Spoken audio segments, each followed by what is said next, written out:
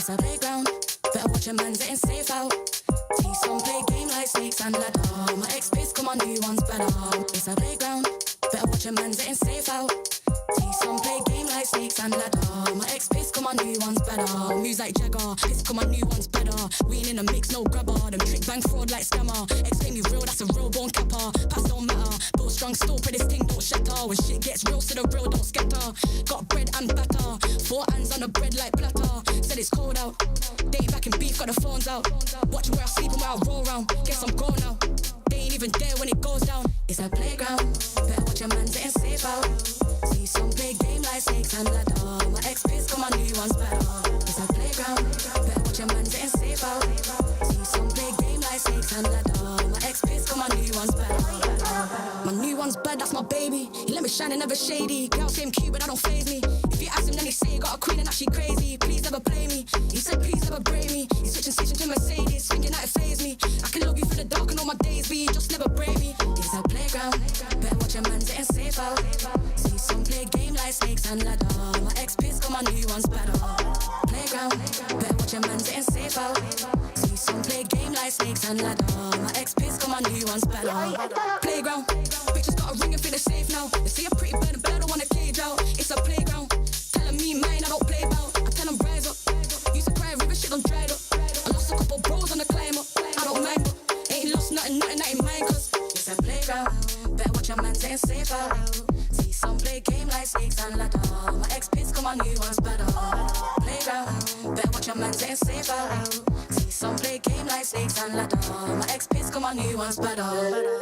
My new one's bad, he ain't entertained, he don't move like that. Tell him move right back, touch shots over time, let to shoot right back. Real boss, you can tell how we move like that. It's a playground, bitches got a ring and feel it's safe now. I see a pretty bird, don't wanna cage out. There's bad games on the road like a playground, like a playground. It's a playground, better watch your man's getting safe out. See some play game like snakes and ladder.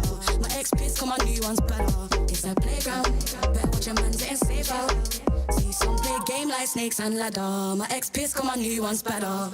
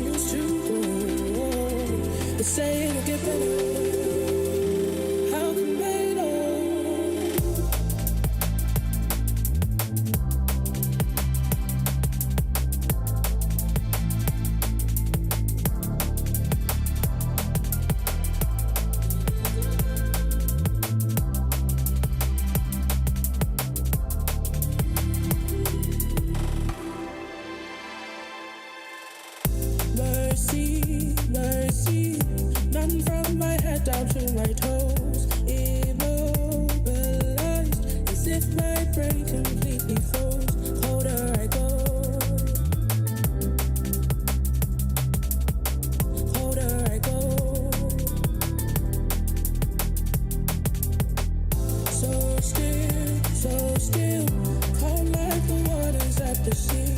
Silence as if to say my mind's actually at peace to some degree. To some degree. If time's supposed to heal, why do I feel like I've been here for hours?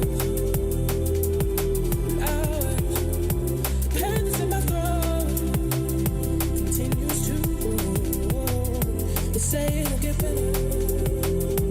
How come later? Water,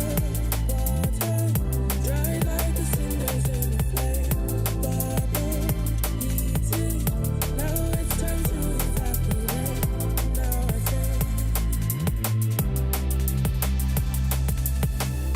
Now I think. The pain that's in my throat.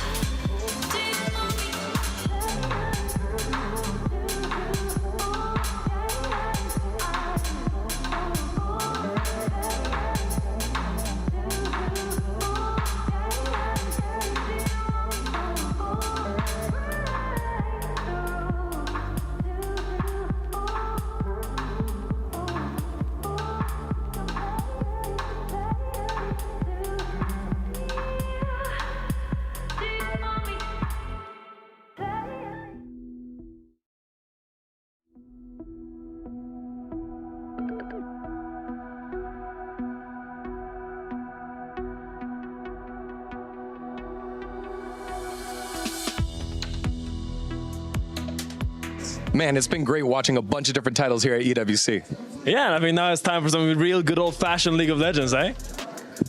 I can't wait to watch C9 play. Where's Max?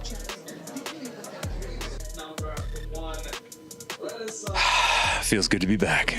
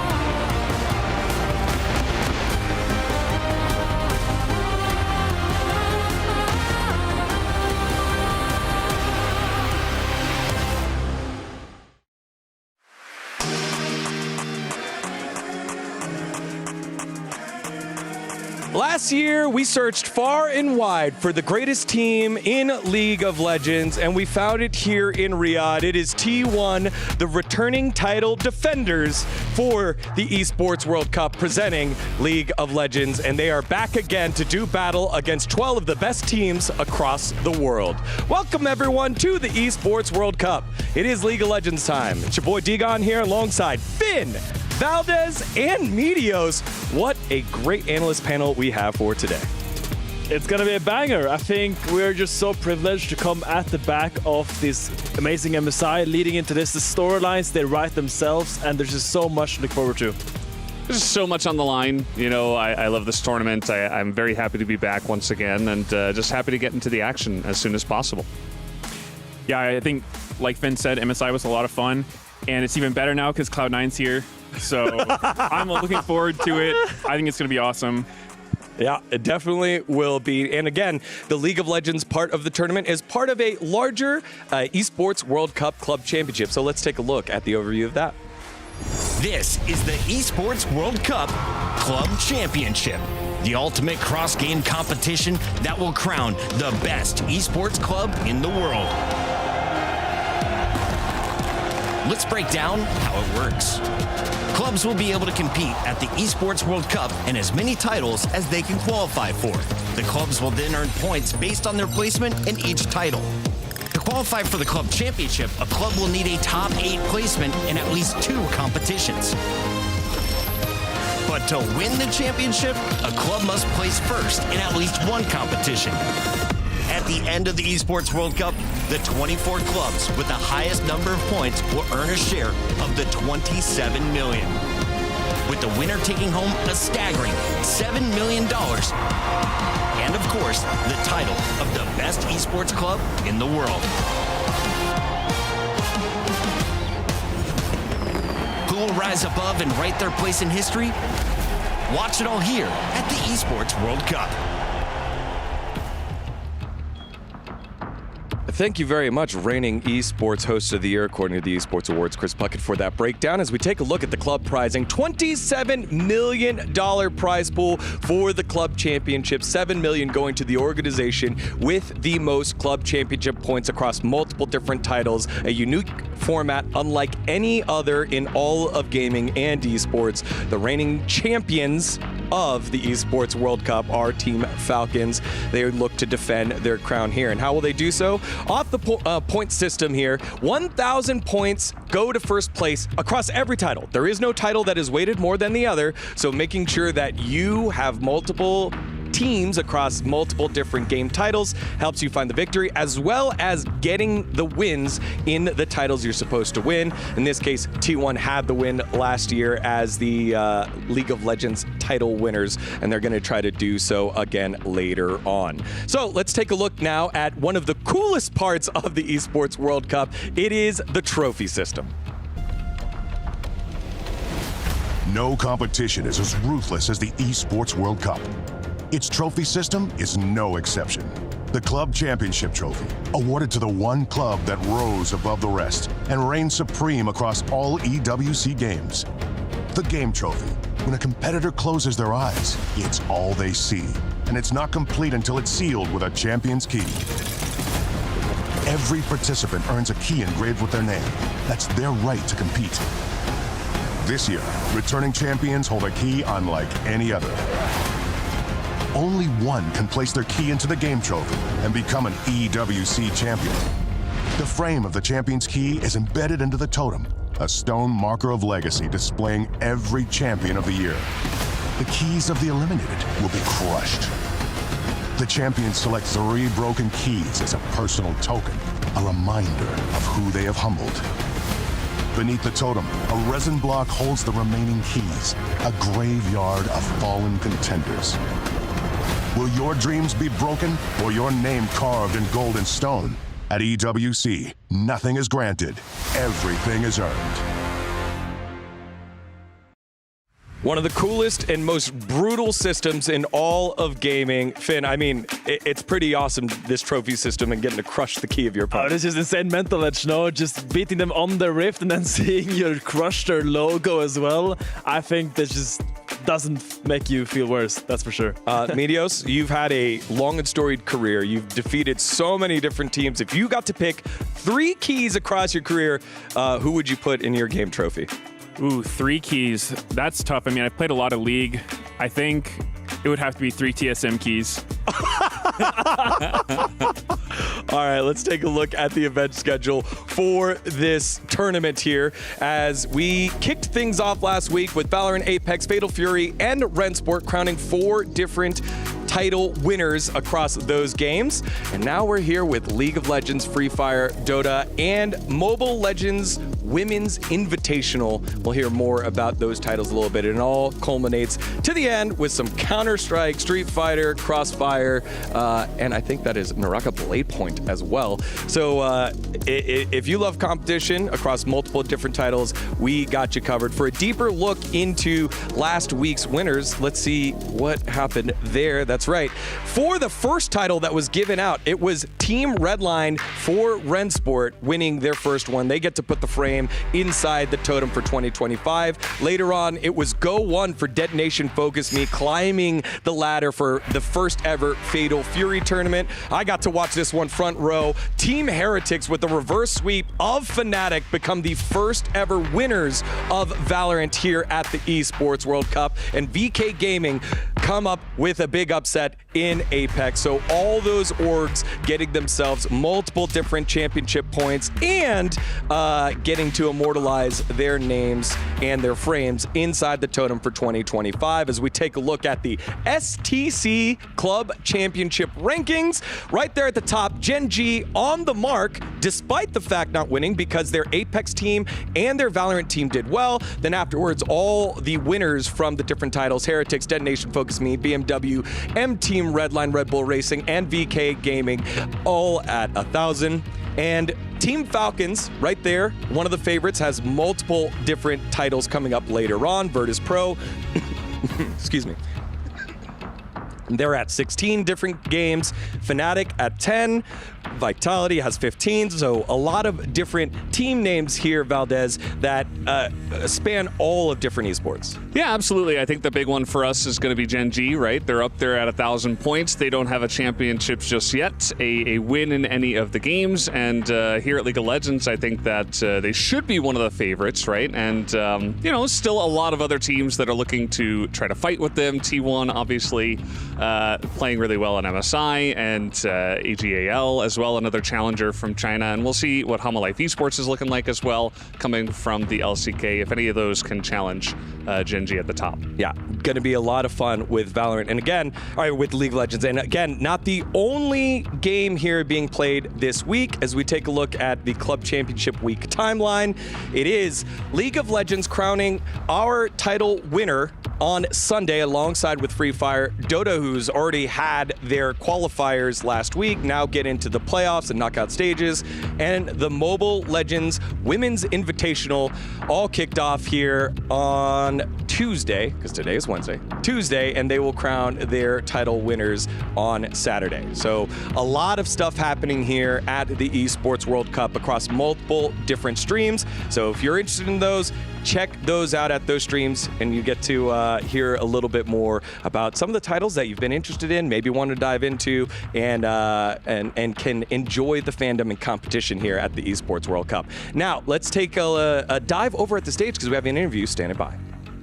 Hi everyone, my name is Kitty and I am currently at the Esports World Cup. Going into week 2, League of Legends will be starting at the STC Arena. With 12 different organizations all fighting for the same goal, only one team can take it all with the $2 million prize pool. They are also all fighting for the STC Club Championship title. So I'm looking forward to see how things play out because this is going to be an exciting weekend above us.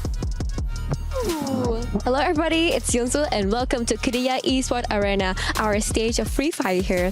Your favorite team is here as well.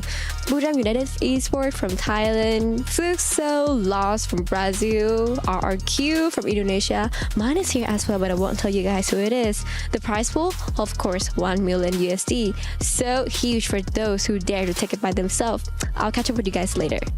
Hey everybody, Slacks here at the Amazon Arena for Dota 2. Yeah, Dota 2, you remember us? All right, Mobile Legends Bang Bang, League of Legends, you Zoomer kids, playing those games, don't forget where it came from, baby. Here, yes, our entire community is like 35 to 40 years old, but Grandpa still got some bag, baby. $3 million going to our fantastic big name teams like Gaming Gladiators, Team Liquid, you remember them? They're gonna win some money for their retirement homes. So have some fun, join us in Dota 2 land before you see all those other esports. We'll be waiting for you.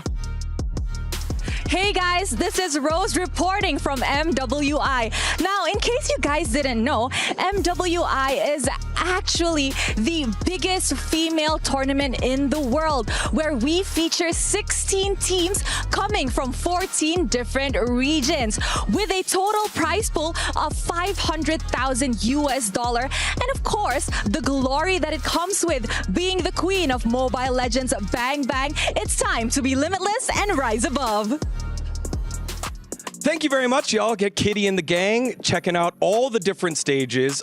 Speaking of different stages, we now have the general manager of T1 joining us. It is Becker. Welcome, man. It has been a long journey for you to get here. We get to see each other all the time at LCK. Nice to see you. Nice to see you. Good morning, everyone. How's it been? How's it been here over at the Esports World Cup so far? We've got here a couple days ago, I think, and we just got back from another international tournament. And you know, it's quite a long trip from Vancouver, but I think players are getting through it, and it's another important tournament of the season. So I think our players are quite determined.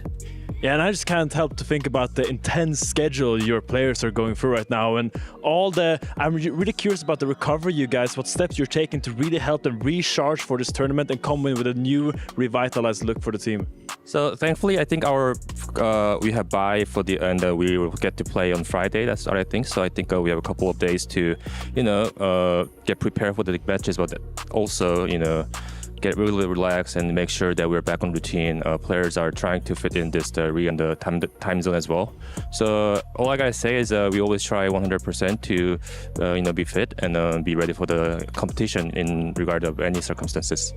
Professional as always is T1. I'm very curious about how you guys were able to make this meteoric rise so far from the road to MSI into MSI, performing so well there, just barely not able to make it across the line. Do you feel like you guys will be able to continue this rise and do really well and potentially defend your title at EWC? Yeah, definitely. I think this tournament definitely means a lot to our organization, given that we were the defending champion and we were the winner for the first tournament. And I think when it comes to EWC, it definitely means a lot to us. And like you said, Valdez, I think from road to MSI just last weekend, we were very close to winning. But I think our team has a faith that we could be a champion at any time. Sure, there are tough competitors out there, but I think we are strong as well. So we look forward to it. Was there a moment or memory from last year that you or the players were excited towards coming back this year? I think starting the beginning of the tournament last year, I don't think we were considered as like a top favorite back then. But then as we played through stages, we just got back in form, and the final against TES was one of actually my favorite best of fives in terms of pick and bans. You remember like the Yasuo pick in the game 4. Yep. And everything was, I think, it was well executed and a great performance by the players and the coaching staff. So just thinking back in general, give us some smile and some happy thought to think about. So we are happy to be back in this city. Any final words for all the T1 fans around the world that are always excited anytime the team gets to play? We always try hard to win, and I hope this one's going to be a tough competition as well. But we'll do our best to, defend our title.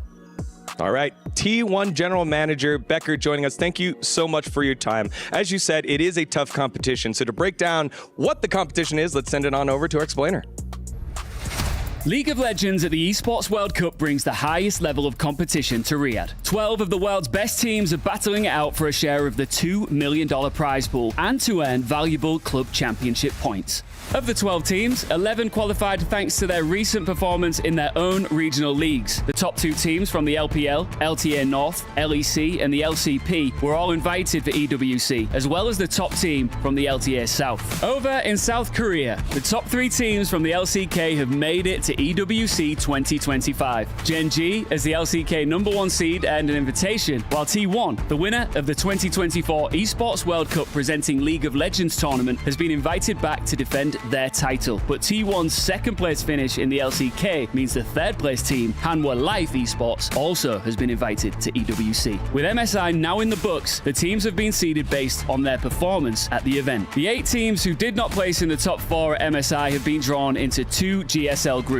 Win 2 matches and you qualify for playoffs. Lose 2 and you head home early. The top 2 teams from each group will meet the top 4 seeded teams from MSI in the quarter-finals of the single elimination playoff bracket. In the playoffs, matches move to best of 3 featuring Fearless Draft. And for the first time in years, a major League of Legends tournament will feature a third place match, giving teams a chance to earn a prize pool bump and more club championship points. The League of Legends EWC 25 tournament winner will be decided in a best of 5 Fearless Draft grand final on Sunday, which you will not want to miss.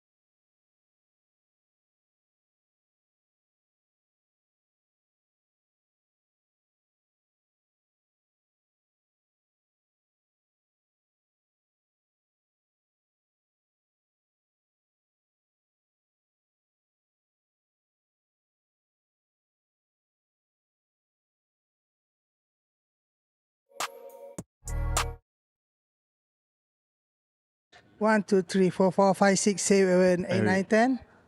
Check. I can hear my voice.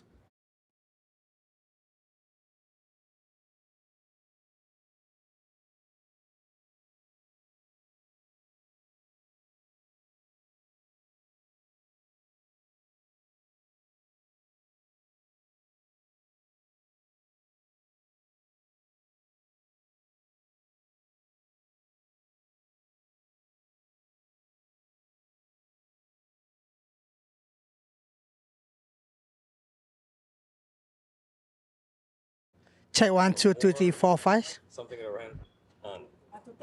Hello. Test. This is Finn talking. Hello. We're testing the mic. It's looking. Mic check.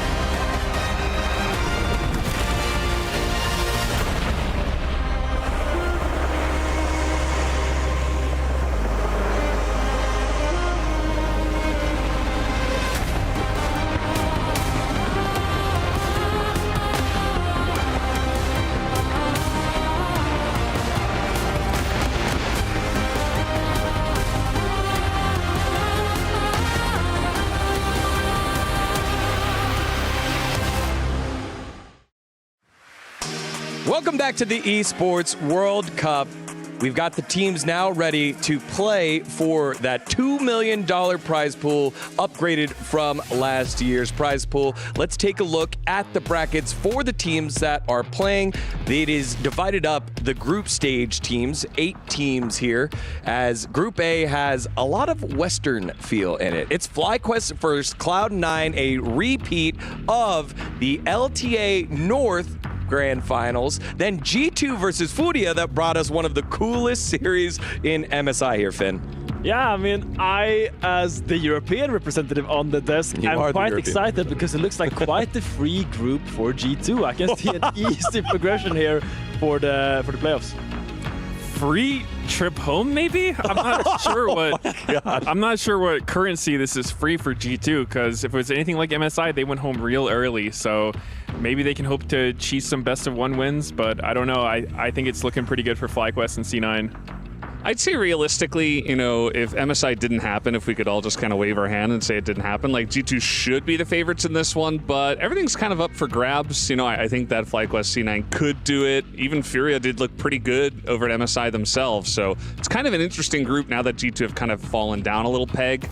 Maybe FlyQuest are the favorites here. It's kind of hard to say. Yeah, let's turn our focus now to Group B, where we have another European team, the reigning European champs in Movistar Koi, alongside CFO, the darlings of MSI, who got HungQ in the mid lane, Hanwha Life Esports. That's going to be their first match, and then Movistar Koi going up against GAM Esports. I think this group seems a little bit tougher here, Finn. I mean, it is definitely tougher. Also, 2 of the PCS teams, or the old PCS, the GAM Esports and the Flying Oysters coming in here. I really have high hopes for this group. I think it looks really competitive. The fact that it's best of ones will make it really like up in the air. It's going to kind of come down to preparation, I think, whichever team is going to come out on top. And Brendo, let's let the audience know what you think about Hanwha Life Esports. Again, dominant throughout the LCK, fell up short a little bit to the road to MSI. It's all about their mental right now. Were they able to bounce back after getting smashed by T1 at road to MSI? Then they should do pretty well. But it's a best of 1, right? I think anyone could do really well in this kind of format. I think that CFO looks great. They have a lot of experience over at MSI already, whereas Hanwha Life were kind of just twiddling their thumbs as they didn't quite make it. So could be a little bit iffy. They should be the favorites, but who knows? All right, well, let's take a look at our Aramco power rankings of the 12 teams. You got to see 8 there because 4 of them are already in the playoff stage. Favorites are got to be the 2 finalists from MSI, Gen.G and T1. Whenever those 2 teams play internationally, always a banger. Then it is Anyone's Legends, who's partnered with All Gamers, so AG.AL here for the Esports World Cup. Hanwha Life Esports and BLG. Then we got FlyQuest on in there with CFO as contenders, and then the underdogs. Very weird to see G2 as an underdog in that kind of power ranking, but alongside Movistar Core, GAM, Cloud9, and FURIA. I don't know what C9's doing down there in the underdogs. I think they should be like a tier below that. Oh, wow. No, I think they should probably be maybe right between Gen.G and T1 up there in the favorites. I think they're getting slept on a little bit. I will say they did not lose a game at MSI, Medios. You are correct. Maybe they should be up there at favorites, but we'll see. Again, the power rankings, will adjust those every day. Remember, we are also saying goodbye to 2 organizations after today's matches, 8 best of 1s as we take a look at today's schedule. It all kicks off with our first match with 2 of those dark horses.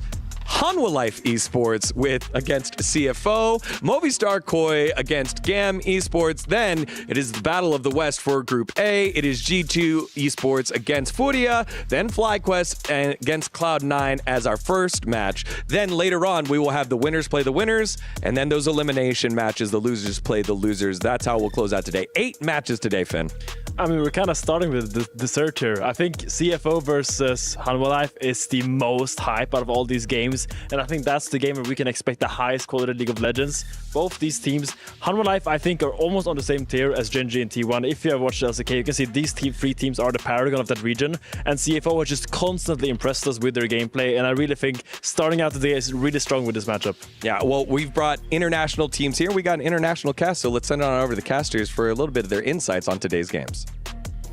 Thank you very much, Dagon. We are here at the key wall. As you can see, very fresh, shiny keys right now, but there will be only one left remaining, only shards from the others. We're excited to see who is going to be able to pick that up. But now we're going to talk about our very first day of League of Legends and what our SMB match of the day is going to be. Wolf, it's pretty obvious. I think it's pretty obvious. I think you're going to agree with me. I think most watching at home are most looking forward to CFO against Hanwha Life Esports. Hanwha Life Esports on a 5-game losing streak, failed to qualify for MSI, and probably hitting a low point for the org so far this year. On the other side of things, CFO looking great at First Stand, looking great at MSI. Really strong performances right now from this squad. I wouldn't be shocked even if we see, believe it or not, an upset today. CFO could take this series. They certainly could. I'm very excited about that mid lane matchup as well. The young prodigy Honky versus the super soldier Zeka.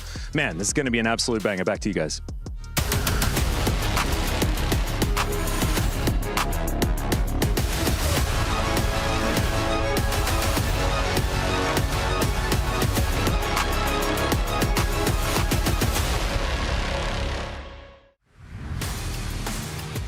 We'll have Cloud9 and FlyQuest later on, but joining us right now, thanks to our friends over at Jamil Motorsports, are the, I guess, the rising tide of the LCP. It is CFO, as they are coming up against Hanwha Life Esports. Now, I like the fact that they brought up previous history here for Hanwha Life Esports. Last time they're at International, they did win, but they did not make MSI. That's going to be one of the big talking points here, Finn.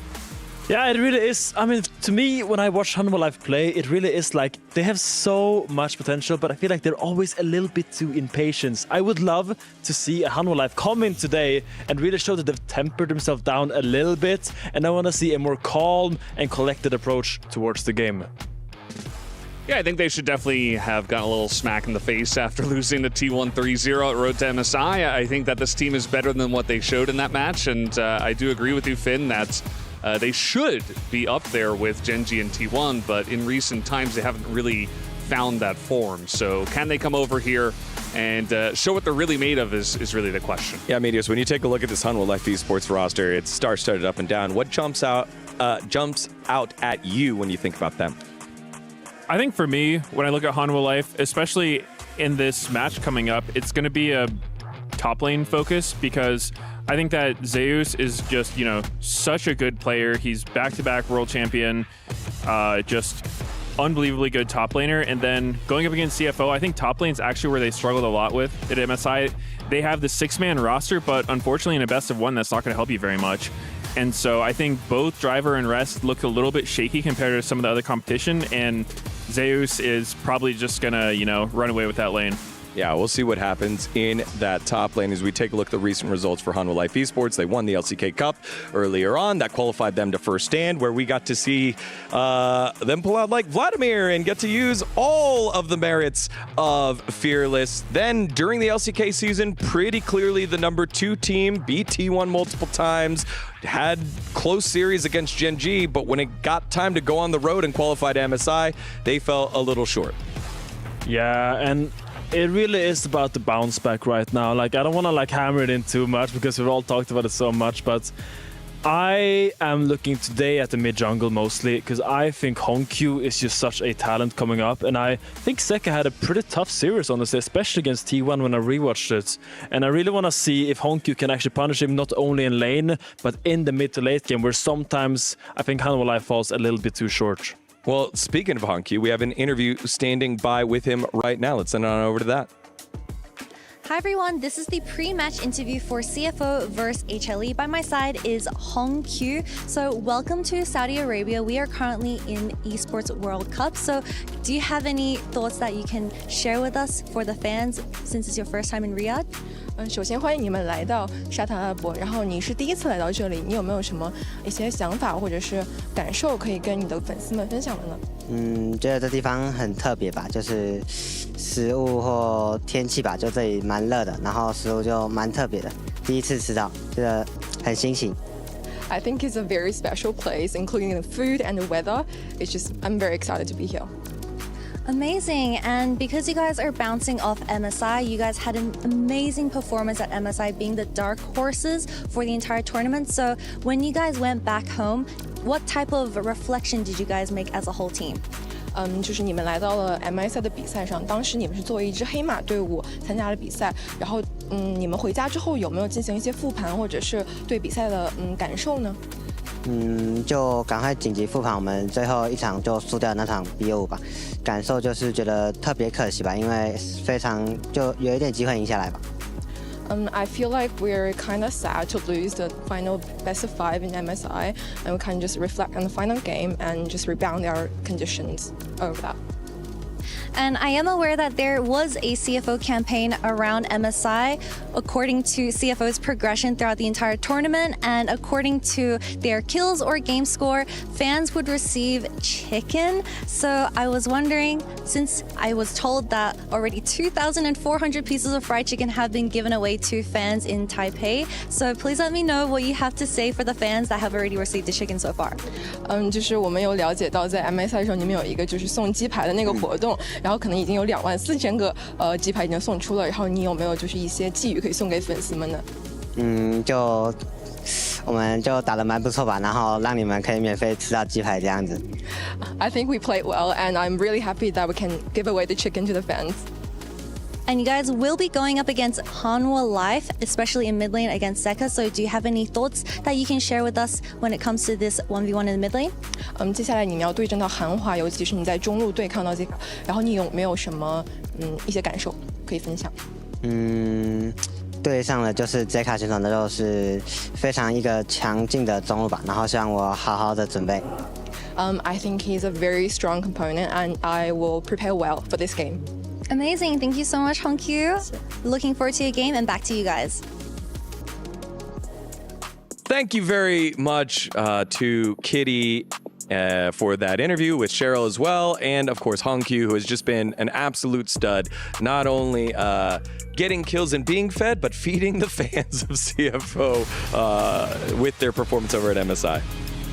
Yeah, I mean, he really is like, to me, he's the most interesting up-and-coming player globally right now. I think he reminds me a lot of like these super talents that we've seen from different regions. He reminds me of like when Caps came up, when Chovy came up. He's right now is just so raw, and he's just so much talent, and I would need to see how he develops. But he's one of the most interesting players to follow right now globally, and I'm really excited to see how he goes up against Zeka today. There's a lot of good pieces of this roster. I mean, you consider that Gen.G has a lot of experience, and he should be one of the guys that is leading the squad, but also Doggo having fantastic form over at MSI. It kind of felt like he was trying to drag the team across the line, couldn't quite do it, but it's very clear that they have a lot of win conditions throughout this roster. I do agree with Meteos where maybe the top lane might be a little bit of a miss. They do both, or at least one of them in this best of one, need to show up here against Zeus, because that's going to be a rough match. Yeah, I've been a huge fan of Gen.G since watching this team. I think he's seriously one of the best junglers in the world, especially considering he's not from the LCK or the LPL. All of his plays are, so good. He's one of the few junglers who actually makes Skarner look super good. He's been nerfed a million times. A lot of people who pick the champion look just kind of like, the tank jungler you think of that's just kind of standing there being a meat shield, doing some bad engage and dying. But Gen.G actually makes the champion look so strong, finds all these kind of creative ganks and angles, gets great ults.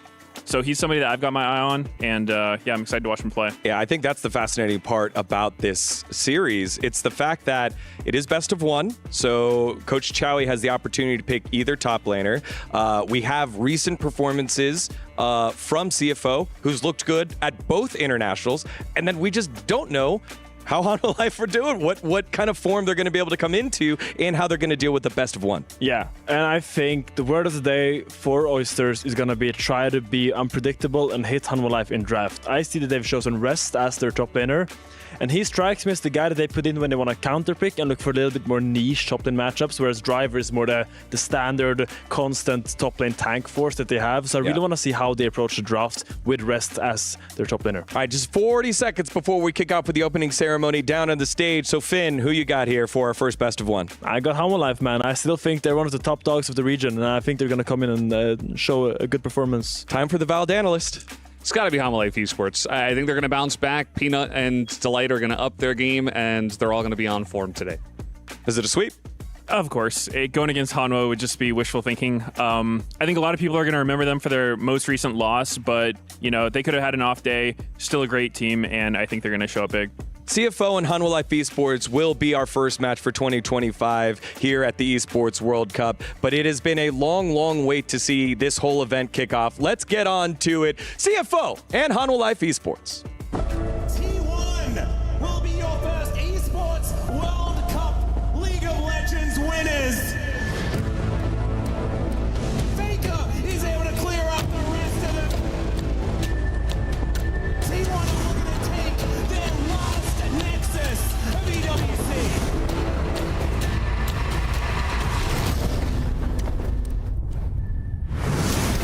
My opinion on Faker has always been very high. He continues to perform year after year, so he's a big inspiration for me, and I would love to play against him. 回到EWC的分目标就比去年更进一步吧，因为去年就比较可惜是今年想赢下来.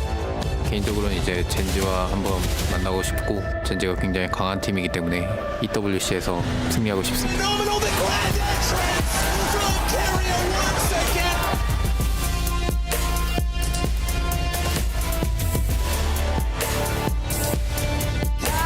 He has a full health bar and he just wants to play Mario. Whipper diving for cuts them all down.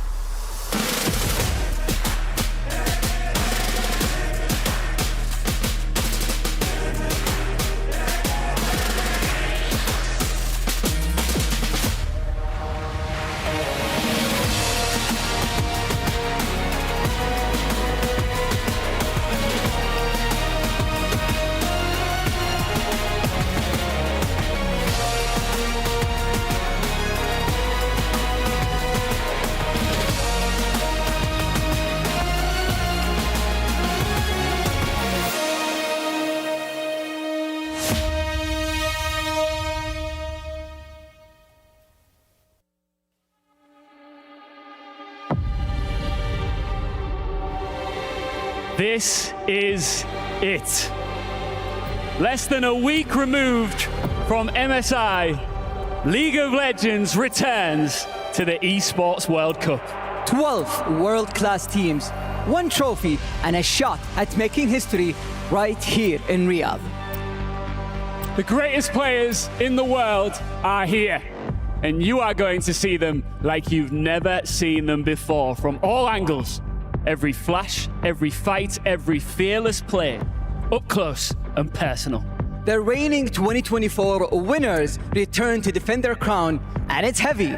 But there is a global army that came here to take it away from them, plus club championship points, plus $2 million are on the line.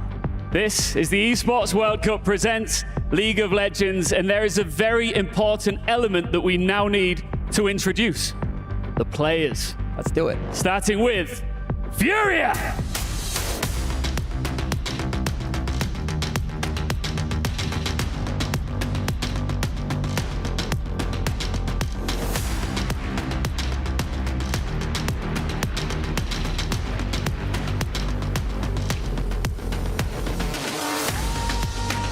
Coming up next, it's G2.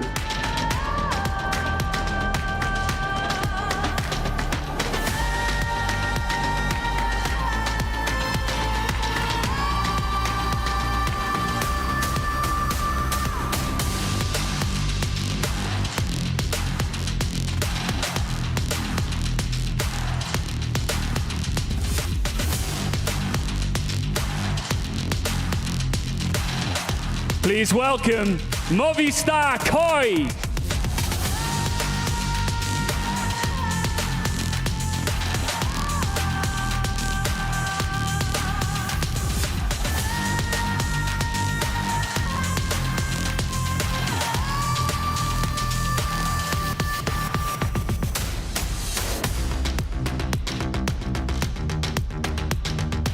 Up next, it's GAM Esports.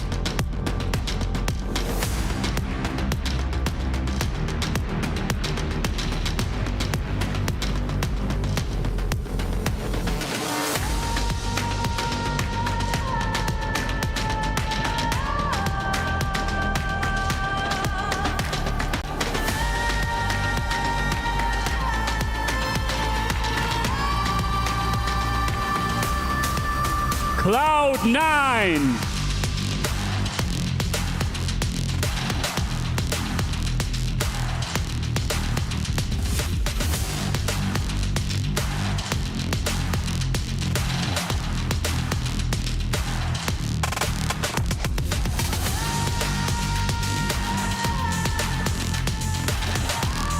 It's FlyQuest.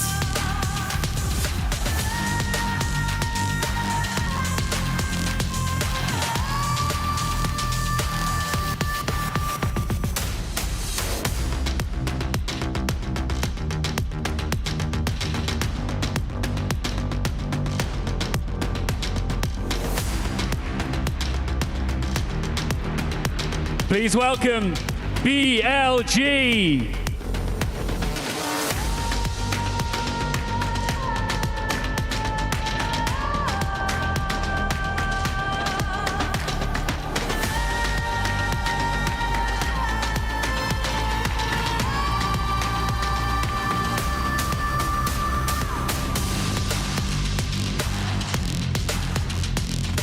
Up next, it's AG.AL.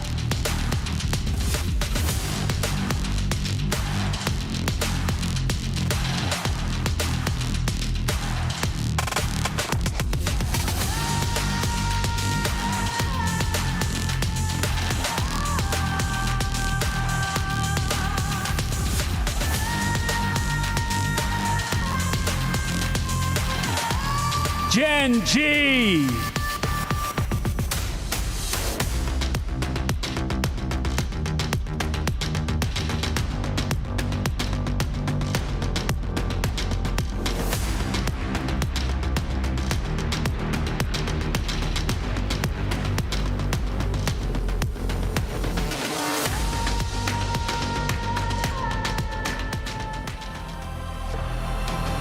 Here to defend their title, it's T1.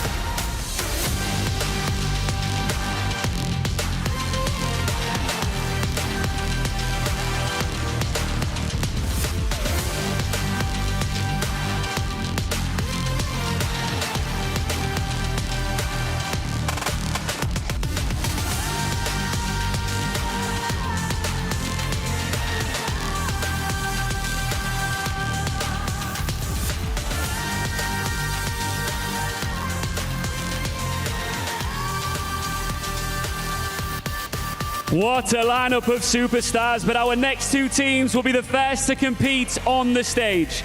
They've made a habit of flipping the script and they're back to rewrite it once again. It's Hanwha Life Esports.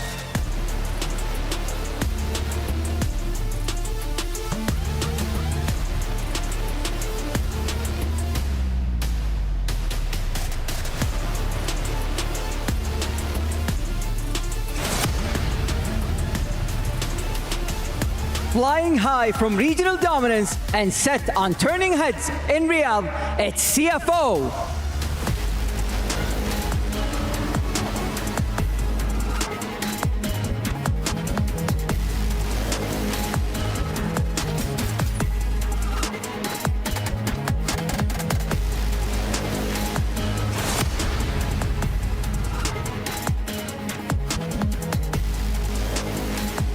So many matches will be played over the next 5 days, and this right here marks the beginning.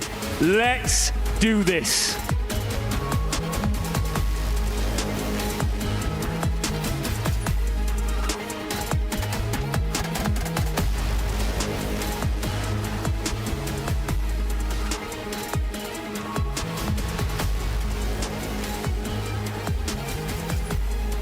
Thank you very much for those introductions, gentlemen, and welcome to the EWC 2025 Caster Desk. I am Atlas, joined by Wolf, someone who I've never worked with actually, yeah, no, we work every single day together. Very excited to be here in Riyadh, though, for the first couple of games. That's here right. As we dive into the group stage. This is the big one for today, and it is Hanwha Life Esports coming off of a very disappointing loss streak. They were one win away from qualifying for the mid-season invitational, failed to qualify, lost 5 games in a row. We haven't seen them for a while. Meanwhile, momentum-wise, CFO looking pretty good. They had a pretty nice performance at First Stand earlier this year, performed well, of course, internationally, then later on at MSI. So they've had a lot of warm-up. They've been playing on this patch, they've been playing on stage. The big question mark is going to be, how has Hanwha Life Esports bounced back? Because on paper, we know they're the favorites. We know the heights of Hanwha Life Esports, but we don't know their current form now, what they've used their time, or how they've used their time to bounce back from what was such a disappointing fall from grace there at the MSI qualifiers. Yeah, it was a difficult one. And the power of being the underdog in a matchup is something that AG.AL are keenly aware of. As you mentioned, 5 games in a row. That was because they lost against Gen.G and they felt broken when they had to take on T1. Barely even showed up, and then T1 making it all the way at MSI. Wasn't quite able to take the trophy, but they've got another opportunity immediately afterwards here in Riyadh. So looking forward to seeing what CFO are going to be able to do, because I honestly feel like they're probably sure that AG.AL are a pretty strong team. I think so. They have some awareness based on First Stand earlier in the year, and AG.AL kind of ran that tournament. We'll see whether they can turn the script around this time and take some advantages. But we are diving straight into the draft, ladies and gentlemen. Already an Orianna and a Pantheon have been banned away, as Honku getting a bit of a nod for his robot ballerina there, which is kind of cool. Talia and the Varus taken away as well. Talia's gone, the Varus that all Korean teams are so famed for is not a surprise here. The Vi normally would fit this final spot here for CFO, because giving that over to Peanut, even though we all raised our eyebrows at his last performance on the pick, is still incredibly powerful. We'll see if they'll give him the opportunity to play it again. Maybe they think he'll make the same mistakes he did in that series against T1 when he was given that opportunity, but I think the pick is just too strong. Instead, though, taking away Zeka's Azir, this is a best of 1, so we're not talking about Fearless, we're not talking about, okay, we give the Azir this game and we're going to go into a best of 3 later, but you give up the Vi here, and I'm not 100% sure if I'm on board with that, to be honest, Atlas. Yeah, I do think that, especially on the MSI patch, Azir is extraordinarily strong. We've seen it perform exceptionally well, but like you say, this is a big tool that Peanut now has access to. I'm actually kind of feeling it for CFO, because the Vi, like you said, just straight up didn't really work for Peanut the last time around, and wasn't as dominant as expected at MSI either. So I'm kind of okay with them giving this up if you can get your hands on some power like this Rumble. The Rumble takeaway is really powerful because Vi Rumble is so incredibly strong. We know how good Zeus is on the pick. It's a pretty unique lineup, the 6-man roster with Rest and Driver. They've chosen Rest for this, but he will be blind picking, not actually looking for the counter pick here on red side with the Vi lock-in. So taking that away does feel pretty good, as we'll see what the jungle pick here is, or if Honku actually wants to prioritize a mid lane pick right now. Looking for the Xin Zhao here with the Pantheon taken away. I think this is a reasonable option now as well. Gwen into Rumble is pretty bold here for Zeus. I would agree. And this was actually seen as a counter matchup, as the Rumble was one of the champions that was able to cope with the Gwen even when she was relatively stronger earlier in the season. So an interesting choice if they do decide to go with it. They are going to lock that one away. And we've seen, like, especially players like Doran just pick Gwen, and it doesn't even really matter what the lane face looks like. You just kind of get those scissors out. It is, as you know, was mentioned by Finn earlier, probably the most lopsided matchup player-wise here. Zeus having such a huge advantage. Now, the big obvious ones here are the Annie and the Ahri. Even though you have a ton of magic damage with this Gwen topside, just having an easy follow-up CC for the Vi, being that charm or the stun here from Annie, just makes it easy to get that initial first pick. And a squishy champion like the Rumble could fall prey to that combo later on. Same with the Victor, to be honest here. I think the Rise is a little bit safer, especially because you could just sit back and clear waves. But damage-wise here, the Victor does offer a lot. And picking the Galio here is quite unique. They already had the Rumble on their side, and the Galio is going to fare well early on in the lane. Like, he can just sit back and absorb the pressure. But we're going to need to see something a little bit more divey here for this comp for me to really be sold on this Galio pick. Yeah, this is going to need a little bit of extra damage, you could say, and Doggo probably going to have that one in spades. Got some fun fact for you, Wolf. Yeah. And that is the fact that both Viper and Doggo were playing in the LPL at the same time. Yeah. Which is super cool. So a little bit of extra experience up against one another. That was, of course, in 2021. Pretty good year for Viper, if I remember correctly. Yes. He having a pretty good time. And LCK fans will remember what he did to us in that year. The Xayah feels pretty obvious here. The Kai'Sa works incredibly well for follow-up to the chain CC you can have with that Annie-Vi combo, so it's not surprising to see that one taken away here. Even something like a Jinx is quite strong here for Hanwha Life Esports, gives them a ton of damage later on, and you already have the setup to get those resets. And lane prio is going to be a little bit of a challenge with the top lane, but I think you have enough in bottom lane, so that could be a consideration. They take away the Senna instead, and we'll see if we'll see one final AD ban for Hanwha Life in this spot. If they want to take away something like the Alistar pick, that's just been so high tier, very blindable as well here on red side if you wanted to go for it. Yeah, and I think that taking it away from Delight probably going to be a good idea as well, because you could imagine if the cow is available, Delight will be playing. Yeah. That's kind of how that one works. Instead, they're not going to take the risk. As Doggo is thinking about being a little dragon, that would answer the damage question that I had as far as later in the game. Yeah, it's very powerful. You have a little bit of extra protection with this Galio too, and the Varus is banned, but it does leave you open to something like a Caitlyn lane where you can get crushed early. The Corki, much safer. They're actually looking like they may opt into the Caitlyn themselves here. It would, of course, be blind. They won't be able to know what Viper is going to play. Living through a lot of these 80 carry picks, looks like not really very pre-planned what CFO wanted to do here in this Doggo moment. was just messing with us because he was always going to play Ezreal. I'm not entirely sure. It's very safe, obviously, into this Annie-Vi composition. You could buy a lot of space, get away from that combo, but you still will be locked down by Vi if you are ulted, if you're in range, even if you shift away. And this is going to make things even more difficult because you can press the donkey whistle, as we like to call it, on the hunt with the Sivir and catch up to just about anyone. It won't give you a whole lot of power earlier on in the game, but of course we know what these ricochets can do later on, and there is not a lot of range on CFO's side. So the likelihood that there'll be some value from that W will be quite high, as there's the Rakan from Delight, of course, his signature pick. There's just so much engage here on the side of Hanwha Life. The turn is incredible. That's a good Braum angle. It is a good Braum angle for sure. I do think the Braum is quite strong here. Bard also.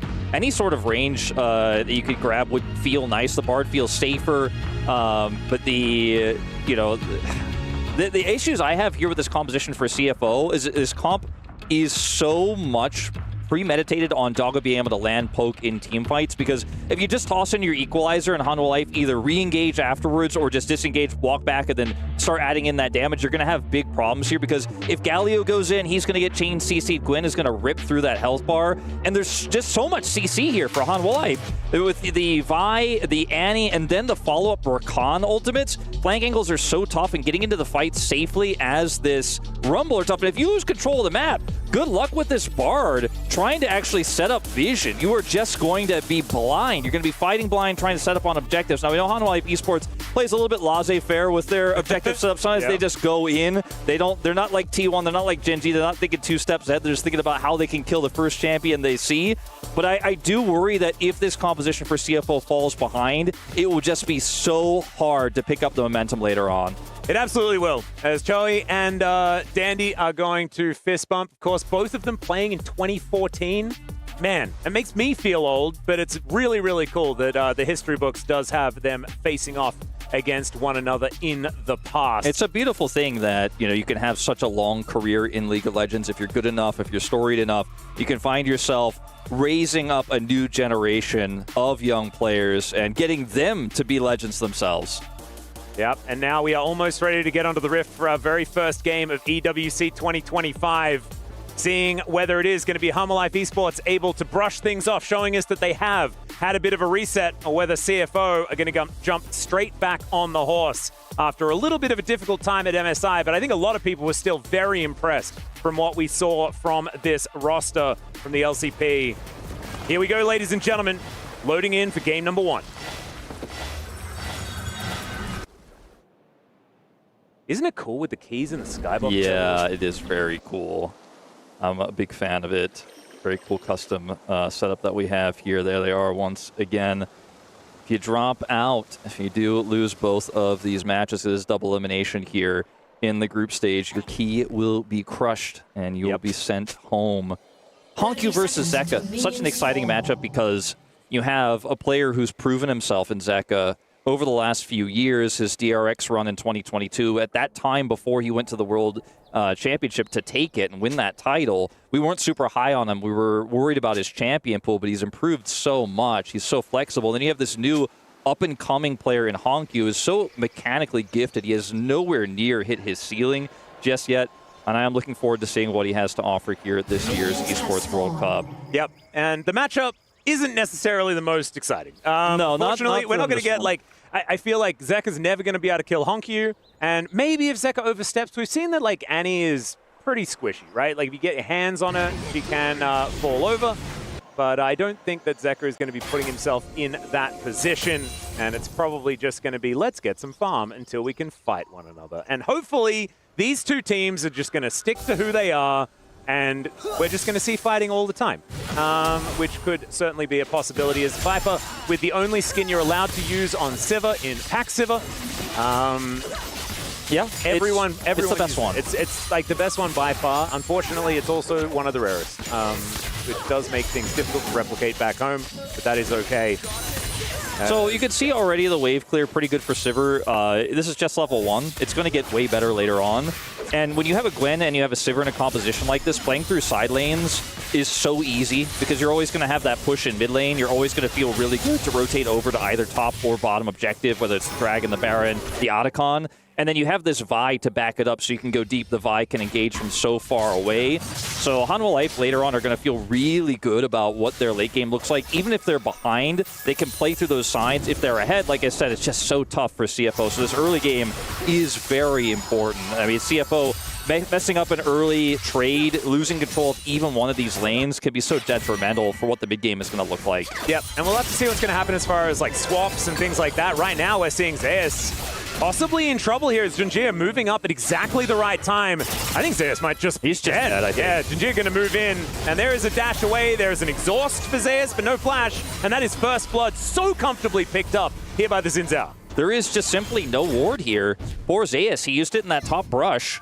He has no ward in the river, he has no vision, and frankly, almost no right to be that far up. Now, they are going to go for a quick lane swap here. He is going to teleport down towards the bottom lane, and we are going to see that Sivir rotate up for Viper here, but still, not feeling great about this start, I would say.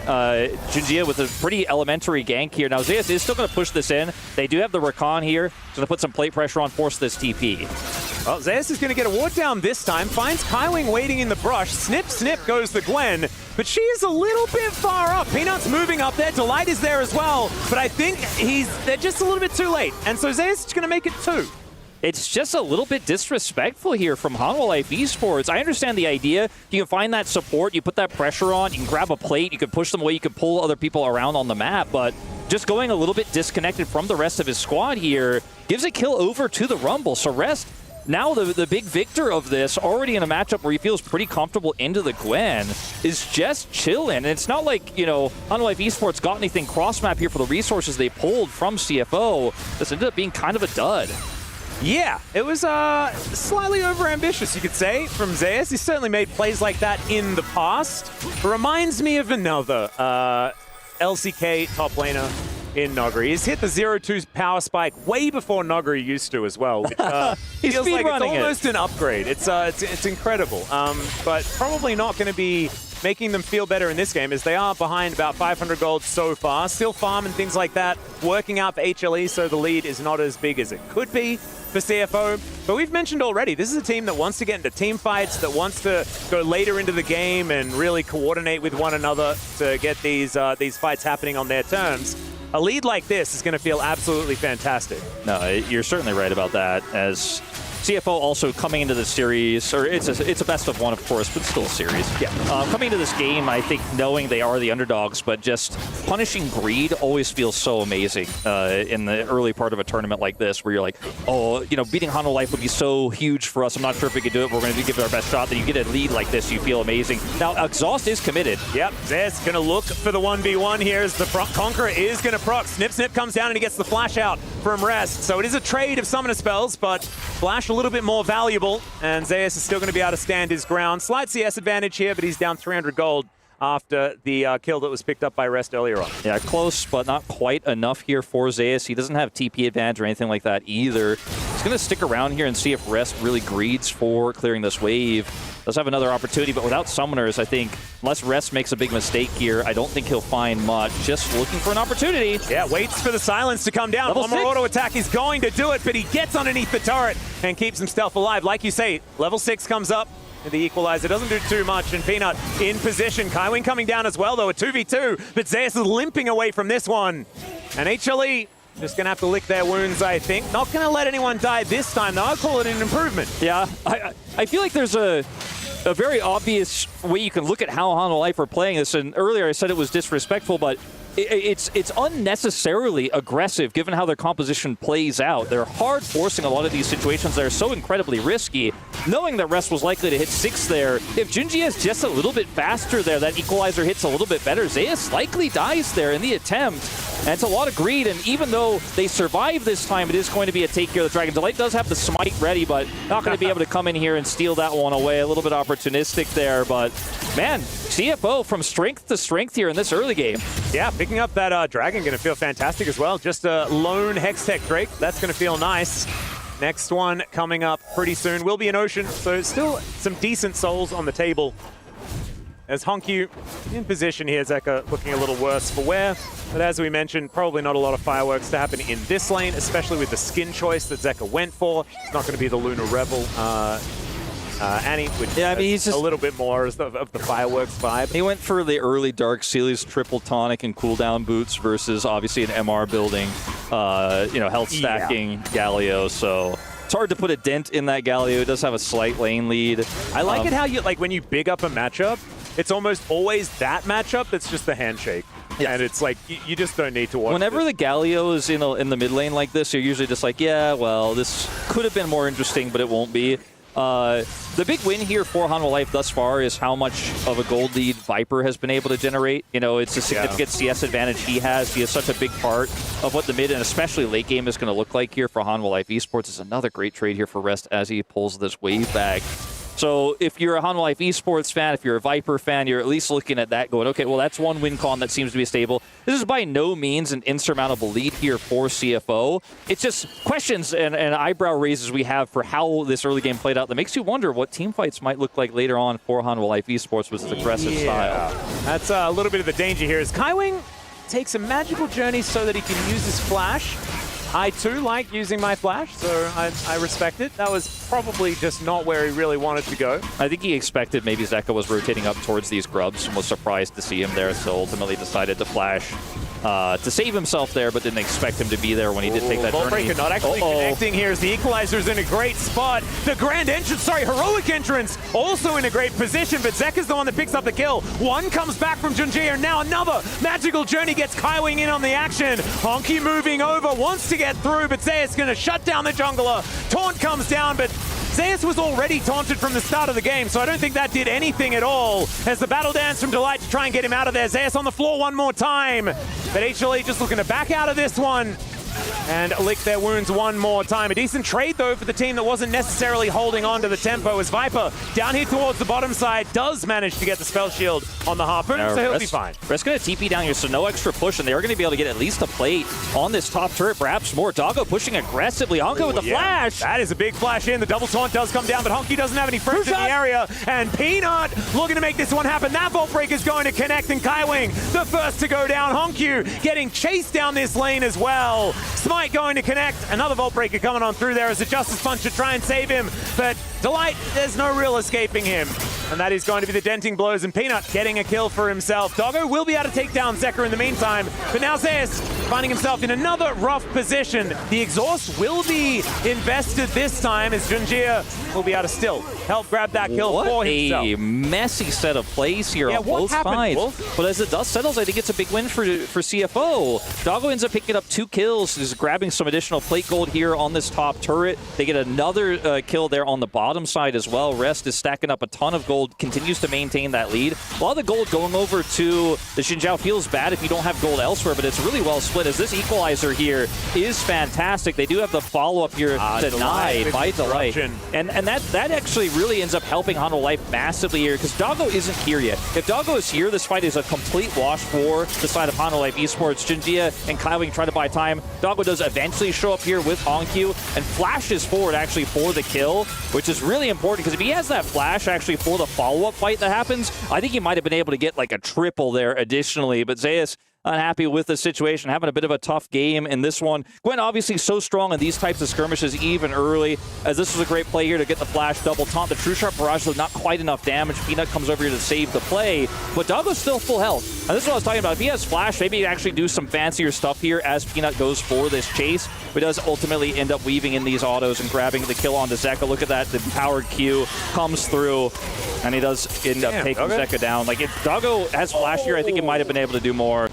That was sick. It was Managing to like weave the Mystic Shot through the Hanwha Life Esports players and the minions to take down the Annie in the end. That was probably what pushed them into an advantage as far as that skirmish was concerned. Because imagine back and forth and back and forth and back and forth the whole time. Imagine if Delight doesn't get that interrupt on Honkyu as well, and he actually shows up to that top fight. I mean, there's so the many. game might have just been over. Yeah, there's so many things that are so close to being incredible in terms of the lead here for CFO. They're still significantly ahead here, sitting at about an 800 gold lead right now. A 2-kill Ezreal heading towards that 2-item spike, feeling very good about their position right now. Again, when we get to those side lane situations later on, though, that is where things are going to get a little bit tougher. Yeah. Right now, you can see a bunch of vision being set up here by AG.AL in the river, looking to try and get themselves a dragon. Right now, we already have the feats of warfare set up here for CFO, so they only need to get either a turret or a couple more objectives. This dragon could be their second as far as those objectives are concerned, getting themselves closer and closer to some better treads. This is going to be a tough fight here for CFO. They do have Honkyu's ultimate available. Rest does not quite have his TP. They just have so much bio right now, it's hard to approach as Hanwha Life. And Delight, even with level 6, even with his ult here, is going to have to find an angle onto Doggo. There's the quickness to get Delight in there, gets a charm down, but Gen.G going to lock up that dragon. Let's see whether they can win the fight as well. As the heroic entrance comes down, no knockups, but he creates the space that they're looking for. Doggo's just fighting against Zeka though, and he is not winning that one. The equalizer also in a little bit of a rough position as AG.AL looking to close in. They'll take down the gargoyle first. There goes Doggo on the offside of the fight, and AG.AL, that's a much better look for this LCK squad. Yeah, really good coordination there between Delight and Zeka to get Doggo locked down, as he's obviously the main target, and if they can kill him, then the rest of the top side of the fight goes really well for them, especially, unfortunately, for Rest with the placement of that equalizer, as you pointed out. So now Hanwha Life actually will take a gold lead for the first time in this game. They do not, however, secure that very important dragon. So, you know, one of the big key parts of this fight is Delight's engaged here. He goes on to Gen.G, then turns around and looks for Doggo. Doggo is then forced over the wall here. This leaves him vulnerable because Zeka can follow up here, gets the stun with the Tibbers, and once Doggo's out of this fight, the bottom side of this fight is just so tough because if you don't hit that equalizer, Viper is going to do so much damage with Zeus here. You can see Gen.G, who got engaged on there, is just so low. He has to leave the fight, and Hanwha Life do get that exit kill. Yeah, a little bit unfortunate. You can see Honkyu not super psyched about how that one went, but still very even matchup between these two squads. As we can see, 400 gold means not a whole lot. And look at that, Honkyu even managing to do almost the most damage in the team fight. Unfortunately, Viper is going to be able to take that medal by an extra 1,000 or so. So nicely done. And Zeka actually finds himself with a 1.1k gold lead after that one. Zeus, though, there's no assist here. Yeah, they're going to turn off the turret, and now Zeus is going to try and keep himself alive, but teleport coming in. That should allow them to continue fighting. The triple charm to come through from Delight, but it's still 4 versus 2. It is still a dead Gwen. And with 5 people here in the bottom lane, they're able to take him down one more time. So 2 and 5 for Zayas. I'm not 100% sure if this was really worth, though, because look at how much alone time Zeka's getting for this. They get Kaiwing's TP here. They also get Honkyu's TP at the very end of that fight. And even though the Bard ultimate shuts down the turret, like you said, the coordination was a little bit off there on looking for the dive. They see the TP, they hesitate for a moment. And Delight did a great job, obviously, of getting that triple charm there to delay. But yeah, ultimately, sure, you get the kill, you push the Gwen out, but a lot of map control was lost. A lot of resources were used there by CFO. So idea, I think, very good, but because of how it ended up eventually going so slowly, I think it was the advantage they were really looking for. Well, we'll just have to see whether HLE will be able to create some advantages, because no turrets fell down or anything like that. Nothing truly meaningful. They just managed to get these waves shoved out. And it's what you do with the tempo that was given to you by that overload on that bottom side. It can make something happen. It is going to be the Rift Herald started up. Yeah. That is going to be their prize for that play. Decent amount of vision here for CFO. They know exactly what's going on. True Shot Barrage also going to tenderize Delight and Peanut here just a little bit. I mean, if they're going to go, they got to go now. Yeah, well, they do. Gen.G just blast cones his way over. Delight immediately going to knock him up. And Kaiwing! Is he going to survive? The magical journey gets him out of there. That is going to be the steal from Gen.G as well. They upgrade their shoes. Mid-team fight. Rest is going to go down.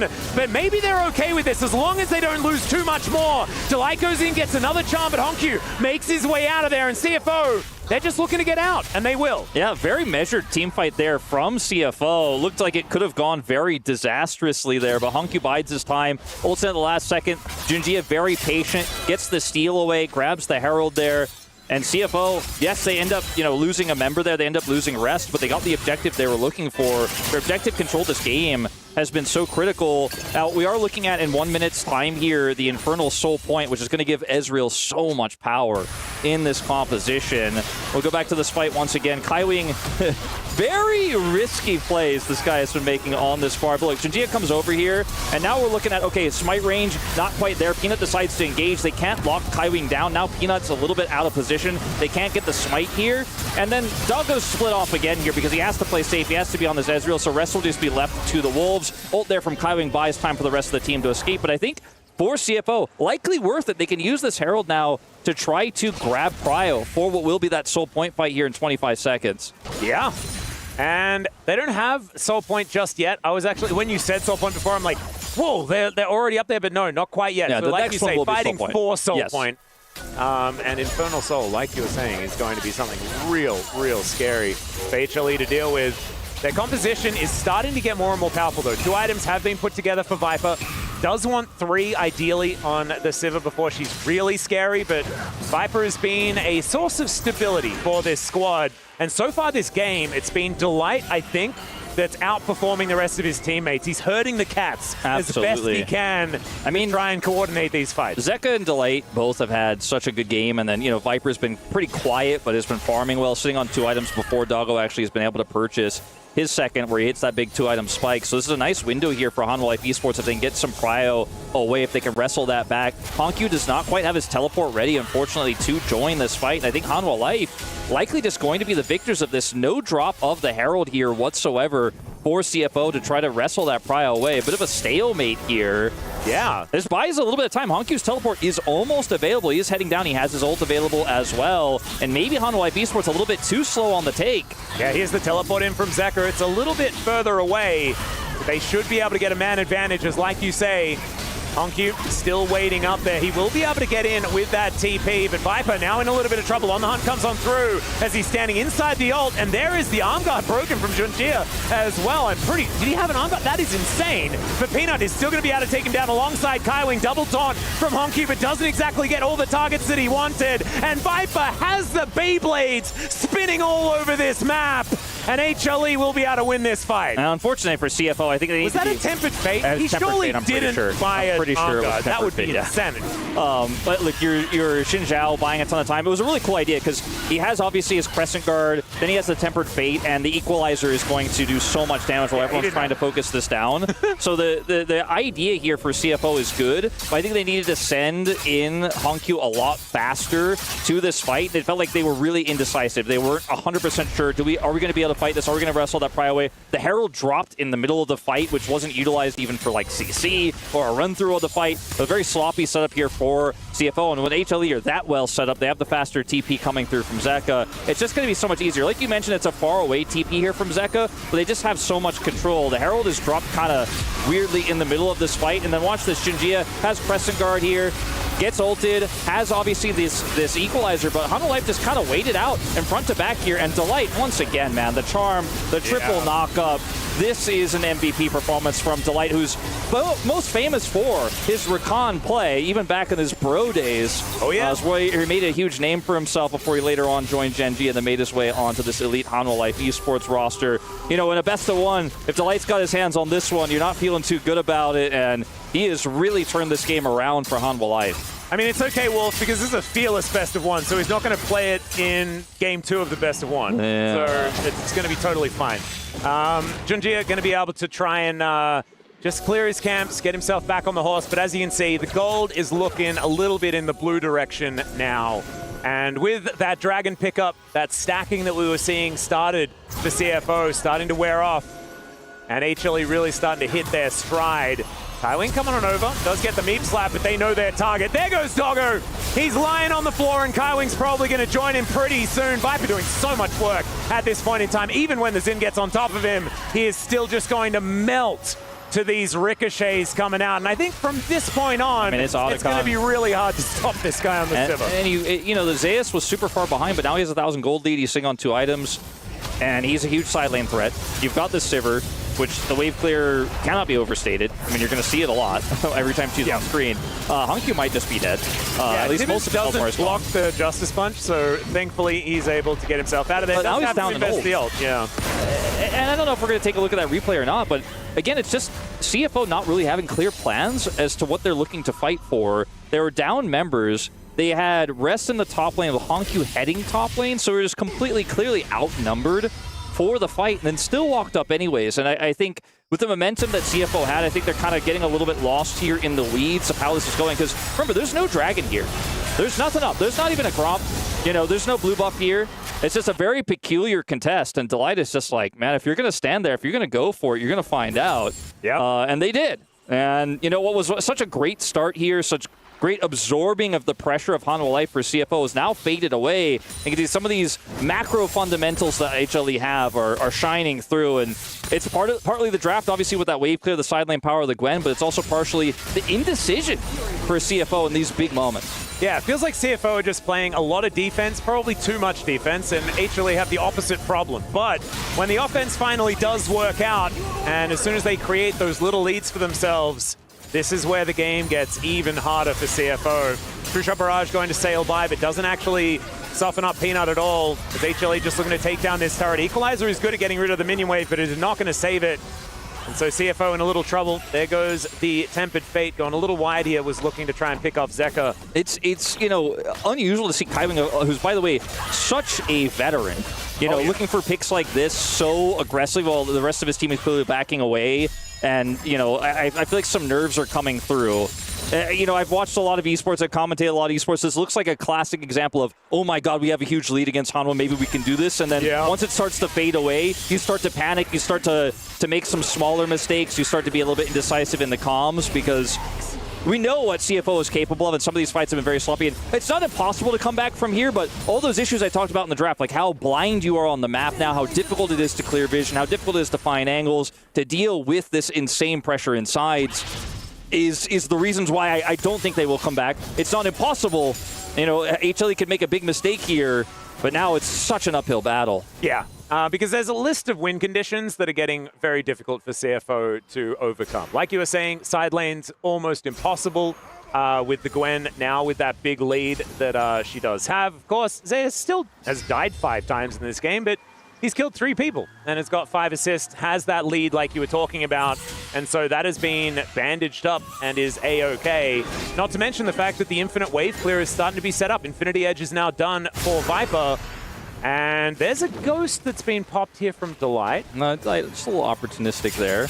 As trying to collapse onto Zeus could be the game plan here for HLE, or sorry, for CFO, but risky. Yep. They're so slow. Journey. Try and get them in there as Zeus able to dash his way out. He's in the mist as well as now Delight looking for a quickness angle. He gets knocked up, but it does not matter. This Rakan is still going to be able to find his targets. Kaiwing going down at the start of this fight. The heroic entrance to try and buy some space. And Gen.G gets at least one, but now Viper's showed up and he will cut everyone to pieces. Such a great start for CFO, but I think this is the beginning of the end of our first game here at 2025's EWC for League of Legends, because you lose this one, you go for that aggressive play on the Zeus, but you're not able to do it quickly enough. You're not able to do it fast enough to actually blow him up and turn the fight. There's just so many peel tools. There's so much CC. Delight, once again, just a montage game on this Rakan. Buys so much space there. And while, yes, the Nexus is going to survive, Viper's going to grab this inhibitor turret. It's only second dragon here. It's a second stacked Infernal Dragon for this composition that already scaled so well.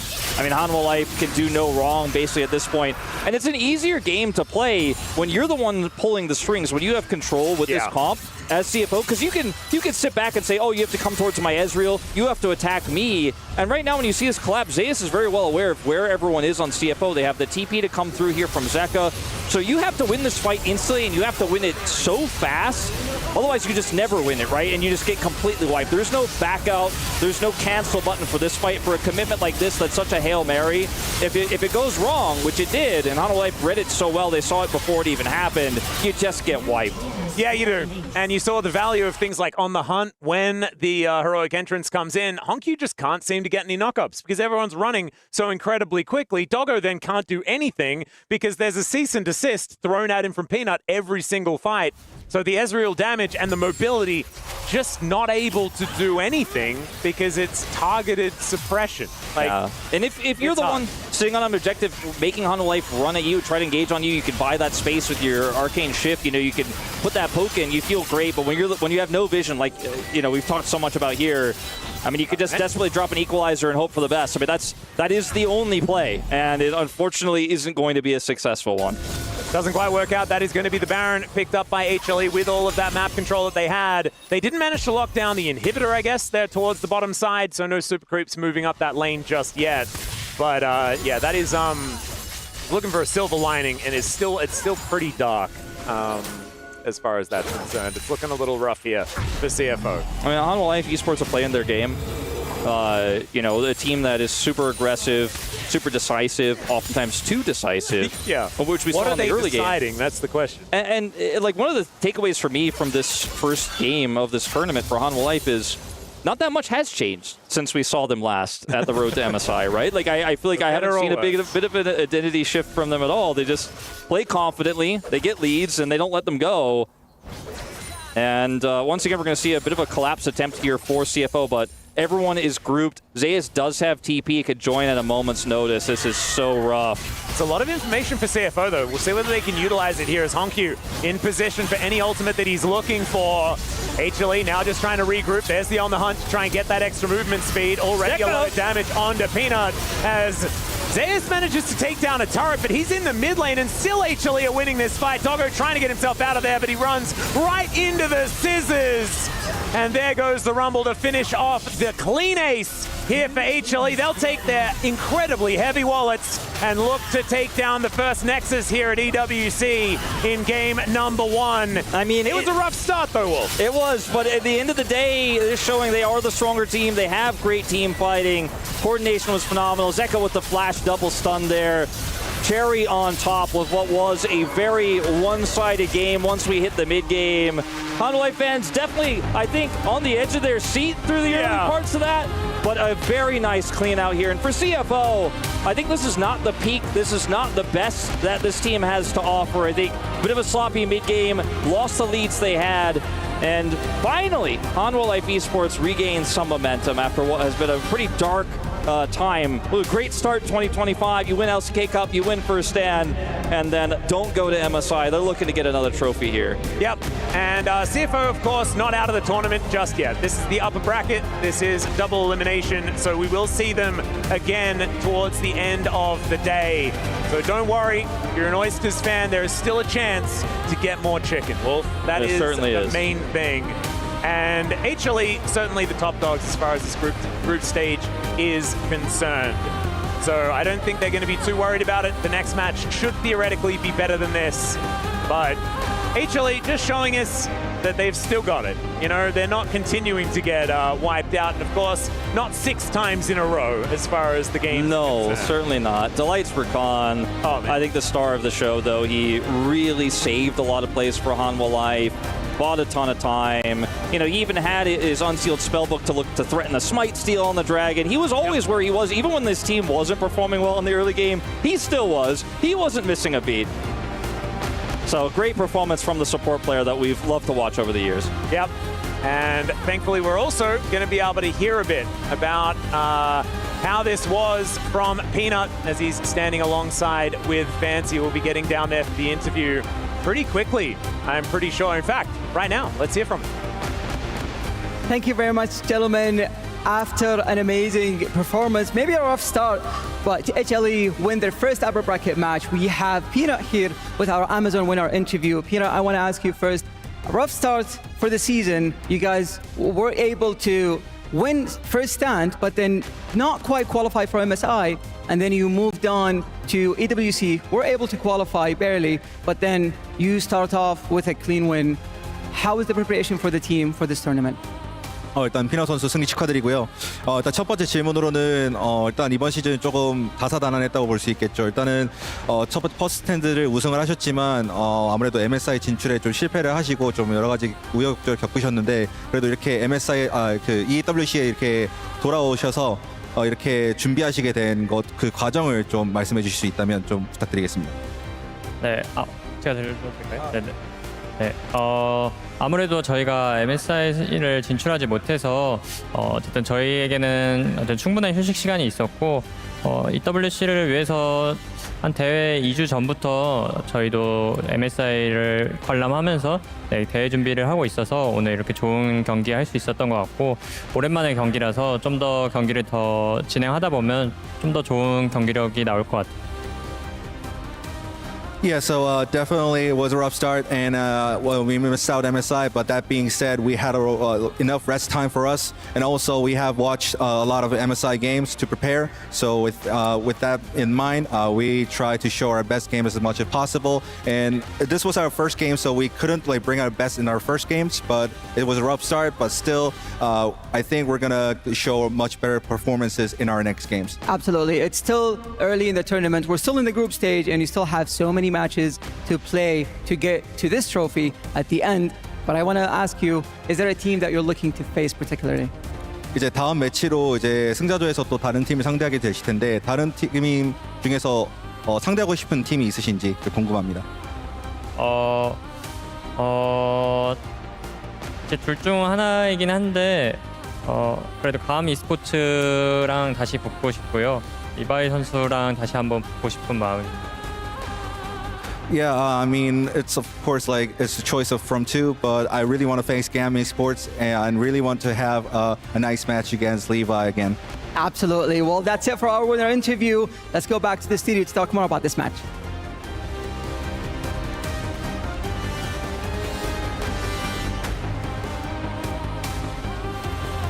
And after a kind of a rocky start here for Hanwha Life Esports, getting a little worried maybe if the road to MSI hangover was real. They are able to lock in. The team fight supremacy came through, and the third seed from the LCK move on against the champs from the LCP.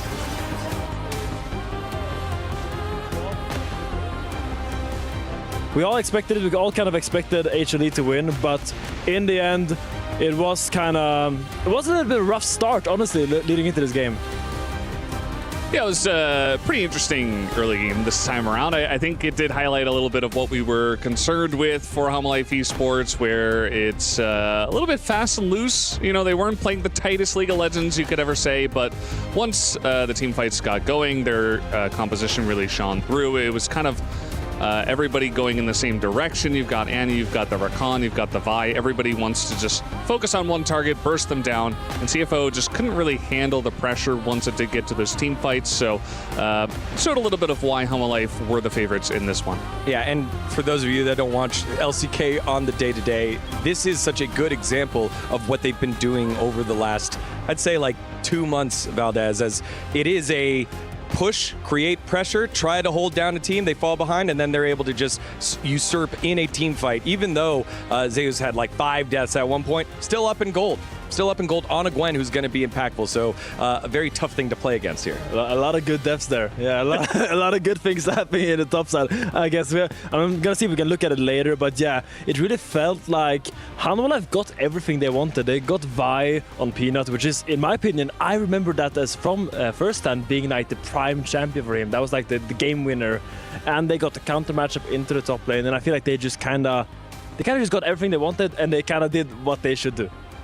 Yeah, I mean, it all came together. Their composition made a little bit of sense. You know, we were looking at the draft for the side of CFO. We were not very pleased with the Bard, and in the game as well, it didn't really do a whole lot. It kind of felt like it was counteracting, actually, what CFO wanted to do as a whole. I know you were kind of... Oh, don't get me started on the Bard, man. Like, what is this Bard doing in his team comp?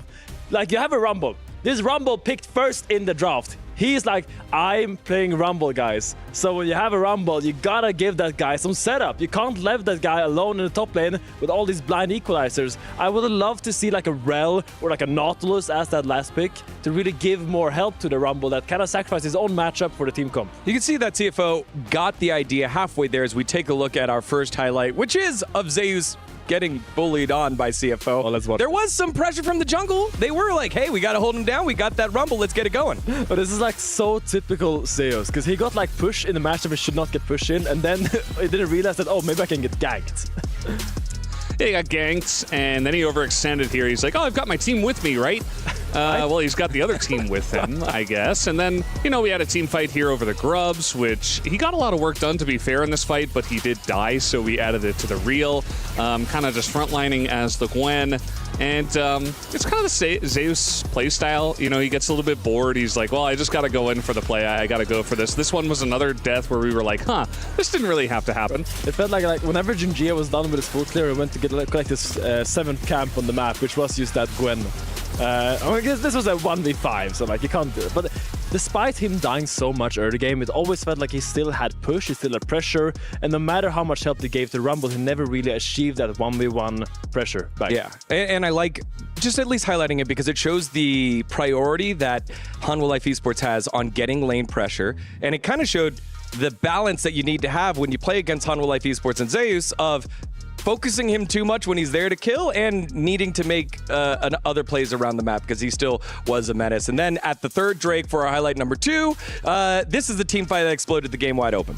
Yeah, and I just want to say that like CFO wants to contest this, but their Galio is pushing a top wave. Their Estral is like just arriving now. He's on the mid lane tier 2, so they're walking in basically 3v5. And they don't have the champions that are walking 3v5. I don't think anyone does.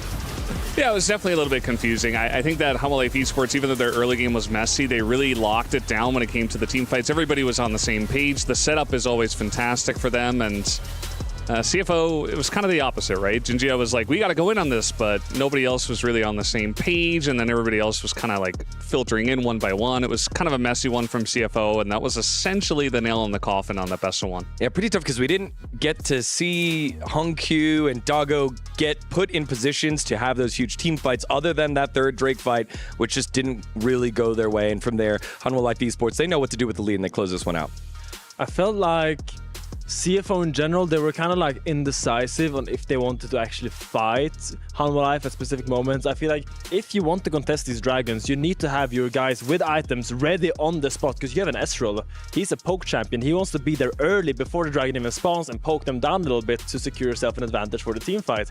If your Estral is joining the fight when the fight is already almost over, it was probably a bad fight from the beginning, and you shouldn't be taking those fights. You know what I mean? Yeah, definitely not. All right, let's take a look at the updated bracket. With that victory, it is Hanwha Life Esports into the qualifying match. That'll happen a little bit later on today. They will play the winner of Movistar Koi and GAM Esports. We'll get you set up for that one in just a little bit. Final thoughts here on this series and how CFO can bounce back into this bracket, Valdez. I mean, you said it earlier, like CFO is probably number 2 in this group. So for them, it's got to be a little bit of a road through the losers bracket, essentially. It's double elimination. They get a second chance. I'm sure that this isn't the play that they wanted to show because they are a better team, I think, than what they showed in this one best of one. But they should be the favorites going forward. All right. Coming up next, GAM and MCoy. And we have the face of GAM here to join us on the desk in just a little bit. To go anywhere, you're watching the Esports World Cup.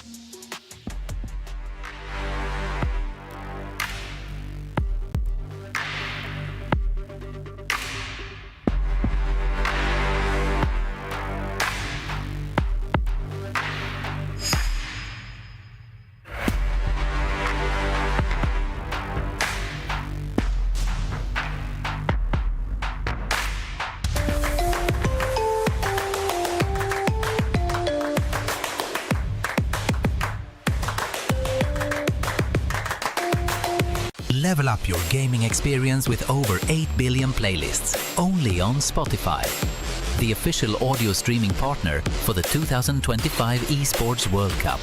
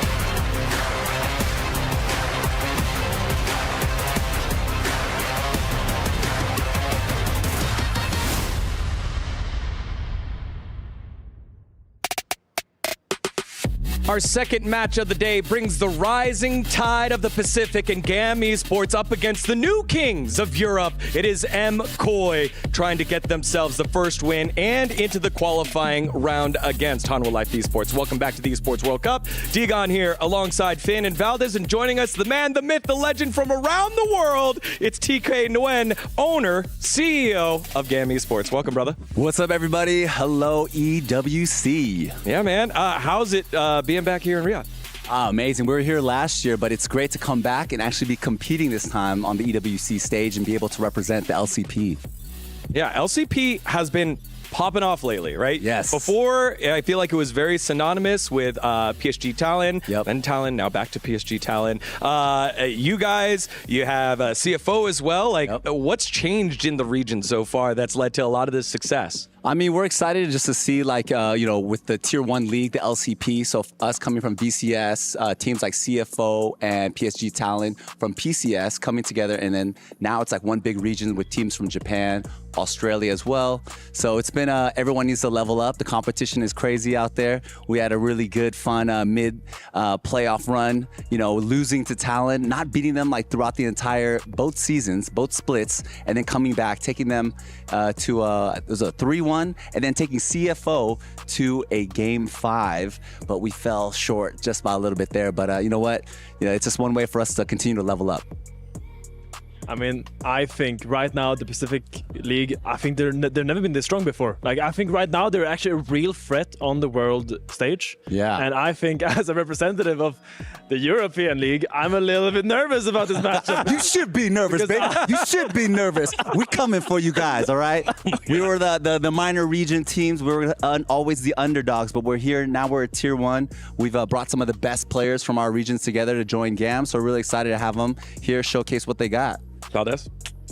I just think, competition always breeds a different level, right? And now that it, as you mentioned, the combination, you're all in Tier 1 together, it's like you got all these different rivals now building up. It's not just Vietnam anymore. So I feel like that's definitely a big part of the reason why you guys have improved. CFO have looked better. The talent have looked great. And everybody's just chomping at the bit to try to get that one spot now, so it just makes it really, really fun. It's so competitive now, man. Before, we've been very fortunate to be in the VCS and win back-to-back championships, and then now coming in, we're not used to being in the 4th seed and everything, right? Going into the playoffs, we're 4th seed, But, I'm really happy to see the boys stay resilient, not back down, and then give it their all, and we're very happy to be here. Yeah, in that post-game interview that we just had on stage with Peanut, he said, he was asked, hey, what team are you excited to play? He said, GAM Esports. How does that make you feel? Let's go, baby. We want to see that, all right? Because you know what? Kiaya, he's been representing for the LCP, and he loves, actually, Zeus. That's one of his idols and stuff. So we want to see that matchup.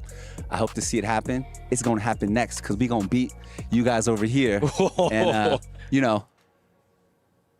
I'm just messing with you. No. Not really, but okay. What do you got to say about that? Hold on. Now Let's fly the rosters of MKOI as Finn figures out what his defense is. Now let's talk about the representatives from the Iberian Peninsula. MKOI representing the LEC as the 1st seed. This is a team that really took this spring split by storm. They came in and they improved so much in these last few months. They have really solidified themselves as a team that excels with their support and jungle duo. I think Elyoya and Alvaro, when they work in tandem, they're one of the strongest support jungles we have ever sent from Europe, and I think right now one of the strongest support jungles in the world. And I want to see the rest of MKOI kind of help them fortify this bastion that could be MKOI on the global stage, because Europe has been really good in the past internationally, and I think this team has what it takes to retake that throne, but I think it all starts with beating GAM Esports today. Oh, let's go, baby. Let's go. Yeah, I mean, it's always great to see, MKOI, Elyoya, who's just been driving that team forward for such a long time, the captain of that team, and then obviously a guy near and dear to my heart in Jojo Pune heading on over and finding success as one of the first and only players to win in NA and EU from NA. So shout outs to Jojo Pune. And speaking of Jojo Pune, he's standing by with an interview right now. Hi everyone, by my side is the mid laner for MKOI, Jojo Pune. Thank you so much for joining us. I would like to ask you about your MSI journey. I know it was a disappointing end to your run, so is EU doomed? And are you truly the savior? I mean, it's kind of funny because I think it's like a couple best of 5s and people are always gonna over-exaggerate in the present, so I think it's understandable because it builds up more hype, but I don't think EU is doomed. Of course, we're gonna save EU, so at MSI, of course, we didn't, but we still have Worlds in this EWC, and I think we improved so much at MSI, so yeah. Yeah, and talking about EWC, it is another international opportunity for you guys to prove yourself once again. So can you please share me some of your thoughts about your expectations going into EWC this time around? Yeah, I mean, I think EWC is another chance for us just to verse the best of the best. I think we always learned so much at this MSI when we verse the top teams, and we're doing it again. So I think we're all just taking this as a learning opportunity, and yeah, we get to for sure compete against the best. So we're just going to try our hardest. And I did see your group. You guys are in Group B. So can you share some of your opinion about potentially facing CFO and HLE in the later runs as well? Yeah, I mean, I think CFO and GAM are kind of similar. I think CFO is, of course, a very strong team, but I think if we play our game, we should beat them. I think HLE is, of course, a very strong team. They have Zika, the GOAT, so it'll be really fun versing against them too, and I want to see how I match up against HLE. I thought I was saying Zeka. I say Zika, yeah. Okay, well, hoping we will see this rivalry between Jojo and Zika. Back to you guys. Thank you so much. Thank you. Thank you very much, Kitty. And you got to hear some fighting words there from the man who isn't short of any words, Jojo Pyun for MKOI, but we actually have Levi, captain of GAM, standing by right now. By my side is the jungler for GAM, Levi. Thank you so much for joining us today. You are about to go up against MKOI, and also, this is your first time at EWC, so how do you feel? Levi, đây sẽ là trận đấu đầu tiên em chuẩn bị đối đầu với MKOI, và đây cũng sẽ là giải đấu EWC đầu tiên của em. Em đang cảm giác như thế nào? Mình cảm thấy rất là háo hức và mọi thứ xung quanh thì cảm thấy rất là choáng ngợp với cái sự quy mô nó rất là lớn. So I think I feel very exciting. I think everything around here is so overwhelmed, so amazing. Amazing, that's great to hear. So you guys are going up against MKOI and their jungler Elyoya. So please share some thoughts and opinions on what you think MKOI showings as of recent kind of allows you to understand what type of team they are. So can you let us know what type of team MKOI is? Thì em sẽ chuẩn bị đối đầu với cả người đi rừng ở bên kia là Elocha. Thì hiện tại thì em có những cái đánh giá cũng như là nhận xét như thế nào về anh ta cũng như là cái lối chơi của bên phía đội MKOI. Mình cảm thấy Elyoya và MKOI đều là một đối thủ rất là mạnh, nhưng mà bọn mình đã từng đánh bại MKOI trước đây và mình tự tin rằng trong ngày hôm nay mình vẫn có thể làm điều đó. So I think like both Eloya and MKOI is a very strong opponent, but we have defeated them before, so I have highly confident we can defeat them today. I'm looking forward to GAM's run at EWC. Thank you so much for joining us today, Levi. Back to you guys. Thank you very much, Kitty. And hearing from Levi there. And to introduce GAM Esports, I'll give it over to TK. All right, EWC, we got GAM Esports representing the LCP, and number one, the top lane, the one and only, my man Kiaya. You cannot but love this kid. And we got the Asia Pacific GOAT, aka Levi, aka Levy. In the mid, we got Eris. Eris is the young gunner. And coming in at ADC, we got Artemis. And to round it all off, we got support, aka Elio, and that goes GAM GAM. We are Vietnam. Let's go. Damn. I don't think I could have done it better. I knew I was going to do it better. Not only putting us on notice, but again, the rest of the world on notice. They have always been the underdog that have been able to find success, but now getting acclimated to a new role with success expected, international results expected. So season kickoff not making it there was kind of a surprise, finishing fourth, tough. but the changes were made to be able to make it to MSI here. Yeah, and I think great comeback from GAM this spring and a great improvement shown by the team. And the player I'm actually most interested in today is Artemis, because I think he, especially at MSI, showed great laning phases against really good players. And I think when MKOI works at their best, it is when Supa is in a good spot and gets that help from that support jungle. So my eyes today will be on this bot lane matchup, because I am a little bit worried that if Artemis can keep it up, it might prove a challenge for the MKOI boys. I just kind of want to see GAM make it through so that Peanut can get his wish fulfilled, right? You know, I feel like here to make dreams come true. Let's go. Yeah, exactly. I do have TK right beside me, his hand on my shoulder. No, but for real, I think that Peanut is he's not just saying that. You know, I think that Levi is one of the more well-known players for sure on the roster, and he respects him a lot. Peanut does, and wants to meet him again. So for me, as not a member of either of these regions, I kind of want to see that matchup happen.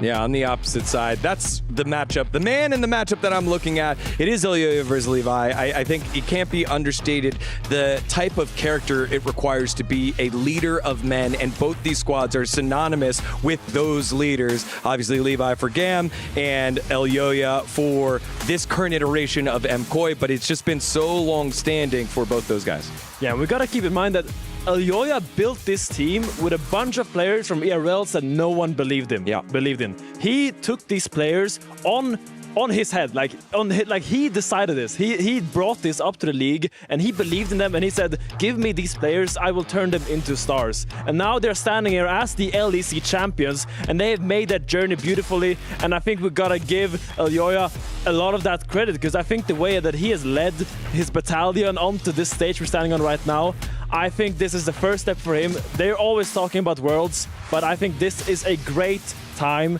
for MKOI to get some international experience and keep growing as the team of stars they are. Yeah, again, remember, they were kind of missing that one piece, trying to figure out what player it would be. In this case, it was in the mid lane for JoJo, and the whole season one, or split one storyline was follow JoJo's plan. Didn't quite go well in split one, but they were able to figure it out in split two. Now, UTK, you guys run a 6-man roster as well, or experimented with a little bit, just kind of like what CFO has done. What are the thoughts behind that, specifically in your mid lane? So we actually have Emo, who's been with us since last year, and then we actually had Eris join the team this year, and he's like a young talent, right? So them two have been playing it out, duking it out for that middle spot. So we've been kind of using them interchangeably.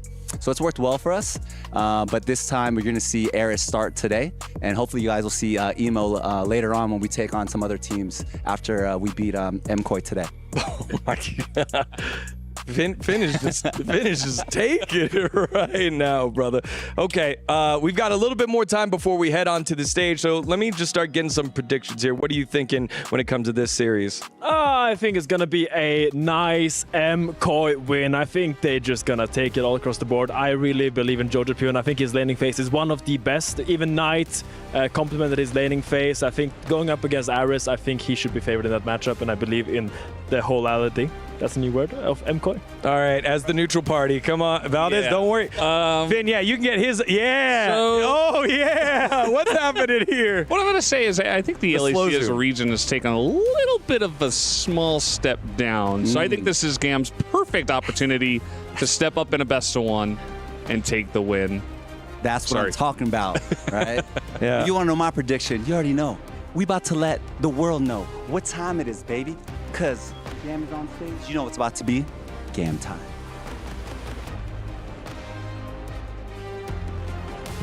GAM time, baby. All right, we're going to take a short break. When we come back, we've got GAM and MKOI. Don't go anywhere. You're watching the Esports World Cup.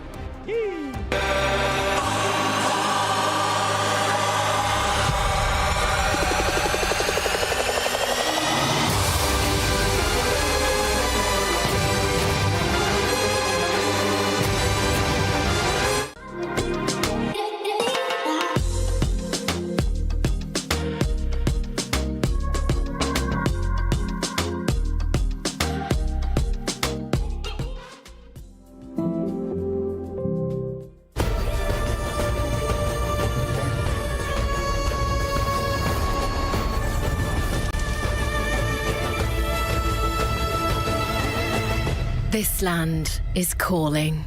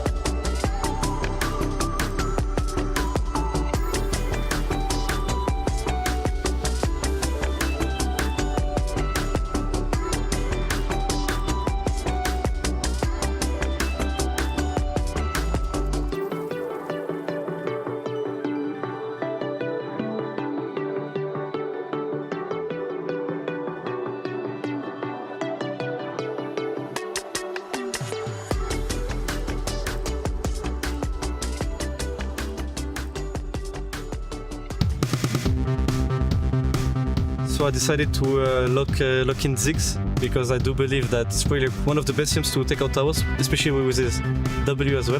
When you are full build with this champ, you probably like do a lot of damage to towers, and I'll play with demolitions as well. I think it will help me to just destroy as much turrets as I can, and I do think that he has a good wave clear as well, so I'll probably just be able to clear as fast as I can, so I hope that I'm not wrong.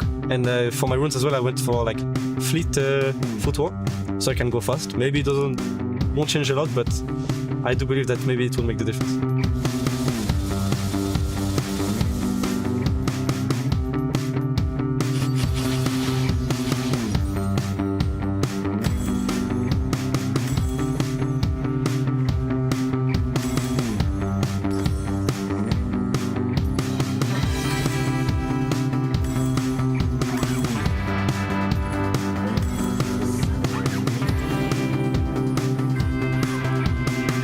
Minions are spawning soon. Let's see how fast I can go. Maybe I can finish with one wave. It might be a bit optimistic, but I'm close.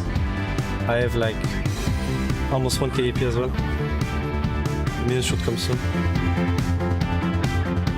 30 seconds. I think my build should be fine. I'm looking if I missed something, but maybe some movement speed could help. I didn't buy boots. I'm not sure if it will change a lot. But I think more AP might just be better. So let's see how this will go. Minions are spawning now. I'll one-shot the wave and hope that I can one-shot the tower as well.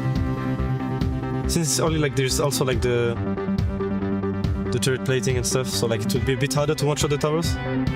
But yeah, let's see how this goes.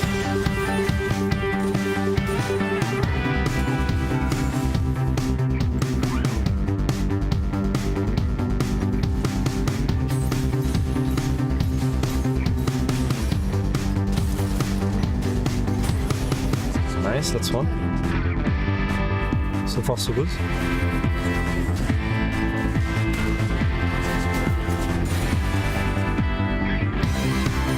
That's two.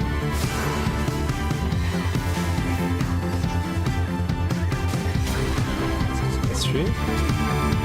About 2 minutes in. I have another wave coming as well. I'm not sure if I can end with 2 minions though. Let's see. I want to keep my big auto attack for the tower as well. Let's go. One more. I don't think I make it under 10 minutes. Last wave coming. I'll pull finish now.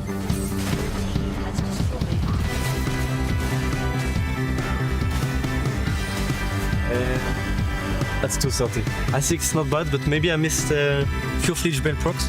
But in the end, I think I'm pretty happy with how it went. So that was it for my try to destroy the enemy Nexus as fast as I can. 2 minutes 30. I think it's pretty decent score.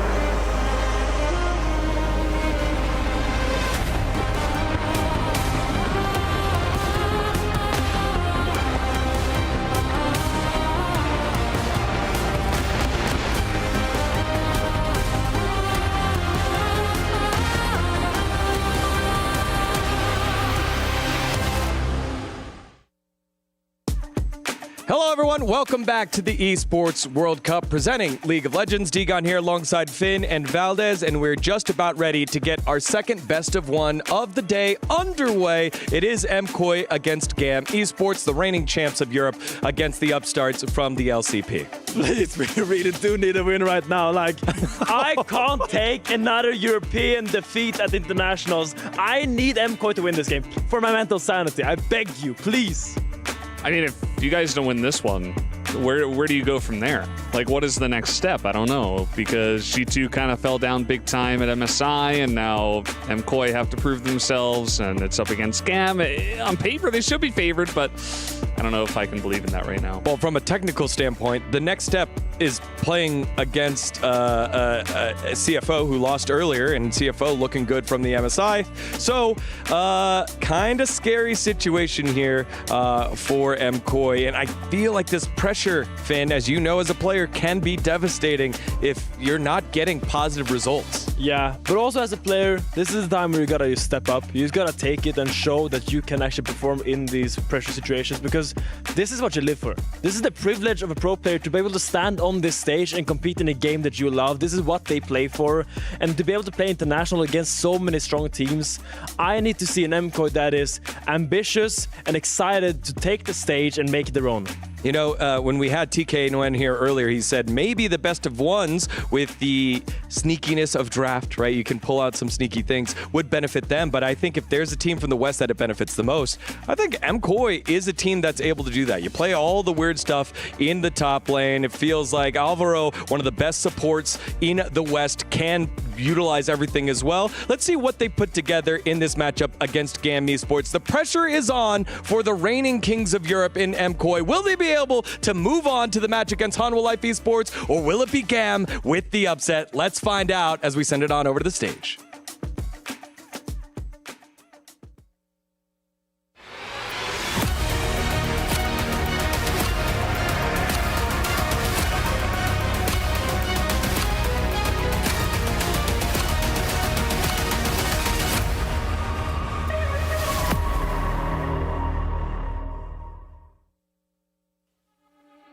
The ball is officially rolling here at League of Legends at the Esports World Cup. We've still got so much more to come, Ian. Fancy, we are just getting started. Let's not waste a second and bring our next two teams out here onto the stage. Firstly, they are wildcards with teeth. Underdogs on paper, predators in game. It's Movistar Koi.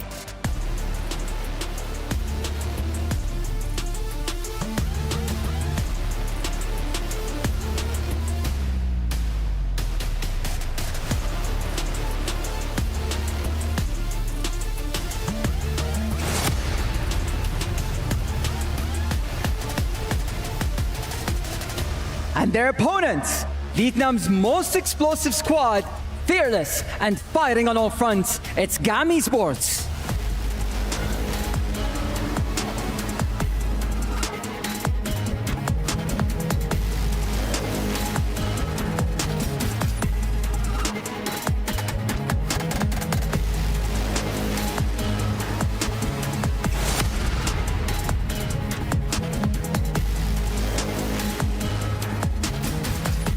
The group stages of the Esports World Cup presents League of Legends continue.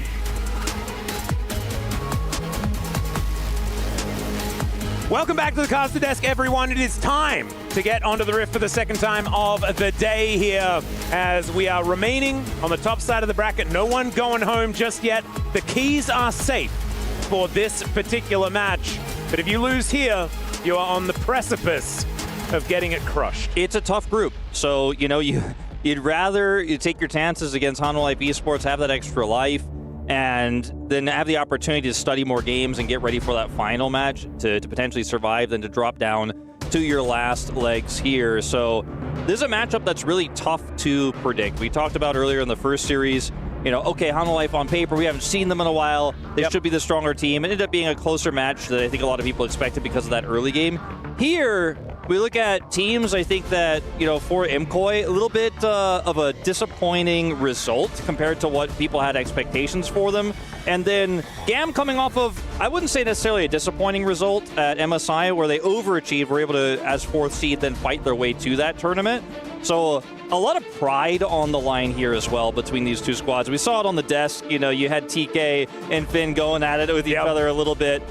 You can see how much this means, though, to the Vietnamese squad. You see them on cam now here. Aries solidified himself as a starter, actually, at MSI, and that will continue here in their first match of EWC 2025. Yeah, showing that they are willing to grab some of that young talent. Of course, they've got some veterans as well. Levi's been with the squad for 6 years. Yeah. It's actually insane. Of course, spent some time in NA, has been sort of around the world, and then settled in Vietnam, back at home.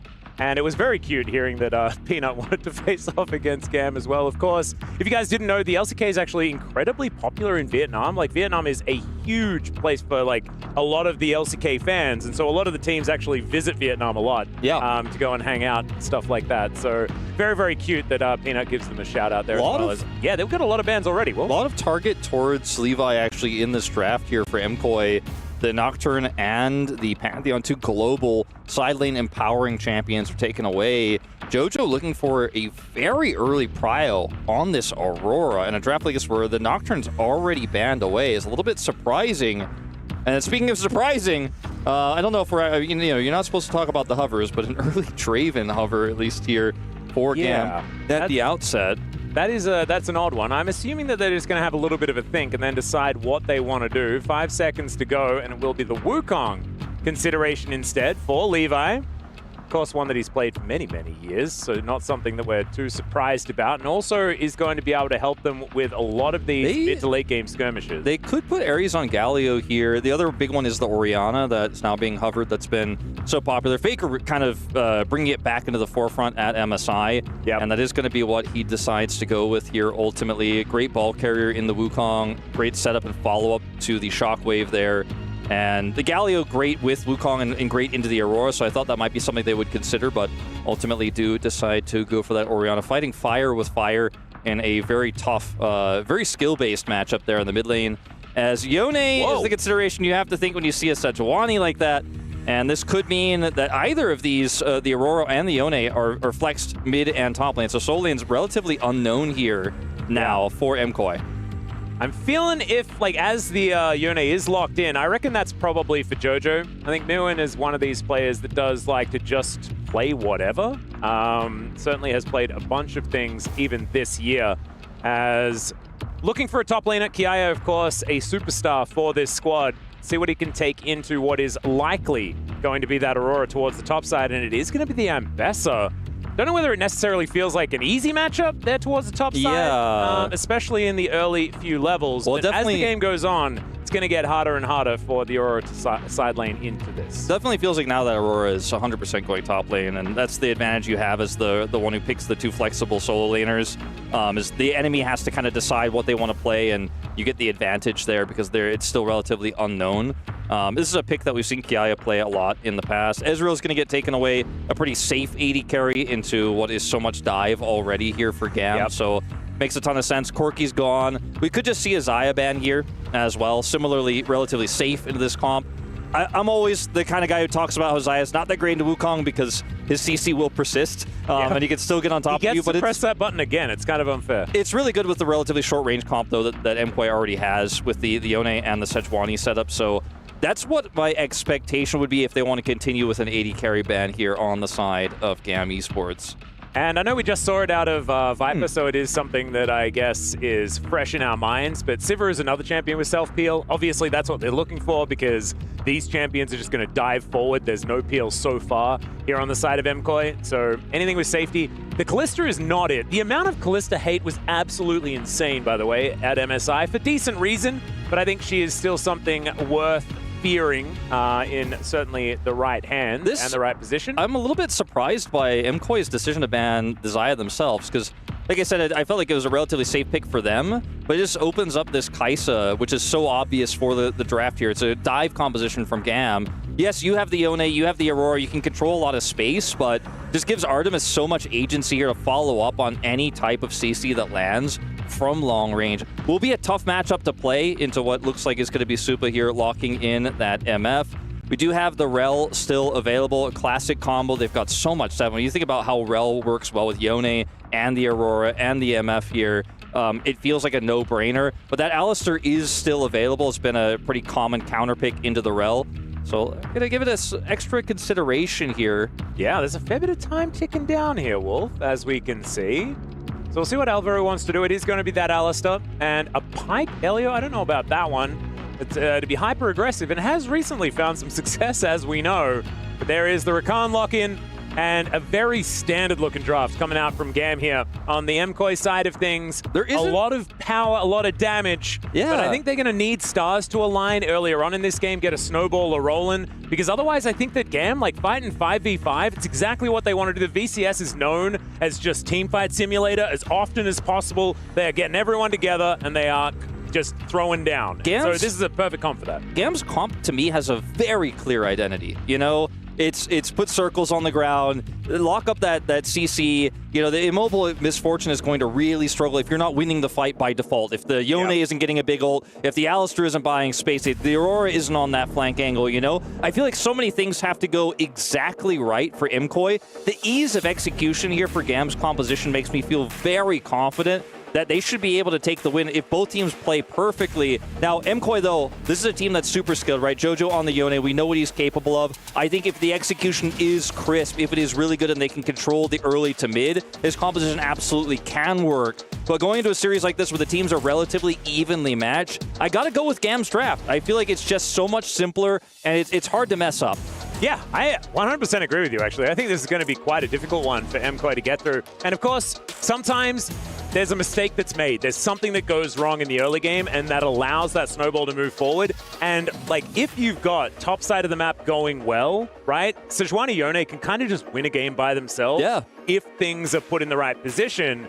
But if they don't do that, this 5v5 is so terrifying from GAM. They have really just picked themselves a lot of things that can get a lot done very early on. I don't know how Super gets to play the game. It is going to be hard. We know, like, as we are kind of resident dislikers of Misfortune in general, and I think this is the worst position for it to be in right now. Yeah, as we jump into the second game of EWC 2025. A big one for these two teams. Would love to have their chance to face off against Hanwha Life Esports in that upper bracket. My big question is, does the MF even run Cleanse in this comp? Because I don't know how much it's really going to help you. Like, having Barrier and the extra combat ability, I think, is better than... Yeah, just take Teleport, man, so you can get back to lane after they inevitably He is going to take Barrier, which makes a lot of sense. You know, you want to get a lead in that lane against Artemis, who obviously does, in fact, also take the Barrier. He could have theoretically taken Cleanse into this comp, but I do think that's the correct call from both AD carries here. But, man, this one, I feel like MCOY... They're so confident to lock this in. And when you see a draft like this, oftentimes, especially, you know, someone like me who obviously has watched a lot of MCOY's games, watched their performances at MSI, but isn't inherently familiar. It's not my region. Yeah. I think when I see a draft like this, this team knows there are inherent risks with it, but they're okay with that. And I like to see that in a best of one. Yeah, I do too. It certainly shows confidence, but we have seen hubris punished in the past. And we'll just have to see what GAM is going to be able to show us here. Of course, TK really letting us know that GAM are a team to be feared. And I think after so many years of this guy's charisma, we all agree. We all believe. And one thing I want to say about the early game here is top and bottom lanes should be massively prio favored for MCOY. You know, you have this MF here that's just going to be looking to poke down the Rakan, Kai'Sa lane. Really tough for Kai'Sa to compete early on. Even with the Alistair's weak level 1, you're going to be able to get level 2 first. Range advantage here goes to Mirwin in the top lane, of course, into this Ambessa. Can help if you do miss your skill shot, but it's going to still proc the Electrocute. Very annoying for Kiaya early. The mid lane is where Ares has obviously a little bit of extra power, as Elio is going to lose half his health there. Yep, does have a little bit of a sustain advantage, I guess. Although the Triumphant Roar is going to be there for Alvaro as well. So nothing too much to worry about. So far you can see, yeah, MF just does a lot of damage in a short period of time. That love tap is nothing to be trifled with. So powerful. Okay, dashing forward. Decent trade, but as you can see, as you try and walk away, the Aurora says, I don't care, and I will just take your health bar away from you. This the problem is real rough. Kiaya, like, he's running the Electrocute as well, which is quite unusual for Ambessa, but he wants to have those bursty trades. But you sacrifice a lot with that. You're going to have Conqueror, you're not going to have Grasp, you're going to have some of those other stats you would normally get with your Keystone. So the fact that he's still trying to trade these Electrocutes, procking it back, but still losing, doesn't feel great in this early game. Yeah, we'll have to keep our eye on how this top lane matchup is going, because you can see CS not looking like it's too much of a worry. That Doran Shield certainly putting in work at this point in time, as Arrest doing a decent job here in this mid lane as Jojo going down lower and lower. Of course, that is just how Yone works in this matchup. Range versus melee, things like that. We've said this before. But so far, RS really controlling this lane. Good spacing, yeah. As the Orianna wants to do. Because she can ramp up those autos and really start to do some serious damage as Yone is trying to trade. As Levi is up here. Merwin does have his flash available, but he's going very aggressive. Yeah, I've seen this one before. This exact gank happened in the first game of EWC. Kiaya dashing forward, Merwin trying to trade one back, but it is not quite going to work. The Triumph allowing Kiaya to be absolutely fine, but he went down to like double-digit health there. That was very close. I think that was a really good calculation there for Merwin. He's like, I can't get out of here, I can't flash, but maybe I can take him down. You could see similarly Kiaya making that same sort of calculation. I need to go back in, I need to try to get that shield, I need to help my jungler who's got the red buff, who's slowing Merwin, who can't get out here, get the kill, but it was very, very close, as you mentioned. The Triumph will also allow him to stay. And yeah, this matchup down here, continuing to be MF Fortune. It's not misfortunate. Is what it is actually fortunate. Fortune favors the misfortune in this case. And the bold is what I heard that one time. Yeah. In fact, quite a few times. It's okay, Kiaya going in once again. Does have that Null Magic Mantle to try and help him out against Merwin, but you can see, yeah, these top lane trades still working out for the Aurora. I mean, you have straight back on the horse. You have so much damage as Aurora, and you have the weirding to buy that space.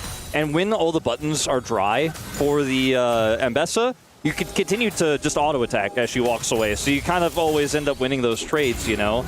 Yep. Working quite nicely so far. The thing that I'm worried about is that, like, Gam has been a Levi team for, like, 6 years, right? As we know, this is the guy that takes so much control for this team. He coordinates them. He's the ringleader. He's the guy. And he's got first blood. He's on a Wukong as well that wants to race to that level 6. And if he has a tempo advantage, the amount that he can control around these objectives on this map is going to be absolutely obscene. And we've already told everyone about how well this composition team fights together. Merwin is going to be able to go into stealth momentarily. That will help him against this Ambessa, but right now Kiaya looking absolutely fine. Only 3 CS behind, something like that. Nothing to worry about. Slight gold lead here for the Ambessa. So Gam, looking like they're ticking all the boxes so far, and MCOY gonna have to find something around one of these objectives. A little bit of prio when you've already died once on the top lane isn't going to cut it. A little bit of prio in the bottom lane, a little bit of a CS advantage isn't going to be enough. Now, it will be enough to get them this first dragon of the game, which will end up being a Mountain Drake. We'll end up waiting to see what the soul is going to look like here, but those stats will always be valuable. But yeah, I think right now this game is kind of going exactly as you'd expect, right? MCOY a little bit of prio, it gets punished. But still, the fact that the Wukong gets that kill is the one big wrench in your gears right now. Is a bit of an attempted steal here from Elio. Does have the unsealed. Didn't actually manage to use his smite though, unfortunately. So he's going to be okay for now. Is Jojo going to snap back to his soul? And these top laners continuing to have basically half health throughout the majority of this matchup. Levy is less. So close to 6, but he doesn't quite have it yet. Yeah, Grand Entrance comes in. Decent pulverize there for Alvaro, who's controlling the battlefield for now, but that is a clone set up here for Levi. And the Drake is gone, guys. We do not need to fight right now, and they are going to remember that. And that is just going to be the crab picked up. I think here by MCOY. Levi thought he could just get one extra minion there in the mid wave to get 6 to try to look for a gank there, and he was really just trying to lurk around and force it as, Elio. Yeah, but Pulse, they do have to use the flash. Elio gets himself out of there, but no Grand Entrance. Can't use that to escape. So he's going to have to blow the summoner spell. Yeah, unfortunately not quite getting the level 6 power spike timing there that Levi was looking for, but just going to be a lost flash here for Elio. Nothing too crazy from that exchange after the Dragon did already go over, like you said. The game slowed down a little bit. Yeah, you can see Levi with a little bit of time on his hands, perhaps, and maybe he can use that to save his bottom lane. As Battle Dance there from Elio is going to be able to get him back towards Artemis. Things will be fine, but Super and Alvaro having a good time here in this lane. And that is precisely what they wanted. Being able to play around this 2v2 is really important for the early stages, and that has allowed them to claw back a little bit of this gold.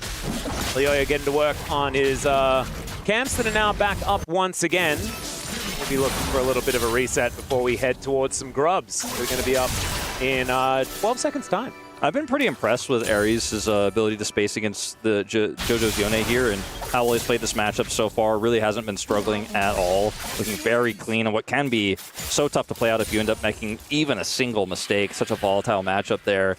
The Void Grubs are up here. Gam already has Levi on them. With the back timing here of Merwin, it looks like they may just simply be able to get all three. Merwin does stop his back, and they're going to go for a contest. Yeah, Levi just going to take one of them and then back away. It looks like it will be the feats of strength going over to MKOI once again. That will allow them to just be one away from locking that one down, getting one step closer to some fancy shoes. Will be good. The 300 gold game as far as the matchup between these two squads. No one with any big lead just yet. And now maybe MKOI able to answer that first blood from Gam that happened earlier on in this game with a setup towards his top side. Kiaya knows everything that's going on right now.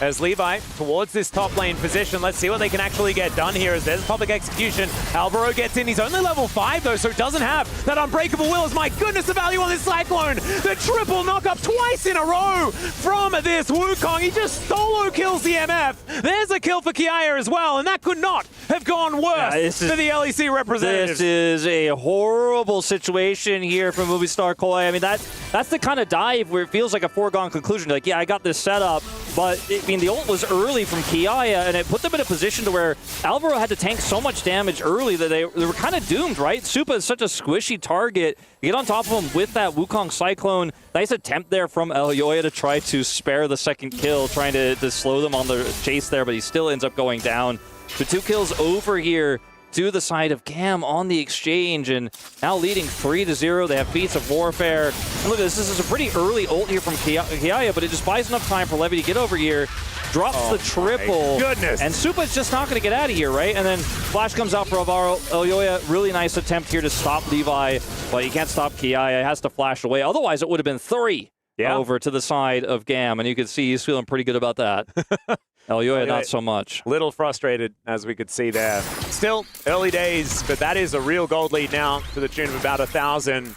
Artemis now switching up here towards this top side. We're going to try and defend as Supa back on it one more time. Still has a really large lead, 23 CS or something like that. We'll see how many of these Artemis is going to be able to pick up. Should be a couple as the Akathian rain is coming down. Alvaro just babysitting. The Supa comes up. No knockup to come on through there. Good pulverize. And the Void Seeker is not going to land. Bullet time coming on down. That is a lot of power. You can feel some of the frustration here out of the MKOI bottom lane after things didn't go so well before. Able to exert some of their pressure. Yeah, unfortunately for them, though, Elyoya is so far away that I don't think they're going to be able to turn that into a dive or anything like that. Maybe an additional plate will go over split between this bottom duo here for MKOI as the defense does continue here for the side of Gam. Levi does have his ultimate backup available, and he's lurking here in the mid lane. He's such a great ball carrier. There's such a great combo you can set up here onto Jojo Pion if he ends up unbinding his soul too early. So Elyoya actually finds a really cool angle here to come over and steal away some of these Raptors. Yeah, but at the end of the day, I mean, it's Raptors for Dragon, right? Because bottom side is actually under control of Kiaya right now. Top side, they couldn't set up that dive. They're trying to look for it now, but it may just be too late. Well, Artemis going to have to do some funny business here to try and get himself out, as it is just a dead Elio instead. So they'll just take the guaranteed kill on the board now at MKOI, but they'll have to trade that one for the Dragon like you were talking about. So on the board there themselves. Another Infernal Soul, 2 in a row here for our first couple of games at EWC. That's a bit fiery. Mimicking the weather here a little bit, as it is quite warm. It is quite warm, as Levi's going to look for the dive here. Yeah, Levi just standing still underneath this turret. Yeah, not picking up the aggro just yet, and that's the extendo auto attack with the Q coming out from Levi to lock that one down. He's 3-0-1. This guy's a monster. Yeah, he is massive. Now, MKOI will get first turret. Yeah, ulti comes out from Jojo to get himself to safety, but that is ulti's traded from our mid laners. First turret blood going to be a big deal as Artemis chasing down Supa here as he ults in. Finding that killer instinct angle. Elio looking for the quickness. Can he flash forward? He does manage to find an Elyoya in position, but he's just that little bit too late. And that is the bottom lane from Gam making things happen. Permafrost coming on through to slow down this Rakan as Artemis trying to get that fancy footwork to work, but he is not going to get out. And Alvaro, he just says, no, Elio, you are dead one more time. So a 2-for-1 in the end, a good trade for MKOI and a good response. It does make you wonder, though, what could have happened if Ares had also matched the TP and gone topside there. He had his ultimate. used moments before onto Jojo-Pyun, you know, as you pointed out in that last exchange. So I don't know if he would have really been able to turn the tides there, but he ultimately decides to take a plate in consolation as MKOI do bring things back. A relatively close game here. Slight gold lead here for MKOI, but remember the ease of execution in team fights in real 5v5s we haven't gotten to just yet is the main reason you and I kind of agreed that the draft edge goes to the side of GAM. We haven't quite gotten to that stage of the game just yet. This is a really cool play here from Artemis. Stacks up his passive, gets that final auto here. You can see there's a moment of hesitation. The Elio's like, no, I can reach him. Barrier here is well timed for Supa, but it's still not enough. The problem is the overextension here where the TP does come through and they end up getting more than what GAM was able to get. You could see he still wanted to live there. Obviously, I was not too happy about dying, but I think his team is probably happy about the end result of the play in general. Yeah, I was going to say, like, there's some frustration, obviously, for Supa, but there was some revenge immediately found for the LEC squad. So, should be okay. Like you say, I'm also just waiting for these 5v5s. Want to get some more of these skirmishes set up because Levi needs to utilize the Trinity Force that he's got extraordinarily early in this game. Make stuff happen, as the Steel Caps as well already done. And this Wukong is just going to be extremely strong. Yeah. Very, very scary. Bit of an assist there from Ares means that Elio over here is like catching the farm in the mid lane. Yeah, finally does come over here and clean up those ranged minions, but that was a bit bizarre. You know, in the bottom lane, you know, you could in the top lane matchup that's now being played out in the bottom lane, you can see Kiaya feels really comfortable in this matchup. You know, I thought it was going to be a lot tougher for him, but he's got the Eclipse online. He's really holding his own as Supa's the target. Yep, they're going in. Levi finding the angle, and MKOI are like, well, sorry, buddy, you're dead. Not a whole lot they could do about it, but now GAM are also going to transition this into an outer turret in the mid lane. Potentially, not quite enough minions, so that will still stay standing. We mentioned it in terms of 5v5s, but this Immobile of Misfortune is just so incredibly easy to kill and pick off with the draft that GAM has here. And sometimes you feel immortal when you're farming mid lane, when you have that early Bloodthirster, because you're like, well, I got my shield, I'm chilling, almost nobody can break me. The enemy AD carry can't even really interact with me in a positive way. There's no trades, but you consider all that CC, the hard engage they have. If you're out there and you don't have support, you will get killed. Yeah. That is exactly what happened there to Supa yet again.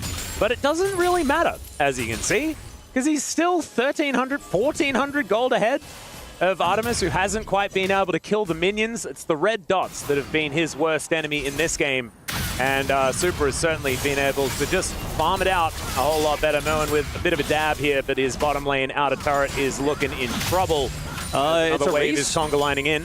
Between Herald and this turret here, I guess, is the game plan. The Herald will be feats of strength here for MKOI, so we'll secure that one as he's going to try to use this turret to deny minions, of course, in the bottom side, and will ultimately still trade for the objectives. But I think GAM wanted a little bit more there. I think they were hoping that Merwin was going to play disrespectfully, try to defend the turret, and they could get a dive on him. Does lose a lot of farm here, though. Yeah. Man, Kiaya really... That was 2 waves. And like you mentioned it earlier, like, okay, it's going to be a little bit tougher for Merwin once the Ambessa comes online. But I feel like outside of the early game, Kiaya has really showcased that there's a matchup he absolutely can go toe-to-toe in, even once we hit the mid-game as we have now. And the fact that they're playing through him a little bit here in these moments shows that GAM did have a strong game plan here, even outside of 5v5s in the side lane.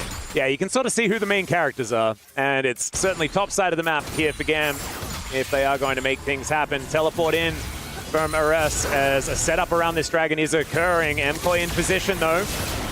And there's a nice knock-up. Jojo going over, but does get himself back out of their grand entrance, but maybe an exit by the Death Chamber. No, Elio able to get himself out with a bit of a dance. And Kiaya on a ward.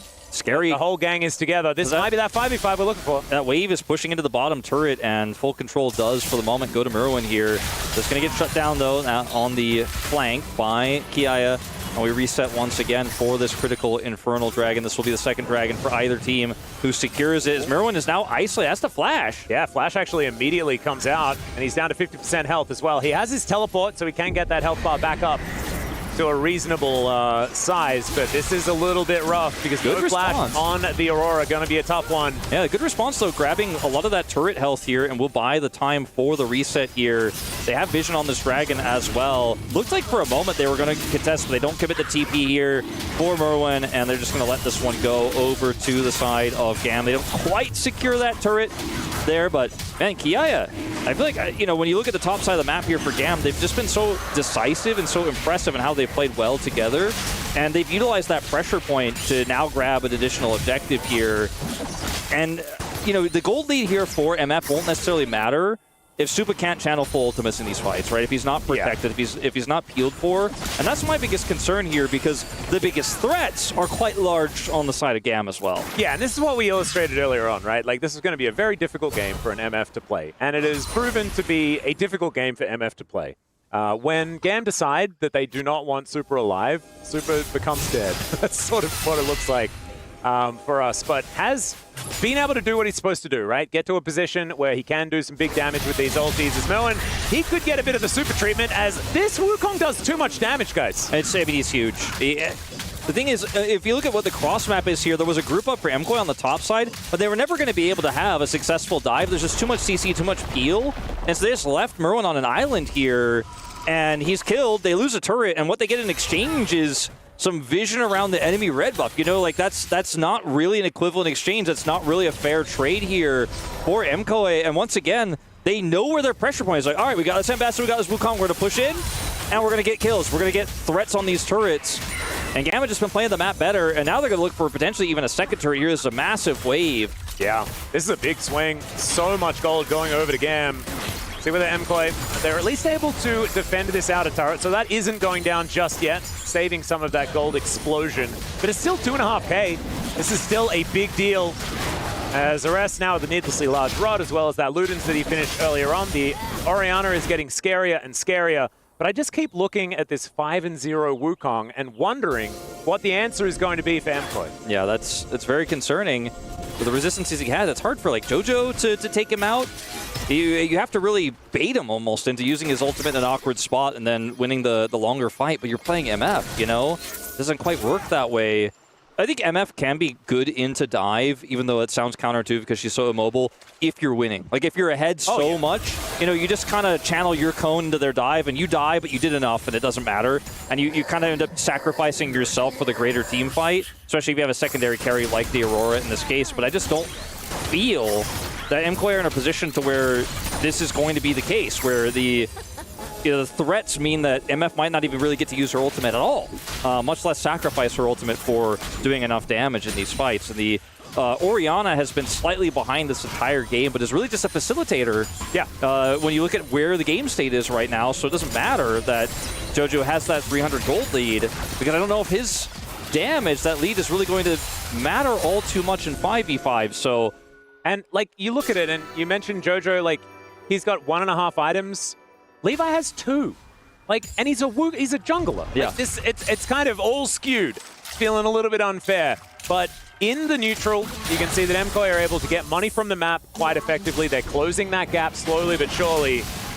And if they can make the magic happen, see whether they can get back on the horse. As Levi comes on over, Merwin does try to utilize the weirding here and gets out with that between worlds. So like, that's a good thing, the fact that he survived, but now there's going to be no ultimate here for the Aurora, and possibly an angle under the Otacon for GAM. Kiaya is hiding on the map as well. He's not showing. They don't know if he's rotating up, if he's TP to a ward.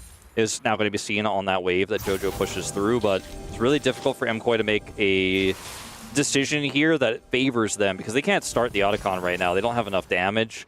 And so they do end up wrestling Prio away, but GAM, the ball's in their court. They're the ones pulling the strings. They're the ones pulling MKOI around the map right now. And every time Kiaya pushes a wave into JoJo, they have to wonder, like, is that Ambessa TPing in? Or are they going to turn to the Otacon? Because they just don't have a lot of map control right now. They're fighting tooth and nail for this vision here on the river, as you can see, but it's just being cleared repeatedly as GAM keep MKOI in the dark. Yeah, 45 seconds on the next Dragon. That could be the next avenue for attack on the GAM side of things. Supa looking like he might get dove. The whole gang is here, so it will be a dangerous one, but they just brute force this outer turret. GAM able to take that one down pretty comfortably. I think there's a tiny window here for MKOI to try to do Otacon as Kiaya is catching that wave bottom side, but they're not pulling the trigger on it. You know, Merwin's heading in that direction, but their turn is kind of awkward here. You know, they're running a Alistair in this composition. They're going to TP up to this top side and try to look for it, and Gam will have to be decisive here. Elio's going to back. He does have TP, can rejoin instantly. Gam are going to have to make that call. Kiaya also hasn't TP'd yet. Here it comes, double TP from support and top. Yeah, you can see this Otacon is going down pretty slowly. Levi able to get into position over this wall. Down to 5k. We'll see whether there's going to be a turn from MKOI. Super's positioning pretty good right now. Now as the headbutt gets Levi out of there, but he flashes forward. The bullet time is down, but it's not quite doing the damage. And there's the steal from Levi. This guy can do no wrong today. But there's the ult from Jojo. He's looking to save it, and they'll find the angle. MKOI demolish the fight. They lose the objective, but who cares? As they take down Gam, and that is a lot of money into their pockets. They might even get one more here onto Ares. Yeah, Jojo under that turret doesn't look too bothered about it, but it looks like Ares will be able to make his way out. They'll grab the turret, but what a play from Jojo. So patient on the ultimate. It looked like not only was the Otacon going to be stolen, but Gam might have been able to run away with that fight. The low health bars there. Levy having a really nice ultimate, but Jojo Pion is able to turn around the last possible second. That turn saves the game here for MKOI. They will be able to take the second dragon for them of this game, evening us up 2-2 as the Otacon falls on the other side. This is a little bit slow here from Gam, though, and I think that this was a pretty obvious play from MKOI, even though they had vision control. The reaction here from Levy is good. Backs away, flashes back in, gets the steal here, but watch the re-engage from Jojo, who's super low, by the way. He's just biding his time, waiting for the right angle, gets the Q3 into the triple. Man, that's the kind of skill you have. That's the judgment you have to have on this Yone if you're going to pick it into a comp like this. And that's what I was saying, like, this comp has inherent risks. And this team said, I'm okay with that. Jojo said, I'm okay with that because I can get it in the clutch. Look at this moment here. God. Just so well played. A game-saving move from Jojo. Yeah, absolutely was. And that, for me, it started even before that, right? Where he ate so many cooldowns using that Unbound Soul and then finds the ultimate angle to hit everyone on the side again. We mentioned already, this is a terrifying team to 5v5 into. And Jojo said just like, no, it's not. I'd just be better. And that's what he did. He certainly did. I think the game is still playable here for Gam. I don't want to, overstate the last fight, but it's the kind of fight for MKOI that gives you hope that even in these types of circumstances, given the right clutch, given the right angles, given the right circumstances that Jojo was able to judge there, this is a playable comp. Even in the face of so much CC. And also, they made a great decisive call. Like, that timing window to do the Otacon was absolutely correct. They ended up getting it stolen away, but they won the fight, and they're very happy with the result.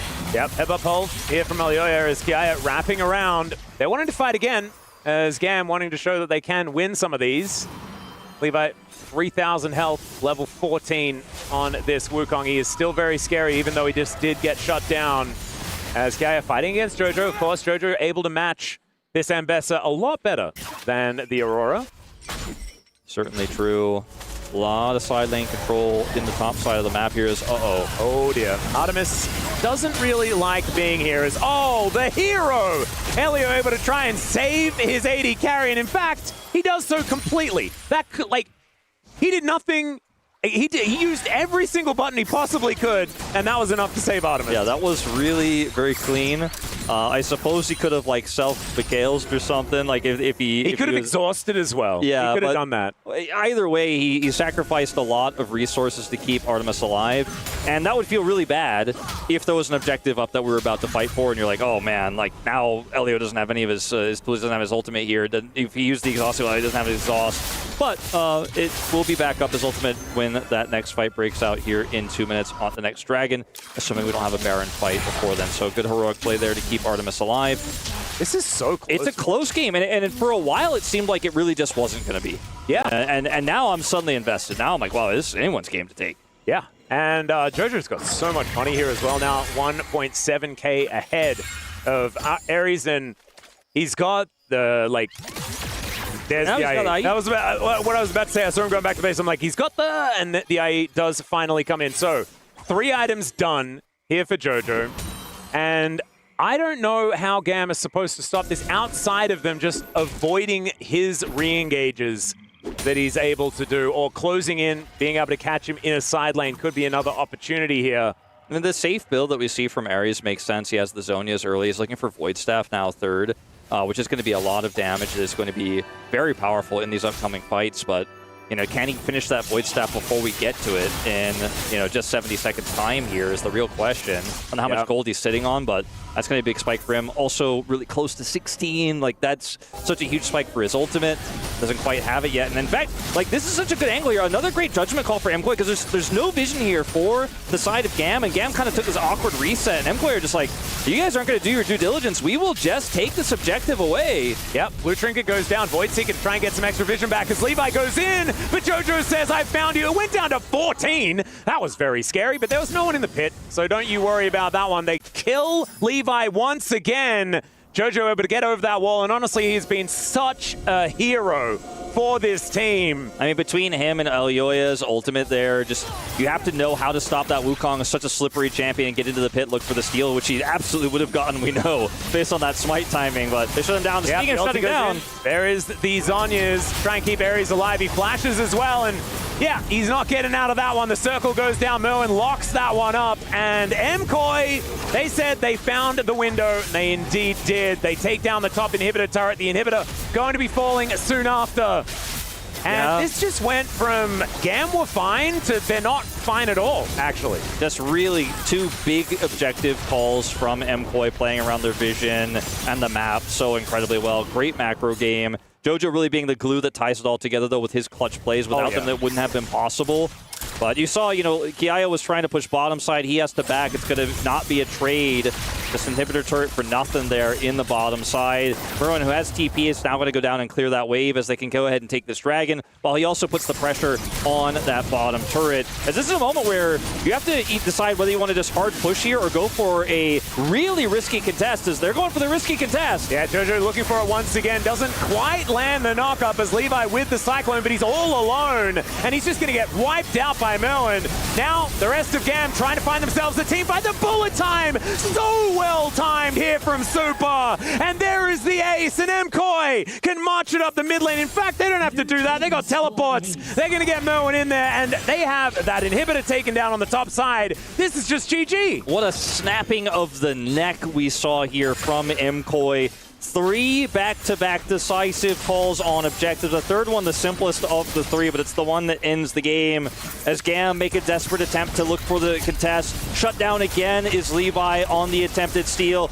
Ares, good ultimate there, but it's just not enough. A clean ace will win the game here for Movistar Koi. And EU will rule the day here in our second matchup at EWC 2025. That little interaction between Elyoya and JoJo was my favorite part about it. It was like Elyoya saying, thanks, buddy. Thanks for winning that game for us. Because things were dicey in the early game, and then JoJo said, no, remember, I am the savior of Europe. And he certainly looked like it here in their first game of EWC. Oh, this is getting spicy. I just love the confidence, you know? Like, I think we all could look at this draft and say, this is going to be tough. This is not going to be an easy draft to win with. You have to have plays like what we saw from JoJo there, or you're just going to find yourself falling further and further behind. If you're not ready to play this, if you don't trust your teammates enough to play this, you just won't end up having that success. But they pull it off in the end against all odds. Yep. And now we're going to be able to talk to the man of the moment here. He's standing alongside with Ian, so take it away, JoJo. Absolutely. Thank you very much, guys. Movistar Koi do win their first matchup here on the main stage in the groups. I'm here with JoJo. You were so clutch. Some incredible hero players there. Your team started slowly, but then when you found your form, it all started to click. Yeah, I mean, I think this game was a bit rough in the early game, but we got our items and we set up a good fight for us. So I think we just all played the fights pretty well, and they messed up one-shotting me, so we just took advantage of that. Do you think that this is another amazing opportunity for you to showcase what you can do? You've given us a taste of what to expect from JoJo. Yeah, for sure. I mean, I feel like MSI was improving so much, and I still didn't show my all on stage, so I want to show my all this EWC for sure. How important is it to get off to a winning start here at EWC after how you went out of MSI? Yeah, I mean, it feels great. Obviously, if we lost this game, we lose one more route, so it's a bit rough. So it's really good we win this game, and we just focus now on the next game. On the flip side, you win one more, you're in the quarterfinals, HLE next. What do you make of them? Yeah, I mean, of course, HLE is a good team. I think if we focus on our own game, it'll be a really close match. So I have really strong confidence that we can take it out on top. Great performance. Can't wait to see more from you. Thank you very much.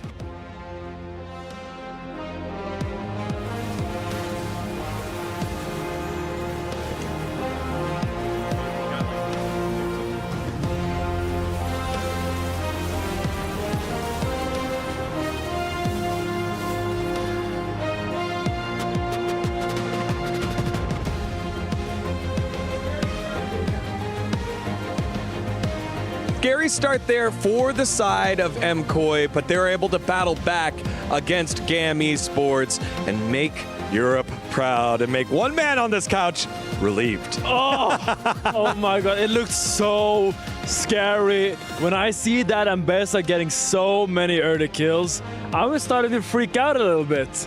But then I put all my faith in a great Canadian man, and he found that massive engage on that Arakan fight, and God am I thankful for it. Leave it to Ine to bail EU out of that one. I was seriously surprised. I thought it looked completely over. You know, the Ambessa just dominating the top lane. Wukong was so fed, but then, yeah, somehow MKOI just found the fight. Yeah, great to hear from JoJo. Korean blood, NA passport, but EU talent getting the victory there, as it is a win for MKOI. And I think on the side for GAM Esports, you see why they are so dangerous. They are able to play early and figure it out, but it was just these couple of critical moments where they started to falter. When it got 50-50, that composition doesn't quite play itself as easily. Yeah, I felt like they struggled a little bit when it came to approaching objectives that MKOI had started. I feel like MKOI started objective and then kind of dared GAM to face check them, come into them, and I don't think they like found the correct angles. Their Orianna was a little bit cut off in the fight. Their Wukong had to flash in just to get a smite. It was a 50-50. In general, I could see the preparation for these objectives being something they really need to work more on if they want to have a little bounce back in this tournament. All right, let's take a look at the Otacon fight, which is something they would be able to prepare for better next time, especially at that state of the game, where, again, GAM looking okay, but weren't quite able to get over the line here, Medios. Yeah, I thought that Otacon fight was really huge, and it was, I think, a combination of a good play by Alvaro and maybe a bit of a mistake by Levi here, because generally on Wukong, when you're this fed, what you want to do is go in with your ulti and then use your W to reposition, avoid some damage, and then, you know, get the double ulti when you use the second charge. But he uses his W early, gets knocked over the wall, and then has to flash in. So basically he's no ulti, or no flash, no W, trying to go in. And at that point, it's just so hard to get anything done. So, yeah, I think that was a really bad fight for GAM.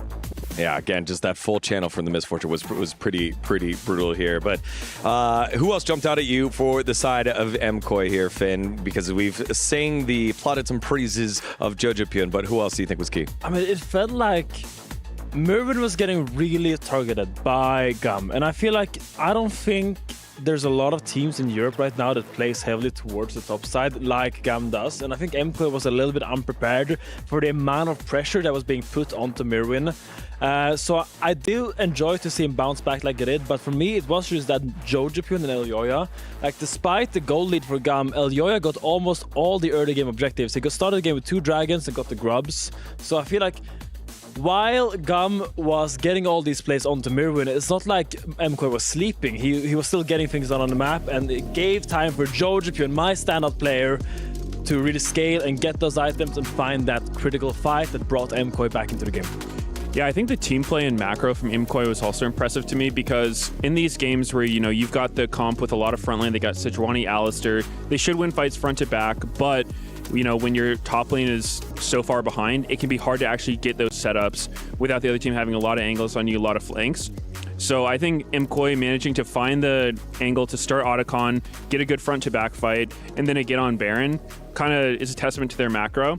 Because I think it should be really hard for you to get that situation when you're so behind in your side lanes. So being able to do that, execute it, was huge for them. And so much of this comes back to that draft that we saw earlier. Again, when we were going through the pick and ban in the green room, and it was, what are they first picking? Okay, the Aurora. Finn called it out right away. It was like, yeah, we're going Sejuani. It's going in the mid lane. Merwin will be able to play it on the top side of the map, and it really helped them out there to get the victories. We take a look, an updated bracket here. We've got our first matches in the book for the Esports World Cup for League of Legends. It was Hanwha Life Esports with the victory over CFO, and Movistar Koi getting a much needed win for the LEC to have a qualification match later, which means we will have both LCP representatives playing for their tournament lives later on today. Those elimination matches will be matches 7 and 8 later on. So hopefully in about like 4 to 5 hours. We'll see. We'll see how fast some of these matches go. But that means sooner rather than later, Hanwha Life Esports and Movistar Core to qualify into tomorrow's games. That feels pretty good. I feel like if you're an LEC fan, and I'm gonna make you be the LEC fan this time. Yeah, welcome. I mean, they got JoJo. It's basically honorary NA team.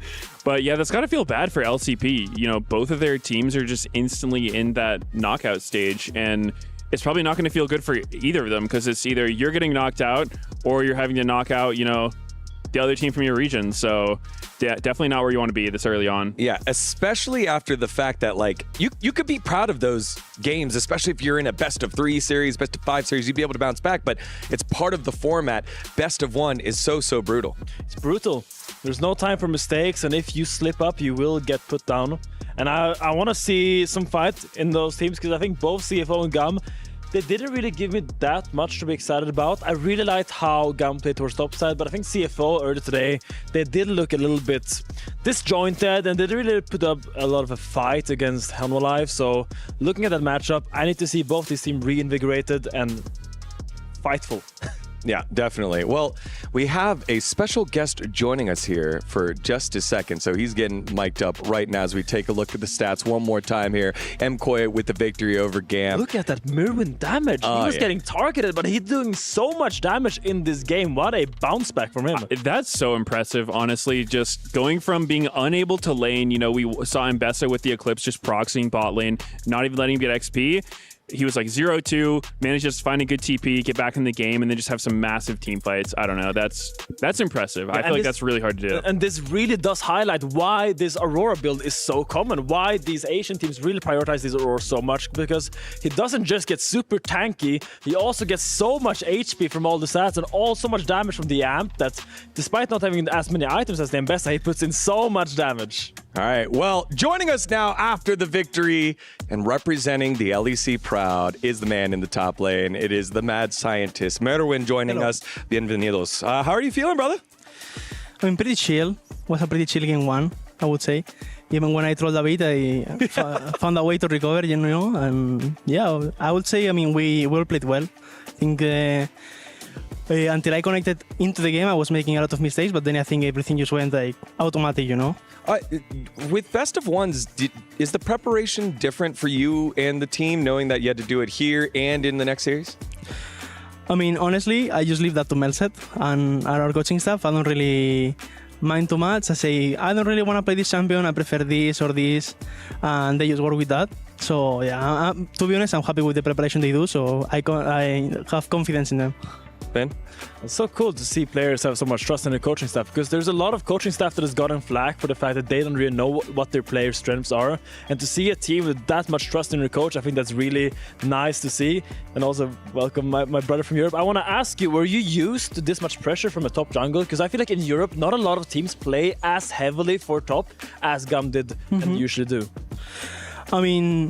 I already knew from the moment they choose red side, they were looking most like to look for a counter top.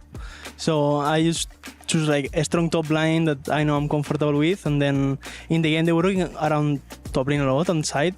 And honestly, it's my mistake because I didn't really expect it, and I think it's easy to fix it. I just wasn't prepared in the game, and they punished me well. So yeah, props to them because I think they did really well. But yeah, I think for next time, if I play to them or something or other team that will play around top this match, I will be more prepared and I will play better around vision, more with my jungle and not doing this solo plays of a top laner. Yeah.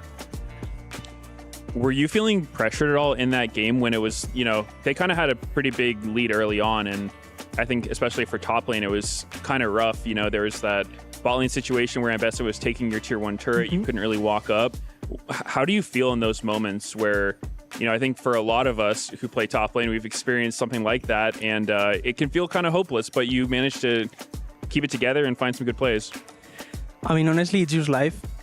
Sometimes you can do everything you want, and you have to drop 2 waves or 3. But I think we just did a mistake there. We should probably be covering, and I should stand their tower and play it. But we didn't do it. I just need to adapt. It's like, for example, in the first time I die, I should just be respecting more jungle, play with my ward, it was coming soon, and I just didn't do it. So in that moment, I actually accept the mistake, it's fine, and I just found my way to recover in Atakan in that fight. So it's just like waiting for enemy mistakes too when you're behind. Doesn't need to look for the perfect play, and it's how we managed to come back this game. Look at that. Everyone at home with solo queue. You don't have to fix it right away. Yeah. He waited until Otacon to make the fix 20-something minutes into the game. Merwin, congratulations on the victory. Best of luck in your match against Hanwha Life Esports. We're going to take a short break. When we come back, we will set up our Group A match. Don't go anywhere. You're watching the Esports World Cup.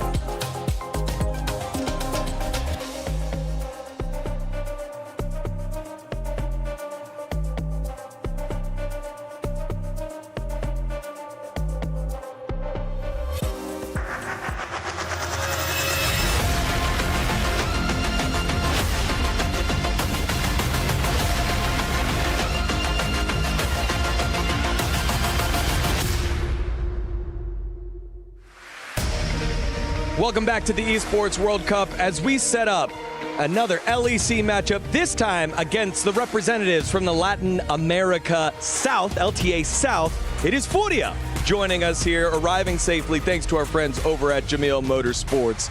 As, yes, upset-minded is FURIA, but G2 looking to bounce back after a disappointing performance over at MSI, Finn.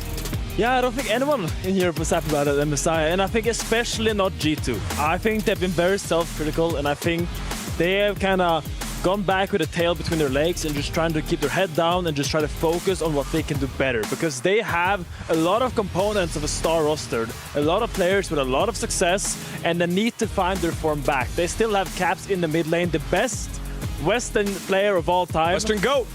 And we need to see him make his magic happen. I think this is a huge game for G2 just because, like you mentioned, in MSI, they really didn't look like you're used to G2 looking. They've been such a strong Western team. One of them that, you know, has beat T1 in series. They've gotten really, really far in international tournaments. They're almost always that team that you can rely on. But obviously MSI, they went out real quick and they didn't look like themselves whatsoever. You know, kind of weak drafts and weak play. So yeah, hoping to see him bounce back. Yeah, after a string of European titles back to back to back, now two domestic leagues fall out of their way. And right now, standing by with an interview is Kitty with Hansama. Take it away. Hi everyone, this is the pre-match interview between G2 and FURIA. By my side is the AD carry Han Sama. Welcome to the interview. I'd like to talk about your MSI journey and how you guys had a very disappointing end. So can you let me know what type of reflections the team has made so far before coming over to EWC? I mean, for sure, we talked a bit and touched on what went wrong. It would seem like playstyle was a lot more than the draft itself. And yeah, we came up with a few things to focus on, and I'm feeling pretty optimistic for this tournament with the team. So there's a lot of conversation around you and Lebrov as a bot lane duo. So going into the competition, what advantages and, might I add, disadvantages does your team have when it comes to this bot lane duo? I mean, me, I still feel confident, me and Lebrov, that we can always have a solid laning phase. I think that's been very inconsistent throughout the MSI, but I think we just need to focus up and actually find the champions that we actually want to play. I feel like there's a lot of champions in the bot lane, and we're like maybe not sure of like, oh, let's play this, let's play that. But I think we need to be more confident in what actually we want to play and put it off on stage. And for my final question, will you buy LDR next time? Yep, maybe. Thank you. For those of you that don't know, Kitty is like Diamond or Masters, I think. So she knows what she's talking about, making sure that Han Sama itemizes correctly. He'll need to do so against their opponents from LTA South in FURIA. And here we see the roster, and there's one man on that roster that I'm really excited to watch. It is my man in the top lane, Guigo, because last time Guigo played against Broken Blade, I remember a certain Aatrox was going out of control, and I think in general that series against G2, this man had Broken Blade's number in a multiple of games. That was not a one game off, that was a series of demolitions in the top lane, and I want to see, hopefully not that happening again, because I need Broken Blade back in form. I want to see FURIA hover Warwick every single pick as a reminder, because that was a rough game for Broken Blade, absolutely. And what sticks out to me with this team is that I feel like FURIA was a really interesting Fearless team because they have so many different picks that they pull out, especially bot lane. You know, they were playing stuff like the Neela, they were playing Ashe Seraphine, combos that you don't really see anyone else playing. So I'm curious how they're going to adapt to a best of one where, you know, it's just pull out your strongest comp, play your best, and you know, you don't really have to be as versatile in a best of one. So yeah, the fact that they all are familiar with against each other due to MSI, I think is so fascinating. It adds yet another layer here. And for FURIA, a lot of the time when you think of CB LOL and LTA South, there hasn't been that consistent team that's just been there. And this is one of the newer teams in international stage where you don't have like a player that has just been there time and time again. You're used to seeing them there and they build upon it. No, this is still a young, fresh roster getting yet another opportunity at international experience with Coach Thinkcard coming down from his experience, long time in North America, winning the championship over with NRG, then moving down there to the LTA South. It's a really unique opportunity for them to surprise G2 in a best of one. Yeah, I think we have seen an LTA South or Brazilian league like it was before that has been constantly improving year after year after year. And I think we're approaching some kind of culmination at least, because I feel like they have really worked on their fundamentals across multiple years, and they've really played catch up. And I think they're about to catch up to a lot of the other regions. I mean, we all know Korea's at the top, but I've seen these teams get better for every single year. And I think now we can finally say this is a strong team that you need proper preparation against, or they will beat you. All right, help me out here, Medios. What are we going in terms of this one? It is the longest standing, most successful organization in League of Legends from Europe in G2 against an upstart team that gave them a really difficult time over at MSI in FURIA. I might have to go against my native LTA brothers and vote G2 on this one. I think that even though FURIA had a really good showing at MSI against G2, I still think that G2 is just such a strong team, and obviously they had some issues at MSI, but you know, you can have a bad tournament, bad couple days, doesn't like spell out your entire team. So I think they'll get it.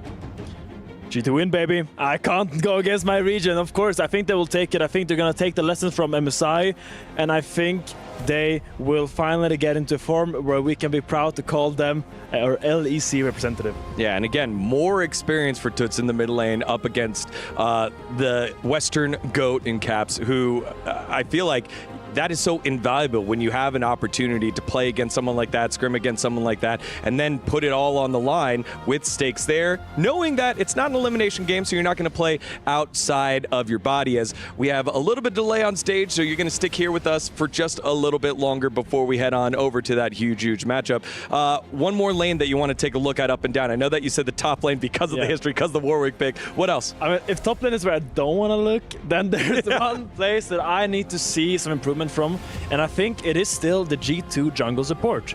I think they've shown, or they haven't shown, but they have been kind of an inconsistent part of this G2 roster, and I feel like we haven't really seen Scuman and Labrov be able to sync up in the mid to late game, or at least in the early to mid game, where you need that support jungle to walk together, create skirmishes, and take vision deep in the enemy jungle. I feel like Scuman sometimes does his own thing, and Labrov maybe sometimes follows Hansama a little bit too much, and I would really want to see them focus heavily on just making plays together. Yeah, I really like that because thankfully we've got a guy who's played that role at a pretty high level for a long time and has had such unique different supports, starting off with Lemonation, then moving on, I think Smoothie, you had Afro, you had Gate, I think it was over at Optic, and then finished over with Stunt. How important is that jungle support synergy, especially when you're the new guys on the team? It's huge because it kind of affects the entire map, having vision. And in the earlier days of League, you know, junglers had sight stones or the tracker snipe where you could get wards on your own. But nowadays, you can't really do that as much. So it's really important that you have good synergy with your support, so you know the timers. It's not like when your support wants to get vision, you have to clear your camps, or vice versa. Well, I guess your support's not going to clear your camps, hopefully. But anyway, you know, you just got to be synced up. And I remember having really good synergy with Afromu for this. That was one thing that when me and him played together just felt really good, you know, being on the same page. And then you can make a lot of plays. It's super hard to play against a team that's that in sync, because it feels like their jungler's just walking into your jungle and then oops, there's an Alistar flanking you from behind. So that can be really tough to deal with. And I think that's something that G2 has kind of been known for internationally, is they have those really creative style of play, supports like Mickey X and whatnot. I think they kind of bring that magic that is so hard to play against. And obviously Labrov's newer. I think he's more of like a standard player. So, you know, hopefully he can get more comfortable, go for more creative plays, and team will look more like their former selves. Yeah, and I think like we're talking about support and jungle, it's like in any healthy relationship. You have to make sacrifices and compromises. Sometimes when you're a jungle and your support has his time to get vision, you gotta drop that camp. You gotta be with him. And sometimes when you're playing support and your jungler has finished his full clear and he wants to walk into the enemy jungle to invade, just go into fog. Just go to him. Your AD carry doesn't need to. You don't need to hold your AD carry's hand every single second of the game. You gotta play with each other and you gotta look at each other. You gotta know when your teammate wants to make a play, you gotta be there for him. And I think that's why sometimes we've had maybe more muted performances by Hansama, because I feel like those two at the jungle support role are trying to figure out how to play together. So it's been a lot of BB and Caps driving it through, Hansama being able to clean up fights if they get to that point, but still the former kings of Europe still trying to figure out how to play against each other, against a FURIA squad that seems to have a lot more directive over this last split.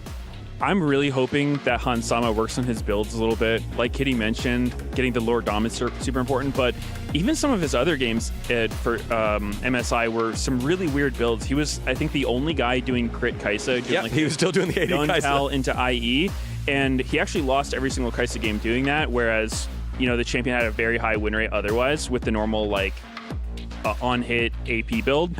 He also did the Bruiser Corki thing, and yeah, just some really kind of out there builds. So I would like to see them just, you know, kind of go back to their roots, do it maybe a little bit more standard play as far as builds go, maybe a little bit less TF.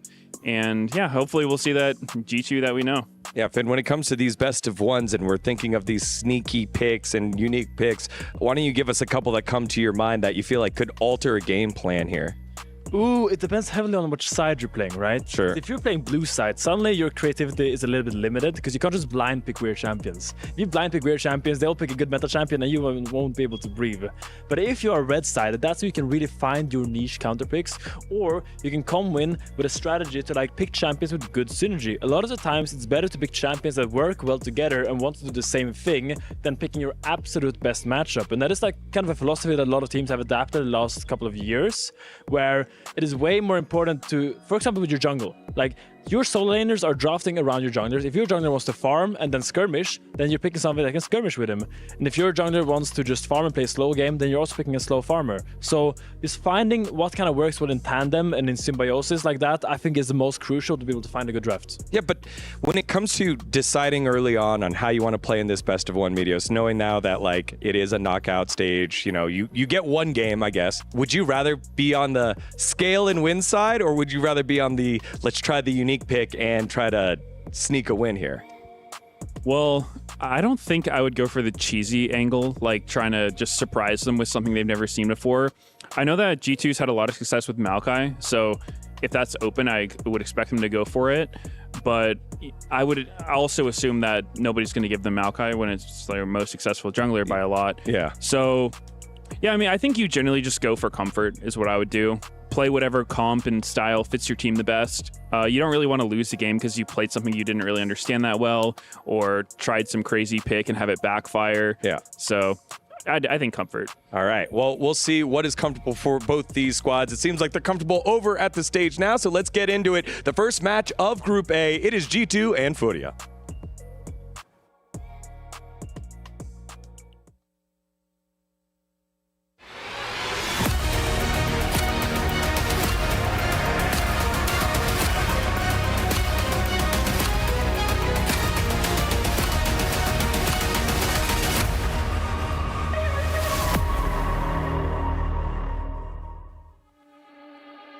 It is so good to have League of Legends back at EWC as all of these teams continue to battle for that huge $2 million prize pool. And as our upper and lower brackets of our group stage continue to reveal themselves, it is time for another inter-regional battle. That's right. We have two clubs with millions of fans backing their every move. So let's welcome the first one on stage. First, we have Europe's Kings fighting for survival in this tournament, and they are unpredictable, unbothered, and unbelievably dangerous. Please welcome G2 Esports.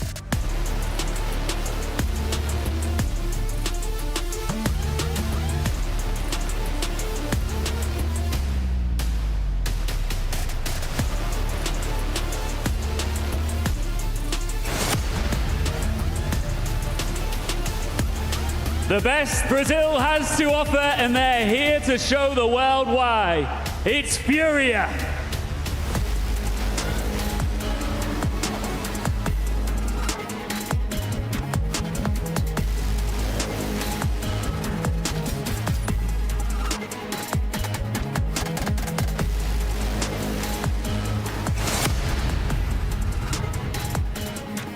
It's a heavyweight clash. Who will hit the hardest? It's time to find out.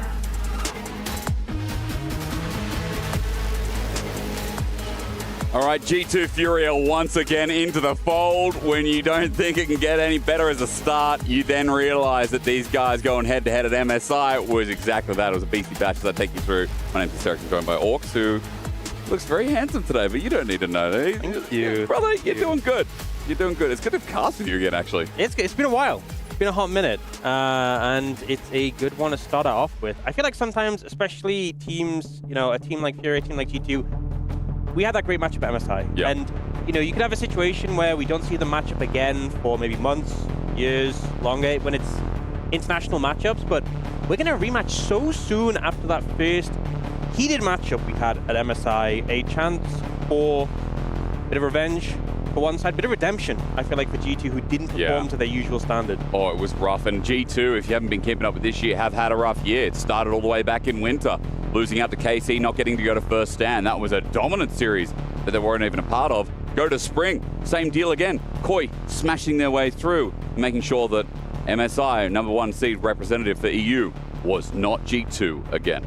Yeah, I feel like that's the thing, is that even though G2 came out as the victors, I think the pre-series sort of expectations going into it, I think FURIA dealt a heavy blow to G2. So going into this, I think if there's any player who I think is looking for a better performance, in fact, I got a chance to speak to Broken Blade yesterday. Oh, yeah? And normally when you ask players, hey, is anyone you're looking forward to face? They talk about, some of the greats. They talk about the bigger top laners in the league. You talk about your Zeus's, your Keens, your Bins. And he was like, I want to go up against FURIA. They got the opportunity to. I want to go up and redeem myself a little bit, because he kind of got gapped last time. He really did. It was one of the, you and I were talking about it in the car on the way here, one of the worst international performances I've seen from Broken Blade. I think a lot of people have seen as well. So not only redemption for G2, but for that top laner as going up against Giga. We're going to make sure that game 1 Aatrox doesn't appear. Let's find out where we begin. Pantheon is open Orcs, and that's just a no-brainer here, isn't it? Yep, a lot of priority on this pick, a lot of impact with early skirmish power. Immediately matching with that Annie Wukong, which, again, I feel like both these teams, a lot of what we saw in that previous series between them, there's a lot about those skirmishes, about those team fights, and just proactivity. It feels like the team who had the edge there really was having the driving force in those games. See what G2 opt to go for in response here. Likely to pick a mid lane pick, I would think. That or early support for Labrov might be a question. We did see this quite a lot. Yeah. Do you get a pairing with it early? Yes, you do. Labrov on Engage, I think. EU fans know. That is so damn important. Yeah, the Sentinel, really strong combo. We've seen time and time before. And now FURIA can't really respond with a full bot lane combo, so is there something you want to pick up now tonight, or do you just go for the top lane pick, knowing that you can't pick your full bot lane here? The question is, well, Rel, okay. Gonna be the other option. Just locked in. Prioritizing the Rel, so that team fight power, interesting. Definitely want to have some of that dive power to threaten maybe the center on the back line. That's clearly going to be the goal. You already, whenever you have a center on the opposite side, you know that there's going to be the potential of being outranged quite hard. And especially when you have like a Wukong and Annie, you have to try and get deeper in this situation. You have to try and force your way in, close that gap. So we'll see what tools G2 opt to go for here to try and defend their backline in this situation. And it feels like already FURIA leaning into more of a dive-focused, aggressive composition. Yeah, and part of those dive getting taken away already. I mean, the Akali banned when Caps has been the star player. I feel like right now for Caps, there's a lot of options open and available. A lot of things that can, go for anti-dive, bit of disengage maybe. Things like the Rise, we've seen a lot at MSI. That's just kind of sinking to mind. What pairings do you have with Pantheon? Is the other thing on a race to Orcs? The Smolder's going to be started to take away. I mean, it's honestly interesting the Aurora didn't really get a look in at all so far, considering how high priority that has been. It can also just make it difficult when you're trying to engage the ult being thrown down, slowing everyone up. Smolder comes through. We often see Smolder picked in a center just to try and match that scaling as it goes on. Yep. But also if they are fully committed to the dive, like a Kai'Sa could work well for FURIA as well. The Rise does come through and is denied. We did mention that one before. See what they have to go for. Even a top lane ban wouldn't be too crazy here, especially as it is going to potentially be counter pick here for Gigo. I do like that you brought up the Kai'Sa because I'm trying to think of AD carries here. Like, have good partnering with Rel, have good partnering with the CC support like this. Got a high pro in the meta. Just want to see this last ban, then we can maybe look at the matches. Gwen gets taken away. Maybe G2 are thinking about a scaling top, maybe a tank top here, Orcs. Some long-range engage to go with something like a center Nord. I mean, Broken Blade feels really comfortable on some of these tankier tops. Yeah. Ornn has often been a big pick for him, so if he feels like he just wants to go for that, knowing they're going to have the counter pick on the other side, he could. FURIA look to just lock in the Corki, something with strong laning, has the early pressure, some mid-game spikes. Definitely means that as the game goes on, a little bit concerned for how FURIA's composition holds up. Feels like they need to hit hard, find the momentum in the mid-game, and close the game out before that center really comes online. I mean, that's what I feel like they did well in the previous matchup, setting the pace of the game. Yeah. And the Syndra looking to come in, so a lot of disengage, a lot of peel, and it feels like G2 leaning into that style of composition where they know they need to protect the center, they need to stop this dive from FURIA making their way in. And the Scout of the Week can have so much value here. On top of a strong mid-jungle with the Pantheon, there's a lot of burst potential there. When Caps was the best player at MSI, everyone's saying it's like he was 1v9ing. For G2, it is nice to see them put priority towards solo lanes and not just mid, because now top here, it is a blind Renekton. I don't know how you feel about this. As ex-LPL casters, we're like, we see this all the time. You cast LCK now, brother. You left me. Hey, they do that playing in the LCK as well, don't worry. They do. That is true. Yeah. That is true. So counter here for Gigo. Yeah, we'll see what happens to go for in this situation. Could have to go for something... Cannon's a great option into it. Looking at the Jax. Okay. But definitely a matchup where, you know, you're going to do pretty well in the side lane later on. But I think Broken Blade's fine with the Renekton. I think, especially the Renekton Syndra, definitely some strength in the lanes, which I think is important because when you do have that center, if you go fully dialed into like scaling lanes across the board, you know, I think FURIA, we saw like things like the Smolder band away, which would have given them the Smolder and the Gwen are like the insurance policies. And I feel like FURIA doesn't really have that big insurance policy where if it goes late, they have something to bail them out. FURIA are really locked into mid-game strength. So I think G2 are like, we don't need more scaling than the center really, right? We just need to make sure we're not falling apart. Their top side is going to have a lot of strength in mid-game to match. And they just need Hans Sammer to be that late-game carry. There's eventually going to come a point in the game where if they can peel for the center, that range is going to be clutch. Part of the power that comes in through that mid-jungle as well. You're already talking about early game strength, mid to late game zone control. And to put it plainly as well for G2 in a best of one, when I see a comp like this, I say, okay, you've given priority over to Caps, but how is that support jungle going to pair up? How is that support jungle going to get them through the early part of the game? Because as Finn was saying on the desk, that was something we really didn't see over at MSI. That is something that they have been struggling with, that other teams in the LEC have not. When you have, you know, El Yoya and Alvaro, like, as a comparison, you think, well, yeah, Skumon and Labrov aren't even there. I'm yapping on about LEC Orcs because obviously... How'd you cast LEC? I didn't know. I cast LEC oh, really? now. Yeah. Oh, You've never checked on me. Of course I have. Been so far. Have you? Oh, that's nice of you. Well, I've been checking on you, and I know you think that this could, this best of one could be a little bit spicy, and I hope it does. FURIA versus G2. It's a grudge match. It's a rematch. A best of 5 was the distance over at MSI, but this is a single game. If we talk about how the game opened up, FURIA opened up with a big bang against G2 at that last international. Here at this one, here at the EWC, let's see if they can do it again.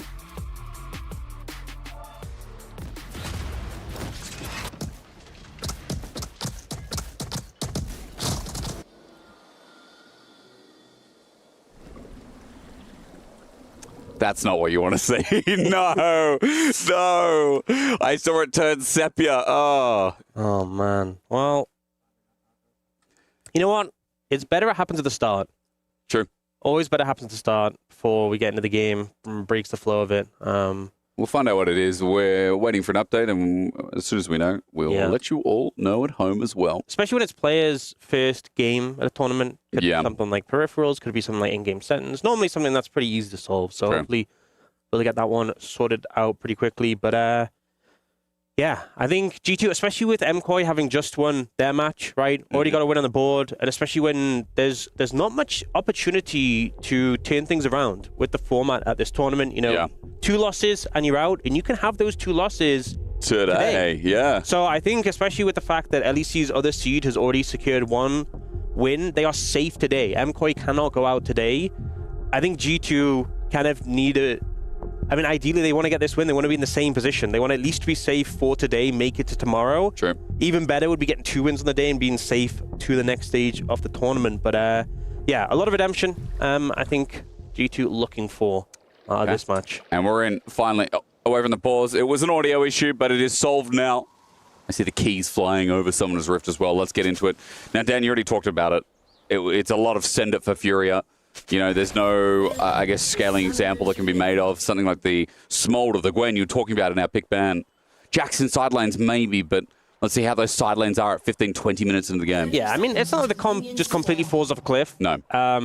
You're worried about center and the setup there. Yeah, and there's still, you know, if you kill the center, if you manage to get on top of it later. Oh, it's double G2 Labrov. He's got the extra power of G2, but that support's going to get engaged on. Still the crash down. He holds in place. A flash now away. Hans Sammer, the new target, and FURIA have the damage. The follow-up, great. The heal through. Hans gets a slow, but a remount, and a cleanse won't save his life. In fact, one more auto, and Ayu gets it. First blood over to FURIA. Such a great start for FURIA. You know, getting that early kill onto the Corki, a pick who often has these really strong early item spikes. You're getting that extra advantage in lane. You burn summoners from the enemy bot side as well. So I think just, you know, G2 kind of lazily walking in there. True. Didn't really have the information to go for this. They see the rel, they're like, hey, let's just go for a quick little trade. But you're into an Annie, right, who has that stun available. I think didn't know that Ayu was there, and Hans Sammer kind of pays for the sins of his support. Plus, as well as his flash, Labrov had to burn the heal to try and get him out. Hans only walks away with a flash that I'm sure he was going to try and burn to get over that wall. But first blood over to the Corki, the perfect wave of Furia to start with this comp. Yeah, really good early momentum. And it's a slight advantage in terms of summons for Fury because they got the cleanse from Hans Hammer, but not that big of a deal. But definitely the start you want. Well, Elaine, let's see how it affects us. Are you? Bless you, Orcs. It's all right. As a good luck sneeze. Yeah, good luck G2 maybe. Start the game off, yeah. Oh, I liked it. As Crashdown comes in again, good dredge line from Labrov, but his aftershock is down, so... Oh, a little bit mistimed. I think Jojo wanted the level 2, and there was one minion super low on HP that didn't get finished off. Yeah. But still, finding these good trades, getting that early pressure down, what you like to see. And if you keep the pressure on this bot lane, stop Labrov from leaving lane, because I think the Nautilus Pantheon is a really strong duo. They both have that single target CC. Very easy if you catch someone slipping just to burst them down, to focus them. But if you keep that Nautilus trapped in lane, won't get that window. Now, Skewmont heading top. Oh, no, this is not a good Gigo start. has everything, but Broken Blade is trying to chunk him out first. The flash engage, nowhere to move. Gigo down in the dirt. Good start. Good opportunity found there. The stun came out from Broken Blade. I'm not sure if the Counter-Strike was on cooldown or he just found a window where it was unavailable, but considering... Oh, they did know. Labrov does have Aftershock this time, though, so Hans gets a bit of soul trading out of it. Yeah, just a fine trade. But considering, you know, this was the sore point, the top lane matchup for G2 last time, I like the Skewmond already finding that early gank, making that happen, and just giving a bit of help towards Broken Blade. Because in isolation, I remember that Aatrox opening up the series. And as an EU fan, that was horrible to watch.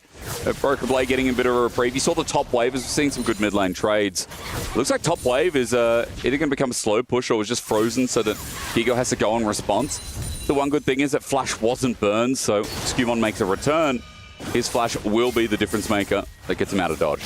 Yeah, I mean, I feel like with these situations, when you have teleport and you end up dying in that situation, it's not the end of the world. Yeah. Especially if the kill goes over the jungler. A return gank, that would really be painful. Yeah. So, you know, he's not out of the game yet, but obviously not an ideal spot to be put in. Right now I see it's just TPing back in. It's taking a good amount of poke from Caps on this Syndra. Does have the first strike as well, and I feel like kind of indicative of how the lane has been going. The Syndra really able to find those good trades. On dredge line again, but can't get in range. Just that auto attack in the end. Hans Summer, all about those trades so he can get the souls up as well. Left side of your screen, 15 is the count early. I think it was talked about internationally at 20 minutes. It was like 60 souls is good. 80 carry center. So already within reach as Hans Summer gets the pace on the way.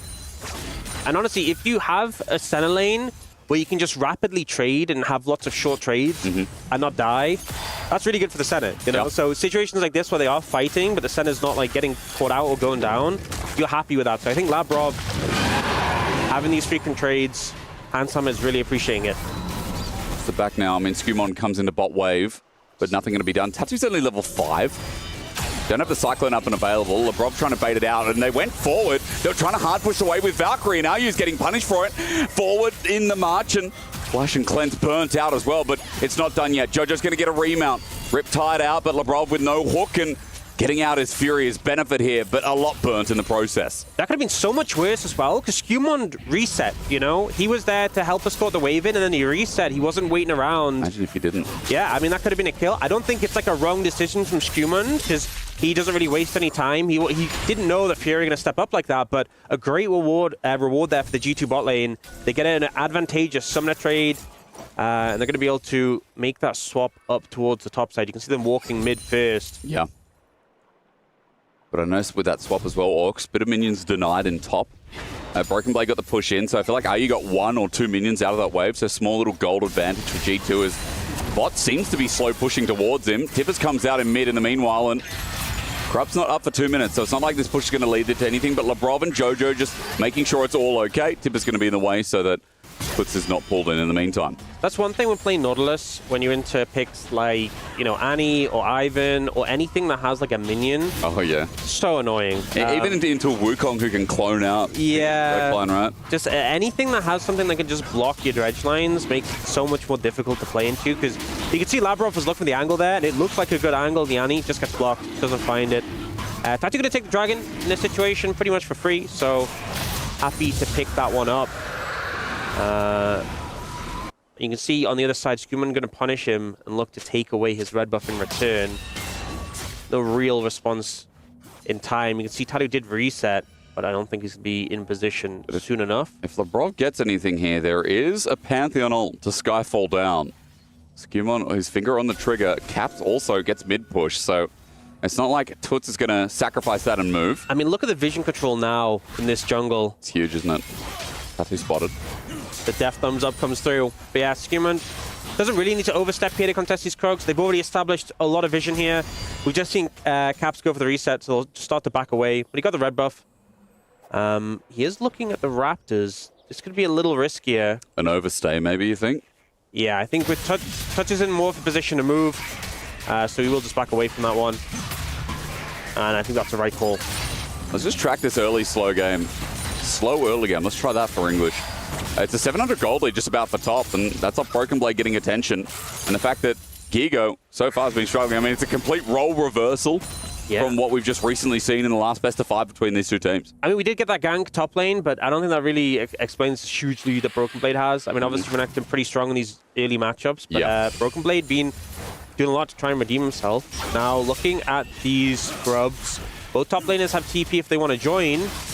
Tatu is trying to find a way in, but he is on vision. One taken, but Pantheon's Q with Smite there. You see it. 2 should be a quick take as Labrov is going to be the target. Cyclone early, but Tatu's going to flash. Second version of the Cyclone, getting down Labrov quite low, and with an auto, Tatu takes a kill. Scuman can't get there in time. He's taken 2 grubs at the cost of Labrov's life.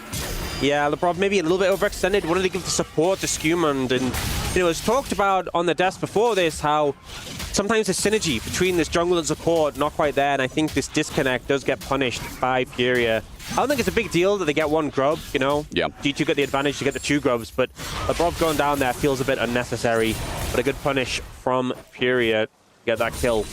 Where are you LCK guys at with grubs? Do you care about them? Because I feel like when we went down to 3 grubs, a lot of people, you know, it's been a lot more of these 2-for-1 trade-offs, a lot more composition dependent. How do you feel about it? I mean, much of a muchness? It's one of these things where, like, if you can deny the 3rd, great, but it's like, would I rather have a dragon or would I rather have grub? I mean, again, it depends on the comp. Yeah. But I feel like dragons are more often leading to wins, right? They feel more universal dredge line. There's the clone. You talked about the interaction, and we see it again. But Toots is coming in. A punish onto Labrov. No stun yet. Tibbers comes out. 3 members there. Scuman goes on enemy jungle, and Tibbers sent packing back over to Toots. With the ult from Caps as well. There's no kill, but a scatter of the week might make one happen. Jojo is running for his life while coming into Ayu into melee range. Still works out. His Gatling gun shredding down Scuman for a re-engage while Broken Blade has joined in. But he's found a clone with his W. Still enough for the Dominus to Q spin, and Broken Blade picks up a kill, but in the end, FURIA is still getting a trade back. Yeah, considering that was a 1-for-1, kind of surprising, because I feel like G2 had a lot of power there, especially with Renekton moving over, but maybe a little bit of split focus. Still, they get control of the area, but a 1-for-1, I think they could have got a bit more, especially as now Ego gets that plate in the top lane as well, a bit of gold in his pocket. And the question is whether that trade's really going to matter too much, because the kill over to Broken Blade still keeps him in that lead quite healthily, picking up the wave on top of that as well. I mean, this Crocodile is going to be strong. Stride Breaker soon too as well, right? You know, we have an advantage in the top lane, advantage in the jungle. This trio on the top side for G2, which is their mid-game strength, really feels online as they're approaching their one-item spikes. The mid-jungle already has it. Broken Blade's going to be close. And, Scatter the week again. It's perma CC, but with Aftershock up, resistances are enough. It's real. But yeah, like these big advantages that G2 have, they make it hard. And you see, so Labrov initially looks for Tatu, doesn't find him. And then we have here, so ult comes down on the Annie. And you can see Labrov trying to look there. Scuman splits onto the Wukong, Caps ults the Annie, but it just feels a little bit split. And with the summoners coming out, they don't really find the ability to connect onto one target that well. Labrov goes down in return. And Tatu does go down because he just ends up a little bit overextended, unable to get out. He just kind of come back into the fight. But I think G2 could have come out more favorably in that fight, all things considered. Maybe the focus was a bit cleaner. Maybe they just directed that onto one target at a time a bit better. They're trying to do that now. Once again, a fight in the enemy jungle. G2 just want to keep going. Go to Magnustorm, keeps him in place, and Labrov is going to be the burden of bad news. Scuman gets stunned up, but not enough damage. Labrov is going to sack again as Tattoo just finds yet another kill. Labrov dying a few times in the early game while Caps is getting mid. I mean, of all supports, Nautilus is that sort of champion where once you start overextending, you can just die on repeat, on repeat. 0-3-0 right now for him, not having the best game. And G2 are still ahead, right? And, they still have this Senna who's scaling up, but giving some kills back over to FURIA, which they will happily take. Dragon is up and available, though. And G2 still have, I would say, a bit more control over this area. But, with their support dying a lot, they keep forcing him off the map. It's hard to maintain vision. Stun up, hang on, couple more autos, waiting for the Counter-Strike. Broken Blade. His flash is available. But now he has to time it with the Counter-Strike. All it takes is a flash auto Q. He's looking, and he'll take it. A second kill for BB. Oh, he feels good about that one. Redemption after the last time these two top laners matched up. Broken Blade finds the solo kill. Tattoo was there, trying to offer cover. Isn't able to do anything. Dragon goes over to G2 as well in the meantime. And suddenly this game is looking super favored towards the EU representatives. That's a stride breaker on his back as well. He's now going to take it while supports battle it out down bot. And plate maybe almost denied for G2 as they get that wave in. Skumon now making the move just to take Scuttle, but as you said, the gold is starting to brew, and the only lane that was really down was Han Summer, but he's a center. We talked about it earlier on in the draft. Now at almost 40 stacks at 13 minutes. Han Summer's chilling. Plus, once you hit that Shiv on center, it just really bolsters your wave clear. Yeah. So it just becomes so much harder to really make use of an advantage because you just thin the waves out repeatedly, and you can just kind of put the center down mid, clear the waves, pick up the souls. It's the other members of the team who are really going to carry you forwards, and then you're just that insurance policy for the team. You're not having a fun time in this one. Even up against the center. Caps Scatter the Weak is good. There's a lot of burst potential here. The Unleashed power is up and available, but maybe not enough orbs to play with it. Yeah, I mean, this is level 10 Caps, but he's nearly level 11, and I think maybe a level 11 ult might have been a bit close, right? Whether we would have gone down on that. So Broken Blade now looking to focus him. His ult's very close to being up, though. It is, and if you can clear the minion wave here, you might get enough of the Rain of Anger to get to 50%. The crash down the CC chain. Center ulti buys him some time, but the slice and dice will not get him to safety as IU just takes away another. Oh, so sad with how close that ult is to being available. The extra health that it gives you and the Fury would have made a difference. IU, taking some tower hits. But it's a good shutdown that comes through. And this Corki is getting a lot of gold. 3-0-2 right now. Okay. And the spikes will be coming in soon. Return play on the top side, maybe? Panthers coming in, flying from the sky, and with the shield vault, unable to move his Gigo. It's just CC chains on both sides of the map that make the kills come alive. Yeah, really easy to pull off with that Pantheon ult coming in. Skumon able to finish that one out. And will be first tower going over to FURIA, so they all get the feats of strength. But a quick response from G2. And the game is not completely out of control, but G2 have 1,500 gold lead. They have that Senna who's going to scale up pretty well. But I think when we get to the point where IU gets that 2-item spike, the Manamune and the Triforce, that is kind of the make it or break it point, I feel like, for this composition for FURIA, where they need to start finding some big fights, need to be getting some backline access, and really maybe dealing with the problem is this Renekton. 1,100 gold ahead in this top lane matchup. That stride break is going to be accompanied by something else as well. So 2-item Renekton, I mean, is such a powerful point as G2. Starting off the Herald, but no contest. Wrong side of the map right now is Tattoo. They're giving this one up. Might just be the contest of the Dragon in 2 minutes as Herald is a good way to open up mid. Yeah, it's so low. That's just Herald just kill that tower whenever they want to go for it. TP coming in, though. There's no tower. That's a dead Annie. And she's on a ward, and they know her stun was just used. So W on a 3-second, 4-second cooldown. There finally with Tippers out, but what will that do? Scatterwig against the wall. Look away. Caps will take kill number 1, and G2 are going to open up an inner with that great move. Yeah, I think maybe thinking, right, mid tower's pretty low. We have the long range of a Senna. Don't need the Herald to break the mid-tier 1. Instead, just going for that influx of gold from this top tier 2. And FURIA, there's no real way for them to respond right now, He goes pushing in that bot lane tower, but we have Caps sent there to defend, and it just ends up being a really positive play for G2. Now a 1,500 gold lead for that Renekton. It's going from bad to worse. Yeah, it really is.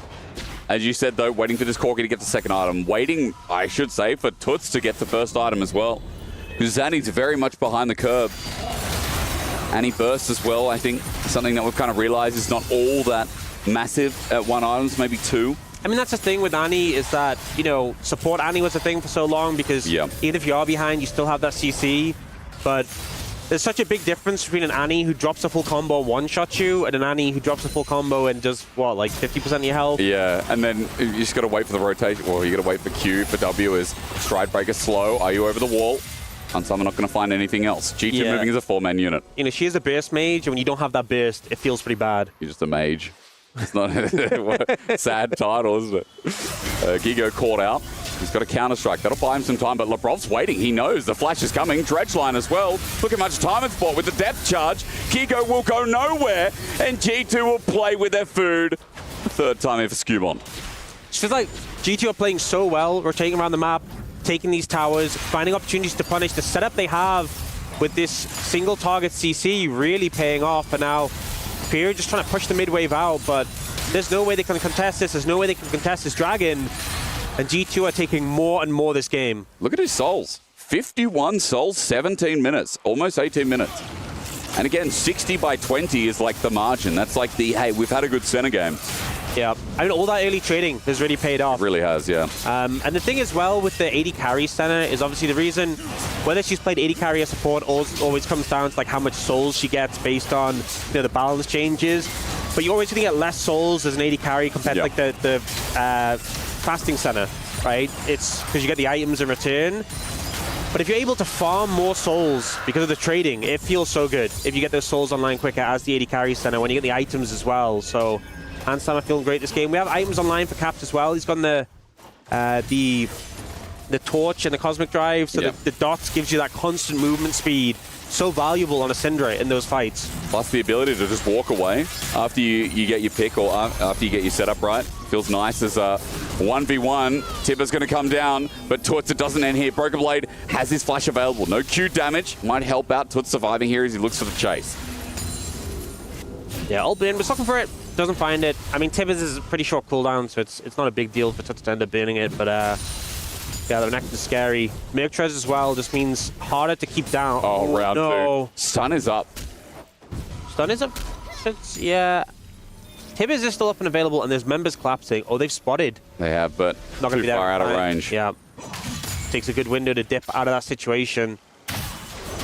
And FURIA, you know, we are approaching that spike I was talking about. It's not stacked yet, but I feel like it's not enough. You know, you have a 0-4-0 Jax in the top side.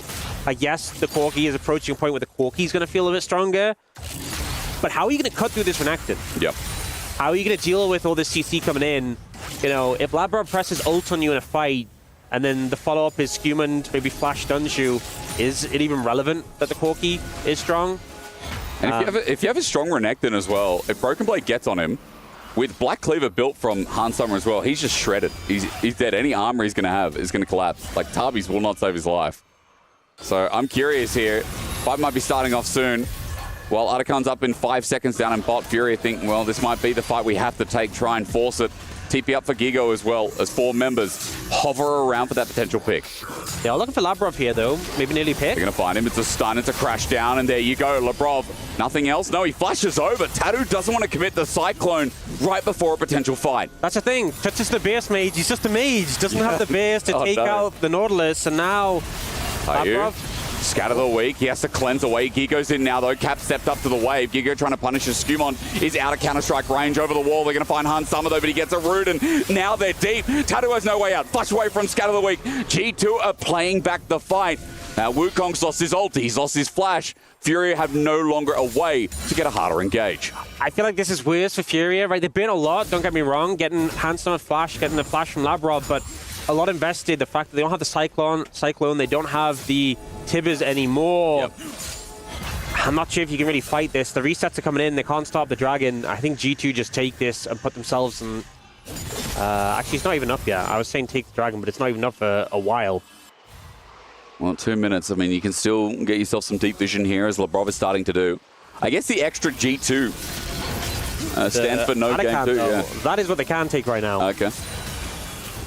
We'll hold off on that. GG2 Labrov is just going to zone off for now. Tattoo comes in. Remember, only ulti on the Rel. Rel is big here. If they're all stacked around the Arakan, Jojo need one hell of a 5-man. He's angling for it at 5k, but Broken Blade goes right. The rest of G2 go left. He's going to Hex Flash, and they're out. Looking for a quick reset on the Artican. G2 are not going to flip the game over it, but instead, Labrov is looking for a hook at 4k. Toots is going to flash in with Tibbers. It's a bit split, though, as the ulti from center lines the darkness. Jojo got his engaged, but it won't matter because onto Skumon. He'll perish shortly afterwards with the dredge line going to max range, and G2 losing only one. That deep charger keeps everyone else alive. G2 wipe them clean.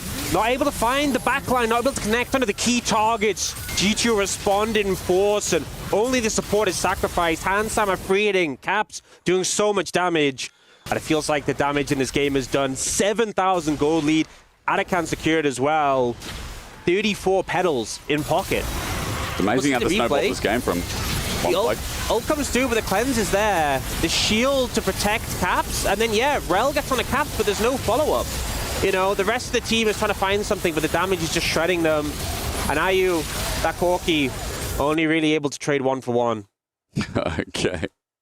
Well, I guess in a best of 1, kind of rough as...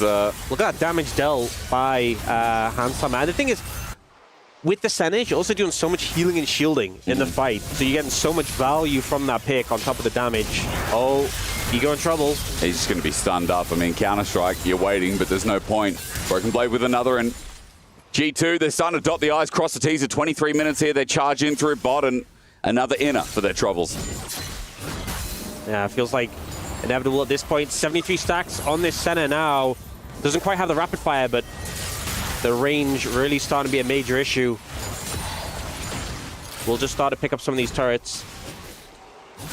Well, it's a very different game one that we last remember, but for G2, a much-needed recovery when it was really revenge on the line for FURIA, pushing them so far. You can see opposite sides of the map right now. It's all about that trade for objective bounty, but double inner turret, that's all that's going to be taken while Skubon solos the Dragon.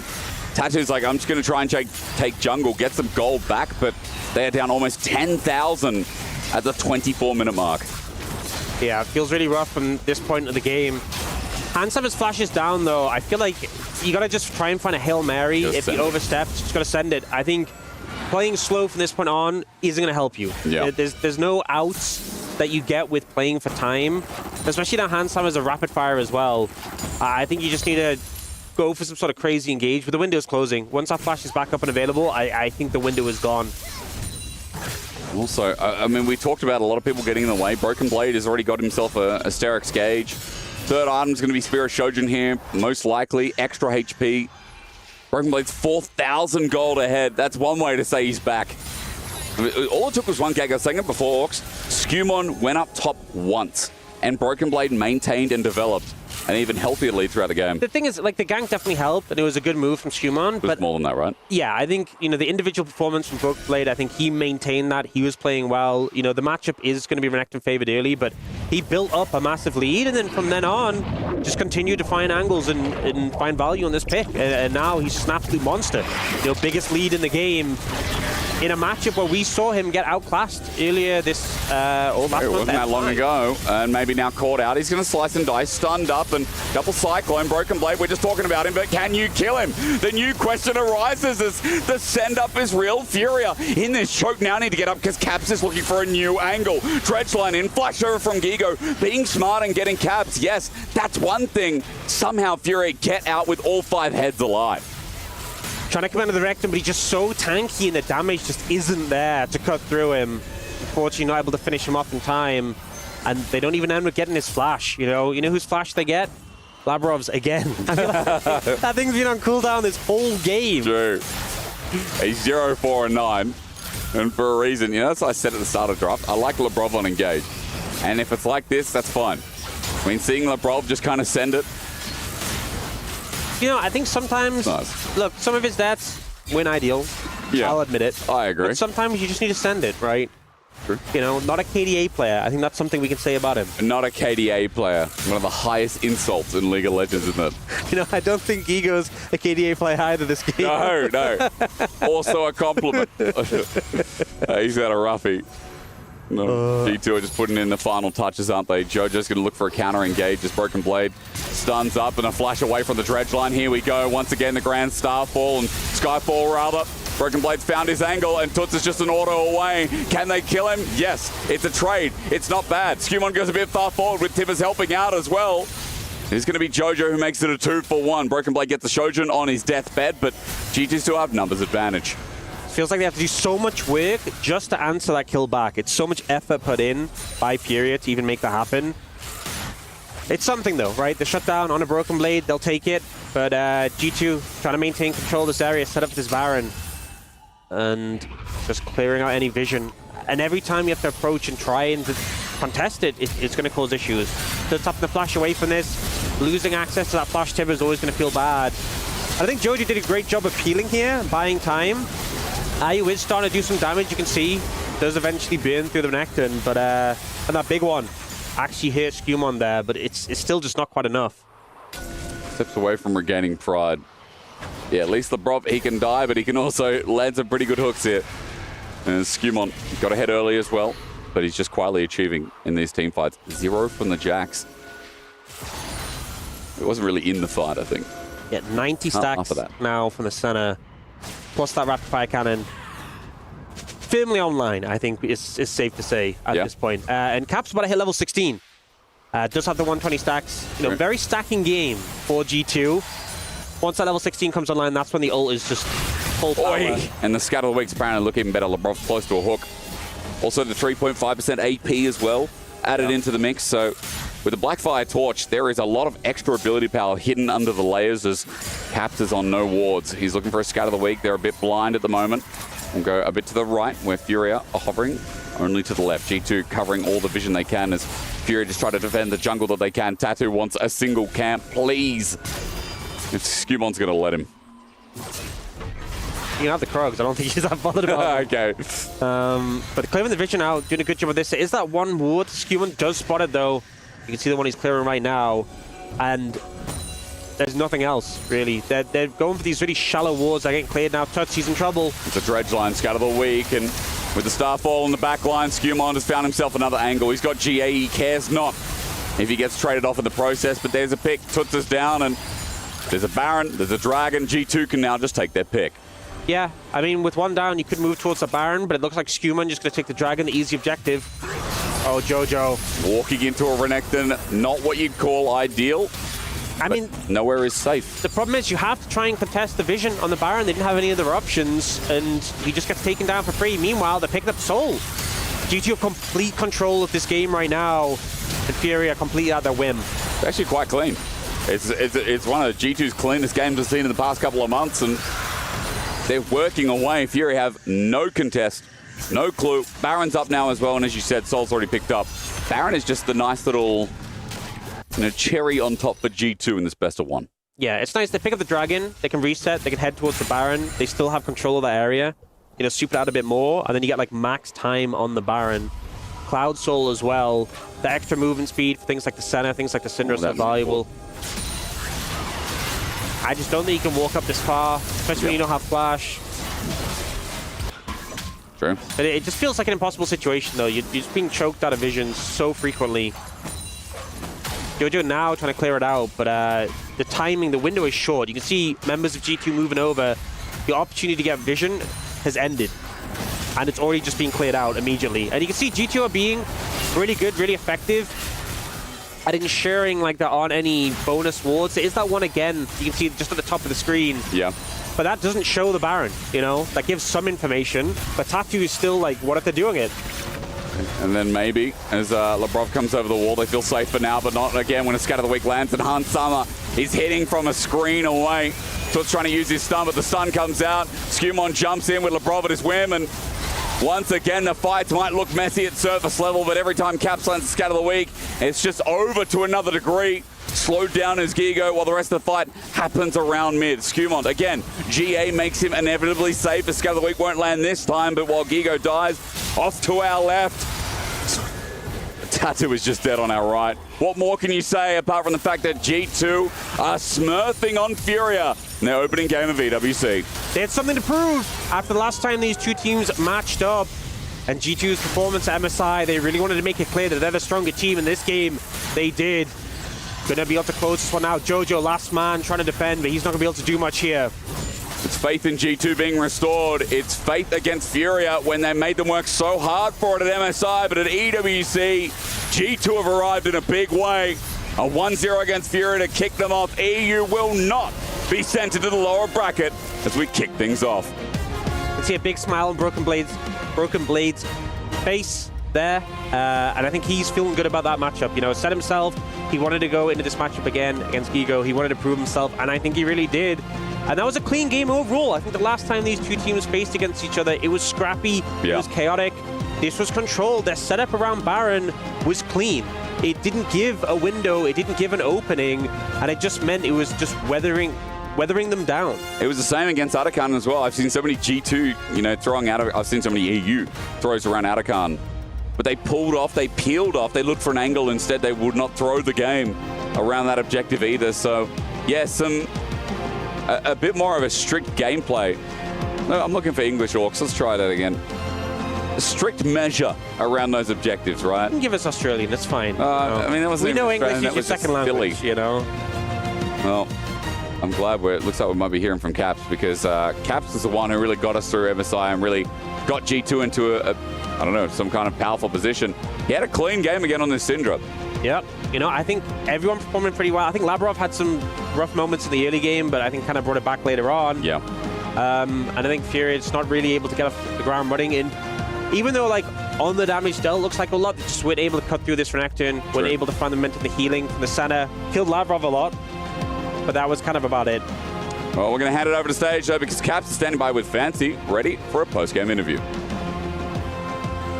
Thank you so much, gentlemen. We are back on stage after a stellar win from G2. I have Cabs with me for our Amazon winner interview. For the first question, I just want to know, what's it like playing a back-to-back international tournament so soon?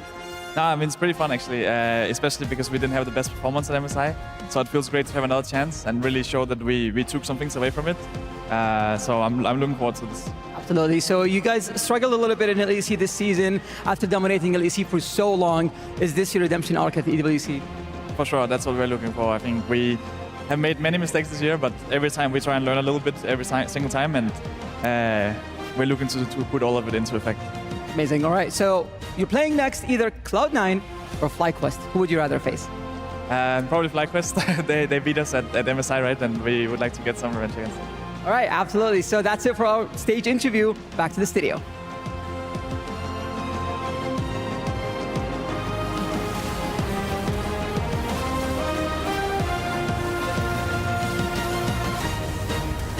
With the Western GOAT, it is a victory here for G2 as they're able to bounce back and make it 2-0 through the early parts of the group stage for the LEC squads.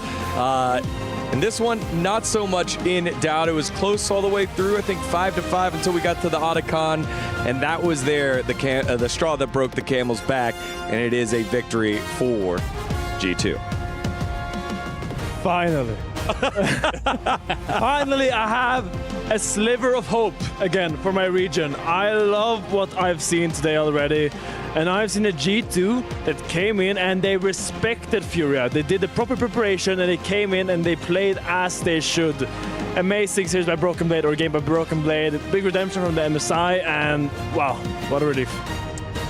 Wasn't a very close game, all things considered. Yes, the early game was a bit even for a little bit, but then Guigo started dying a lot, and Broken Blade kind of just took over the show. I mean, Skumon was doing a lot from the jungle as well with some of his early ganks on the Pantheon, and just kind of felt like FURIA never really got their footing afterwards, and to be honest, didn't really show their best stuff. G2 did look good, though. I do like what you were saying, Finn. Like, they showed up, they showed respect, and they knew, you know, this is a best of one. You got to win this one, otherwise you're going down to the elimination match potentially. It's going to be rough. So it's definitely a good showing from G2, but potentially some bigger opponents left. Yeah, that gold graph is what you want to see if you are the favorite here, right? We've seen a lot of changing of maybe the guard, changing of some of the power rankings over the last several years for Europe, but nope, G2 keep it nice and simple, and the gold lead basically came from the bottom side of the map. Senna, we know, scales later on, Corki able to get lane pressure,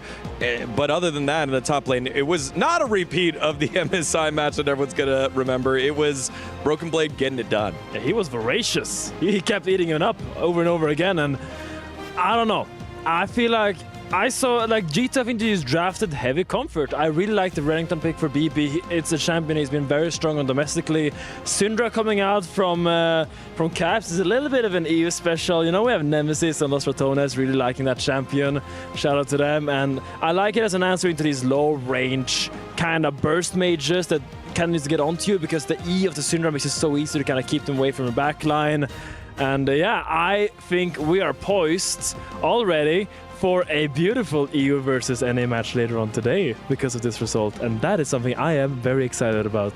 Yeah, we are definitely poised for that, because that is the next matchup. We've got two NA teams playing. Let's take a look at how this one all shook up in this game, with Guigo getting bullied to make sure that Broken Blade was not to repeat the top lane experience he had against G2 back in MSI. Yeah, and this matchup is quite volatile. Usually the one who falls behind early really struggles to get back into the game, just because of when these champions commit, it's really hard for them to get out because you're standing there in the fight. Here, Renekton is gonna find a really beautiful flash Q. Big disrespect here from the Jax to stay.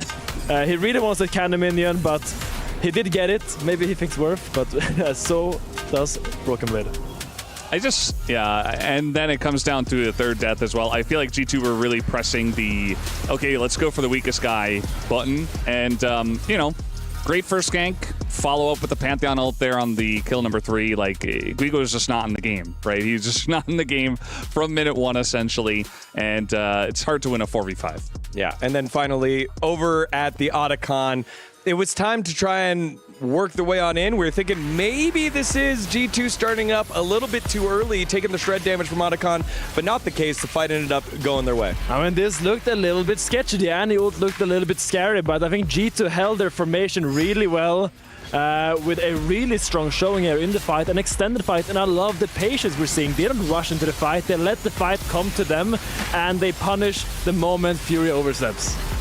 Yeah, I mean, if you're playing Syndra and you're playing Senna, just having them put that much pressure and commit that deep into this kind of a corridor when you're already behind, in the case of FURIA, it was never going to go well for them. All right, surprise! Joining us here on the stage is the man in the top lane for G2, Broken Blade, joining us just like you did last year. We had the interview last year, just felt like it was just last year. Congratulations on the win, man. How was it? Thank you. It was great. It was great playing on stage. It's a cool stage. The headsets and stuff, they are nice.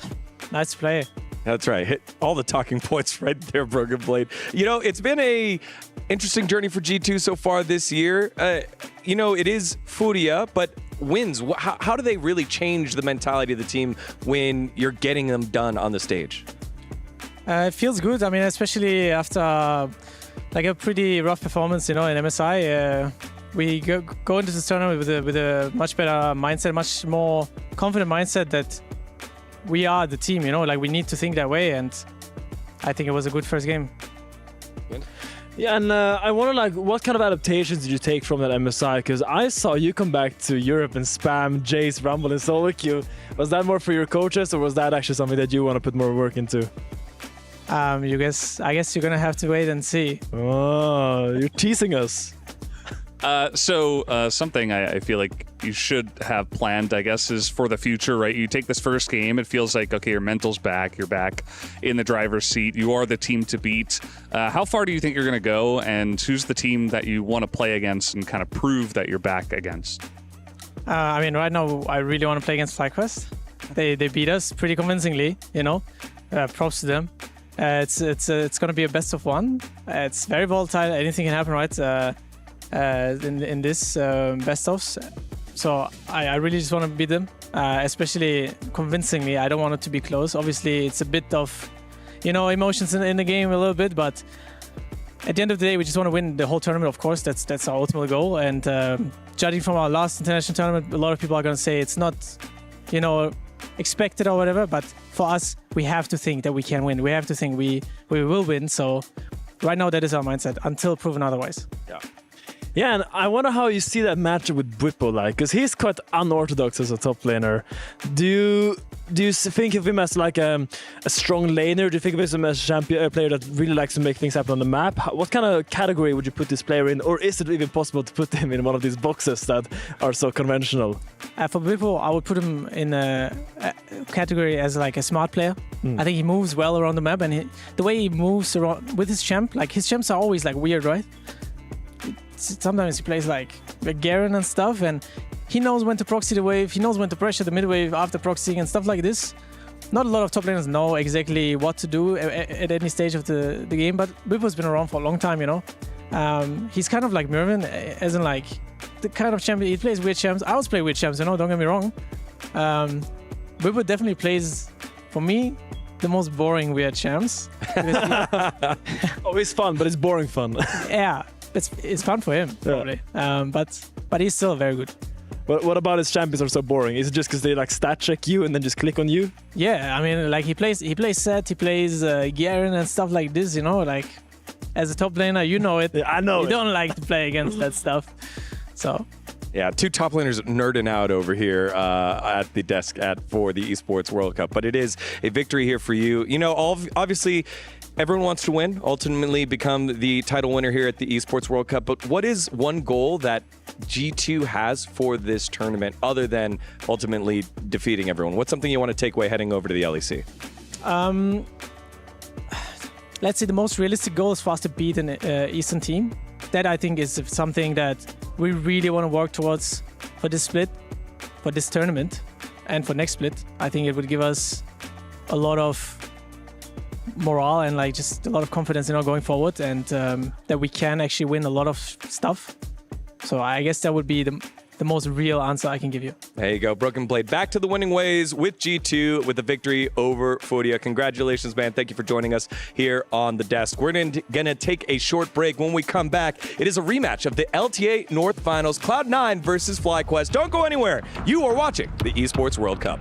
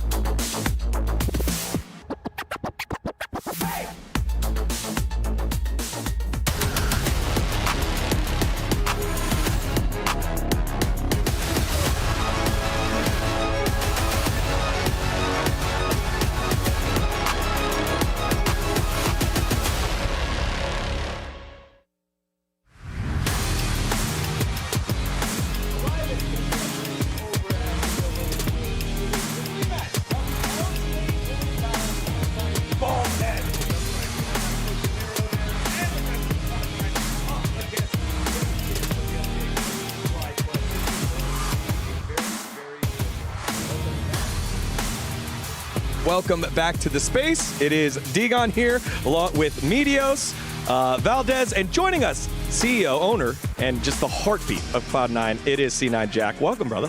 Thanks for having me, man. Yeah, man. It's great to have you here. Just wanted to get your quick thoughts here on the LTA North, being back here, getting the opportunity to play international play. How does that, I guess, work out here for Cloud9, and how beneficial will it be? I'm pretty excited to be here. We missed MSI, obviously, so having this event to be here to kind of have another international event to show up in is really exciting for us. Yeah. All right. Talk to your boss. Hey, Jack. There are some rumors that C9 was doing real well in scrims against the MSI teams. Do you have any comment on that? Yeah, so usually when you miss an international event, it's really hard because you kind of are behind with all the teams that went out to the events because they get to practice against all the top teams in the world. It's really nice having it in Vancouver because we could actually scrim just like all the other teams are actually participating, but we're a team that's not a threat to anyone out there. So the top teams would be happy to scrim against us to show us their best because we weren't a threat at all to them. And we actually did really well against the Eastern teams, which is kind of surprising. Historically, we kind of just get stomped, but we were very competitive, which is nice and give us a confidence boost coming into this map. Are you hitting the classic "the gap is closing" kind of storyline here? Listen, I mean, scrims are just scrims, you know, so we actually got to see how they do on stage, but it still feels really good to actually be competitive in scrims. I'm curious, what is different about Cloud9 at this event? You know, we have so many different strong teams. Do you feel like you guys can beat some of the best teams here? And what unique way can Cloud9 do that compared to some other teams? I mean, our players are certainly capable of beating these teams, but we do have a very young team. Not every single player, but two of our key players, our solo laners, are quite young. One's a true rookie, and the other guy's been with us for 1 year.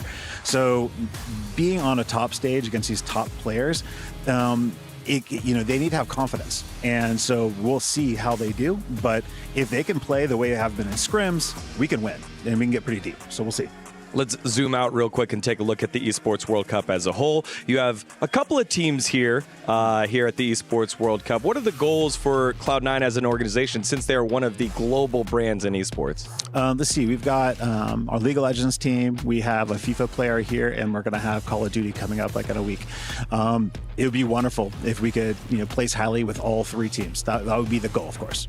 All right. Well, it looked like you had one more question here for Jack. I was just going to ask how the team's holding up with the jet lag because I was on the same flight as you guys, and I'm feeling it for sure. Is that how are the boys doing?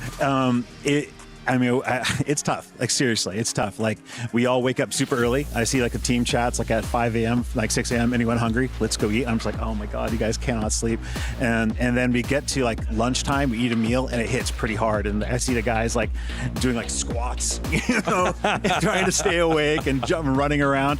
But I think, like, from like our scrims last night that were in the evening, once they locked in the game, they woke up. They were excited, but I wouldn't lie, there are a couple of them taking naps between that first game and the second game for 15 minutes. So, it's tough.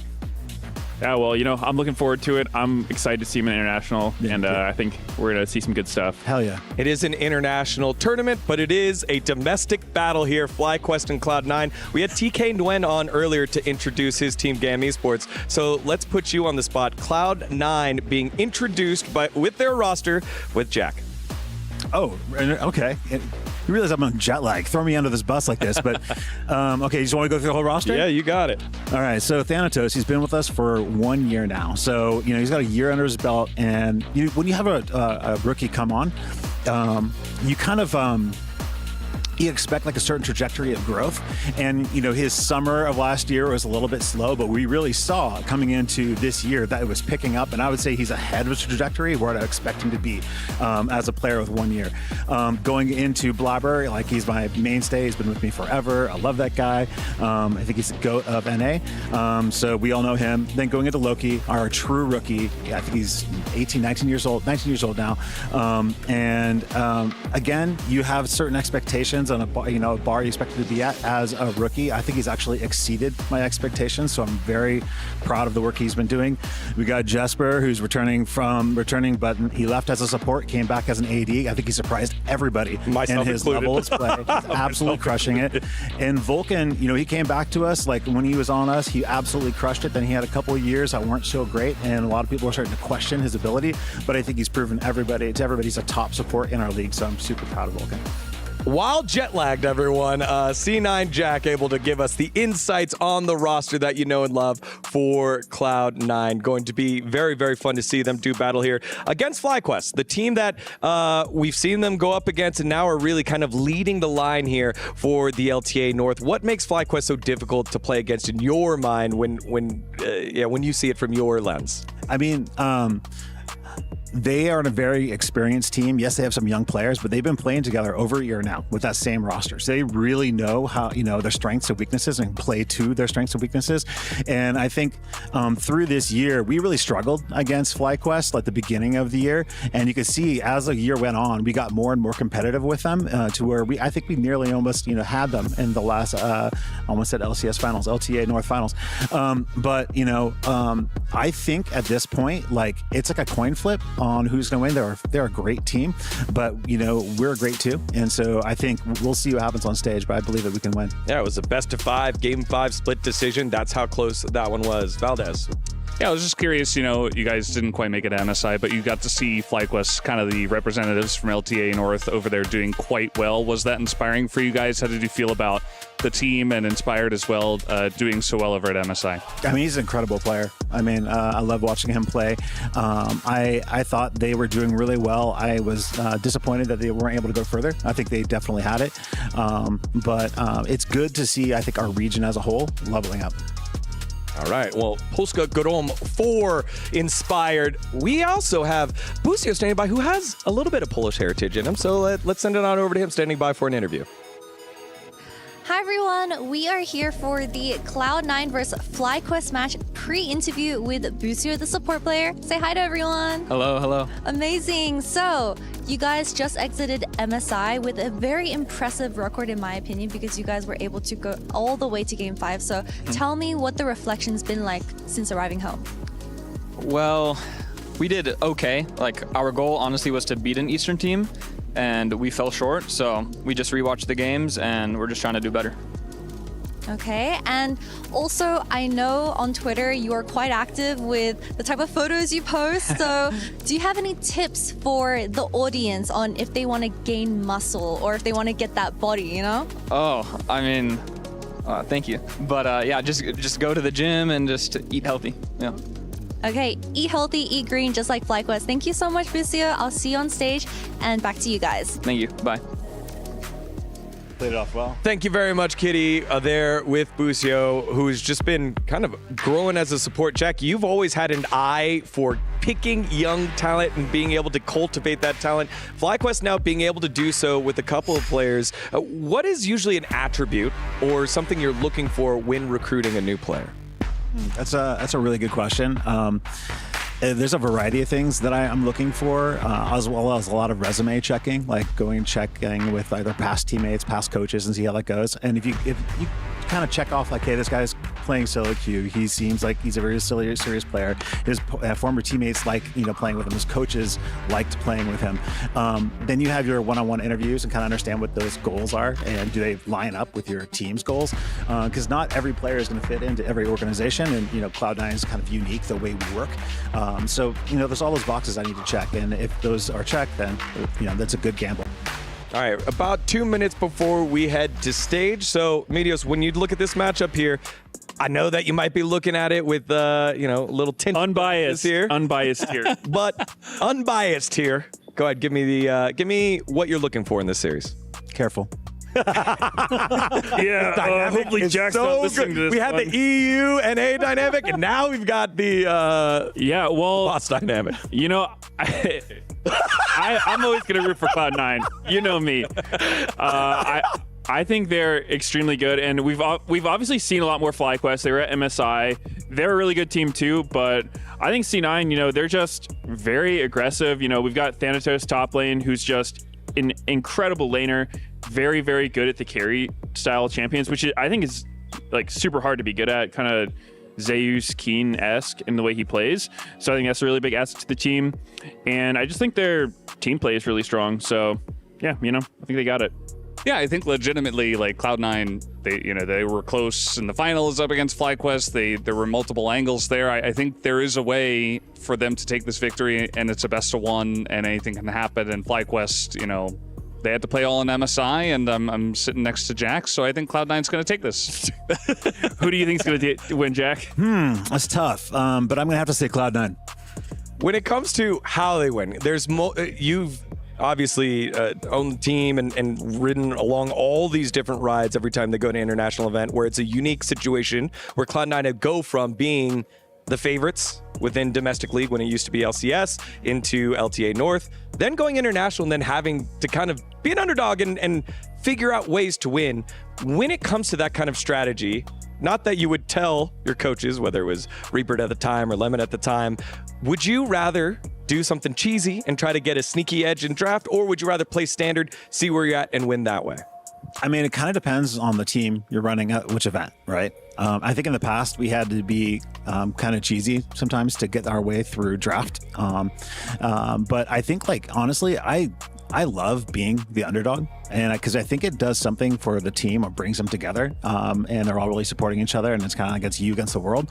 So that's what's really special to me about like international events, when people don't may not be believing in you, and then you're able to get really tight as a unit and get through it. And then when you get the wins, they're super special. All right. Jack from Cloud9, everyone, thank you so much for joining us. About 90 seconds away from tossing to the stage. So who is going to be the MVP of this game? We have our Sony MVP that we will name at the end of the day. I have a feeling it's going to come from this match here. So, Medios, who you got? Well, it's probably one of the junglers, I would guess. When you see these two teams play, it's like Blabber versus Inspired to me. They're both insanely good junglers. I think that Inspired has had a really good year just lately. He's extremely consistent. He's one of the players you never really expect to see him feed. Whereas Blabber is one of those players that, in my experience, he was always the hardest jungler to play against, like out of anybody. Very hard to predict. He can do some explosive plays. Every once in a while, it kind of bites himself, but yeah, I think they're just really good junglers, so probably one of them. I'll go for Thanatos, from the the LCK I love these guys. region. We've already seen some top lane dominance. I think he can bring it back here in a best of one. All right, well, okay. I'm going to get him on final one. Yeah, Thanatos. Get yours in. It's Thanatos' day. All right. Thanatos' day. We'll see if that's the case. We have the flag bearers for the LTA North going head-to-head once again in a best of one. Cloud9 and FlyQuest. Let's get to it. The final match of the Group A.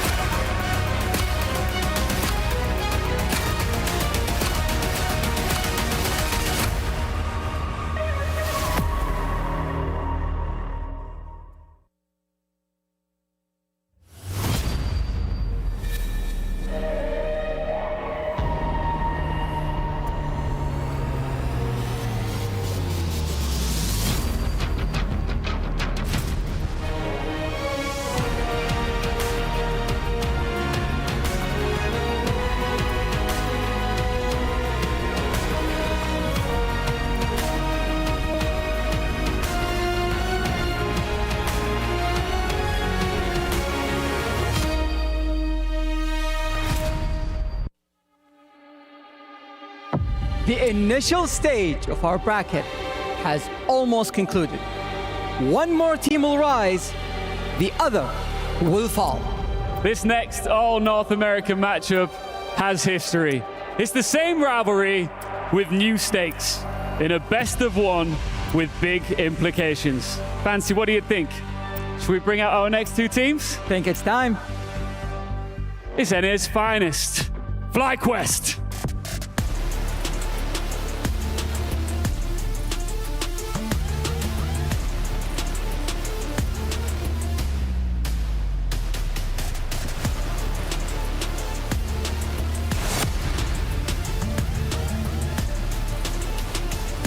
The iconic squad was absent at MSI, but refuse to be denied another chance at glory. It's Cloud9.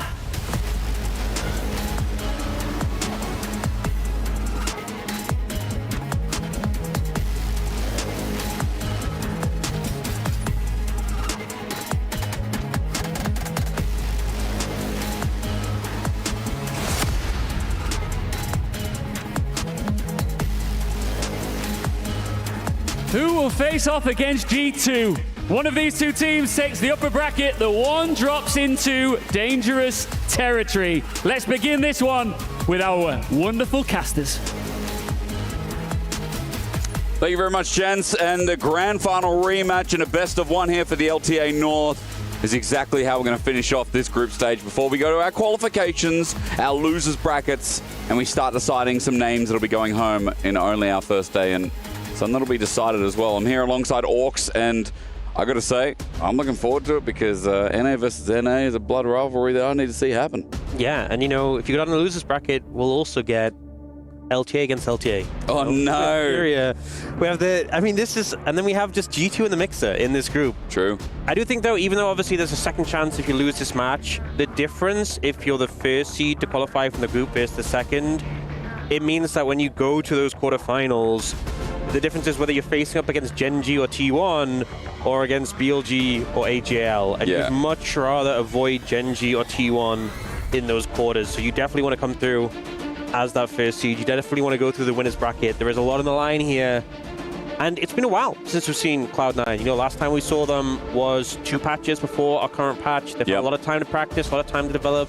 Jack talked about it a little bit on the desk there, about how they got some good scrim opportunities while teams were in Vancouver, which is a big benefit because often if, you know, there's an international in between and it's somewhere else in the world, it's hard to find when teams are on break. You may not get that opportunity to practice, but they had prime opportunity to sort of improve. And you know, obviously FlyQuest did as well when they were playing in MSI and put in some good results. I mean, we have more efficient data on FlyQuest as well. I love that you bring up the scrim point because, yeah, for C9, there were very good quality teams that I know would be coming to them and being like, hey, we don't want to scrim anyone who's live on air. We don't want to scrim anyone who's, you know, live at this MSI.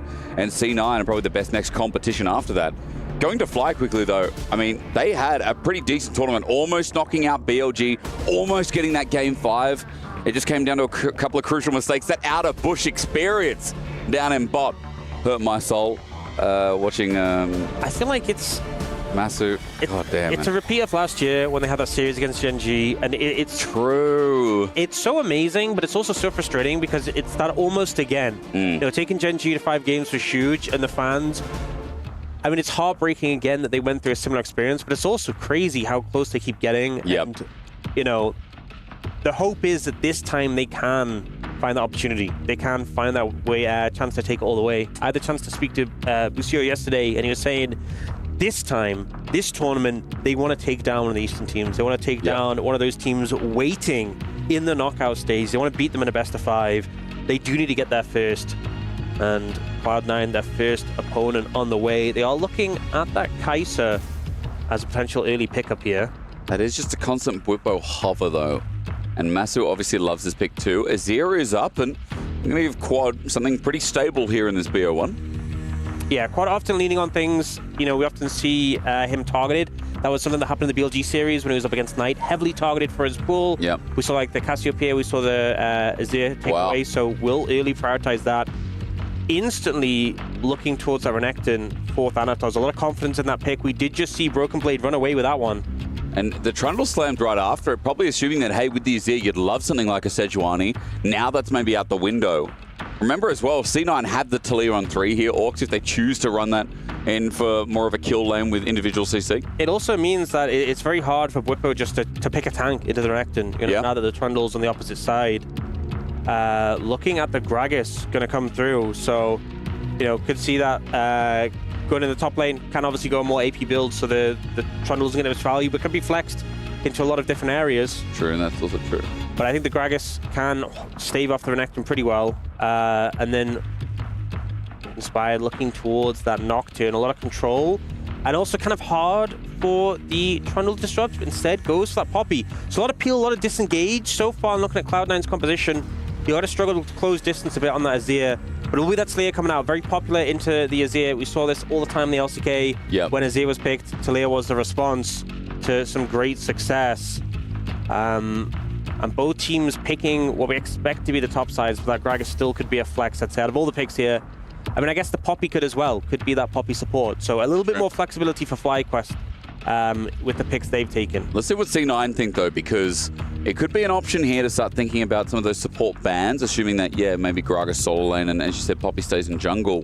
With that flexibility up in the air, Cloud9 are just going to put it where they can see it. And that's the Nico taken away. An engage tool. You said they have a lot of disengage on FlyQuest. One of those big engages needs to be locked in here. Things like Nautilus, Rel comes into mind.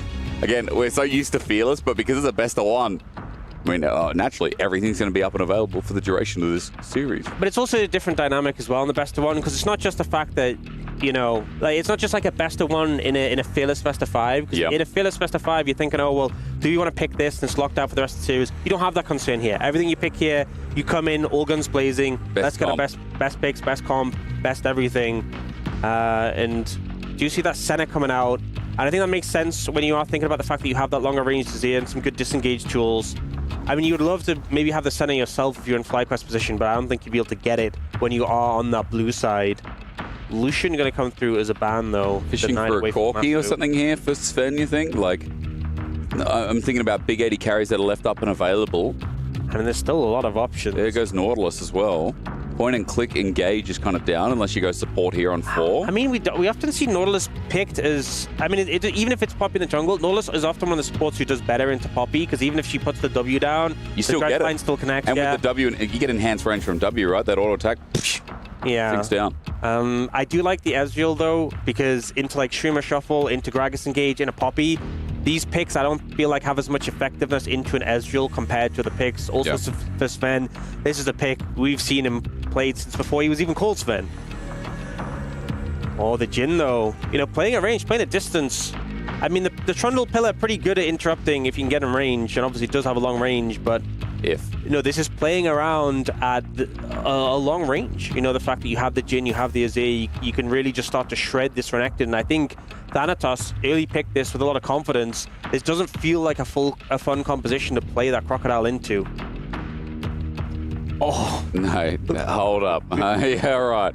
You don't get too excited, man. We're just going to wait and see. Oh, yeah, we'll hold off for a second. What do you think? A Vayne top? Karma would enhance the lane presence, and it would mean that it's going to be Poppy in jungle. Which, again, kind of assuming that's the way we go. Also, a nice takeaway from Ezreal Karma here, so they don't have a powerful 2v2. Yeah, and then for the side of Cloud9, I feel like you do want some engagers. You could go something like the Rakan. I think even though obviously it's ranged into like a melee, I think you can still survive the matchup. You could go Bard here. I know Vulcan is pretty keen on the pick. And the ult's pretty good into the Jhin, sort of providing that value. If you can get active on the map, I think you can have an advantage over the Karma. Karma is going to outtrade you a bit, but you have that sustain built into your kit. But yeah, I think FlyQuest have a lot of long-range tools. When it comes to 5v5, you can sort of play it at a distance, but like... a lot of pick potential still for Cloud9. They have this Talia. You have the Trundle as well. If you put down the pillar and you just flip the Poppy backwards, you can just kind of burst through her. So, I think FlyQuest, it comes down to just playing at a distance. But I think Cloud9, if you free up the Talia, you free up the Bard, you start to get some early momentum. They can kind of get the ball rolling quite effectively here. Speed this game up for Cloud9, sending everything, the Hail Mary in this best of one. But FlyQuest fresh off the face of MSI, fresh off the face of almost taking down BLG. A valiant effort. I mean, they were the ones who destroyed G2 3-0. EU was reeling from that. And FlyQuest, it was, I guess in the interview said before, they weren't really happy with it. Busio wanted to do better, but I think the West still said, hey, look how close you came. Not only against Gen.G earlier on, not only against, the East. Sorry, Ox, I'm blanking last year, right? When was Gen.G last year, 2024? FlyQuest, yeah. But it was also only in recent memory where an MSI, FlyQuest, almost took down one of the behemoths of the LPL. Now it's a best of one. It's simple. Win this, better position, qualification spot, and move into the rest of the stage. Move into the knockout stage, rather. As you said, there are big teams waiting there. T1, AG.AL, BLG, Gen.G. You got to win here first. The NA rematch of the again in what can only be described as go C9 go. You talked about it in draft a little bit. And get the ball rolling. That's what you want to see. Talia 6. Move across the map. Another Renekton here in a BO1, and Bwipo's just going to try and nullify this lane as best as possible. It's annoying for a Renekton. That's about it. I thought that's what Gragas has just been so good at. And, you know, he did get some nerfs. Not so much recently, but one of the reasons we haven't seen him as much. You know, Doran was always playing him quite frequently back in the day. Yep. But got some nerfs like a sustaining lane. But so good, especially against champions like Jax or Renekton when they try and dive in. You just give them the belly boop and you just heal up. Clear the wave. You're doing fine. And I think especially given, you know, the conversations we're having on the desk, the style of player that Thanatos is, all Bwipo needs to do is just neutralize. Yep. You know, all it needs to do is just say, okay, you really picked the Renekton. I can handle you. I can rely on the rest of my team. I feel like if Bwipo's also in an okay spot, the all-in that this comp has from FlyQuest as well. Well, it's not super hard engaged. We have a Poppy jungle, but you know, Azir, Gragas can still pull the trigger, right? I mean, they have a lot of CC. Yeah. And if someone oversteps, you can just kind of lock them up, right? And also... Boy! It's a lot of good damage. Big boop, as you would call it. Belly boop, isn't it belly bop? You said belly boop before. Yeah. Okay. That's a new one for me. Used to the You bop, never you hear know? that? No, boop is like, I know Betty boop, but like belly boop? Yeah. Boop is more is the nose touch, isn't it? And bop is, you know, actually that's a tune, so both of them don't Bop make sense. feels like over the top, like on the head. Oh yeah, that is a bop. But if you're hitting someone with your belly, that's a... I don't know what that is. People can't see me right now, but I am attempting it. Probably for the best. It's probably good. There is not currently a camera on us. Blab up. He's going to spot out a ward. Bwipo is low on mana. What do you think? The body slam's on cooldown now, but it's still a bit risky. It does seem like a risky dive, doesn't it? Yeah. This is a sort of play where if like Loki could have moved up and found a window, would have been ideal, but wasn't really an opportunity. He's just going for the reset into the TP. I feel like when you have a Talia on one side and you have a Poppy on the other, the side lanes always need to feel threatened. Yeah. You know, these two picks are two of the best picks in the game for like finding opportunities to dive the sides and challenge the sides.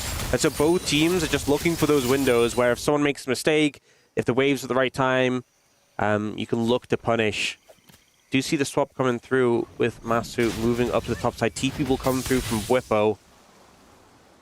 Quite early, isn't it? Here. I mean, depending on lanes, we'd see like, 3.5 minute, 4 minute swap. Last game, it was kind of after the grubs. Yeah, it's pretty late in comparison.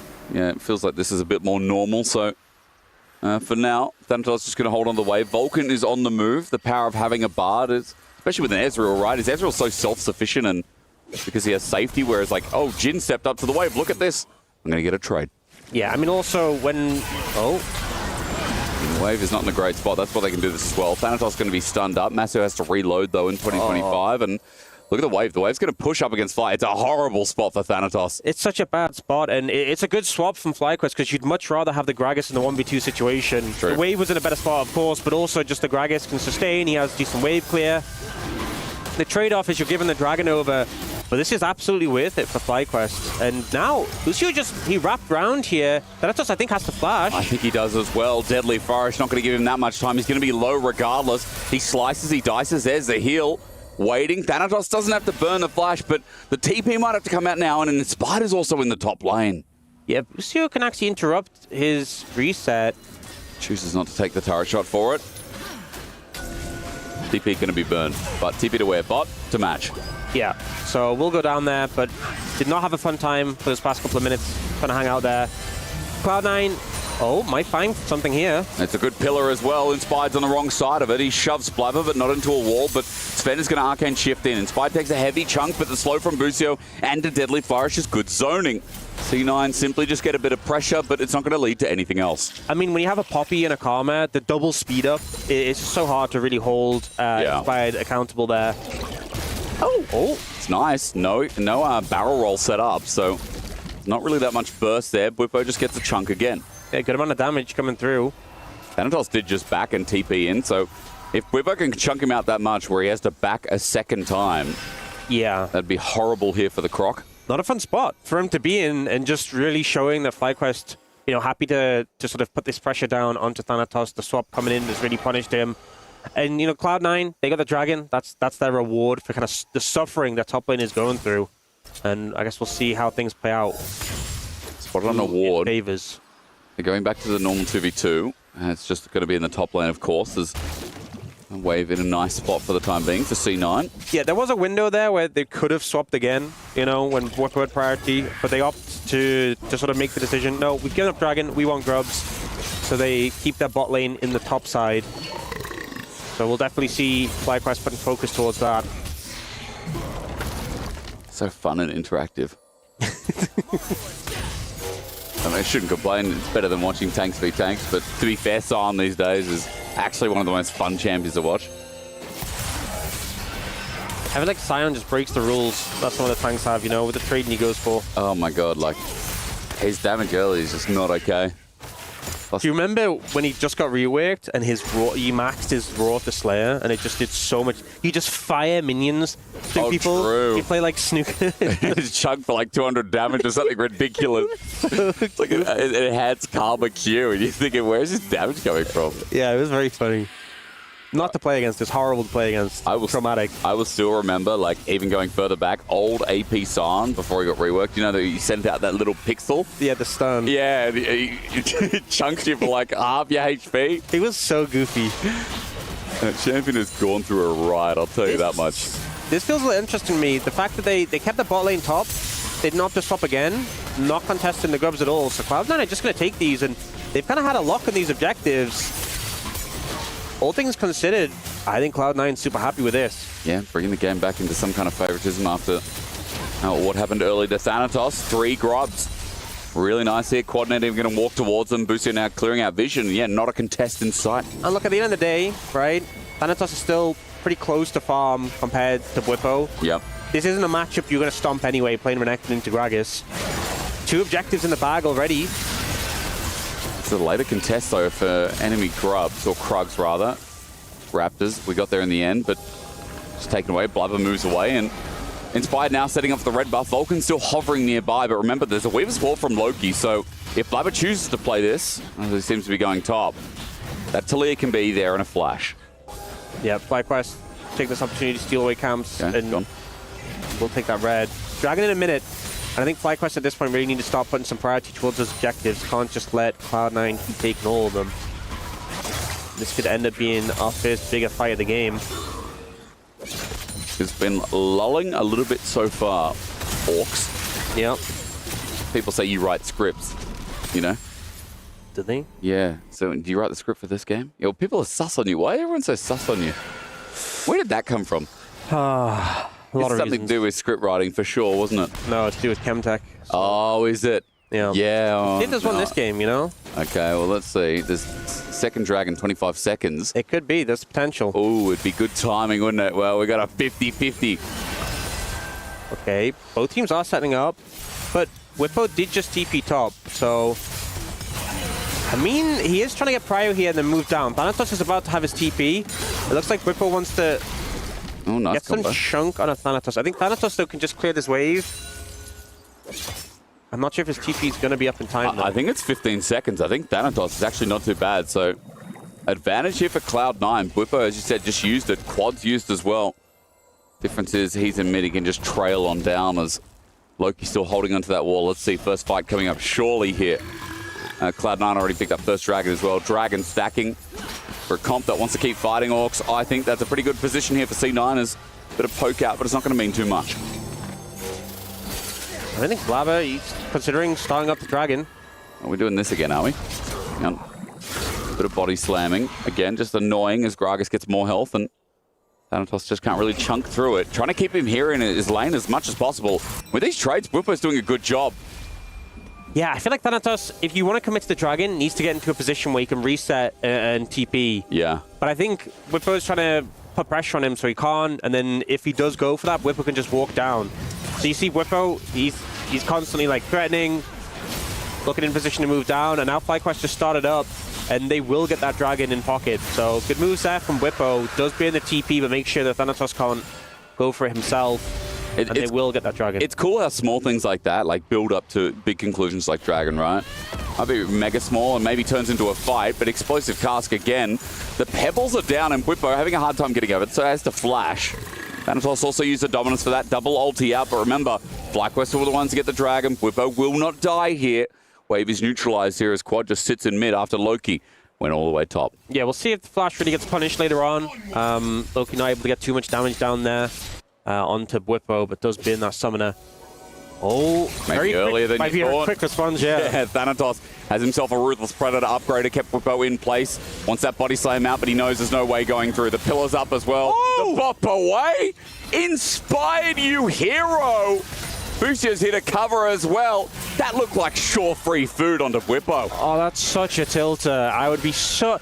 It looks like such a free kill. I gotta ask, would the play be just to a flash there? You know, if one of them had flashed it, could have finished off Whippo maybe, but then more members of FlyQuest were coming, so maybe you flash and then you end up getting caught out as well. Difficult to decide in the moment. By the way, Inspired with a great play to save his top laner, and Cloud9 got to feel frustrated on the back of that one. Orcs, you know, you and I watching MSI, we were watching the same games of Inspired. Inspired was insane. I think one of the... I guess you could say his play was pretty inspired. I know. You're going to go there. You're that kind of guy, aren't you? Cloud style, by the way. Yeah. I mean, you know, it's just not your day. Not my... It's just not your day. Man, I'll tell you one thing, though. Inspired, best Western jungler of the tournament. I'm happy to say that. Well, maybe it wasn't hard, considering how some of the others were performing, but... That's a pretty lukewarm take. Okay. Best jungler of the tournament. How about that? Exhaust onto Whippo. Now he's going to get teleporters back up. Bliver's got the pillar, but he takes a while to die.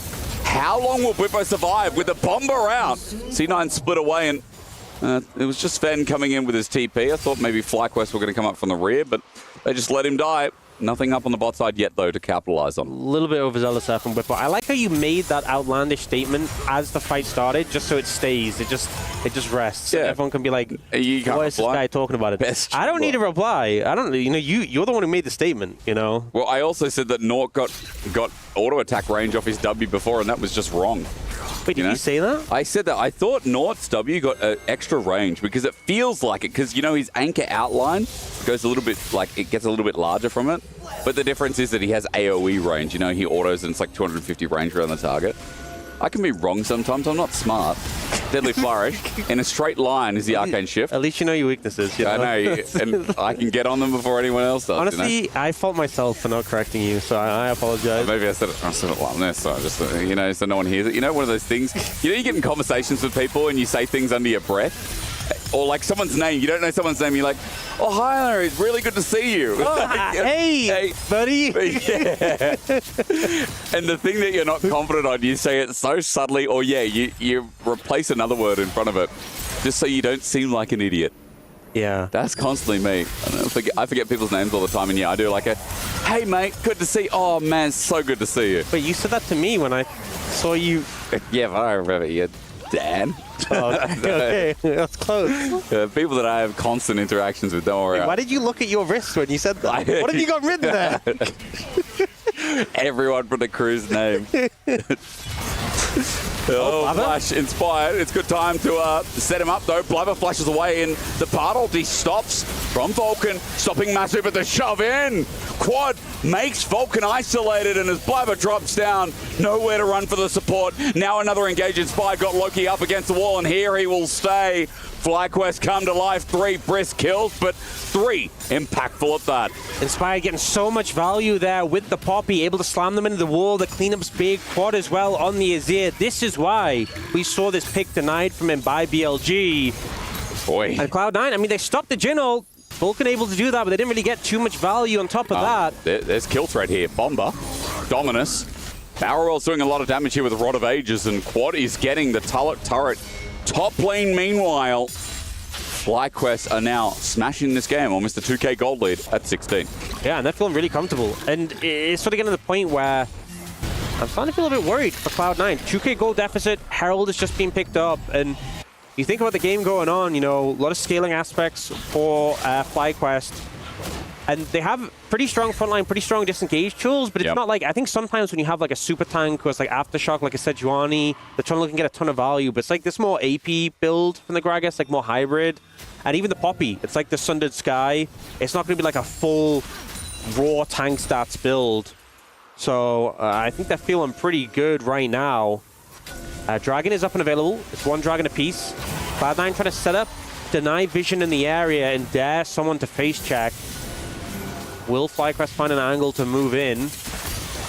Well, that control ward's doing a bit of work. Inspired now on the way, but walking over a ward is the level 11 Poppy with Keeper's Verdict. Rears its head. Herald's going to be dropped in mid. The ride going to be taken. FlyQuest say no. Forget the Dragon. There's teleport from Thanatos. Tempered Fate. Okay, let's wrap around. And can you get the turn? No. It's a little bit too far. So bot turret instead, but I think Inspired's just going to run out of room. Yeah, Okay, Herald is going to go bot anyway, yeah. But I don't think it charges because you got in, right? No, it does. They changed it. See? It does not. I thought they changed it. I thought, at one point I thought they did too, but everything changes every patch. So look, man, they change these things too much. They changed the change. Oh, but still, you're right. I mean, it'll lead to turret going down, a bit of damage from the claws. And FlyQuest still get another turret out of the back of it. I think they changed it, so they change it back again? Because I thought they changed it where if you like didn't hit the wall, it then charged anyway. I think if you hop out and you have to get a turret, and then I think it charges again. I look, honestly, I don't know. I don't know what Shelly's all about. I don't even know what that thing is, bro. It looks like a crab that, it's like... Rift Herald. I know what... Shut up. I know what it is. Bro, it looks like something that's had too much of, like Ribena or something, you know? You remember that? You grew up on that. It's like the purple grape. I've seen the adverts. Yeah. That was not that good for us, I don't Well, you know, overall, generally, everyone's pretty close, apart from Quad, just a 2,000 gold lead on this Azir. Just himself, yeah. Yeah, he is very strong right now on this pick, so prepare for him just to shred, and I feel like they're going to struggle to deal with him when he has so much protection in this game, so many anti-dive tools, and there isn't really that clean dive ability from Cloud9. It's going to be very hard for Vulcan to land an ult onto an Azir with all his mobility. A pillar isn't really going to cut it. I don't really see how Renekton's going to reach him. And if you're just pumping damage out as his Azir, Quad's in such a great spot. Which now, by the way, I have to also say, another member we should keep an eye on is Masu, who's got Busio with the Shirelias, and with Yomu's as well. He's able to force shot walk up with an Enchanter, his Tempered Fate flash. As I speak about him, he breathes and loses the Summoner. A good little pick there, attempted by Vulcan. Yeah, a little bit greedy for the wave there from Masu. The thing is, as a Jhin with Ghostblade, with a Karma near you, it should be very hard for a bar to ever hit ult on you, but Busio was a little bit away from you. I think if the communication had been like, hey, I want to walk up, be there for me. If he got shielded, he wouldn't have to flash. True. Unfortunately, Summoner Bear, good play from Vulcan, in fairness. And he's now looking for Bwipo, maybe? He's so tanky. Look at that health bar. He's just always moving around, trying to find a pick. Bwipo, 1 versus 2. Vulcan puts his thumbs in the air, but Bwipo just doesn't care. He's got the Winter's approach now. I feel like he's just... It's not even just the fact that he's so bulky, because he could have gone full tank and obviously hasn't, but he's like, he also pumps a good amount of damage for how tanky he is. He does, yeah. Rod of Ages closing up on 10 stacks. Good amount of AP. Pull the range. By just a bit out. Pillar in the way again. Now that the water cooler's down, though, let's have a look, because Blabber fighting for his camps. Inspired, I believe, gets the bigger one as Masu looking to fall shot, hits Sven instead of the turret, and this mid turret consistently under siege. The range, again, the poke is starting to matter more and more here from FlyQuest, while Quad's just going to get top wave. That and that can't start. Thank you very much from observers. FlyQuest Curtain Call going to be pulled up. That cancels the recall almost. Vulcan just in the way, and now that Curtain Call's down, Bwipo is moving in so they can siege again. I think Cloud9 doing a good job of defending this mid tier 1. You know, they did it before with Vulcan's ult to stop the Herald. Getting the TP there just to try and hold it up. Especially against an Azir, I think that's where it's really problematic when it goes down, because he can just walk forward when he gets mid-prio, slam his own turret. And I think Cloud9 really don't want that to happen, because I think it'll just allow FlyQuest to get so much more control of the middle of the map. FlyQuest heavily focused on looking for this, though. And with Rapid Fire Cannon on Masu, if he walks up, gets in range, he can get some poke down. Tempered Fate, Minion Wave. That's cleared out, but again, C9, and their wave clear really relying on Sven, or Blabber to walk up in melee range. And continues Fly committing 4. We like our Nayrams here, don't we? Oh, it just brings in more people. We'll get to 30 minutes, there's going to be 5 there. you know, I've heard so many times we say like the Korea Rams, like Korean A-Ram, Oh, yeah, but like, yeah. you know, this is back to the roots, you know. This is where we all started, isn't it? Yeah, where it all began. This is what, you know, OC server, we used to have to play on NA. You know, back in the day, like season 1, 2, and part of 3, yeah, OC people had to play on NA at 140 ping. And then they transferred us and they gave us the pool party zigs for transferring. What a skin. I love that skin. That's a good skin. No, it's a great skin. Okay, so it's a fantastic skin, you're right. It's phenomenal. Imagine giving Australians who love the pool and the beach, you know, giving them pool party skin. Good one. I had an account in the W US. Right. Yeah, oh, flash, hang on. Explosive cast, Sven. He arcane shifted first, but then he flashed after Whippo committed his own. Good punish. I had an account in the US that was called Zogs, you know, like the goggles brand. And I only played pool party zigs. Nice. I love that's a great skin. It's so good. It's a therapeutic. The rubber ducky. Oh, yeah, yeah. Oh, man. Best part. Yeah. It's a therapeutic champion to play, isn't it? You just farm more game until you nuke people. Like, it's crazy. I love that champ. But yeah, Thanatos takes a tower. That's the punish for Whippo moving up. But he does bring the flash on Sven, so we'll see if they can potentially find something from it. It really has turned into that an ARAM. Both teams just trying to find something out of these mid lane towers. Dragon is up and available though, so that's the objective to look towards. It's only 1,000 gold lead for FlyQuest though, considering there's a bigger lead before. Has kind of slowed out. We've seen Thanatos able to build up a little bit of a lead on this Renekton over his lane partner, but Whippo does have that Rod of Ages stacked up now. True. Has come through. There's that range you're talking about before as well. Quick side note, Flighting Jewel here for Quad. I mean, a guy who I think was probably one of the weaker links at MSI. For FlyQuest is having, you know, a decent scaling game. Like, I think there's 2 points to it, because I think he obviously in the series against BLG was probably the weaker point of FlyQuest, but he was playing against Knight, who was the strongest performing player on BLG, and they really targeted him in the back. Yeah, that's also true. He is now on a pick he's really comfortable on. It is showing.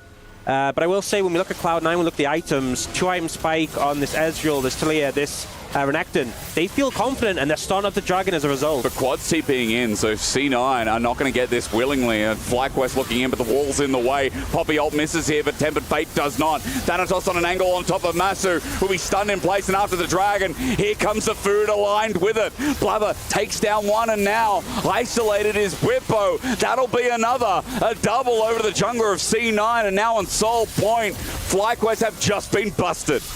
Really well played there from Cloud9. Target selection is great, and Thanatos finding a phenomenal angle onto this Jhin, not giving him the opportunity to do much of anything, not giving him the chance to get that ult off her now. They're looking towards the Arakan. I don't think it's possible for the contest. We can see Inspired running over, but I think it's just going to be gone. And Quad TP down for that. FlyQuest lost a lot. They're going to look for mid-turret, but Thanatos to clear this wave out. Quad's just going to stick around because he does the damage. He's picked up all three outer turrets, by the way. So he's getting the gold, but again, C9, they're starting to get this ball rolling in the game right when they needed to. I will say, though, the Arakan, they only got 16 petals, so not the highest value one. But here, so we see a lot of focus from FlyQuest. The ult doesn't connect. They try and punish Blabber, but the ult from Vulcan's phenomenal. Thanatos gets right on top of him. Jhin really gets not much value. Quad's trying to pump damage, but it's too little too late. He just disengages. They know the fight's lost. Whippo sacrificed. I think Vulcan and Thanatos, really, credit to them for they did not fight. Yeah. Inera looks happy. I think Reaper looks happy. I didn't really see his face, but you'd say C9 moving to a much better position because it just felt like a case of like, oh, we're running out of time versus this Azir scaling. Gragas going to become unkillable. This gives a good chance for C9 here, even though the outer turret is now down. Sven getting saved by Blabber with a pillar. But Orcs we're into the thick of mid-game. The thick of mid-game, not meat-game. 3 minutes 10 until we get towards a potential soul for Cloud. Cloud for Cloud Soul. What are you thinking about? That's you can't say he's that thinking. Team fight damage seems quite. I think that might be game damage because that's got to be 18,000 damage in one team fight. That's like the Jackie Love Zeri game, like the world record. Yeah, I was just pondering. So, yeah, but yeah, I mean, Gragas doing a lot of damage in a lot of these trades against the Renekton. But now Cloud9, gold is even, but they're up in those dragons. Feeling confident right now. Are you telling me you don't think Whippo hit that many barrels? How many barrels would he have to do that much damage? Probably about 70 barrels. It was a 5-minute team fight, guys. It's been a 26-minute team fight. I don't think Cloud9 has enough health for them to do that much damage. Look at that damage. But I think credit to Cloud9. They knew when their spikes were. They knew them when they were strong. Oh. This one. Let's not talk about it. We should zoom in on that. But I think they kind of felt a lot of confidence going into that one with the item spikes they had. And also, I think Bard is one of these picks where even some of the great Bards, right? You know, Kerry has a Bard skin. We've seen him have some games where it just wasn't hitting. It's a pick you have to have so much confidence. Even if you're a player who's typically confident in the pick, you can have a flub, right? But Vulcan's been getting some good value. You know, he got the flash from Masu. He then punished him in that fight by connecting the ult. It's not easy to do on a champion like Jin who has so much movement. He might do it again. I mean, Masu just walked in. Great. Great binding. The Cosmic Binding keeps him in place. And FlyQuest just thought they were going to walk willy-nilly into C9. I mean, it's a decent disengage stun, but I was hoping the seismic shove from Loki would come through. I was hoping for something more. Perfect. But, you know, they make the decision to disengage, still a good stun. And FlyQuest unable to find something more there. Well, we A-ran for a little bit longer. Baron is up, sitting and waiting, but a minute 20 until the big objective, which is going to be that 4th dragon for C9 if they can take it away. Bwipo's going to fight Thanatos in the meantime. Busio might be caught out. He's backing here. There's the Weaver's Wall, and maybe again another Cosmic fighting for the setup, but the shove doesn't connect. Meanwhile, Inspired keep the verdict away. Deadly Flourishes, no stun, no root. Meanwhile, Bot, Quad gets a shutdown onto Thanatos. 2 versus 1. Thanatos almost made it a trade. Yeah, good shutdown, and also the fact that Masu and Busio didn't need to use flashes there. They're trapped in by the wall, pretty big. Don't think it's enough for them to be able to pick up the Baron, especially with Dragon with Soul in 45 seconds. But still, good pickup. They'll definitely take it. And Cloud Soul potentially coming through. That movement speed, always valuable. Both teams looking towards that. I think Quad, his flash being down, a little bit of a hit. Thanatos has lost his as well, so one summoner down each. I think the Empress Divide should be up and available in time, though.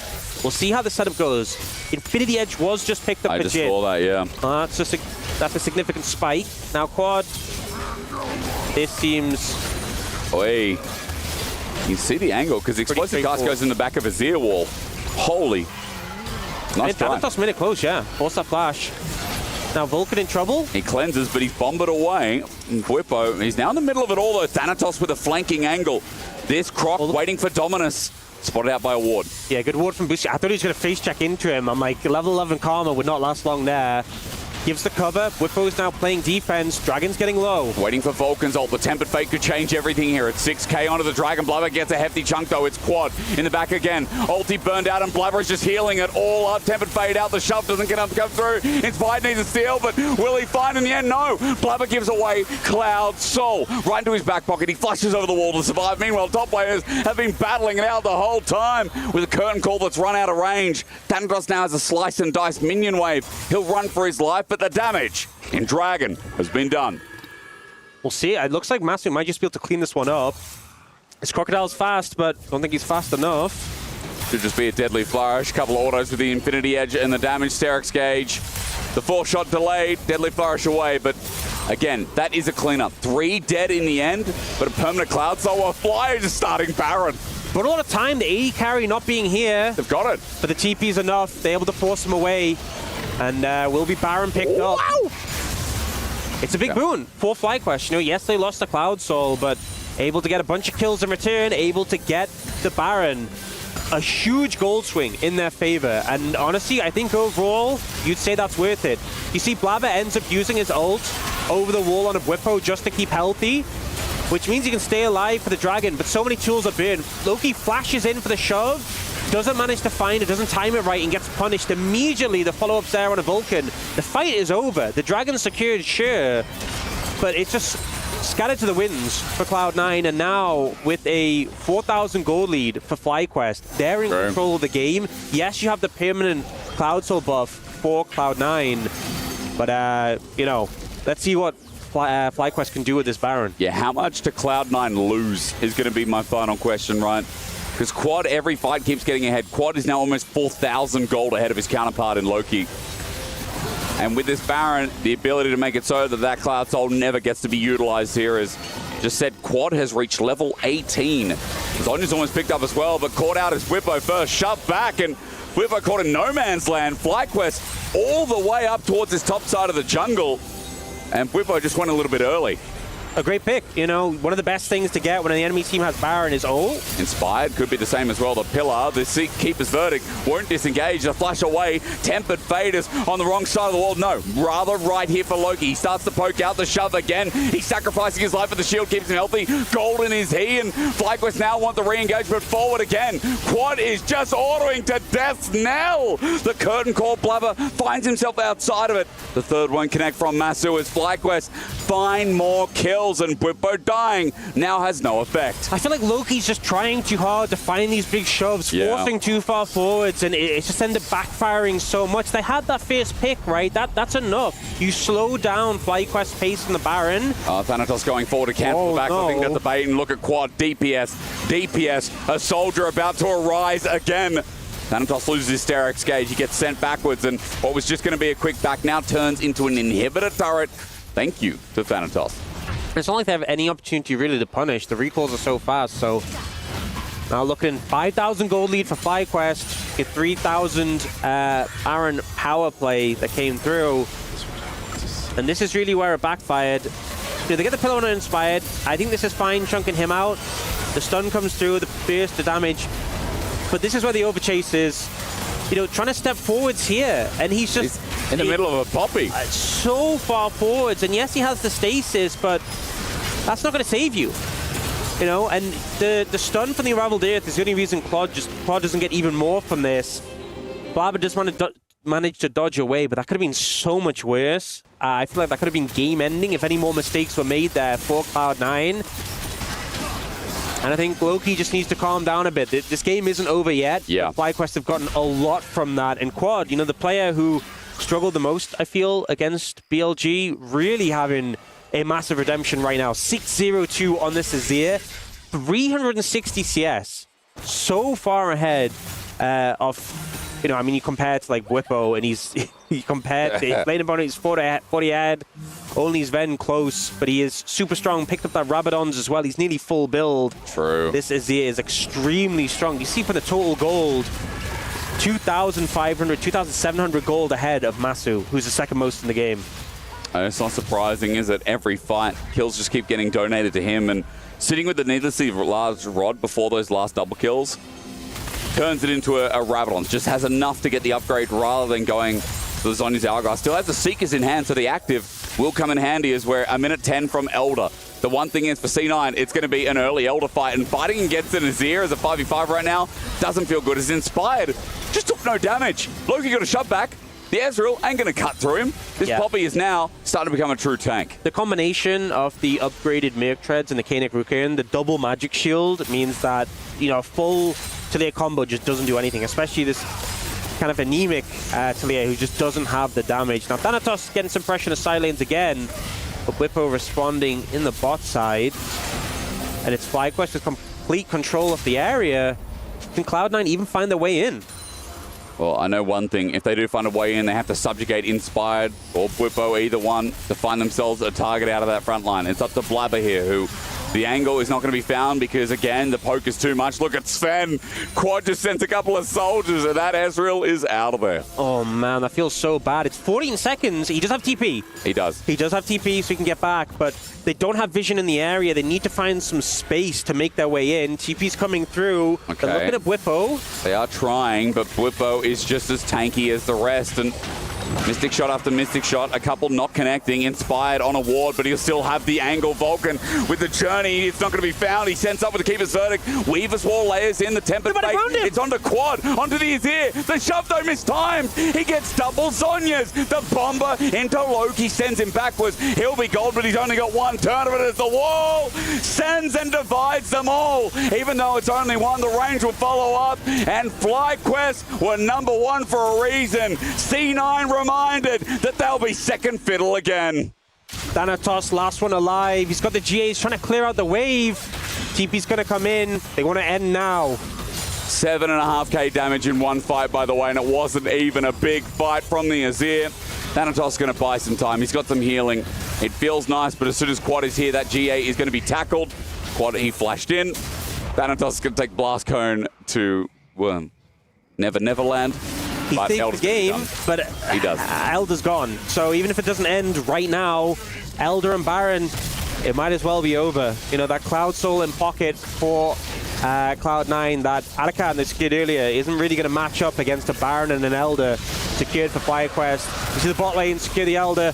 And even better, it's not just the fact they have both buffs, they've just secured both buffs. So they have like maximum time, reset. And one of the problems you sometimes have is that you have a Baron, but it doesn't give you that much combat power. You know, you get a little bit of stats. Or so you push, but they can fight you. Or you have an Elder, but you don't have the pushing power. They have both. They have everything they need to end the game.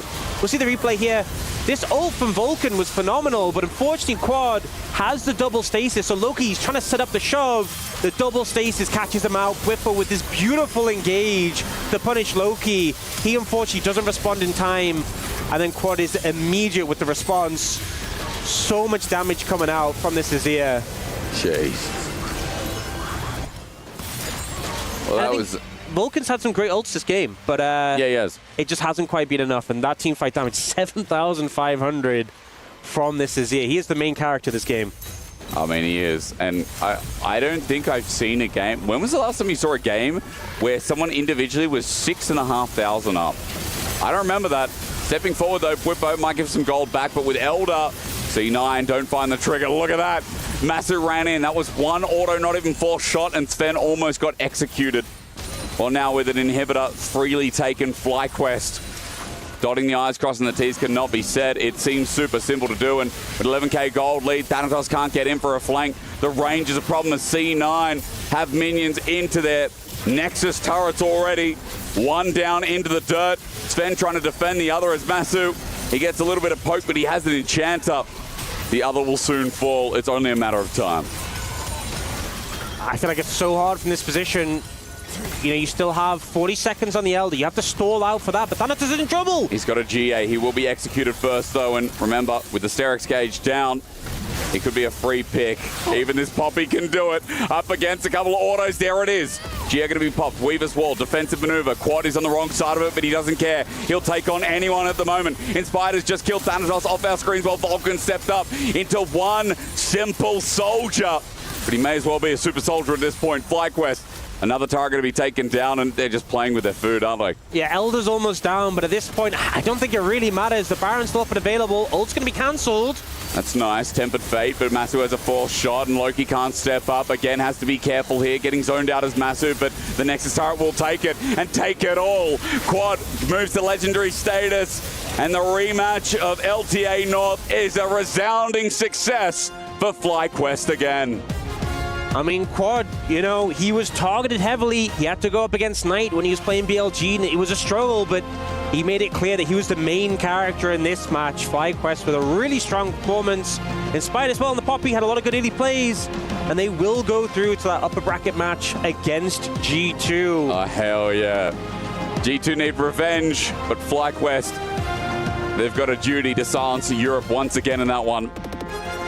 The shade's only a best of one, but at least it is another grudge match for you later today. I feel like we're having so many grudge matches today, and honestly, G2 obviously had a good performance from what we saw with them against FURIA, but after this, I'd be a little worried, you know, especially Quad. I mean, Caps always want to rise to a challenge, but Quad was on form. That is definitely something you're thinking about denying, because he took over this game, and Loki, unfortunately, just wasn't really able to be a factor. And you saw as the game went on, he was trying to make the plays. He felt the game slipping away, and he wanted to make things happen. You know, he is a rookie player.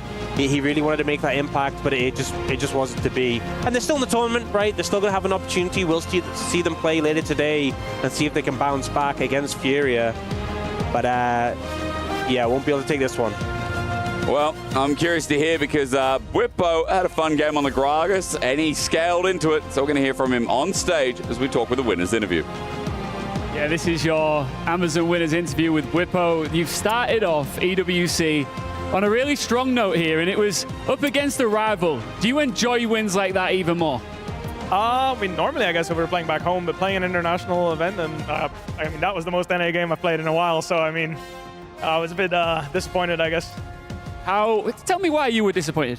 I I don't know. I was just like farming and nothing was happening, and then I made a mistake, and it just didn't matter that I made mistakes. I feel like the pressure of playing internationally against the best teams in the world is like, if I perform the way I did against, say a BLG, T1, Gen.G, like I'm gonna lose the game. And that kind of pressure is what makes it exciting. Is like you really feel like you need to be on your A game at all times. You're super alert. I felt like here I was just like waddling on the side lane, playing a little bit drunk, like living up to the Gragas. Yeah, I don't know. I just didn't feel that. That being said, there's plenty of time to grow into this tournament, right? I mean, not really. That's the fun of it, right? Like it's game after game after game. We're going to go up against G2 and then immediately get thrown into the playoffs format. So there isn't that much time. I don't think I played like awfully or was trying to lose or anything, but I definitely need to step up my game if we're going to want to be top 4 at this tournament, which is what FlyQuest is aiming for.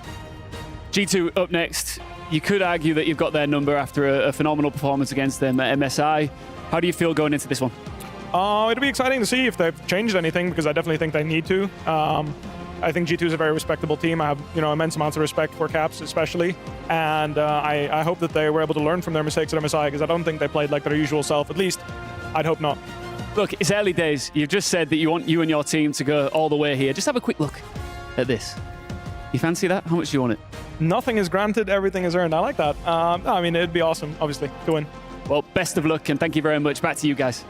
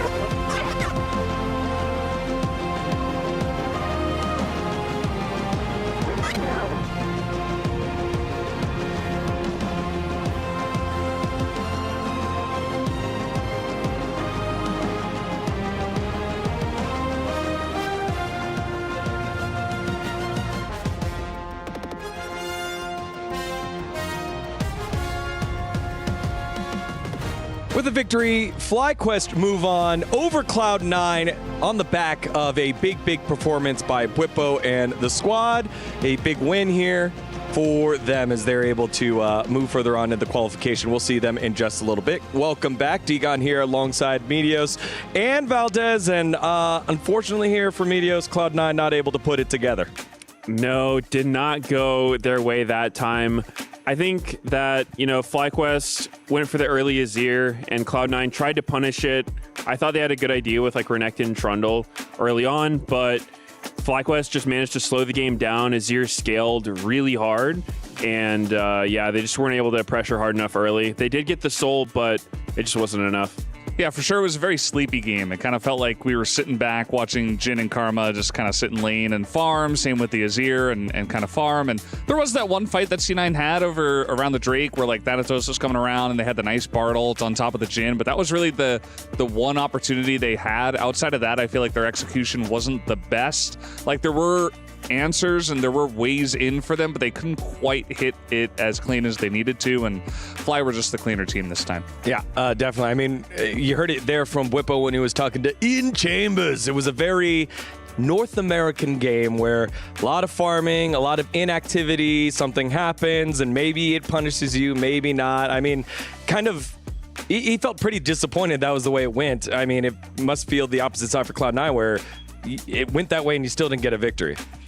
Yeah, I assume they're pretty disappointed with that one. I think for the fans, it wasn't the most exciting game we've seen. It was pretty slow paced, but that was kind of FlyQuest's idea, I believe, with their draft. You know, when you have a Aziri's not that strong early game, and then Cloud9 answered with a really strong top side early, but I think FlyQuest just did a good job with their laning and their swaps and lane assignments and whatnot to just really prevent C9 from kind of getting any. He doesn't need a fucking going. headset. He just needs. So we did have this fight here.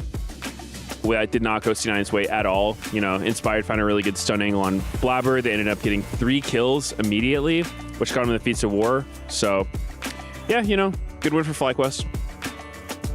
Yeah, I just feel like, you know, especially on that fight, like Inspired just kind of, he went in there, he saw the angle, and C9 were kind of, you know, it wasn't the cleanest thing, right? They were trying to get in onto the Rift Heralds, and that's the kind of fight where you really need to snowball after early leads. You were winning in some of the lanes. You had some angles after pretty interesting swap that we were talking about a lot backstage, the lane swap that we saw from FlyQuest. But at the end of the day, you know, just some good execution on that team fight from FlyQuest. And as it got a little bit later, we had one more big fight on the top side of the map that we felt like was the decider. It started with Whippo getting caught, and we're like, uh-oh, 4v5 for FlyQuest. Will they be able to turn around? They're able to do so here in this replay.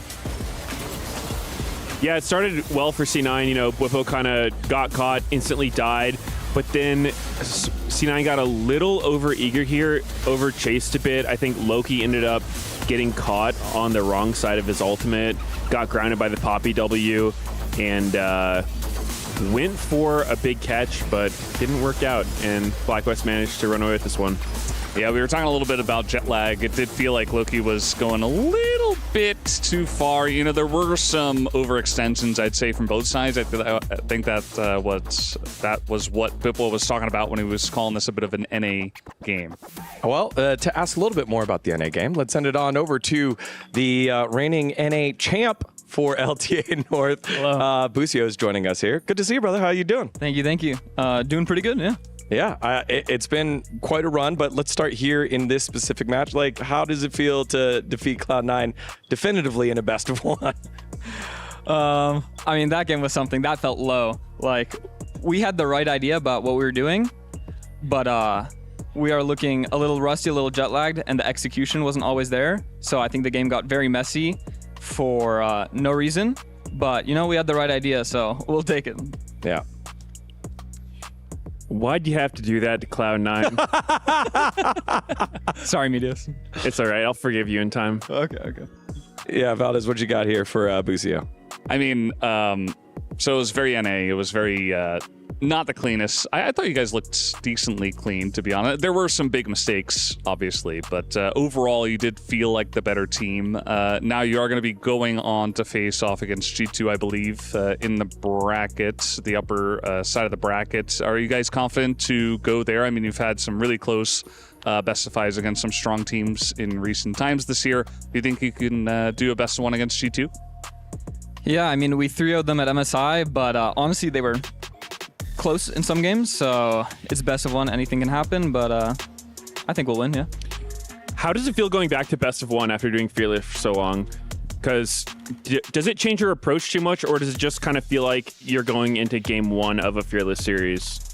It definitely feels weird. Even just playing like a singular game rather than a best of, it just makes it maybe like a slower game. Like, you notice this game was mega slow, and it looked like a lot of people were afraid to fight, and that's maybe just because it's a best of 1, you know, like one mistake can cost you the whole game, rather than in a series, it's more about just like playing well as a team overall, while you need to be very clean in a singular game.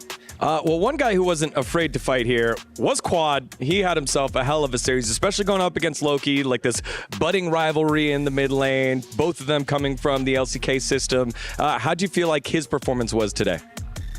He was strong the whole game. I was pressing tab and my Zero was always at least half an item ahead of the Talia, So that made just our game plan pretty easy. That's probably why you didn't see we were too desperate to do anything. We just had to take our ground when we were stronger, and that's what we tried to do, yeah. Yeah, the artist formerly known as Solka getting the better of the former Hanwha Life Esports Academy product. It was, in those team fights, it just felt like Quad was aware of what he needed to do and kind of sat back, whereas Loki tried to step up and make those plays, wasn't quite able to, and it felt like a lot of pressure on the side to be able to do so here. Yeah, I mean, Quad went absolutely insane that game. We were looking at like the individual gold differences between players, and he was up, I think, almost 6K gold over Loki toward the end of that one. So yeah, definitely monster Azir game. One question I had for you back in the green when we were watching, there have been a lot of lane swaps, especially in MSI, and you guys had another one this game where it seemed like you were ahead bot lane, but then you swapped as Dragon was spawning to go top, and then ended up giving C9 over the Dragon. Is that, like, as a viewer, it doesn't always make a lot of sense why teams swaps. Like, what are the reasons that lead to those situations? Yeah, so as you mentioned, like the first layer is just we're strong versus their top laner, and our top laner is strong versus their bot laner. So that's one reason to swap, but that's the pretty obvious one. Then the second layer is more like looking at wave states. Like, if we swap top here, will we get a freeze? Or, for example, if you're going to lose push top and lose push bot in this scenario, then you might as well go top and stack a wave so you're at least have push somewhere. So it really just depends on the situation, and teams are swapping for different reasons at every time, so you kind of just have to pay attention and see what they gain from it.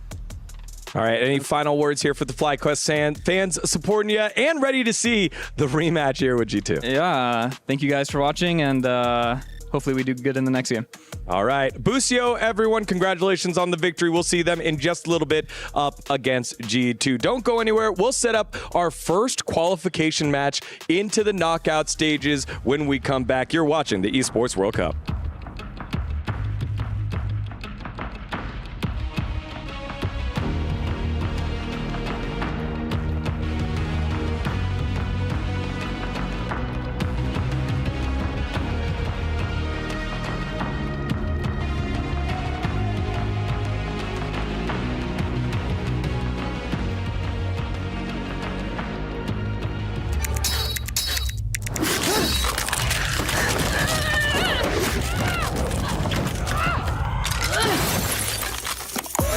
Reach your impossible, Lenovo Legion.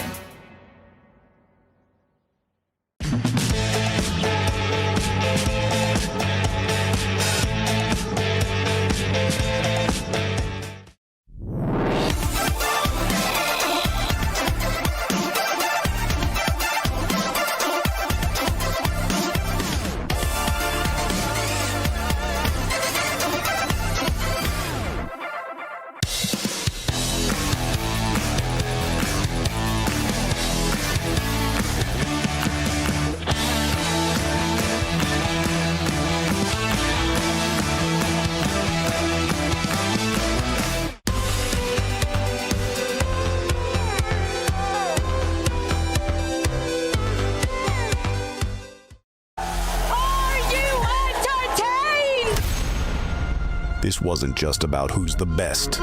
It was about who had to win. This amount of money it's life-changing, not just for them, but everyone that is close to them. It's crazy. They're so good at a game, they can make millions of dollars. Who are these people? One win, one chance. For everything they carried with them.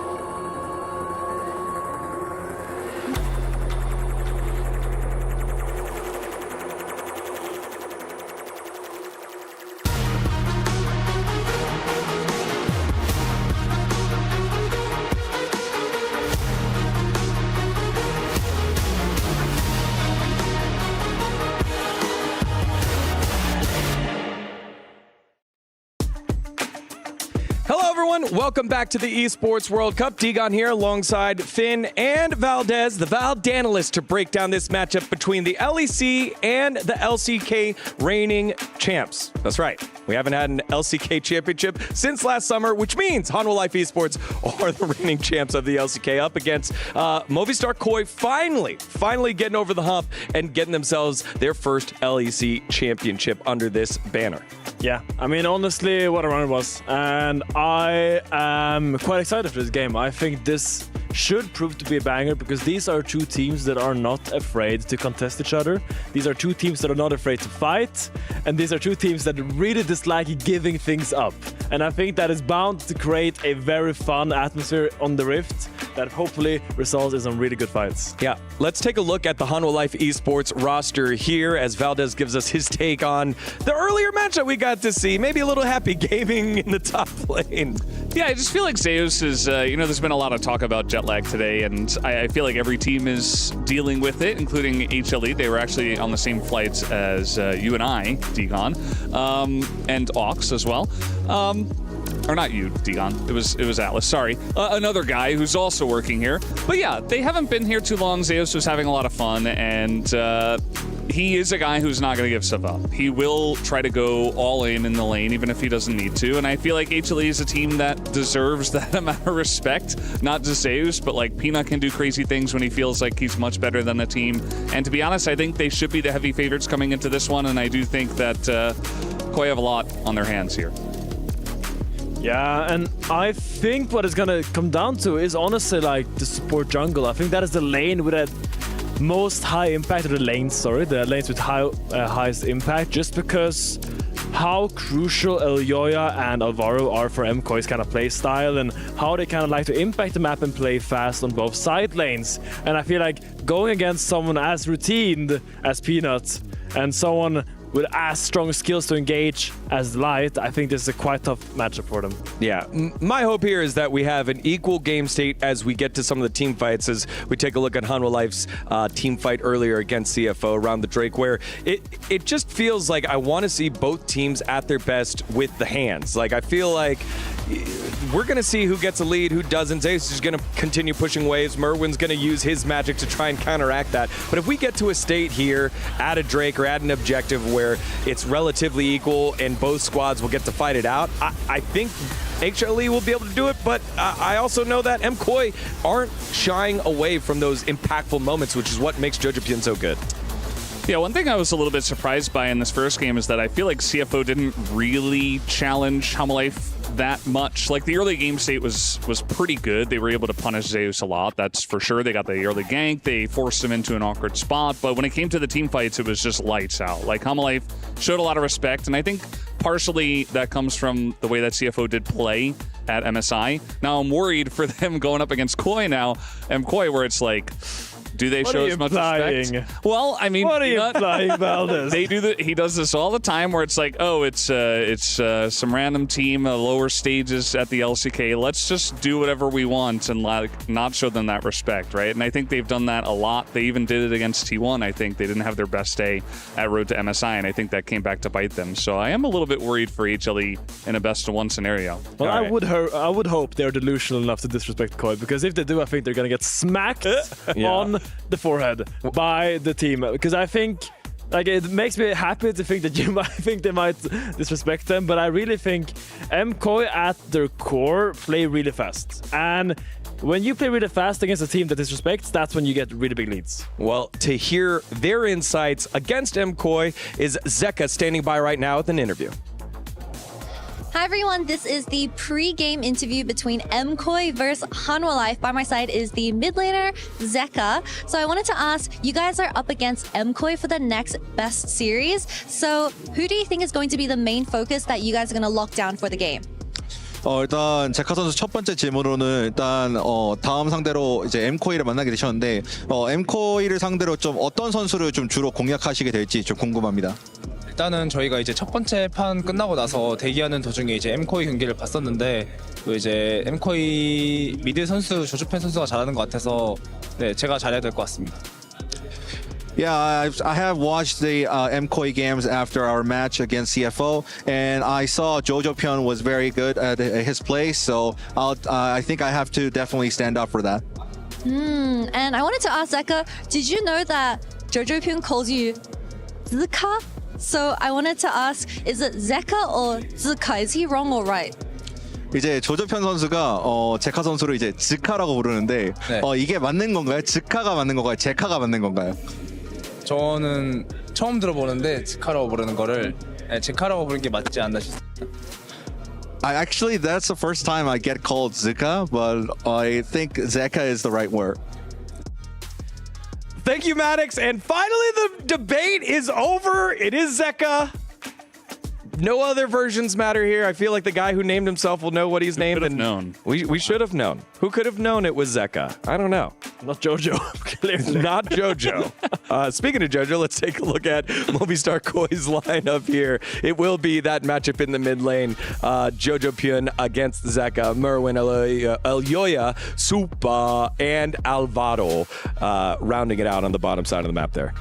Yeah, I know Supa has talked quite a lot about Viper regionally. He thinks he's one of the players he looks up to a lot and one of the players he likes to watch, like most people do in the world, because Viper is like probably one of the best AD carriers to ever touch the game. But I know this is a matchup that Supa looks forward to a lot just because of how much he has looked up to Viper and now finally gets a chance to play against him on the world stage. Yeah, I think for me, just kind of looking at that, Supa is a player who can rise up to the top, whose floor is pretty high as well, but getting the opportunity to play against these types of opponents is, I think, how he gets to even that next level for him and his duo Alvaro. Yeah, for me watching this game for MKOI, obviously Jojo Pyun had that one really awesome team fight. I do feel like he wasn't challenged all too much in this game. Like, he did look good, don't get me wrong, but up against Zeka, glad we know the pronunciation now, he should be facing a much more difficult opponent. So I'm really excited to see how he'll do because obviously he's shown a lot so far. Give me your Sony MVP of this game. I know that you shouted out the jungle support matchup, but who do you think it's specifically going to be? My Sony MVP is going to be Alvaro, which I think is the best European player we have right now. Not player, okay, but support. Whoa. At least support. I think this guy is a super talent. He's super talented. He has great engages, and he sees the game so lucid, so clearly, and he's really, really, really good. For me, I think it's going to be Peanut in this game. Generally, I said it before, like, if he doesn't show a lot of respect, he can kind of fall off. But so far at this tournament, he has shown a lot of respect, at least to CFO. In the one game we've seen, if he's on his game, he takes care of teams that he is better than, of junglers that he is better than, and I think he's going to pop off this game. That sounds like he's not going to pop off, or what? You just made the argument that it's not going to pop off. No, he will. No, because he's going to show better than respect. him. Because he show respect to CFO. He'll hopefully show respect here against MKOI. I really hope he does. Yeah, again, I think both these squads have a lot to prove here to try and make it past, obviously, the sadness of not making it to MSI for Hanwha Life Esports, and then the performance for MKOI, knowing that they're capable of more, I think, on the line here. If you win, you move to the knockout rounds here at the Esports World Cup, and both these squads want to do so here, Finn. Yeah, I mean, look, it's been a tough month as a European watcher, a fan of LEC.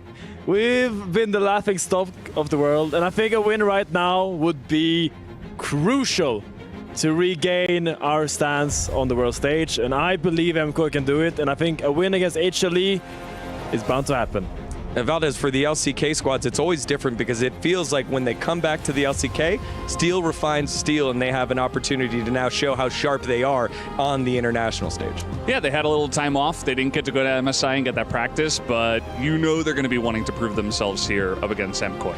All right, Hanwha Life Esports trying to right the wrongs from several months ago. MKOI trying to bounce back from MSI's results, but now they have the chance to do so here against each other. Both can qualify, but only one can do so right now. It is MKOI, it is Hanwha Life Esports for a spot in the knockout stage.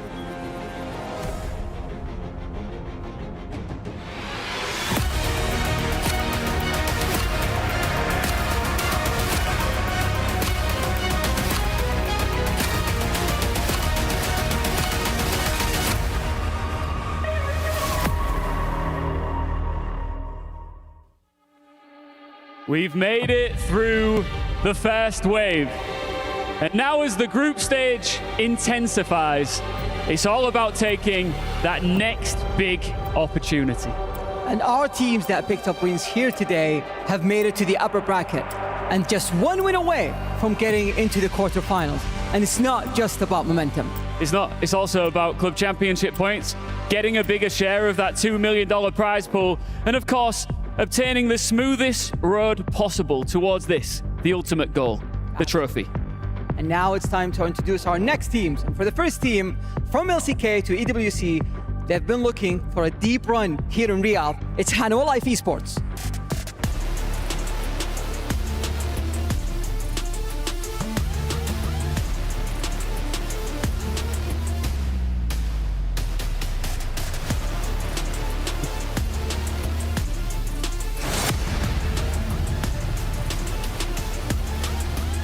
The LEC champs started strong on the stage and they are hungry to prove they belong among the world's elite. It's Movistar Koi.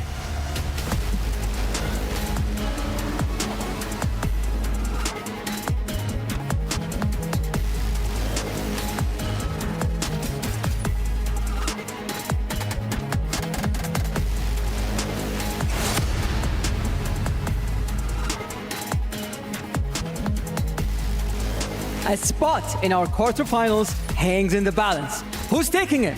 Let's find out.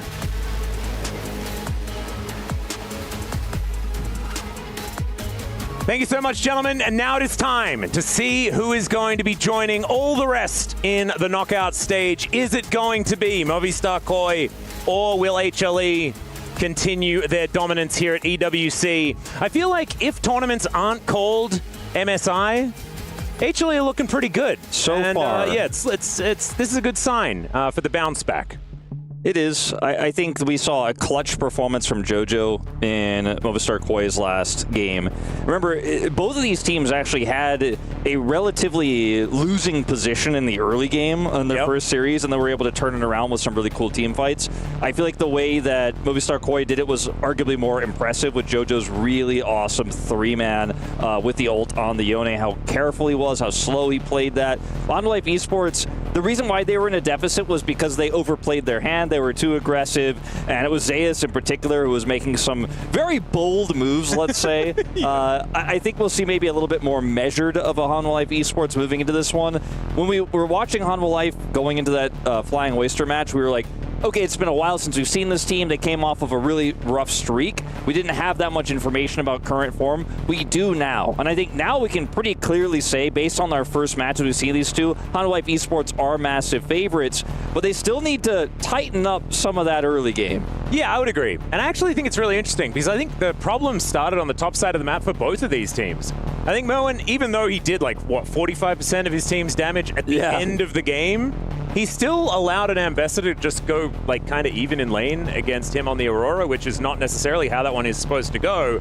And then like Zeus died 5 times. So I think that that is going to be where a lot of that cleaning that you were talking about is going to need to occur. And let's see whether that is going to start in the draft as well as, wow. And even though HLE banning the Yone, like they've got Zeus and Zeka. And they also banned the Vi, which Peanut was able to play earlier on and in the MSI qualifiers. But I think even though it's not fearless, obviously, because it's best of ones, you get to adapt on a day like this, right? You get to see JoJo's Yone and go, I don't want anything to do with that. You get to see Merwin's Aurora and say, I don't want to have anything to do with that in this game. And on the side of MKoi here, they are going to take away the Poppy, they'll take away the Talia. The Vi is already banned, so they get this extra flex spot here. It's either the Azir or the Varus. I think they're thinking about the Azir looking incredibly strong. This does leave open the Pantheon, though, because they did opt for that Poppy on red side, and it will be snapped up by Peanut instantly. Yeah, I feel like the Poppy Talia bans are actually really interesting. Of course, the like anti-dash champions are now off the table, so it does allow you to play a lot of other things, but I also think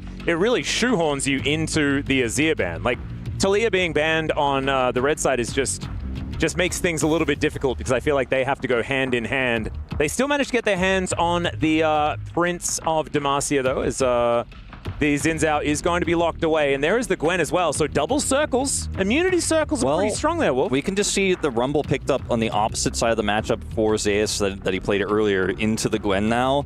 This is kind of a face-up early Gwen in this draft that allows Zeus to feel very comfortable with the Rumble that pairs incredibly well with Pantheon. You just lock someone in place, drop an equalizer on them, and burn them to death. And it also allows, I feel like, for a pretty easy pick-based composition to come through here for Hanwha Life. Like, Zeka can play Annie again, could also potentially just see something like that Ahri. Looking for a little bit more consistent damage and wave clear, though, a different identity with this Ryze. But the Ryze works well with the Pantheon globally, but I feel like the Ahri is just so obvious here. It's so easy to set up. It's one of Zeka's best. It's been one of his favorites since Ahri's rework. But instead, they pivot to the Varus. So 3 different champions with completely different... They do completely different things in this draft that they were thinking about, but they ultimately go to Viper's Varus. Yep, Viper, he certainly has been playing this champion pretty well in the past, as of course, we're LCK commentators. We were watching in 2021, where he took all of our hopes and dreams away of a, back-to-back for Dam1 Gaming at the time. So many Ezreals have deemed to challenge Viper's Varus in lane. We saw it as far back as first stand, and Kalist was trying it. It has not found a lot of success internationally to try to challenge this guy. With the mid prio, you're going to lose the bottom lane 2v2s that can be quite tricky without a range support. So a bold choice here for Supa. We'll see if this does work out ultimately in the end. It's a very safe pick, especially into the Pantheon and the Rumble. And so now picks, obviously, that we're thinking about here are that Global Ryze, right? The Ahri, the Nico that works incredibly well with the Varus is what they're going to look at first here. But I think that Ahri definitely needs a look. Yeah, it's sort of gone up in priority. That being said, like, as soon as the Ahri is banned away, then you just pick the Ryze. Like, maybe they're like, well, we can't ban both of them now that we've banned the Nico. Let's focus on support. Let's not let Delight have his Rakan, for example. Let's not let Delight have his Alistar, for example. Like, one of those things could be the decision, as of course, you could still pick it away. We'll see whether they do leave JoJo's pick for the counter R5. Yeah, the Annie I mentioned earlier also works really well. Surprised to see Hanwha Life ban the Ahri themselves here. I mean, Xin Ahri is just a thing. It is a thing. Maybe they've decided that they don't want to play into that. One of the options. And it is obviously pick priority to red side here, so if that was going to be a higher priority, it would go into the hands of Supa's pick there, and they would have taken it away.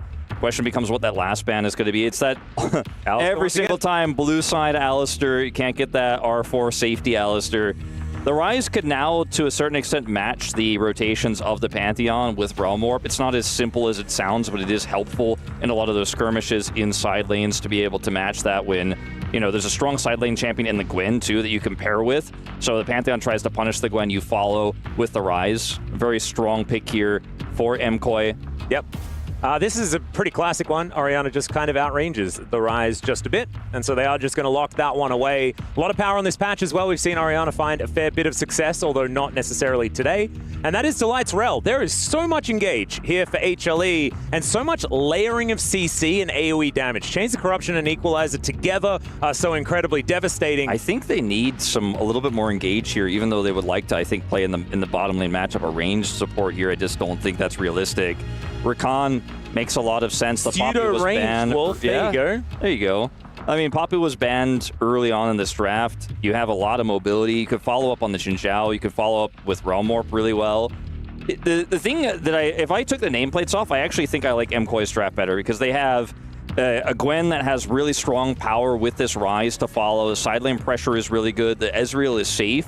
But I wonder about the execution here, because when it comes to Hanwha Life Esports and their early game here, they have a favorable matchup in top lane, played perfectly by Zeus. They have that range with the Orianna into the Ryze, a very strong matchup there, and then the Varus into the Ezreal, Rakan early on. It's the early lane prio I'm most worried about, where Hanwha Life may just be able to snowball the game a little bit out of control with Peanut having that prio. But I think if Mkoy could stabilize and get through the early game pretty well, this draft is really nice for them. I think it's really well-rounded. Yeah, I actually think it's really interesting because, well, if you took off the nameplates and I asked you which one of these teams is HLE, I think you'd probably say red side. Yeah, I would pick Mkoy by mistake. It is a very HLE-style draft, and yes, that will mean that HLE will know how to pilot it, but it is something that has worked very, very well for them in the past as well. So I like that you bring it up. I do think that MKOI are in a pretty good spot to try and make something happen. But like you say, early priority could be a difficulty here. And this is a guy that just went 0-5, and now he's angry. And I imagine Merwin's not going to exactly have the easiest time there towards the top side of the map, because this time it's Zeus that's wielding the flamethrower into the scissors lady. And we know how that goes, even if this guy is playing the Gwen. So it could be a rough time. We'll see how they're going to be able to band-aid it, as Jojo looking locked in, and he absolutely was last time around. The savior of Europe, we'll see whether he can do it again, get to the knockout stage. Imagine that. Going through HLE, that is a confidence boost, if ever I've seen one, to really start your run in the main event of EWC. Let's get onto the Rift here, as we look to promote one of these teams, keeping that key real safe instead of risking going down towards elimination. That's right, going straight to knockouts would be a huge boon. We're so lucky that we get to see Zeus play twice the same. Like you get both sides of the same matchup essentially here. Like we saw him play Gwen into the Rumble. Now we get to see the Rumble attempt, and that's fun to see because he's confident on both sides of the matchup. And they pick the Gwen first, and it's the same summoner setup that we saw from Zeus earlier with the exhaust. So really a test of Mirwan's mettle here in the second game for him at EWC 2025. Cryo, though, I feel should go realistically in all three lanes significantly in Hanwha Life Esports' favor.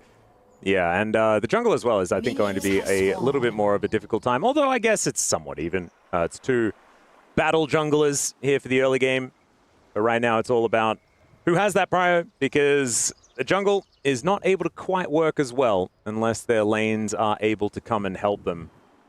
We'll see who's going to be able to get that leg up in this matchup. Zeka versus Jojo. This is going to be an interesting one. Trying to wind up the clockwork, as we can see here. But so far, some even trades. Now, Delight just crashing down immediately. Finds the very late knock-up onto Alvaro there, but does have a little bit of a heal from that Gleaming Quill. I feel like this type of trade really favors Hanwha Life Esports. Viper decides to use the Q to help clear these minions so they can get level 2 first. And even though Alvaro does have a little bit of a heal there, does get caught by the edge of that crash down. And this is really looking good for the side of Hanwha Life. See, that ends up being a pretty even trade of the minions across the board here, in fact, with all the damage they're putting in. Spamming Q as well out of this Rakan really is a lot of healing these days. I remember when that Q button was basically useless and you should never press it. Yeah. Until it stole a Baron that one time. But now you just keep hitting it. This is something that Orcs really loves to talk about all the time, but you keep hitting it and you're going to have a fair bit of sustain in the lane. It's not my favorite ability, but the Raptor. It is certainly, it adds up. Yeah. It's not the most satisfying one at times, but yeah, it's not for the damage, definitely, but for the little green circle, that feels good. Jojo taking a bit of damage here, but able to offer a fair bit back as well, as we can see. A little bit of a cheeky rune prison, as there's the level up. Level 3 pretty good here for Zeka, who does eat the last remainder of Jojo's mana. Yeah. Jojo able to get some decent push here in this lane, has that last Q to finish that one up, and a very fast cheetah recall, try and get that tier as early as possible. Like, it's just going to be a pretty even reset here in the mid lane. Merwin comes over here, gets some vision of where Peanut is. Will cost him, though, a little bit of control as he's kind of caught awkwardly in the river at the moment. Yeah. And then TP will come in. Nothing crazy going to amount from that topside exchange, but you can see here it's really uncomfortable to get back to lane. Oh my goodness. Actually has to use the exhaust here, as the Grand Entrance does catch Viper. A little bit of damage off it back, but no Blight going to be popped there. So Alvaro are going to be all right. I think it goes without saying, but for those who didn't know or didn't notice yet, it is obviously going to be Lethality Varus in this game. Yeah, it does the comet thingy coming from the sky. Yeah, and he is very well known for his Lethality Varus. But really good trades and good laning here by Supa and Alvaro has really, subverted my expectations here. As we see the TP has already come through. Peanut wants to punish. No, just teleported in. They do manage to get that stun down. Let's see whether Peanut's going to survive here. Is one last turret shot, and he's just dead. That's first blood. And that was Can I do it? How do I do a real life question mark? Like in my brain. It's the second time we've seen something like this. This time it was Peanut committing with Zeus to the play. Yeah, I'm kind of with you on this one, Atlas. Like, I get the idea of, like, okay, he just TP'd back in, let's get an advantage. Now Zeus might find himself in trouble as well. He has this ward, luckily, but he should be able to get out of here, but he's still not going to be comfortable with the current lane state. But, man, you could go for that type of play, but you need to drop the turret aggro faster and just try to push. I don't think you can go for the play, actually. I'm really trying to salvage this for them, but no, it's just... It was a full health Gwen under turret. And yes, if they manage to kill her, it's a massive advantage, right? Because he just used teleport. You're going to be able to, like, take even the whole wave. If you get him, like, 80% of his health, he doesn't die. But then, like, he can't stay and he has to back, and it's horrible. But it just did not eventuate that way. And Peanut, like, had flash as well and just, like, didn't flash use it. Yeah. I think he thought that maybe he was okay. Like, the calculation was just a bit off. I'm not entirely sure, but I was, you know, we were watching that, and it was like he was hit by a, what are those things that go really slow? Steamroller? Yeah. You know, kind of like in Austin Powers, where he's just standing there with his arms up, and he's like, no, for like 10 years. That's what it kind of felt like to me. It did feel kind of like that. Well, there's the flash forward. Jojo actually taking a lot of damage as well, but Zeka will be taken down, and that is 2 on the board now for MKOI. These early games from HLE have been not so great. I mean, they had the lead in Prio in both mid and top. Bottom lane obviously got turned around because Supa and Alvaro played the lane really well.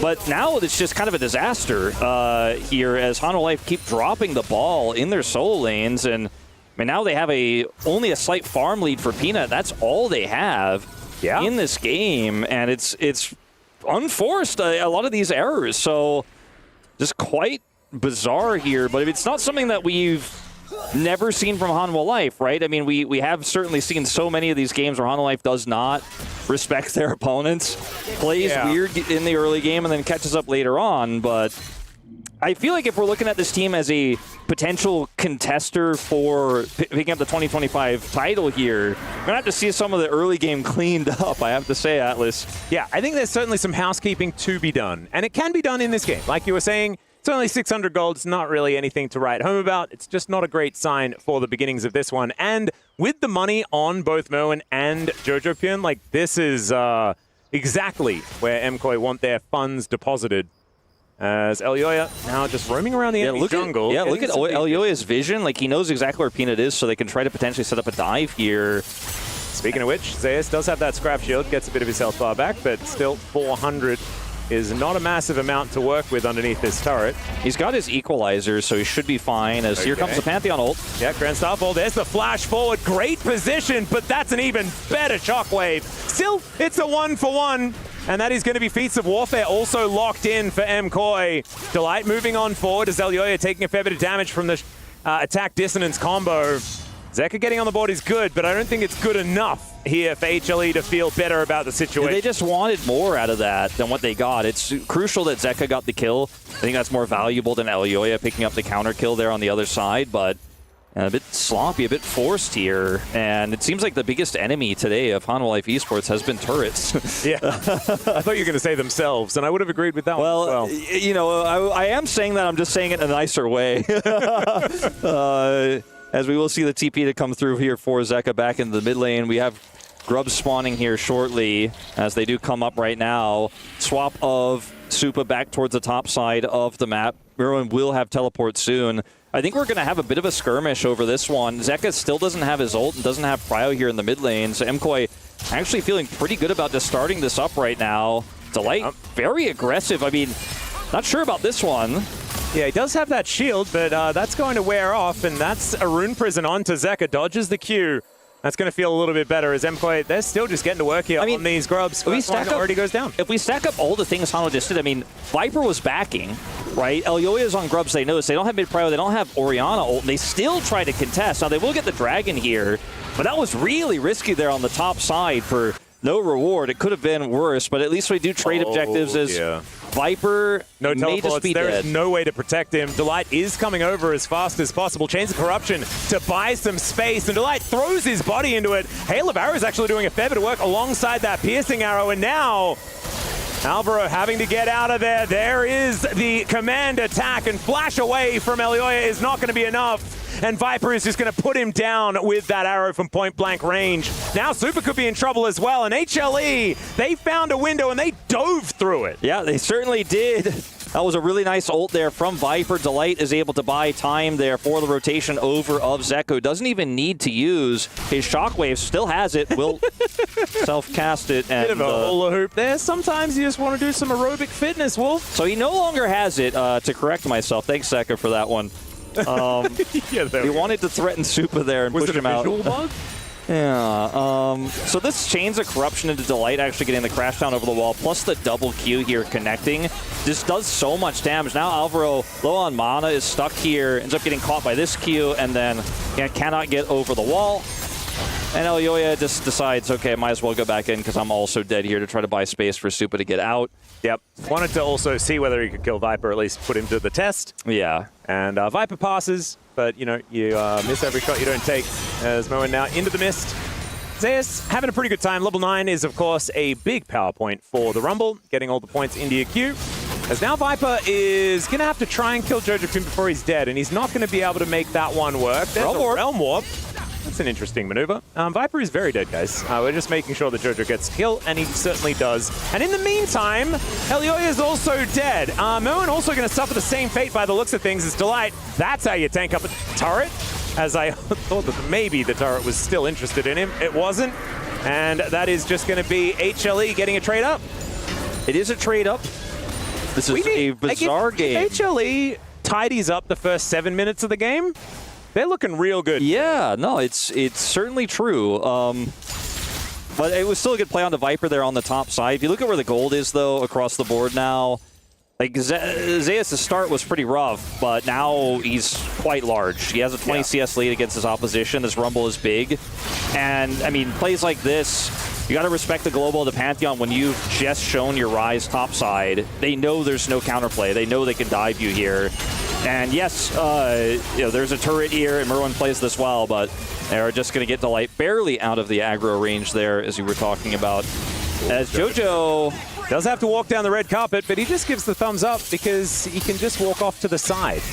There's a great knock-up onto Viper as well, who's once again suffering. Alvaro will take another shot and is almost taken down. Does survive with about 100 as Delight's moving in. Peanut as well. And Supa, I don't think is getting out of this one. There is still some CC available, I'm pretty sure. Shattering Strike, that's a great cat and jack, but that means that Peanut is there for the flash Q. Takes down the Ezreal. Another one on the board here for HLE as they move that gold lead to about 1.2K. This game has all just been about drive-bys. Like, did you get the kill? Are we going to really hard force? Oh, didn't quite get it. Oh, you got punished. And in this case, it required a flash there from Peanut, but got Supa's flash and cleanse. So now it's a summonerless Ezreal, so you feel pretty good about that trade for sure. I want to go back to what Finn was saying as well on the desk, because I think he hit the nail on the head. And that was, both of these teams just want to fight at all times, no matter what. It's like it's not about like which objective is available. It's not about like what can we get? Is there tempo here or there? It's about is there a champion and can we kill it? And the answer may just be yes. As the phase rush comes in, and I am in fact made a liar. If you Zeus gets out of there. If you draw a line across the rift where the river is, just from diagonally. Yeah, and call it like the rift's equator, so to speak. If anyone's past the equator on your side of the map, these teams are trying to go for it, right? Like Viper was like on the edge of the equator, like got him, but actually did not, in fact, quite get him. And so now Peanut's going to come over here. Supa does have both summoners, right? But I think he just forgets that Delight is nearby here and does end up playing this really well. Like is able to E flash, Captain Jack, but Peanut flashes for the Q follow. If Peanut actually doesn't react super quickly there, Supa probably gets out. I think Supa played that really well, but it was the circumstances more than his play that was the problem. Yeah, I would agree. And I'm glad that Supa's not like looking upset on the player cam there, because that was a dope cleanse. Like, it was clean. Pretty cool cleanse. We like those. As Viper parking himself in the mid lane once again. You can see about 300 gold in the lead is the Varus, but he's down in farm. Supa has done a really good job catching waves so far this game. as MKOI looking to try and punish Zeka here. And Zeus is going to punish this turret. Zeus has just spent so much time alone in this bottom lane when everyone's fighting in mid, or he's shadowed by Peanut. When Peanut's ultimate is up, he just is gone. Yeah, he's just getting this whole turret for free, basically. Got so many plates down there, as you guys could see. Was able to pick up 3 in total, and Peanut's just going to get this dragon, and the cross map just doesn't exist. Like, it's a push from JoJo onto this top turret, and he is putting a significant amount of damage onto it, but you know, I just feel like this isn't worth an exchange. This Rumble is getting so huge, whereas it's just like a third of the turret that JoJo picks up on the cross map. And the fact that there's a global jungler on Hanwha Life side and the split pusher has the global ability on the side of MKOI really does hurt you in these types of game states, and Hanwha Life are playing the map really well. Feels like a bit of a turnaround from what we were seeing in the early game as the Shockwave comes out once again. Delight is here as the Realm Warp is going to be able to get JoJo out of there, but Peanut was waiting. There's a quickness as he gets charmed up, knocked up as well, and the turret is there. Peanut just made to look foolish underneath the top outer turret here of MKOI. I feel like I just keep watching the same play over and over and over again. Yeah, that turret was the worst enemy call that you had before. That is bearing fruit, my friend. Yeah. Anyway, it was a good play there from JoJo. Just barely gets out. If he gets interrupted by Delight there, it's a completely different story. Gets the Realm Warp off. And the rest is history. Zeka may be dead. Yeah, there is some needlework coming down here. Zeka going to have to try and get out of the way of that one. Does flash. As now Muin, he's got the exhaust. The turret is just not going to help enough here as he just dabs on Zeka. Really beautifully played. Muin, he was a little bit of a question mark in their last game, but not this time around. 2-1-0 now on the Gwen, and he's going to be a big problem later on. Harold is going to go over to the side of MKOI as well here without a contest from Hanwha Life. They're going for a late one to try to punish. Don't know about this one, but Viper is moving over. Zeus is in position as well. Equalizer goes down. The red carpet's perfectly positioned as Elyoya going to have to flash away as a result of that one. Arcane Shift gets super to safety as well. And Elyoya should be able to get towards this inner turret, and that is going to get him out of there. HLE unable to find any purchase here in that little skirmish. Yeah. That is just a pickup once again of the objective. It's unfortunate for Hanwha Life that's Xinjiao, who does have Crescent Guard and is, despite a really good equalizer placement, they're going to be able to essentially walk it off. To go back to this play here on the bottom side. As everyone's scuffling top side here, Zeka just TPs into this one, eats a ton of damage. And, I mean, the needlework connects. And he has the exhaust, as you mentioned, for the follow-up. But meanwhile, Viper exhausted. I've seen this one before as well. Chains of Corruption is going to come down. He needs to dodge the next Q, but Super was rooted up, and so isn't able to actually get that one in position. They've learned when Viper hits the Chains of Corruption defensively, you just stop chasing. Yeah. As JoJo doing a lot of work here as well. Alvaro moving himself up. Phase Rush going to get procced here as Zeus will get himself out with just a sliver of health. That will mean even more priority goes over towards MKOI here, towards the top side of the map. And 300 gold is all that separates these two teams. One objective to get those feats of strength as well. And the next one should be this Chemtech Dragon. My concern is that the lead for Zeus has just completely fallen off, right? Like, the fact that Marona is able to get that kill bottom side is second of the game. They're going to get this top turret pretty shortly here as well. You have to think, maybe not on this wave, but it is some standing gold he can pick up in the Gwen. Supported by that Rise Realm Warp in the side lane is going to be such a bigger threat than this Rumble. But I feel like map control can become MKOI so quickly. So I was talking about earlier when I said nameplates off, I like their draft more in an even game state. We hit 17.5 minutes in. It is that even game state. And let's see what they could do with it, because I feel like this is a lot of potential in this draft. Ezreal getting closer to that 2-item spike for Supa. And while Viper has had some great moments defensively here, we haven't really seen that poke land yet in a 5v5. We haven't seen a traditional 5v5 just yet. Yeah. But I think that when we go into those 5v5s, I favor MKOI's setup if they play the map well. I also think that even though Viper has had those defensive plays and they have worked, the one on the top side of the map was certainly good. But elsewise, here in the mid lane especially, he has just sort of had to burn summoner spells and they haven't been able to get anything on a cross map, right? It has just been a little bit of bullying Viper to try and hold him down. And his Ezreal, his Varus, even with the lethality build in the late game, is absolutely terrifying. So it's understandable that they are going to put their focus there. They do have now the push control in this mid lane. They're looking forward to this Chemtech Dragon that's going to be up in 40 seconds. It's a 2-item Gwen here before Zeus has hit his 2-item spike, and going to get control over this bottom wave here. Elyoya does get spotted here on the top side of the map, so that's going to give Hanwha a little moment of reprieve. See what they do opt to do for Zeka, who's backing and has TP.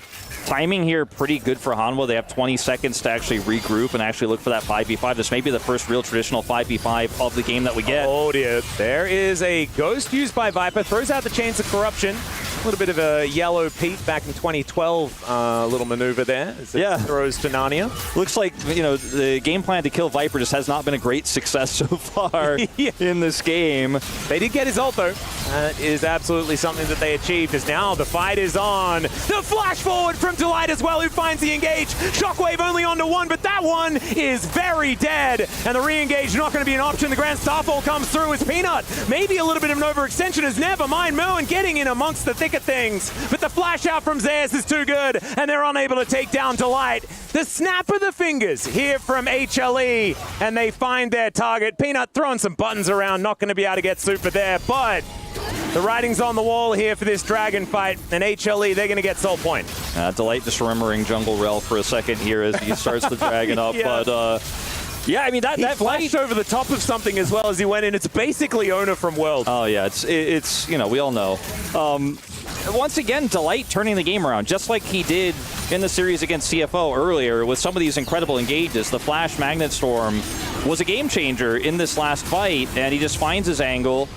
And we'll watch it here again because initially it looks like, okay, there's a bit of an overextension here, but as MKOI look to try to turn, Delight just says no, and Elyoya is unable to Crescent Guard until too late, and he's dead, and then Supa is just pushed out of the fight as well.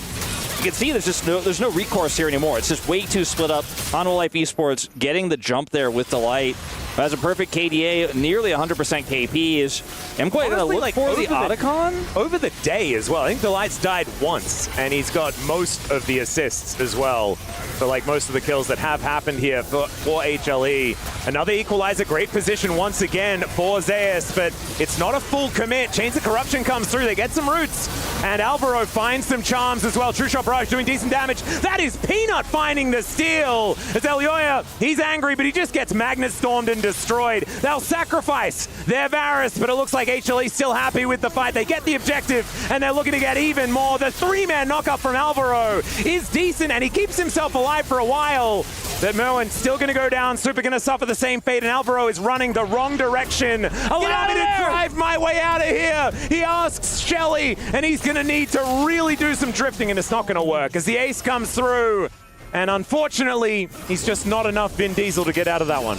Well, we came out of a replay, so I'm not entirely sure the exact full setup there that MKOI had for the Otacon, where they thought they had an angle there. They obviously were faster grouped, right? You can see it when we jump into this replay. But Hanwha Life Esports are just they're just one step away, right? And this is not enough damage to burst an Otacon down this early into the game. The equalizer is pretty high value here. And then you can see at this point, Supa's pushed off to the side. He can't really offer any poke. And then Zeus just kind of walks in. And then obviously Peanut can just put his shield up here, look for the 50-50, gets the steal.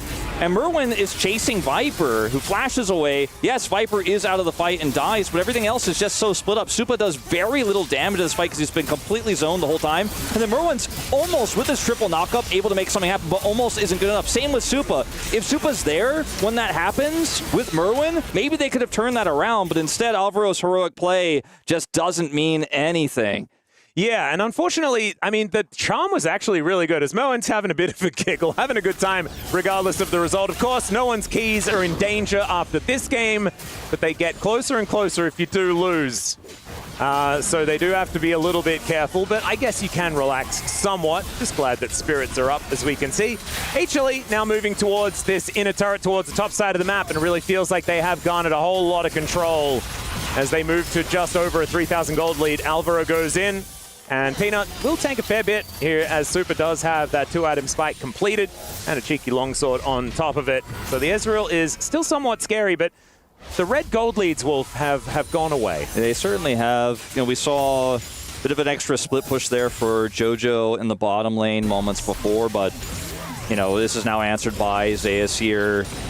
They defended pretty well. You know, there's no Baron or anything like that, but it's not HLE starting to break open the map completely. They have some deep vision that had to be cleared there on the top side, but it's a good job there clearing that away by MKOI as well. And I think there's one fight left for MKOI in this one. You know, one real try. Oh dear. After that, I think it might just be lights out, though, if they end up botching it. As HLE are being relentless with their pressure. They're going back to clear that vision I was just talking about there on the top side. And setting up for Baron. Clear these mid waves, get all that vision around Baron, and look to start it on spawn here in just 1 minute's time. And Jojo once again... Baron and Dragon are spawning at the same time as well. And like you were about to say, Jojo is there towards the bottom side trying to put some pressure back. He has to do stuff like this so that he can pull Hanwha Life's 4-man away. Oh no, the Mega Cone of death, as Jojo does get the flash off and gets the equalizer and just realm warps his way out. Never mind, he was never in danger, he was fine. And unfortunately, I just don't know if they're going to be able to get anything out of his survival here. I mean, he didn't have to use a lot. He had to use a lot, and there's not like an Orianna that's too pushed up in the top lane or anything that they can punish. You know, Zeka's just chilling, and so he pulled Hanwha down, put the pressure away from their side of the map there, the red side of the map where they were taking that vision away. But it ultimately means very little. It means they get a little bit of vision around the Baron pit. And, Jojo survives. That's a small win. He's actually so far away from his Rod of Ages completing. It's going to be a lot of experience he picks up when it does. But, yeah, I don't know if there's a real fight here for MKOI. They have the better prio right now. Hanwha are not going to trade for Baron. They want this soul. Are they going to see what MKOI are up to here in the river? Zeus also moving around for a flank angle as Jojo gets some vision down. Zeus not wanting to face check, but still in position to get an ulti off and does have the flash to try and get over that wall. Peanut looking for a bit of an angle, just going to break that blast cone to not allow any of that funny business. True Shot Barrage not going to quite connect. As Zeus, you can see, has joined the rest of his team. They're just pushing this Gwen away from the fight, though, and HLE wanting to try and single out the MKOI members. They're playing for the 50-50. Yep, they go in. That is going to be the soul denied. The equalizer goes down. Elyoya in a lot of trouble, but Alvaro goes in once again, finds a great angle with the quickness. It just doesn't feel like it's enough. The flash forward, the shockwave's there. And Peanut, even though he's on basically no health, he just wants to press his R button. He will do so. Two are on the floor here for MKOI, but they do deny the soul.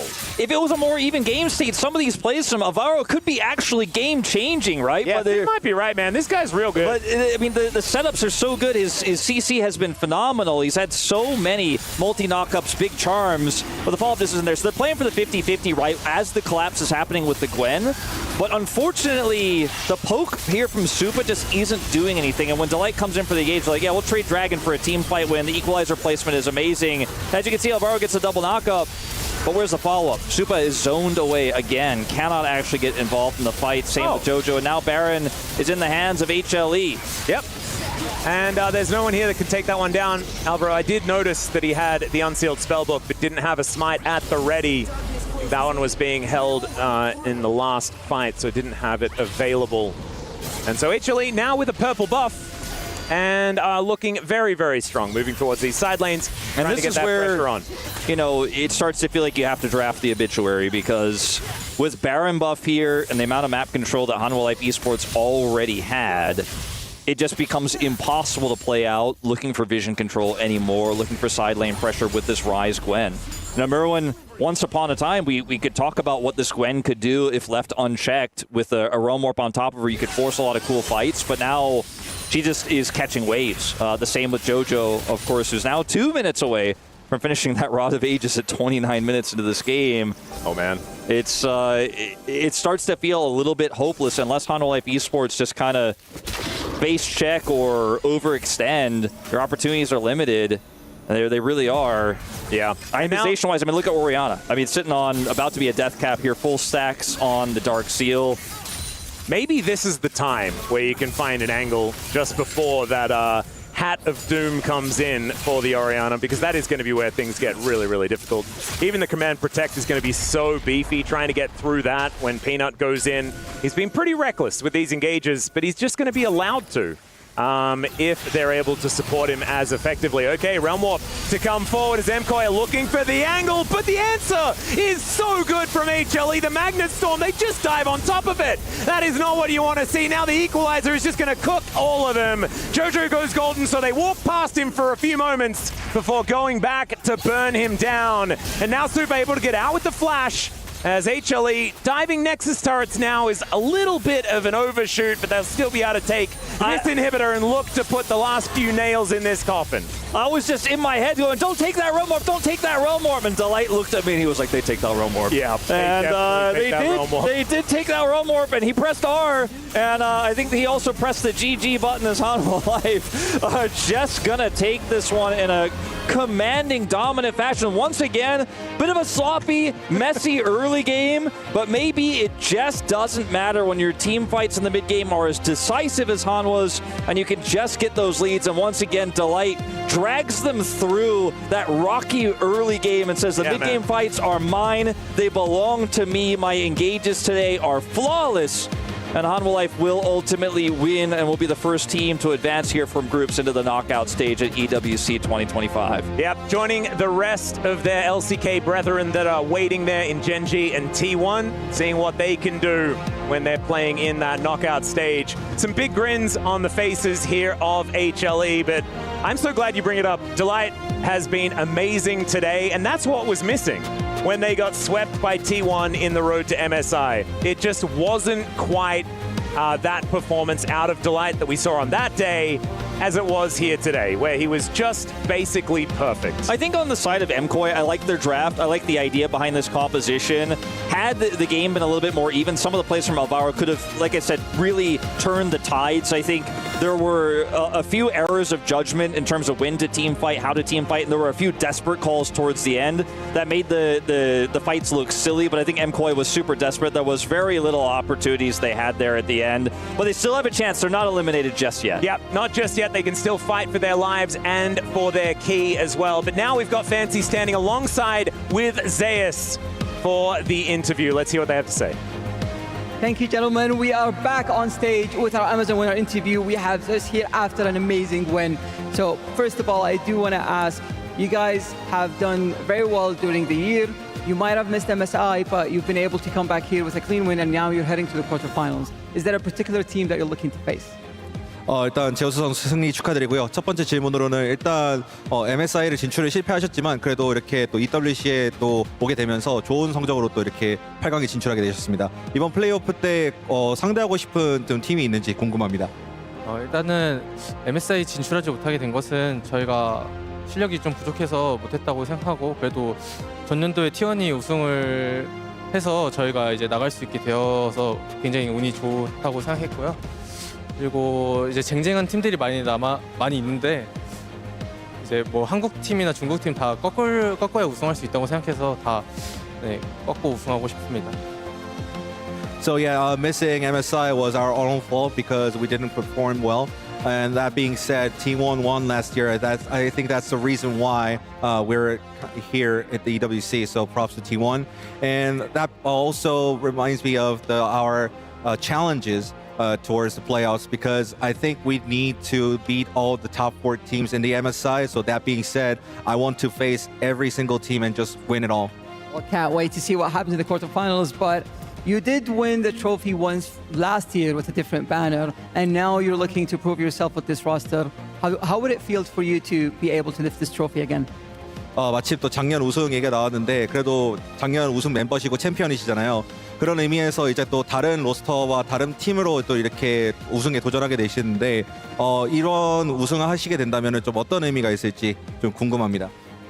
일단은 작년에 우승을 했었던 당시에도 정말 힘들게 우승을 했었기 때문에 올해도 우승을 하게 된다면 매우 힘들 것으로 예상이 되고요.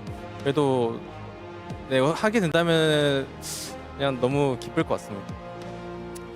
Yeah, since it was very challenging last year as well, so I think this is going to be also a big challenge for me this year. But still, that being said, it will be also exciting when I lift the trophy. Absolutely. Can't wait to see what happens next. Back to the studio.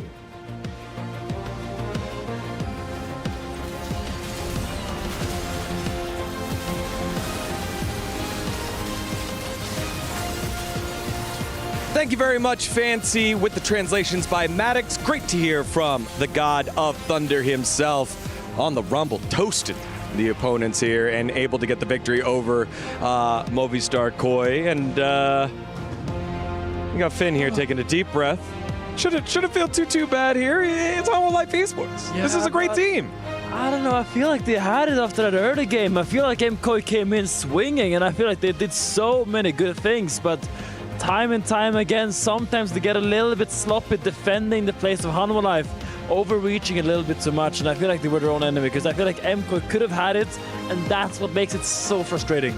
This is a story we've seen so many times where like a Western team will come in against an Eastern team like Hanwha Life Esports, and they'll perform really well in like the first 10, 15 minutes and be like, hey, they're bringing it to them, they're playing really well, and then they make like 1 or 2 mistakes here and there, and then just the consistency of Hanwha Life Esports just smacks them down, and the team fighting was insane. We'll get to some of the highlights later of like delights and gauges and stuff like that, but you can't afford to make any mistakes against them. But big props to MKOI. They made it interesting for quite a while. I think that HLE had a bit of a slow start, but also they were trying to be proactive, and MKOI was like, no, we actually take you down. So it was pretty interesting for a little bit, but not enough. Yeah, I like the fact that I think it was Atlas that called it out, being like, the plan to try and kill Viper was not working for MKOI, and then they would just accept a peanut kill, a couple of peanut kills there early on, but then eventually at the team fights, it was too close to equal, and then things didn't quite work out.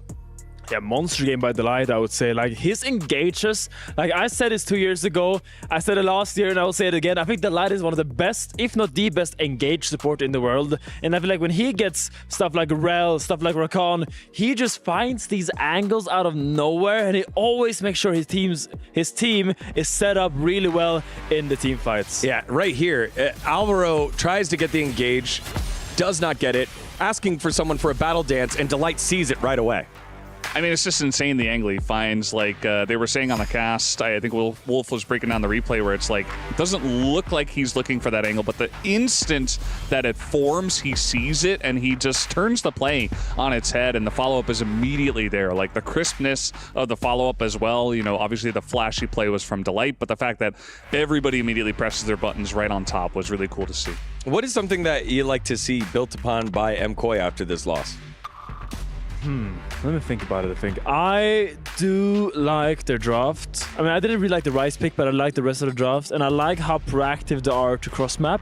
But a lot of the times when MKOI was making, like, they had a play making top side with Alvaro and Jojo, and then they had Elyoya to defend bot side to make sure Mirwin doesn't get dove in.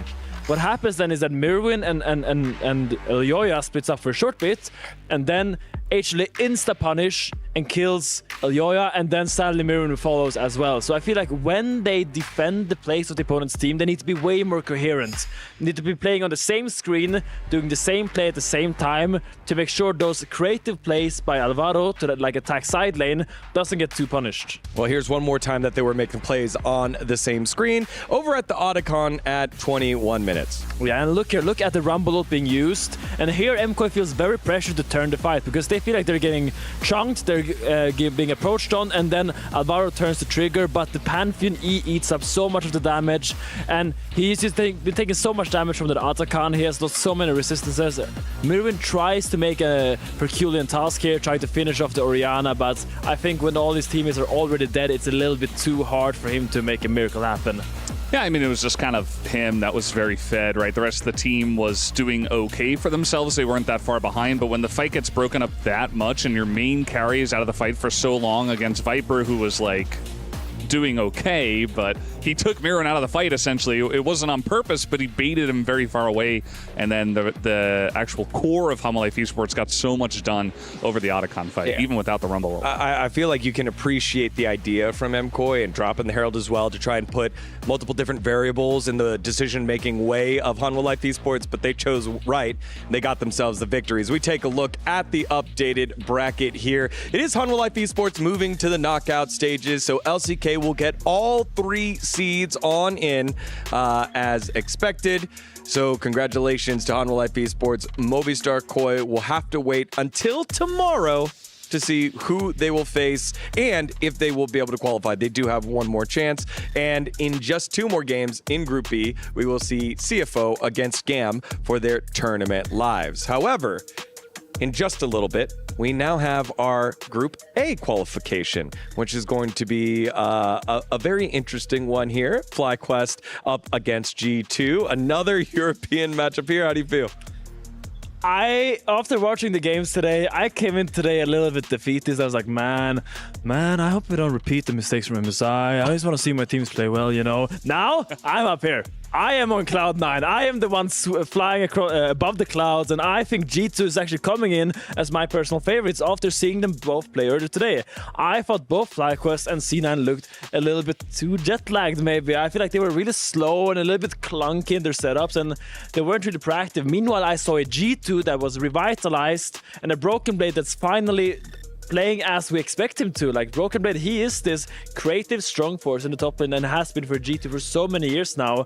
And the fact that he had such a slump during MSI was unfortunate, but if he's in this form, I expect him to be able to go toe-to-toe with Whippo and overforce him.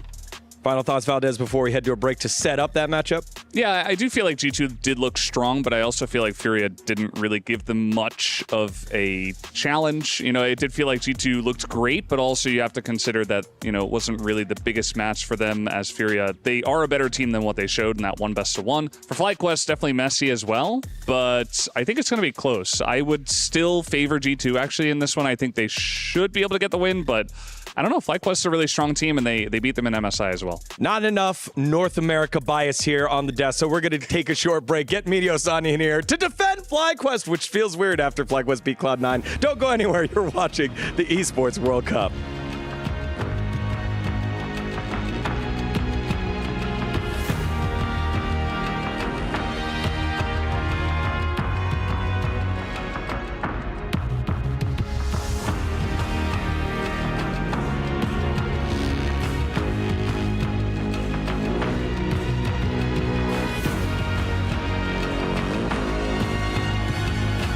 The human body was built to move, not trapped at a desk in one singular posture for 12 hours a day.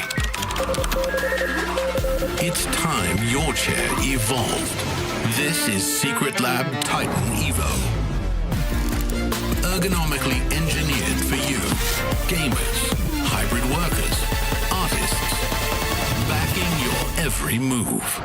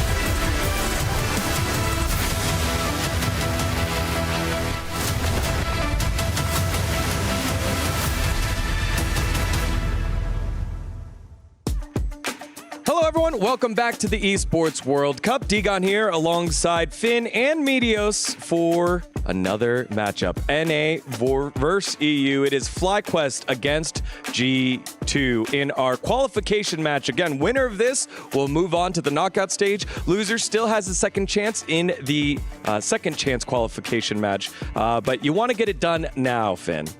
Yeah, you don't want to go down there. In best of ones, you don't know what's going to happen. So getting this win for G2 will be quite nice for them. Not will. Notice my word choice there. I mean, I think just like the less variants you can get through with, the better for you. Like, you don't want to end up in a elimination best of one. You don't really know how that could go. So taking this victory right now would be paramount. Yeah, I don't know if I'd be too overconfident. G2 did win a game, you know. Congrats to them. It's been a while. But I still think FlyQuest is pretty good. I think G2 did get Pantheon in their win, and that champion seems pretty strong. He's been doing a lot of winning. I don't know if FlyQuest will let him have it. I mean, it's just hard for me to take FlyQuest serious right now just because like they had to play against NA team, so I can't really take much away from their victory there. So I don't know.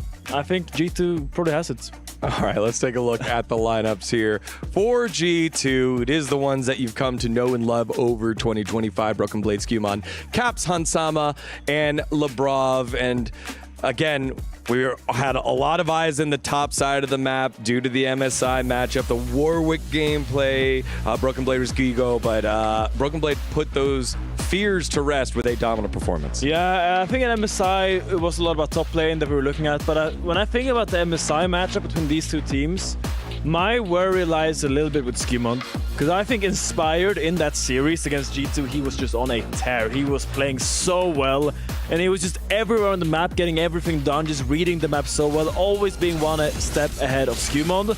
So I really hope maybe if Broken Blade can keep his form up as he did against FURIA, maybe he can help Skewmon a little bit to kind of get through those rough stages of the game. Yeah, G2 definitely looked better, especially Broken Blade. You know, he faced a lot of criticism in MSI. He kind of had not his best tournament, but he had a great game against FURIA just earlier today. And so I think it's something FlyQuest definitely has to look out for. And like you said, I feel like the jungle matchup is still going to be very, very FlyQuest favored. And in their previous series where FlyQuest won 3-0, they put a lot of priority into getting Inspired a good jungle matchup, one that he could just bully early game and basically just control where Skewmon can go, control where his team can pressure, and you know, just get individual leads as well. So I think that's definitely what FlyQuest can look to do. Yeah, I mean, I think when it comes to this G2 roster, you have to find a way to get some early leads here, because we know how Inspired can run away with the game if they get ahead. And we talked to Broken Blade earlier. The goal, a side goal for G2, is to prove that they can beat an Asian team, a team from the East, and to do so, they got to get a win now. They can only play the opponents in front of them. First match against FURIA, now with an opportunity against FlyQuest. And standing by right now with Kitty is Broken Blade for deeper insights on this matchup. Welcome to the second round. We have G2 Broken Blade by my side. You guys are going against FlyQuest. First of all, thoughts, opinions, thoughts. What are you going to expect out of this game? Excited. We were kind of hoping to play FlyQuest anyways, because they beat us last time. So now we have a chance for revenge, which we are going to take. And honestly, be real, between you and Bwipo, who is better at yapping?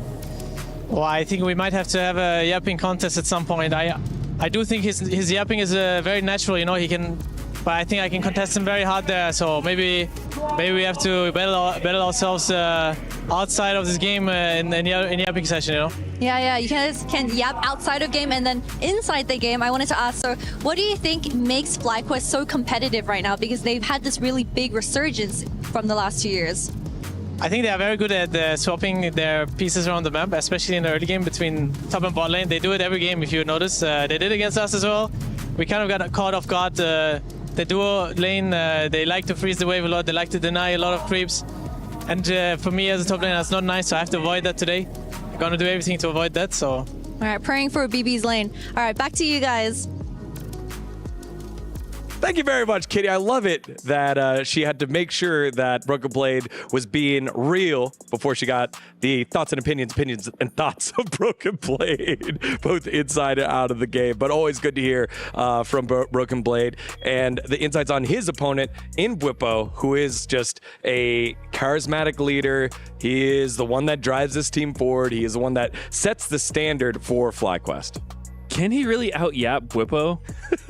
I don't know if that was a little bravado or if Broken Blade is truly a yapper, but if there's one thing Bwipo can do is it is talk. Like, I mean, I will say that I'm a little bit delusional about Europe sometimes, but I think Broken Blade's delusion there was a bit too far. Like, you're not out-yapping the Yapmeister 3000, but I will say that after what I saw today, Bwipo looked a little bit shaky. Like, okay, Broken Blade praised him earlier today as a very smart player, but the Bwipo I saw today against C9 was a Bwipo that, sure, he was strong in the game, but he made a lot of individual mistakes. He kept walking in, kept getting caught, and I want to see G2 kind of hone in on this. I want to see if they can try to catch FlyQuest during their setups, because I think FlyQuest is a team that when every cog works well, that's when they are working hard machine. I know what I'm going with there, but when FlyQuest don't get their proper setup, that's when they can sometimes fumble. That's when sometimes they get too over-eager, and that's sometimes where they fumble.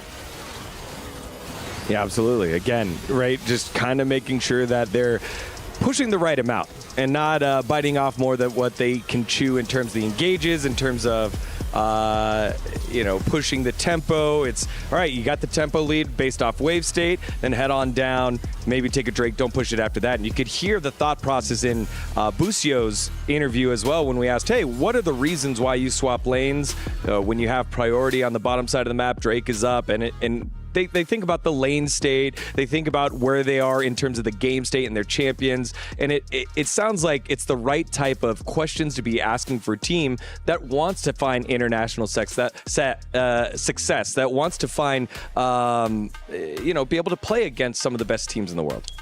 Yeah, from what Busio told us, it almost sounded like you just swap. You know, there were so many conditions, and it was like if any of these conditions are true, you swap. So it kind of feels like, because that's what we saw at MSI. There was a lot of swapping, especially early on, even at times where it didn't totally make sense to me. But I guess if, you just want to get some sort of advantage, deny their top laner. And I think also just the element of surprise, because like Broken Blade was saying, they weren't ready for it. They weren't used to it. And I know for a long time, those kind of macro things that if one team understands how to do a swap correctly and the other doesn't, you can fall really, really far behind from that. So it sounds like G2 is going to be more prepared for it this time, and, maybe they'll have a better answer. A little over a minute before we head on down to the stage. So, Medios, I'm going to you first. Sell me how FlyQuest gets this done over G2. Yeah, I don't think it's going to be too tough. I think they just get inspired on a good jungle matchup. They get everyone else on comfort. And, we saw it 3 times last week or 2 weeks ago, however long. I don't know. Look, I know G2 has better solo laners than FlyQuest, and I know G2 are very clever on the map. I know G2 is going to take this game. Why? Because they will play these side lanes masterfully. They're going to unlock caps, and he's going to run circles around Quid, and he will be so this is going to run into a wall and get smacked. I think also G2 has just taken so many lessons. As you said, these swaps, they won't get these easy leads anymore like they got at MSI. I think G2 has really evolved.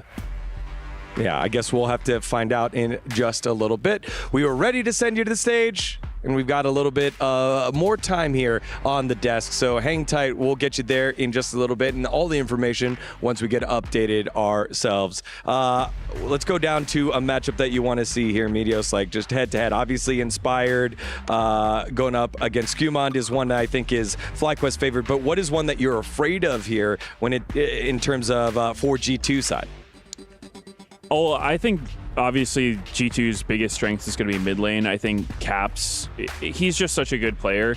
And one thing that I think kind of went wrong for them at MSI is potentially overvaluing the TF. I think, it's funny when you listen to all these pro teams talk about Twisted Fate and Callista, the champions that just didn't get a single win at the entire tournament.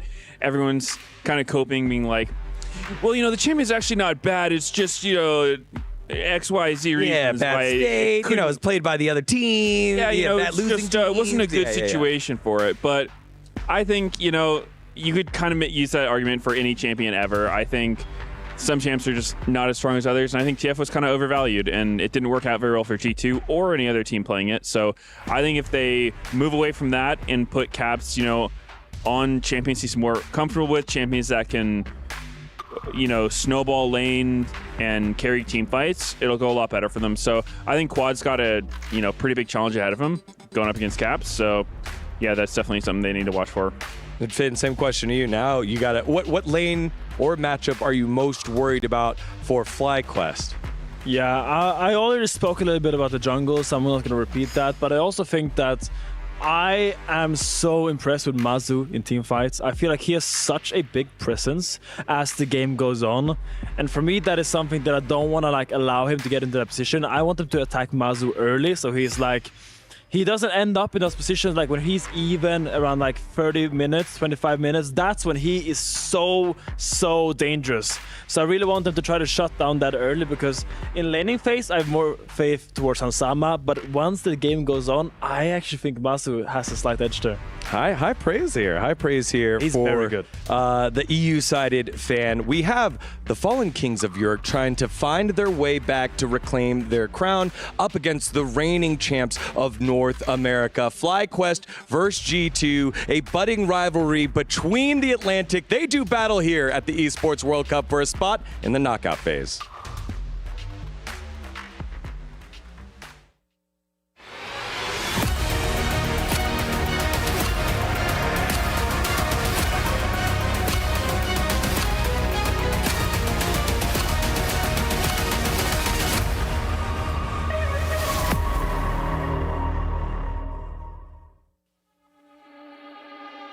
Another crucial quarter-final spot is up for grabs, and it is between two regions with recent history. It's NA versus EU once again, but this time it's personal. They faced off earlier this month at MSI, and the result was very dramatic. The winners of that one called it a statement. The losers, a bad day in the office. Whatever it was, it's time to run it back in a best of one. Absolutely. So let's welcome our first team. And this team, they've sent their North American rivals down to the lower bracket. Can they do the same to the European foes? It's FlyQuest.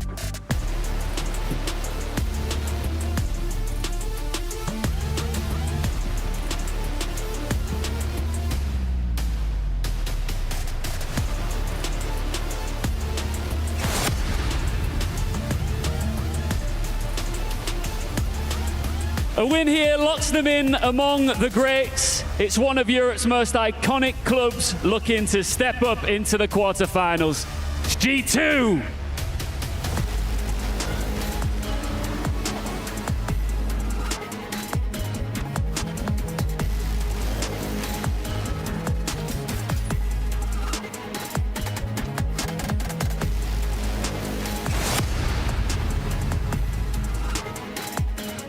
Buckle up for our last upper bracket battle of the night. Let's get into it with our casters who'll call the action. Thank you so much, gentlemen, for those introductions. And man, a rematch this quickly is not something we generally see after a team is knocked out of an international tournament. This is an absolute treat to see whether G2 can grab some revenge. Yeah, looking for redemption here for sure. And, FlyQuest played a pretty unique game leading into this, right? To go to the upper bracket here. Very slow scaling Azir gameplay. I do not think that G2 are going to give them the opportunity to play that champ again. I don't think the Pantheon is going to be seen in this game either. I think both of those champs are going to hit the ban list, probably on red side. But how the draft develops is going to be quite interesting, because I feel like obviously so far in this tournament we haven't seen Caps' champion pool fully unlocked, something that we know over the course of his extremely long and successful career he has such a massive list of. Maybe that could be an angle here in this draft, because just letting Quad sit back and scale slowly to a 5,000 goal lead I don't think is on the cards here for G2. Yeah, I don't think that's going to be the game plan on G2's side, and I think that especially in that best of 5 that they played against FlyQuest earlier at MSI, I felt like almost every draft was just a bit wrong. When I was looking at it, when we were watching it, it just felt like something was missing. And you can imagine that they have retconned that extensively since their last look-in. And of course, like blaming draft, that's cope, all that sort of stuff, absolutely true. FlyQuest played way better on the day. But I think that there are certainly some adjustments as far as the champions picked that is going to be pretty important to look at here for G2 as well, going into this matchup that is still very fresh in their minds. Of course, it's upper bracket. No one's going home after this one, but this gets you into the knockout stage immediately, and you don't need to even worry about your key getting destroyed in the next matchup. To be able to go to knockouts through this matchup, to do it in G2's way to prove that they are the stronger team, they've done it twice, or rather in FlyQuest's way, to do it twice the same way. For G2's case, to get revenge, to do it, to go, would feel so good. And, you know, moving into this, it's a best of one, right? Strategies, tricks that these teams might have up their sleeve are going to be quite valuable here. Pantheon's gone, right? Yeah. I imagine the Azir will be that final ban here alongside the Varus for the side of G2, unless there's a counter pick that Caps has in mind. If Quad's just going to first pick it, and they're going to look for that scaling Azir once again. I feel like it wasn't about the Azir as much as it was about the game state and how slow that one was played out. But still, I think it's a ban worthy of respect, and instead they'll just ban the Talia. That's super weird, because I'm thinking that this is just a definite Azir lock-in. They are hovering Kai'Sa for now, but I don't think that is going to be the first pick. Priority on that is not necessarily that high. And if it ain't broke, just don't fix it. I would recommend just locking in that Emperor of Shurima and letting Quad do it again. That is precisely what's going to happen. And I don't think this is an accident or a mistake necessarily. I think Caps has just something lock prepared. Akali again. Yeah, Caps just going to lock Akali again. We'll run it back. Silas, question mark? Yeah, no, it's Akali Nefiri, straight out the gate. Let's go. They don't have to show their hand here. Obviously, they can look for a bigger prio jungler. They're just going to slam the Annie, though, instead. So can go for the Annie Xin Zhao. I'd like Annie Wukong for something. Annie Wukong, also good. Annie Viego was a common pairing, but I would not prefer it in this particular draft. I think Annie Poppy also makes a lot of sense just because the Azir has been locked in already. Inspired looked great in their last game on that champion, and it felt like that had that sense of inevitability as Skewmont hovering his signature pick in the Nunu just for a moment, but will be then locking away the Vi. And that's a big one that actually managed to get through the draft that we didn't quite mention because we're used to it just being taken away or snapped up first pick every single time. It doesn't have the same durability as a pick like the Xin Zhao in team fights, but the pick potential this comp already has with the Annie setup is incredibly strong. Looking for a potential Sejuani here or Inspired to come through. The Yone is banned, right? Like, there's other picks you can play with this Sejuani in the top lane. Jax comes to mind. The Renekton, we did see played into them by Thanatos, was pretty successful. It's a pretty strong setup here of the top side for FlyQuest. The Rumble will be opted into this. Yeah, and both teams are a really solid, strong top side here to line things up. I feel like I'm getting a lot more aggressive vibes from G2, though. The Rumble Vi and the Annie already locked in just gives them so much forward momentum towards the top side of the map. And then if you get your hands on something like a Jhin, anything that can offer a little bit of utility or some self-peel in something like an Ezreal, it would be very powerful. I think if you have, there's like 3 picks really that come to mind here for AD carry. The Jhin you mentioned, the Ezreal. You could look for something like Isaiah, but I wouldn't really prefer it here. Senna, in a similar vein. But also, I feel like the Jinx in this draft is just so free, just simply because you can use it as a counter pick. You can try to outrange your lane opponent because Masu and Busio will have to show their hand first since they're on blue side. And you have so many ways for the Jinx to get excited. And we've seen the rise of Jinx slowly through MSI. We saw it in the MSI qualifiers here at the LCK for our region. The Nico will be taken away. I wonder if that's a consideration here. Oh, man. Yeah, I'm a little bit worried because as soon as Nico gets banned, I'm like, oh, they're just going to lock Kalista Renata. Yeah, Kalista Renata is very strong. I think a Renata ban makes 100% sense here for Fly. Otherwise, you could end up in a situation where even like a Draven could be played with this draft to incredible potency here for Hansama. The Kai'Sa works well as follow-up, but man, it feels like G2 have so many strong AD carry picks here that are either incredibly strong with the follow-up for the dive or incredibly safe and can follow up, and do a ton of damage and be hard to punish with this Renekton Azir. So I think that the Draven that you mentioned, the more I think about it, the more I like it because they do have just a lot of damage from like level 6 onwards, right? Yeah. In this composition. You just snowball. Yeah, you can certainly facilitate getting some of those resets, or at least some of those adoration stacks cashed in. But that is going to be the Rakan, the lock-in first. They're going to save Hansama's pick until last. I mean, honestly, I kind of feel like Kalista Renata works really well for FlyQuest now, though, with the lock-in of this Rakan. I think you just lock Jinx. I think you try and deny Xayah Rakan by locking like something like a Jinx. Or instead, they're thinking about Jhin works well when you have this front line. 4 letters starting with J. I mean, Jhin is very strong for both squads, right? See the Alistar to get locked here first, and they're thinking about that AD carry a little bit more. I think Kalista loses a little bit of value in this lane, but it's still playable. I know everyone hates Kalista right now. Its win rate at MSI was 0. But it is an option. Jhin is safe. Kalista is safe. And you have the scaling Azir in this composition already. And I think they are just going to go with the Jhin because it's both strong for their comp and also a strong denial for Hansama. Will we see that bold Draven? Will we see something like a Jinx for the resets? Or even something like a Zeri, I feel like is not out of the question here for Hansama. Could be an option. I just see Rakan and the Xayah's still up, and I think that they're probably just going to I don't like it, though. I like it less, but, I mean, it's just what's going to happen. As the good old Lovers duo comes in, keeps the theme as far as color coordination as well, very on the red side of the spectrum, and allows them to align, and I think that that's very important.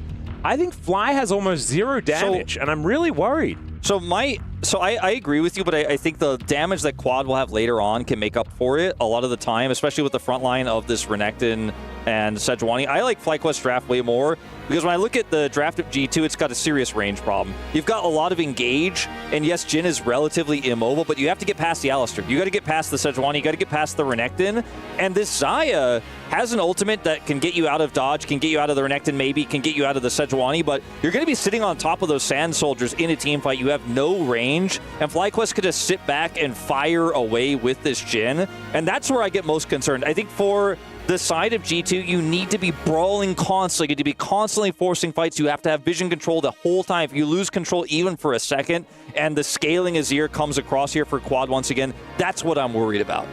Yeah, I do think that it requires Quad to be playing really well and to get a decent early game going. Because if the Azir isn't absolutely deadly, which is exactly what we saw from him in their last matchup, if it's not deadly though, it's going to be G2 being able to just take any fight that they want. They have the "I've decided that you're dead" button in the Vi. That's why she's so permanently banned most of the time, is because you just so very easily get to decide when you want to kill someone, when you want to fight. I mean, I think these comps have completely different identities, which is super exciting. Yeah. You have the late game Azir, the range versus I'm running at you. It's a question of can G2 close the gap? Can FlyQuest play keep away and survive and do that damage? When does Quad get his arm guard? When does he get that Zhonya's completed for extra safety? Such a fun matchup we have here at North America versus Europe. Yep, good old NA versus EU, a tale as old as time, but still just as exciting as it ever was. And we are onto the Rift here to see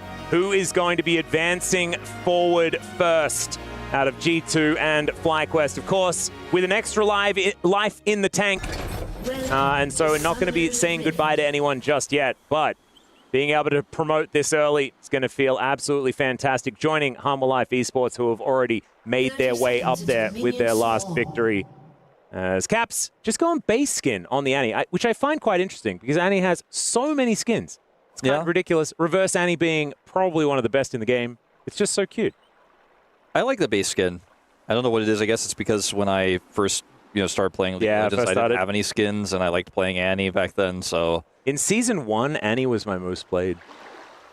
Very fun chat. Broken Blade gonna do a little bit of a wraparound here, but I don't think FlyQuest will get punished.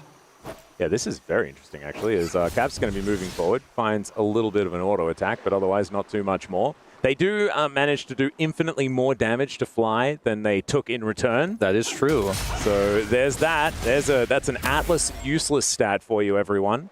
You can have that for free. We'll see a control of the bottom side brush from Masu and Lucio as Broken Blade is continuing to try to fish for these harpoons. We'll finally land a second one there. But let's see what happens with this level 1. Masu and hit that first shot, and I guess it won't really matter. But sometimes you get in that brush and things change in the lane. Yeah, and this I feel could actually just go really G2 favored. It's not exactly the most power. Of course, Jin in lane is actually pretty strong, but level 1 Alistar is probably not what you want if you want to go toe-to-toe in that 2v2. As Quad and Caps fighting once again. I feel like this is such great news for Quad, though. His Azir was so good in the last game, and he just gets to continue on down that same track. We'll see how he's going to do against Caps instead, of course. Different opposition. As I don't even... Did Quad and Loki even play against one another at all? Yeah. I know that, you know, when Quad was Sulka, he did spend some time down in Challenger. I think they just missed each other. I'm not 100% sure about that, but I think they missed each other by a year. As Loki was a bit of a later come up there on Hanwha Life. As down here in this bottom lane, like you said, the Alistar level 1 a little bit weak. LeBrop's, you know, doing some great sustain. Bit of a trade happens here. Also gonna do that bouncing grenade.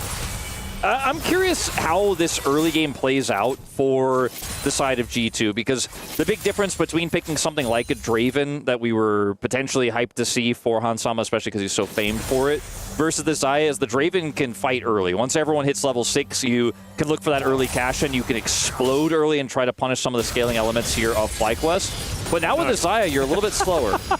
Yeah, that can happen. Yeah, Bwipo just going to be emoting after he stuns that minion. That being said, that minion was very surprised about what was going on, but Broken Blade going to be able to find the Harpoon here.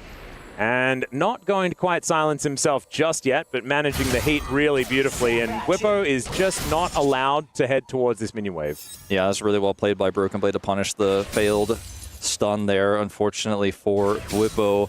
Knows he probably got caught on cam with that one. That happens. Yeah. It shouldn't happen, but it does happen to the best. He did counteract it, though, with the emote very nicely as the double fold comes down here towards the bottom side. The Blade Caller not quite connecting onto Masu, but the heal is still going to have to be employed here by the Fly bottom lane as G2 fighting this one pretty aggressively. Broken Blade continuing to try and keep the pressure up as in goes Bwipo. This time he's going to be able to find the stun. Permafrost coming down as well. I think Bwipo is going to... Broken Blade is going to be absolutely fine, but still down to 200 health, might be teleporting early. That does relieve a lot of the pressure, though, of Bwipo's lane there that was looking like it was going to be frozen in a really tough spot. He's able to break the freeze here. And Skumond is lurking. It's not going to commit any further here. Does get that control ward up, but... A lot of vision that Bwipo is going to be dealing with here towards the top side. A lot of the early game between these squads has been a little bit of hands checking, a little bit of aggression on both sides. But if you look at the gold lead, I mean, it's 0-0, right? We don't have any big plates going down or anything like that, but it's a pretty significant lane lead across the board here for G2. Caps has a significant one in mid lane. You can see that, you know, Broken Blade was able to stem the bleeding there with the attempt from Inspired. He's just chilling, had a massive lead, had denied a ton of farm from Bwipo. And these small advantages do stack up. Yep. We got a bit of a lane swap coming on through here. As Meteos was talking about before, sometimes there's like a million different reasons as to why you swap, but when in doubt, swap is kind of what I got from it. And that is what G2 is going to do. The Dragon is going to be spawning here, just a lone Chemtech to start us off. Is going to mean that that adds a little bit more power to the potential souls that we're going to see in this game. Only one Chemtech soul so far today is absolutely fine. Good work there, Orcs. Thank you for not inundating us with too many of those. As Busio coming on over, saying yeehaw in the mid lane because of the cowboy skin. So many times it is just the cowbell. Yeah. Right? Because, like, that skin is so cool. I mean, there's also, like, the war one that, you know, Lehens and Beryl like to use, but we don't see the cowboy quite as much, and that was an old favorite, so I'm glad that we're bringing it back. Thanks, Fuzio. Bwipo trying to bait here is successful. Yeah, Equalizer goes in. Inspired coming down, but Skumond is in position. And it looks like neither team wanting to fight. It's a gentleman's agreement. Just a bit of a thumbs up there. And now Caps moving forward, finds a speed up with the Molten Shield. Once again, the answer is going to be there. And there's the Emperor's Divide. Caps electing not to use the flash yet. And there's not quite enough damage on the table, so it doesn't actually have to at all. A 2v2 here. Annie and Tibbers versus Quad and his cow.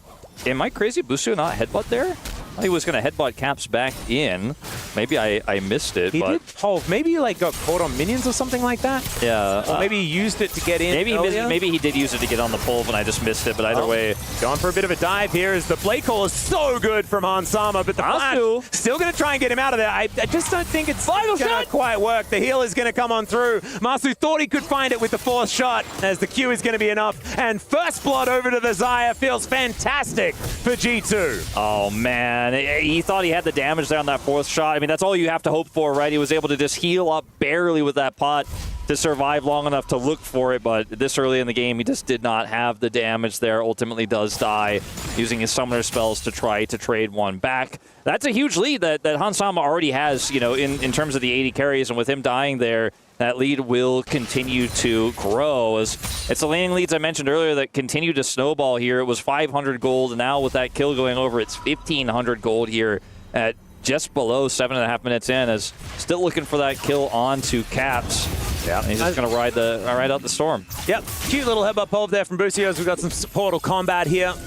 Quad going to come on over and get that control ward down. They're just trying to stem the bleeding as much as possible, but G2 are doing a great job keeping up this level of pressure as we check this out once again.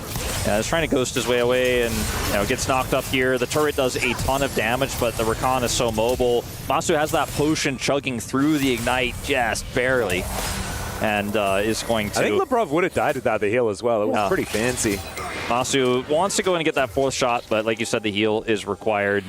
Very close, not enough. Void grubs are going to spawn here as G2 look to take these out. They have so much control over this map right now. Caps is unable to join, but I just don't think there's enough FlyQuest here to deny.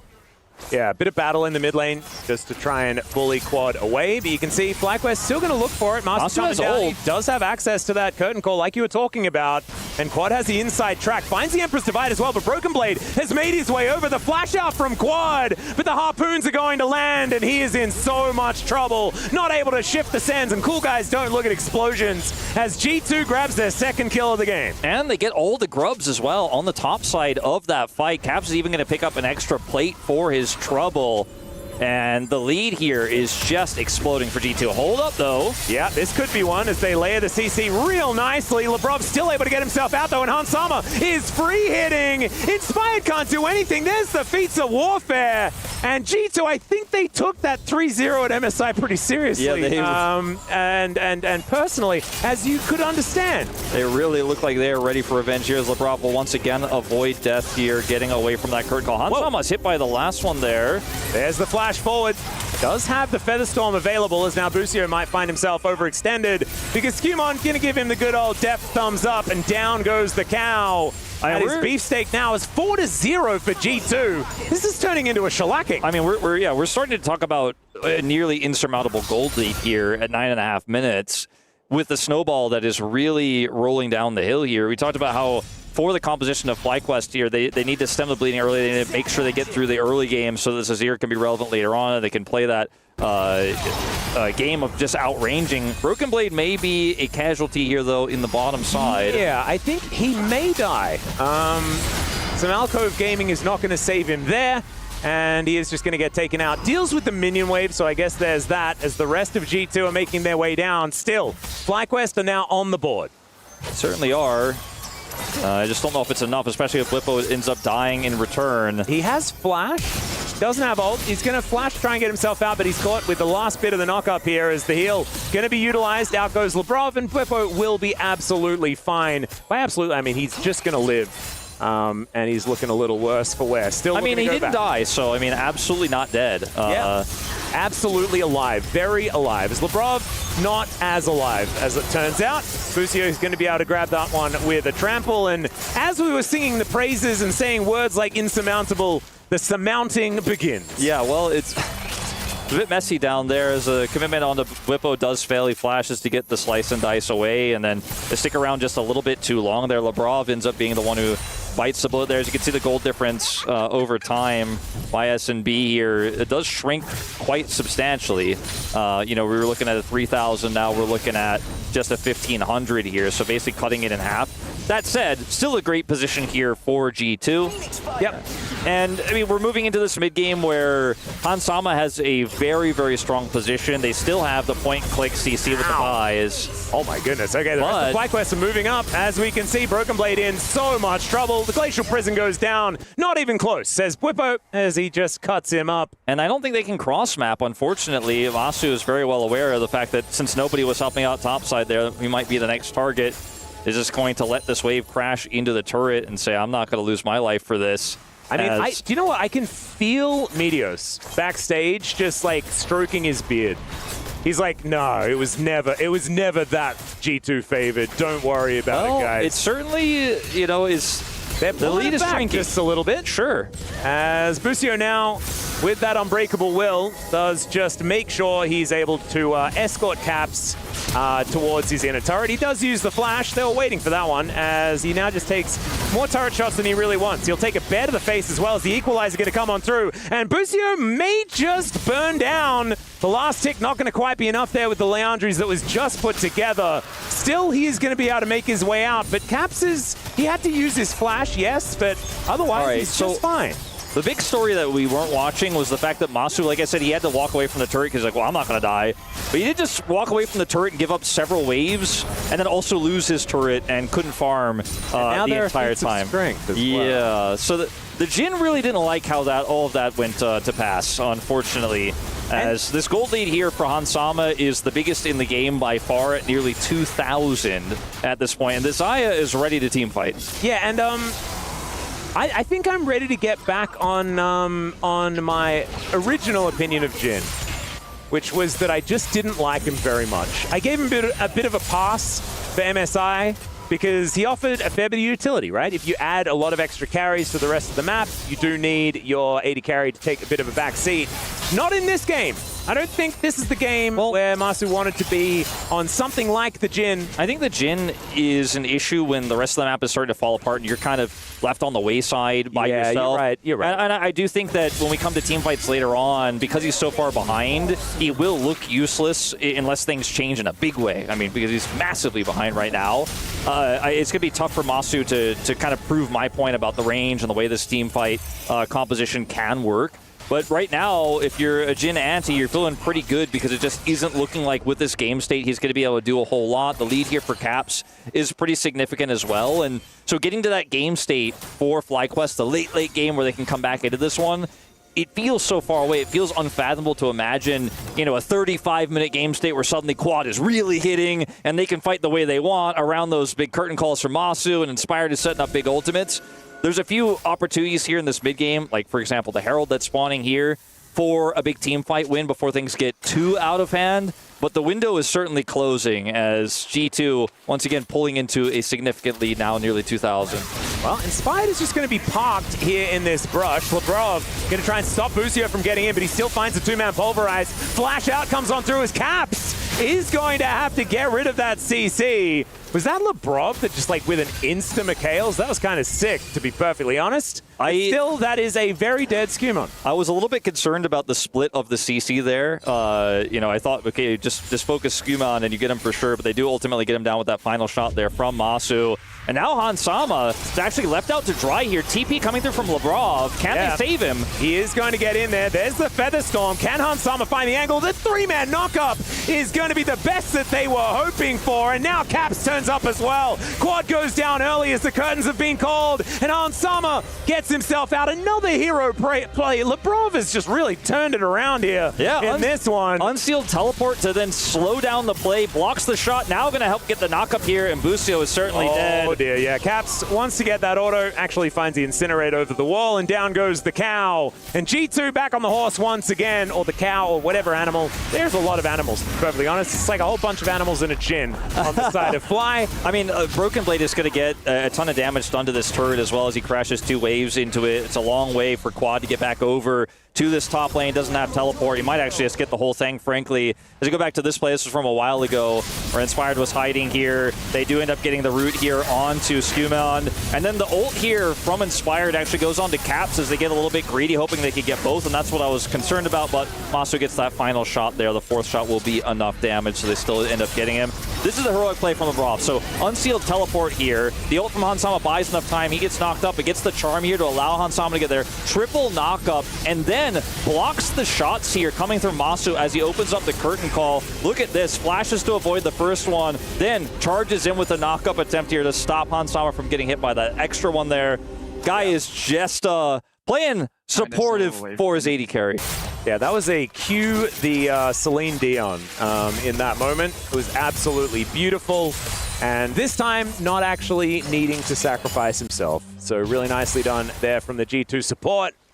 And as we can see, the result is a 1.4k gold lead for Hansama on this Xayah. And I'm looking at it and I'm feeling like the amount of late game damage potential out of this Xayah is going to be absolutely obscene. And what it means on top of everything else is the fact that you can eliminate these neutral objectives so incredibly quickly. And that's where things get really scary here for FlyQuest. Now, they're going to have to really be on top of the vision. This dragon here, it's the first Ocean dragon of the game, as we have Ocean Soul here, is completely under the control of G2. And this is where things get a little bit tricky for FlyQuest, because they want to sit back and scale. They want to just say, Quad could TP him, but maybe we just leave him on the side instead. They need to use this dragon wisely. And I think trying to force a fight here is probably not going to be it.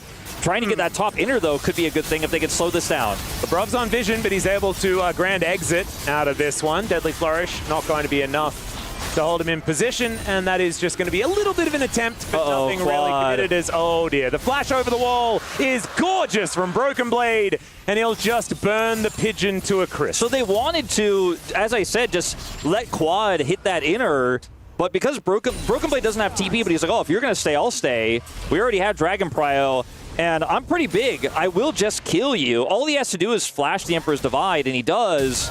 And down goes the Azir, and they get nothing. He may lose his life, though. Yeah, this might be something. They can actually manage to get the kill. The answer is pretty good, though. On the other side, Inspired actually takes a lot of damage.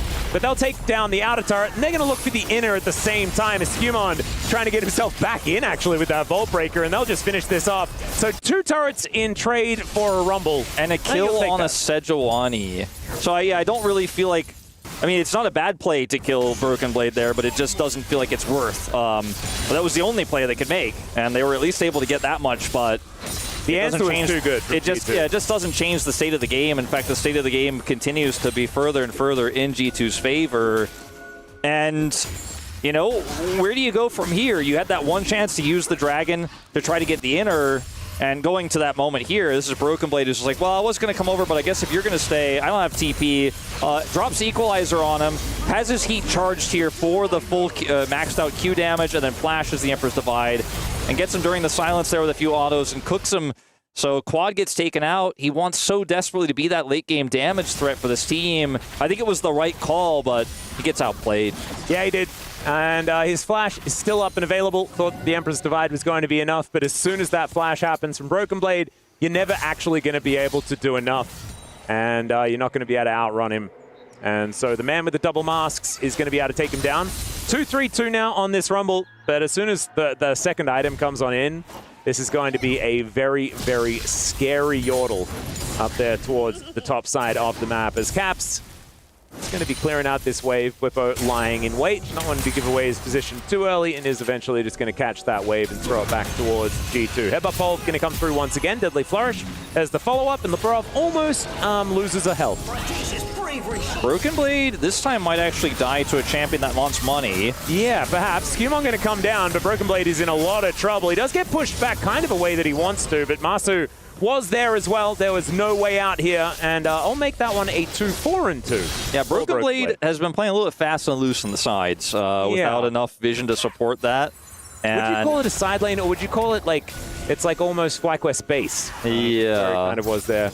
But still putting on a lot of pressure. I mean, these are the types of ways. I mean, it's going to take like 3 or 4 more plays like that for FlyQuest to get back in this game, but that is exactly what you want.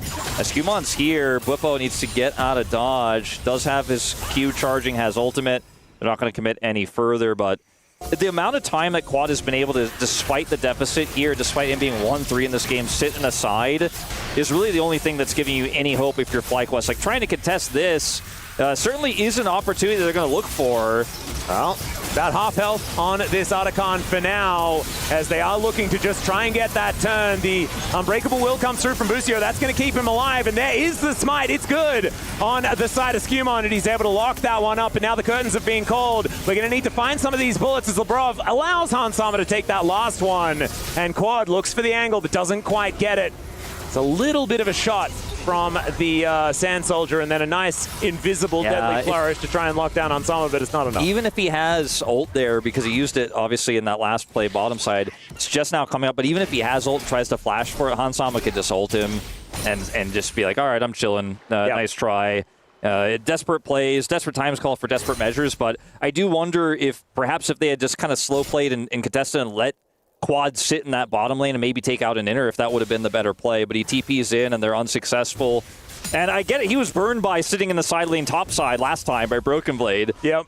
This time he's like, well, I'm just going to TP in and look for it, but fortunately not able to get anything. A big Otacon play for the side of G2. He isn't engaged on Busio, doesn't quite have his ultimate back up again. There's the knock up from Labrov as well, as they found Masu, and he is just dead. And now a teleport comes in from Blippo that's a little bit inopportune. And now Inspired gonna have to get himself out of there. There is a blast going to allow Blippo to escape, but Inspired may not be so lucky. Him and Bristle are able to escape though, and G2 unable to get their fangs into anyone other than this Jin. Okay, never mind. Maybe they found Bwipo. I think Busio should. Blows coming on through. Yeah, Busio should be able to protect him here. It's going to be tough. Cap's got stun prep.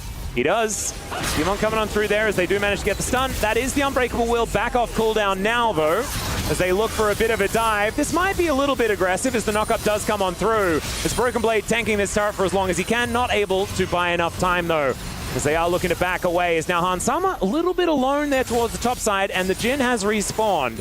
So they have to be a little careful. They will be able to back away.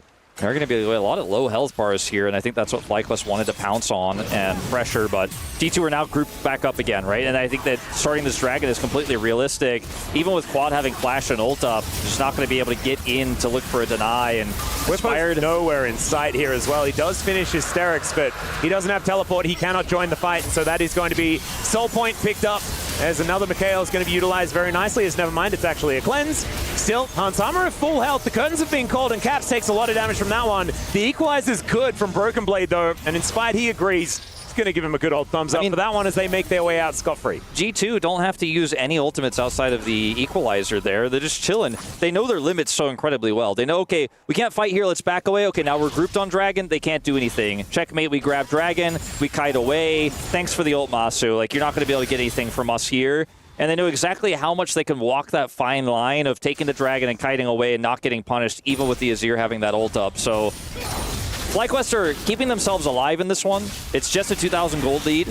You know, the lead has actually gone over in the mid lane to this Azir that spent so much time in sides. Yep. And he has to be the win con here. We've said this about Quad so many times, so much on Cassiopeia oftentimes in the past, but on this Azir, just like in the previous game they played earlier today, he has to be the win con. He has to be that supreme late game damage. And on the other side, it's Hansama, right? And yeah, you mentioned deathless. a 2,000 gold lead. That is his gold lead against his opposition. And so it does feel a little bit like Quad versus Hans in this particular matchup. And they're the ones with all that consistent damage that's going to be offered. Now, when we get to some of these later fights, right, for example, 3.5 minutes from now, when that soul spawns, the potential soul here for the side of G2, Baron spawning in just 10 seconds time, that range advantage will be significant despite a gold deficit. So you have to play these out clean as G2. So mistakes could cost you big, because even with a 2,200 gold lead here for Hansama, if you can't close the gap, you can't hit autos, it doesn't necessarily matter. And if they start to lose map control, as they are a little bit here in this mid lane, that's maybe an angle for FlyQuest to get back in. I feel like FlyQuest down, but certainly not out in this one. Now G2 have the group, they have a ton of vision removed here. That Scuttle Crab is about to fade as well. Threatening a potential Baron is very smart. That's what they're going to look for. Whippo with a bit of a wraparound as they don't have a lot of information. There is the flash, the headbutt flash pole from Busio, but it doesn't quite get the angle that they're looking for. Skumond is going to get Mikhails to get out of that CC. It's a big pulverize though. It's Busio going for it once again. They've managed to get the Featherstorm out of Hans. He's killable now as Inspired looks for an angle but doesn't quite get there as the Blade Caller was already in the air. They protect the President, but I don't know whether they're going to be able to hold on to control of the map, and Fly looking for this Baron. I think they have enough damage to start this up 100%. Gonna get that teleport out of Labrov. He does have unsealed, so he can just get right back into the fight. Yeah. Broken Blade could be in trouble as Whippo unable to get through the wall. That was a bit of a sad one. He has a Pengu ready, so once again, the emote game is good, but they're not going to be able to kill the Rumble. Not confident enough with the teleport for Labrov. They know he has unsealed, and they're also a bit split, like you said, chasing there, looking for the kill onto Broken Blade, who lost his flash moments before, and they do end up losing control of this. Labrov, he is recon, so probably fine. Caps is just lurking, man. They're trying to bait so hard. Yeah, he's like, Caps is like, I don't need a reset. I can't afford my next item. The Void Staff's not ready yet, so I'm just going to make sure that they're not going to get Broken on top Blade of this Baron. again. But remember, Flashless, this guy's gotten caught so many times. Well, I mean, there is a teleport from Quad, so he can actually be here. Emperor's Divide goes down as Inspired going to be a little bit late, but now without Emperor's Divide, the teleport is free.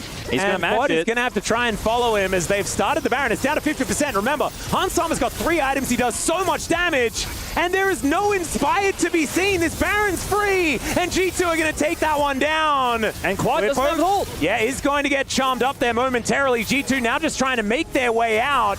The exit after the heist is often the most difficult, but it looks like they're going to be allowed to leave. And finally, Broken Blade's side laning, the threat of trying to kill this guy ends up being a boon for the side of G2 as he escapes and they get Baron.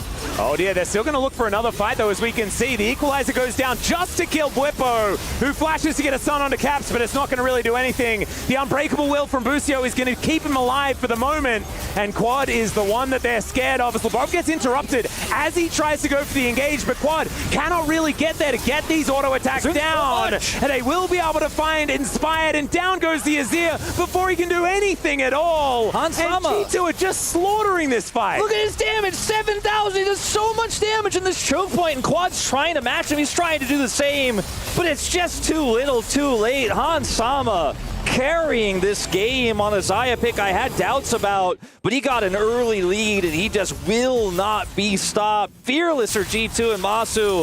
Looks like he's going to be the last to fall in this exchange, but man, 7,000 damage. Tier 3 boots now in this Xayah's inventory. And I think FlyQuest were wise to try to take that fight in the choke point, but unfortunately, they just weren't able to do it. The wallets are heavy here on the side of G2. They will get the Ocean Soul.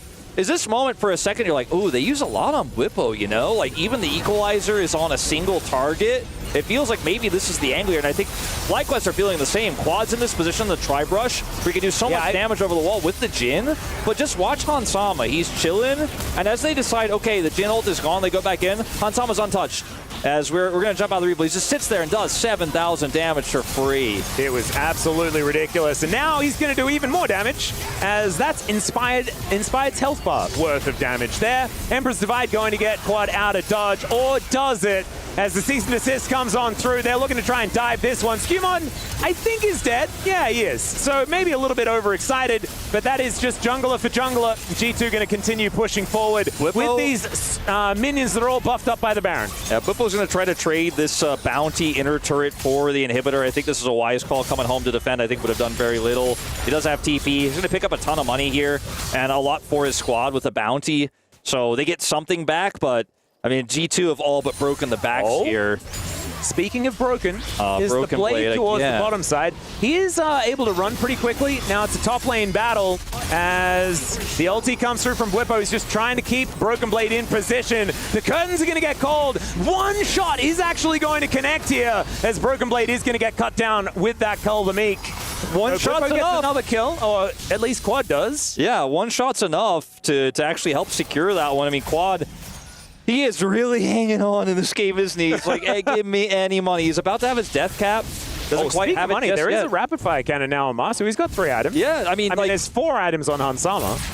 I do feel like if you're even vision everything's set up on both sides. The range advantage is a problem for G2, and some of the over-aggressive plays, like what we saw from Skumon earlier, can be a problem, but the big issue here is Hans Sama's damage. So if you can't kill this guy, and he just gets to auto, it doesn't matter how big your Azir is, because he'll never be as big as this Xayah right now. But this is a problem that Skumon goes too far forward here, does end up getting punished. Broken Blade gets TP'd on and dies, and this does really take a little bit of the wind out of the sails here for G2. He's just going to do it again. Like, bye. It's the same play, and it works again. What the heck? That's not how it's supposed to go. The Unbreakable Will is going to break, and it's a double here for Hans Sama. Now the equalizer is going to have to be walked over here by Masu if he wants to get out. There's the cease and desist. The follow-up is not quite there, and Masu does have an inner turret, but actually never mind. The Vi is just enough to wipe out this Jhin, and Bwipo is once again on an island by himself, doing what he can to hold back the waves and waves of minions. Yeah, I mean, this is significant because it means there's no way to threaten the end with 2 down here, 3 down rather, I should say, for FlyQuest. He may get punished here. Doesn't quite have his flash back up. The blast cone is denied. He should die. Yeah. This does buy a significant amount of time here for the rest of the team to respawn. That was something. Yeah. But I mean, this is like the meat grinder that is Hans Sama. Sejuani can't be an auto attack range of this champion. It was the same play. Alistair can't be an auto attack range of this champion. He is actually like, he's more than a fountain laser. I don't know what that is. But fountain lasers are jealous of this Xayah right now. If there were like 3 fountains next to each other and you walked into all 3 of them, they all overlap. That's what Hans Sama is doing in this game. It's like you're playing the easiest levels of a tower defense, you know, and it's like the first wave. It's very, it's looking dangerous. As Quad also just going to get jumped on here by Skumon, who doesn't quite have the same answers as the rest of his teammates with his flash on cooldown. Did have the ulti, but isn't actually going to employ it. I mean, this doesn't have the ult now. This is significant because they have the mid push here with the super minions, and now Quad doesn't have ult for a potential Baron take. Baron's up in 30 seconds. I think G2 could just do their due diligence here, put some deep vision up, and look to start this Baron up with a nearly full build Xayah. They just auto it down so quickly and just sit there and go, well, you don't have engage. You don't have a great way to stop this. Yep. Good luck. And I mean, for FlyQuest, how do you respond here? Without that ultimate from Quad, you kind of just have to deal with the mid push and then just go, well, can we defend the Baron? Because trying to fight this, I feel like, is never going to happen. It's a dream within a dream. It's Inception. Yeah, and they're going really like deep into the dream state as well. There's the flash forward from Labrov. He's collecting all of them with the charm and the flash away from Master, but he's still on top of the equalizer, so there is just nowhere good to go. Finally, a grand entrance is going to miss, but Inspired is not going to be in the same situation. He does have to flash, but it's not going to be enough to keep him alive. His Caps is going to follow him, finds a Pyroblast, and that's going to finish him off. Busio now just going to get thrown around like a rag cow. And Hans Sama is very legendary in this game. The Empress Divide is back up again. Skumon is going to go down to his GA, but G2, man, we were asking the question about revenge. This was absolute obliteration here in EWC, and they'll be moving on to the knockout stage. All smiles as well, and we saw that shot of Hans Sama deleting the Sejuani, the Alistair, and just grinning ear to ear. He had a phenomenal performance on this Xayah, generated a huge lead, and was always where he needed to be. His positioning was fantastic, was never punished by the Azir. And Broken Blade, yeah, he may have had a few overextensions in this one. No, he was drawing pressure, Wolf. He was drawing pressure. The one time where he was able to TP out and they got Baron was really the final straw, I think, that broke the back of FlyQuest. They could never recover after that. They lost their inhibitor, and there was just never any way back in. I think there was some good decisions made by FlyQuest. Quad trying to look for the inner top side, trying to just farm it out, trying to scale up. He did a ton of damage, but he was just never going to compete with triple fountain laser Hans Sama in this one. And G2, they get the revenge. They're the second team in the knockout stage. And Europe feeling a little bit happier with this result now, you have to think. Yeah, that was a huge step up from G2. And it's so interesting, right, when we get to see the rematch so incredibly quickly and being able to get some instant revenge. Of course, FlyQuest have the ability to fight back, right? They are not out of this just yet. And they get to look for a rematch of their own. Man, imagine if we get another one. That would be absolutely ridiculous. As now, it is time to head over to Ian, who has Hans Sama, the triple fountain laser, standing alongside for the interview. What a performance from this guy. What a performance from G2, your quarter finalists here. Last time you went up against these guys, they dominated you 3-0. That was at MSI, not even that long ago now. How much was that playing on your mind, and did it drive you coming into this matchup here? I mean, for sure, we had to take our revenge against them. They really played very well against us in MSI, and we had to really figure things out as a team. And I think we're in a good momentum. I think we are learning a lot as a team from this MSI, and coming up to this EWC, we can be stronger. Speaking of momentum, you are now 2 wins today going into the quarterfinals. You are warmed up in Riyadh, no pun intended. Do you think that gives you a bit of an advantage over the seeded teams in the quarterfinals that haven't already played here? For sure. When you get to play on the stage before, get used to what's like the table and stuff, the headset. For sure, it helps to get used to it. So for sure, have a little advantage there. And you were smiling and enjoying every moment of what was a phenomenal game from you there. Are you expecting to just keep getting better and better on this stage? Well, I think I did well. I think my team did super well. We were playing really much as a team and felt like we were always going for the same place. So I can expect us doing more of that and be playing even better than that.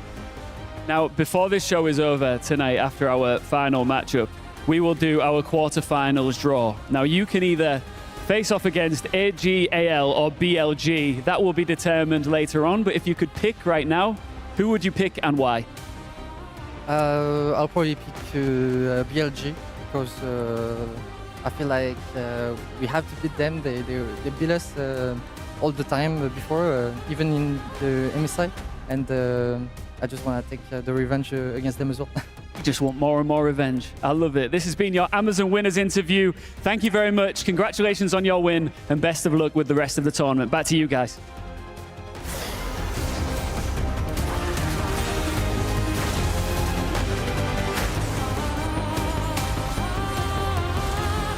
Thank you very much, Ian Chambers. It was great to hear from a victorious Hansama as they win the most recent battle between EU versus NA.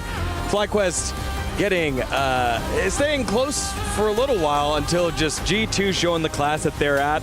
And BB's smile right there is the same size as Finn's smile right now here on the desk. I know you can't see it, but he's grinning from ear to ear. Oh, we're so back, baby. We are so back. What a stomp by G2. Broken Blade on the Rumble, Hansama on the Saya, shutting everyone up that doubted him, saying he can't play Rumble. Okay, didn't have the strongest game. He died a little bit here and there, but he picked it and he won with it. So yeah, that's that. Yeah, very good job picking Rumble. I think G2 now has about as many wins as they had at MSI. Okay. Nah, it was a good game by them. They definitely showed up, and they managed to do what C9 wasn't able to do against FlyQuest, which was, draft the early game champions and punish the Azir. This Azir looked way different. He wasn't nearly as fed, way less gold, and he just kept getting killed. So yeah, I think G2 had a good game plan. They executed on it. Yeah, and also something I touched on before the game was that I really wanted to see Hansama try to dominate the laning phase, and I think after that early game dive onto Masu in the top side, he really had the wheel and he was turning it left, right, and center and just driving all across the rift and just farming so much, getting so strong on his Saya, and made it so difficult for FlyQuest to even face shift their own jungle. He was there. Yeah, definitely a great pick to be slippery, to have a lot of attention on you, but be able to matador it with such proficiency that led to G2 getting the victory, despite some scary moments as they were looking to close out, but they're able to get it done. Let's take a look at some of the highlights that we had here. We start off with the first one on the top lane, and it was the dive save. It was the communication between the squad to make sure that Hansama was able to get away here. It's beautiful by G2 to leave no man behind. A lot of teams would just leave tell their AD carry to leave this tower, drop that wave, you are fine. But all of G2 come to rescue him. All of G2 come to save their little boy AD carry and make a heroic entrance. Another heroic entrance right now is Skumon, who's joined us after his game, and he is he should have an honor for that game, defeating NA. Yeah, also taking my job here, Finn. Welcome, Skuman. Congratulations on the victory. How do you feel? Thank you. I mean, I'm feeling pretty good, yeah. I mean, I didn't have the best game. I was kind of not always in the place with my team. I didn't feel like that much connected in the early game. But I mean, yeah, definitely happy with the win. In a way, we got our revenge. Obviously, like, it's pretty sad that it's only a best of one, but we take it. Yeah, congrats on the win. How did you feel playing against Inspired today? Because I know that in your guys' last matchup at MSI, you know, he had a really good series, but today you got the best of him. So what did you change? Like, did you adjust anything going up against him today? I mean, yeah, definitely. I mean, in the last best of 5, I just got gapped really hard, to be honest. Like, it was definitely probably like my worst series I ever played in my life. Like, I really just I didn't show up, and I felt really bad after that series. And yeah, I mean, for sure, some adjustment on, like, I rewatched and reflected on like how I played and how we played, and trying to see on how I played, like all of my mistakes basically. And yeah, I mean, I just took the best out of what he did and took some good lessons from our games. And yeah, I mean, obviously again, I didn't play that great today, but I'm still happy that at least I wasn't 5k behind. 2 wins. I think that's still pretty good. It's scoreboard right here. You just got to point at getting the wins going in the right direction. We have a second highlight here for you. This was after you guys take Bear and start get corralled. Why don't you talk us through what some of the comms were in this moment, if you can remember. I know there's a lot that happened today, but if you can remember. Yeah, I mean, definitely. I mean, this was a bit stressful moment. I mean, like, we saw Sejuani on the bot crab with a TP, and we just decided to rush the Nash, and it was a pretty good call. It was a bit sketchy, like the smite, me and Lavrov with the spellbook, but we get it done. And yeah, I mean, like, this fight was really good look. We knew, like, he wanted to push the next wave, so it was nice finish by us. And yeah, I mean, like, after killing the Alistar right now, it was a bit scary, but we just, like, went in and just killed them because we just had some confidence. That was a beautiful punish there on the Sejuani showing bot side. And really, like, clever TP by BB to just get out of there, knowing Sejuani wasn't in range to stop it. So really nice call. You spoke a little bit about your MSI journey and how you feel like you reflected on it a lot. And I just would like to know, like, what was what if you could say one takeaway from that tournament that you really took to heart, what would that be? I would say, like, take more ownership and responsibility during the games, because obviously, like, as a jungler, you kind of know, like, what you need from your laners and, like, how you see the game going right. And I got punished a lot, even though I kind of knew what was going to happen, but I didn't really take responsibility on asking, like, some wards or, like, just some little details by my laners that could have helped me in some tricky matchup. And yeah, like, I just got punished really hard. For example, on my Vi game against Wukong, I just knew, like, he can just level to invade. I didn't really just put any single ward, so it was kind of obvious that it just came in, and I felt behind a lot from that. And yeah, I mean, just take more responsibility during the games, and yeah, just have a better communication overall. Yeah, I kind of just really want to ask, because it's such a unique position that you're joining an established roster with one of the greatest players ever to play in the West, one of the most stable and consistent top laners across EU and in North America. That's where you interact so much. Is there a level of, hey, those are the seniors and I need to listen, and now they're like, no, you got to tell me what we need?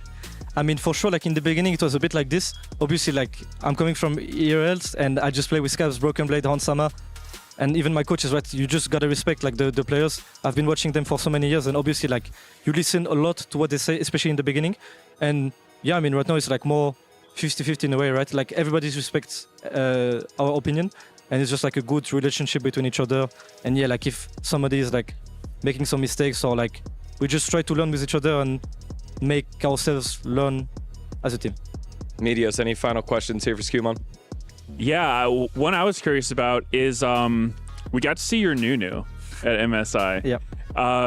Kind of a rare champion, not something you see in competitive too often. And I know you like hovering it a little bit too. So is that just like a pocket pick? Is that a champion you really like? Or, you know, what's your story with Nunu? Yeah, I mean, definitely. I mean, I used to, when I grinded to Challenger, when I rolled swap to jungle, I was just a one-trick Nunu, so I just kept playing it, and I just kind of got Challenger with it. So, I mean, I know the champion really well. It's definitely, like, my most played champ ever in my life, I would say. I think so.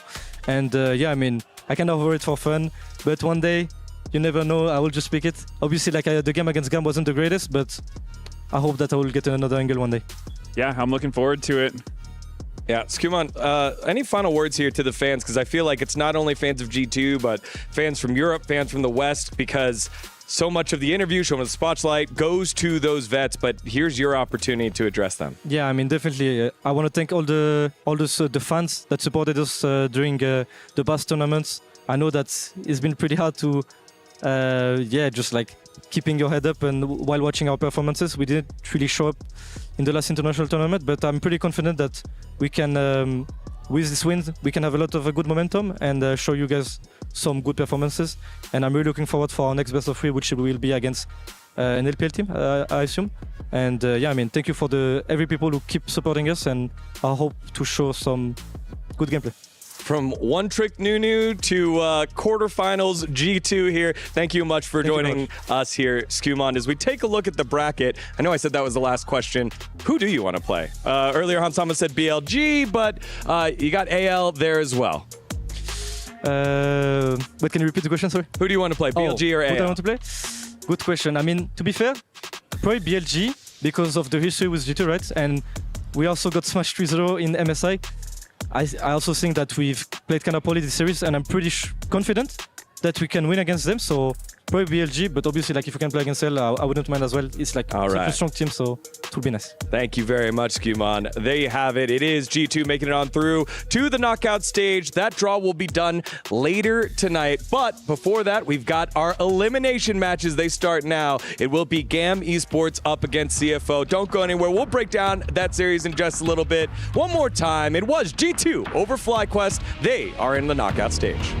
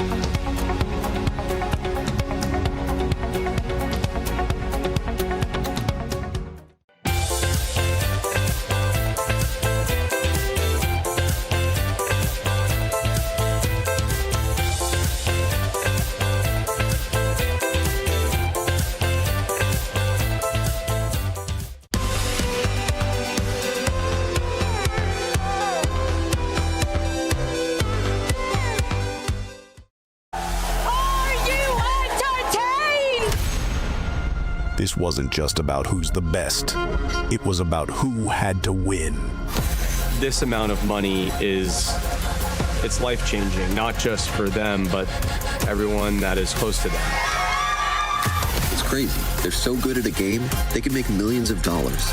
Who are these people? One win, one chance. For everything they carried with them. Why did Annie flash like that? Oh, wait. This is CFO players. Oh my god, look, it's Rest and Doggo. Rest, what you been up to, man? 我在看比赛。 He said he's watching the competition. Who do you think is going to win between G2 and FURIA? 你觉得谁会赢呢？我觉得 G2 会赢。好呀，那 Doggo 呢？也觉得 G2 会赢，因为他们阵容比较好吧。 Doggo said he also thinks G2 is going to win because their comp looks better. So we are currently at the player lounge where players can have leisure time while they are currently resting between games. So I wanted to ask, what are your favorite activities to do at the player lounge? 就是你们在这里的休息室有没有遇到什么好玩的东西呢？有那个物理治疗师吧，觉得蛮特别的。就因为平常只有在我们基地才有，然后居然这边也有，蛮酷的。 So there's a massager here, and usually we only have it at the gaming house, so it is quite cool. Doggo 呢？跟他一样嘛。然后我觉得这里食物都是可以自取的，然后想喝什么就自己拿，也不错。Doggo also really appreciates the massager that we have at the player lounge, and also he thinks the food choices is lovely and that he's able to grab anything that he wants to eat and drink. Back to you guys.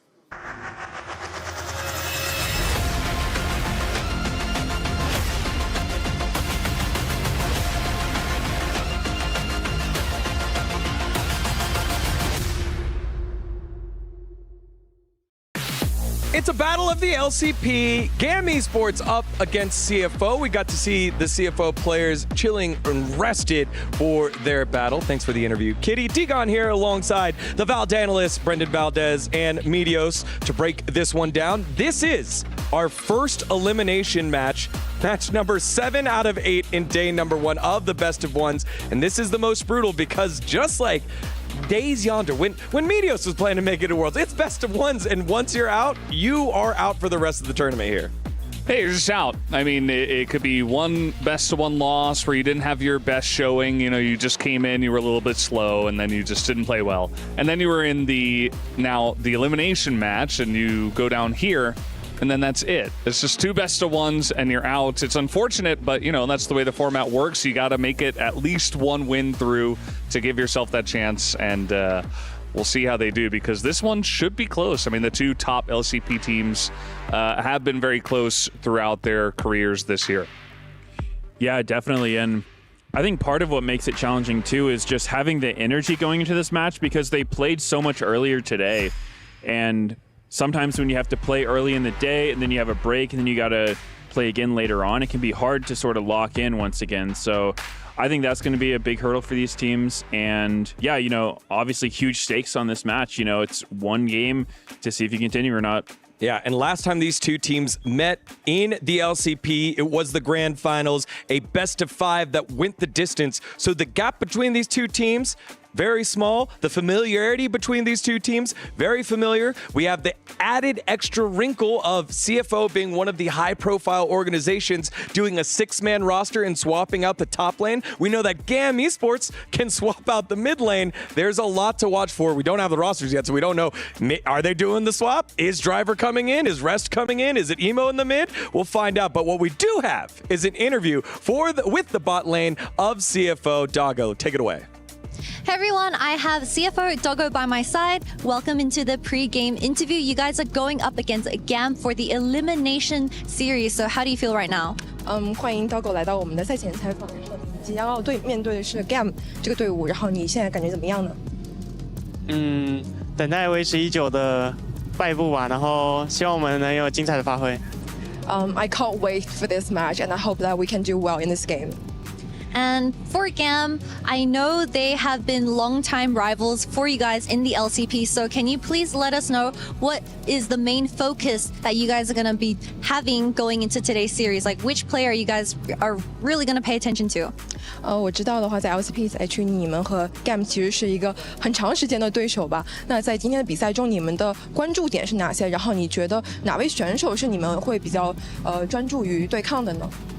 其实我们在赛段期间，我们都是一直注意对面的上野吧，因为他们的上野联动的非常的好。然后我们也需要 BP 注意一点他们比较多的什么夜群那种英雄吧。I think our focus mainly is with the top laner and the jungle in our region. So I hope that we can do well in our BP and our meta for this upcoming game. Amazing. Looking forward to your game against GAM and best of luck. Thank you very much, Cheryl, for the interview, Kitty with the interview, and Doggo for his insights. I think that's a great point. Top and jungle meta. Kiaya, probably one of the best in all of the LCP. For CFO, they've got 2 guys that they feel comfortable swapping back and forth. And then you look at the jungle, Gen.G, who's been one of the best in the LCP. And then Levi, the captain, the leader, the heartbeat of all of Vietnam League of Legends, and has had some of the biggest upsets in the history of League of Legends international play. Update on the rosters as well. CFO have subbed in Driver for Rest, so it will be the normal one plays and the other plays, so Driver on in. And then Emo has subbed in the mid lane for Aris, which Aris, I think, had a pretty tough showing there, Valdez.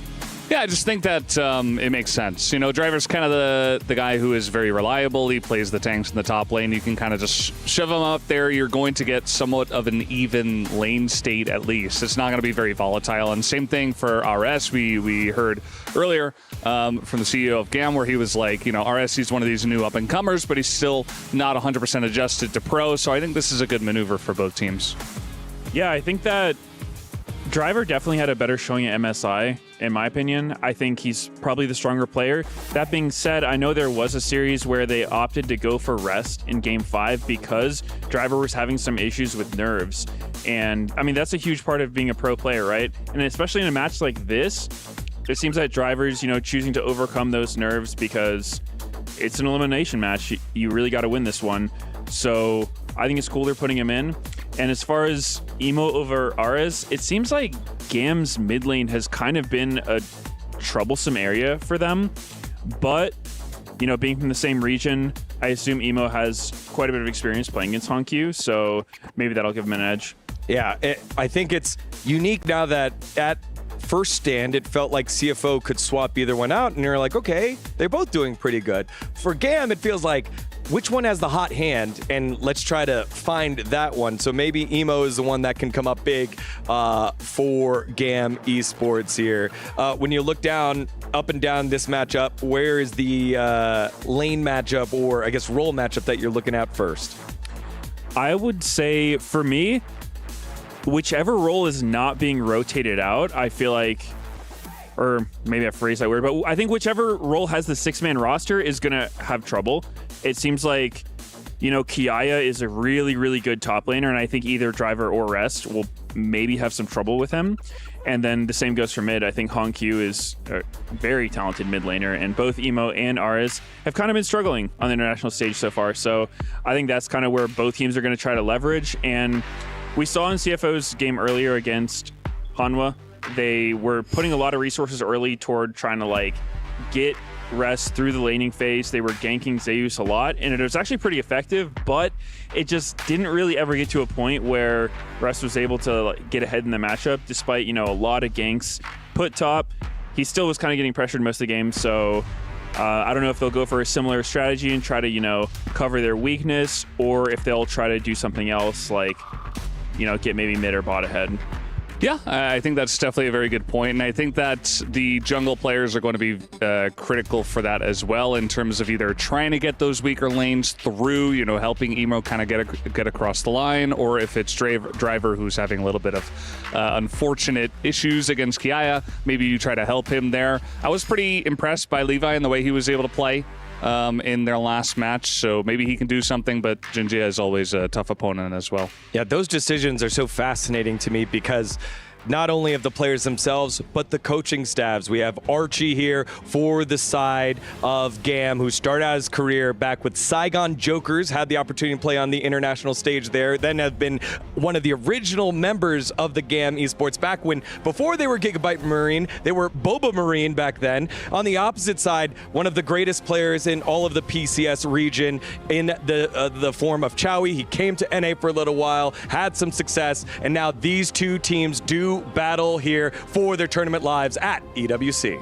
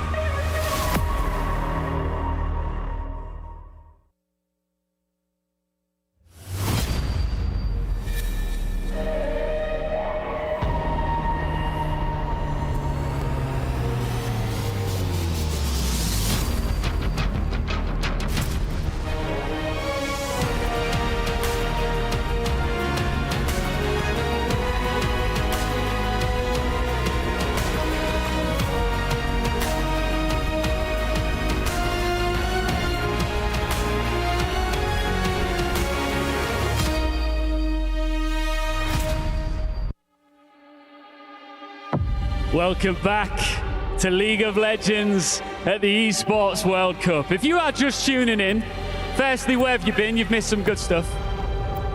But in reality, you've picked a really good time because this is where the cruel nature of this tournament really kicks in.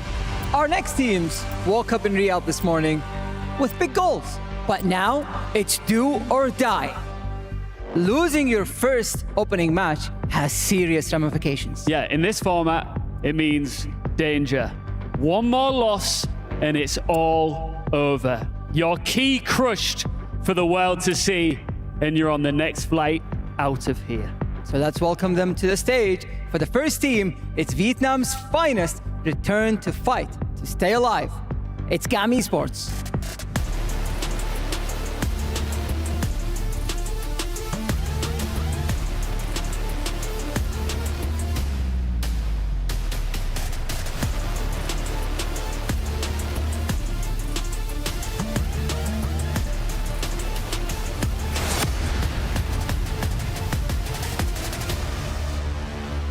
After a tough start, they are back, desperate to keep their key in one piece.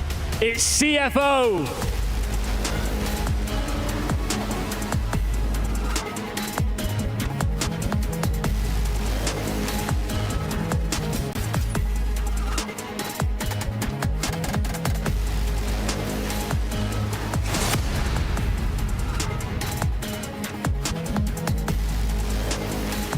This is how we do it at EWC.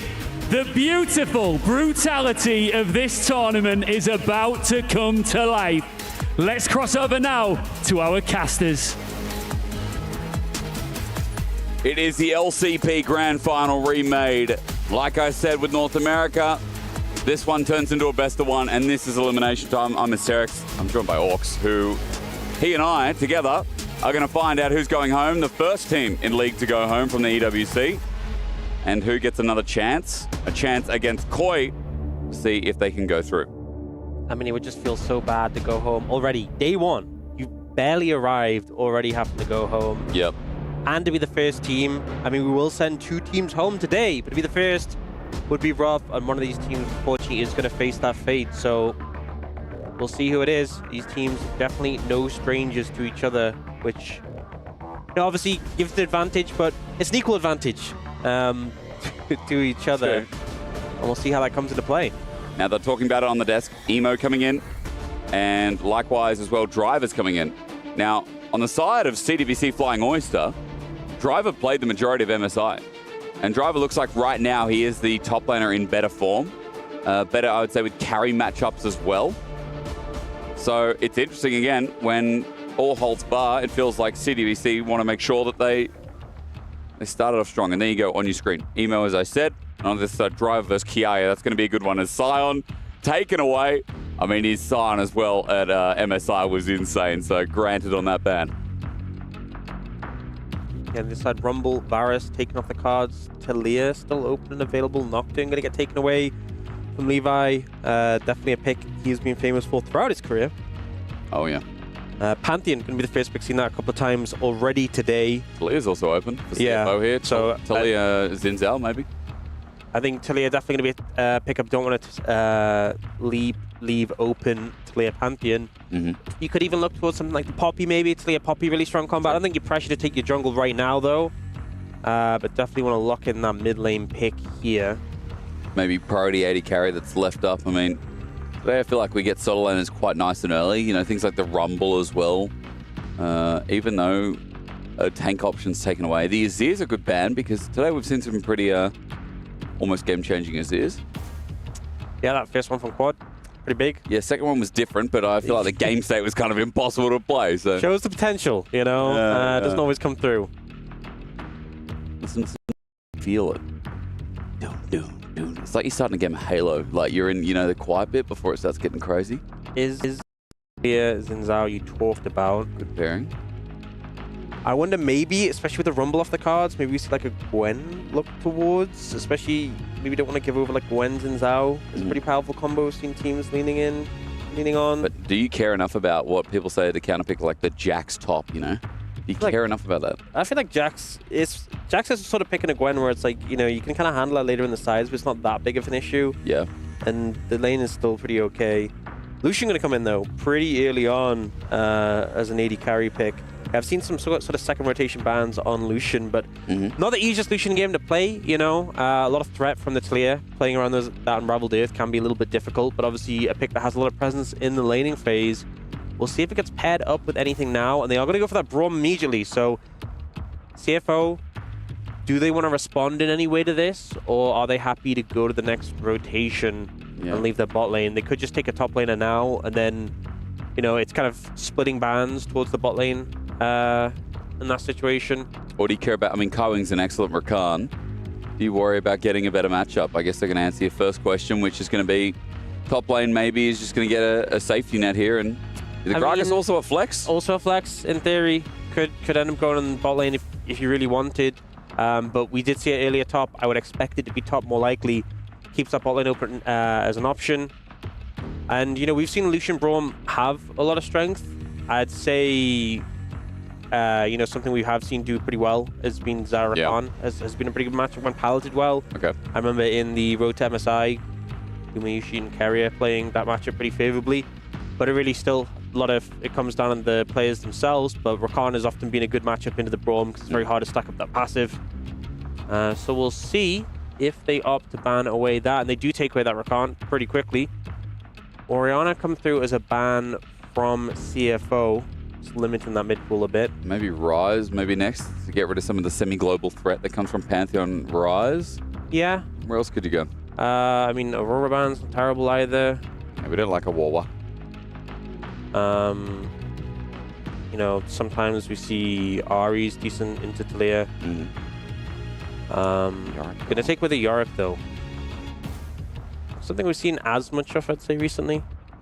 I'm trying to think if is it fishing for anything? Maybe it's just because Gragas is horrible into Yorick. Might show that the Gragas is top.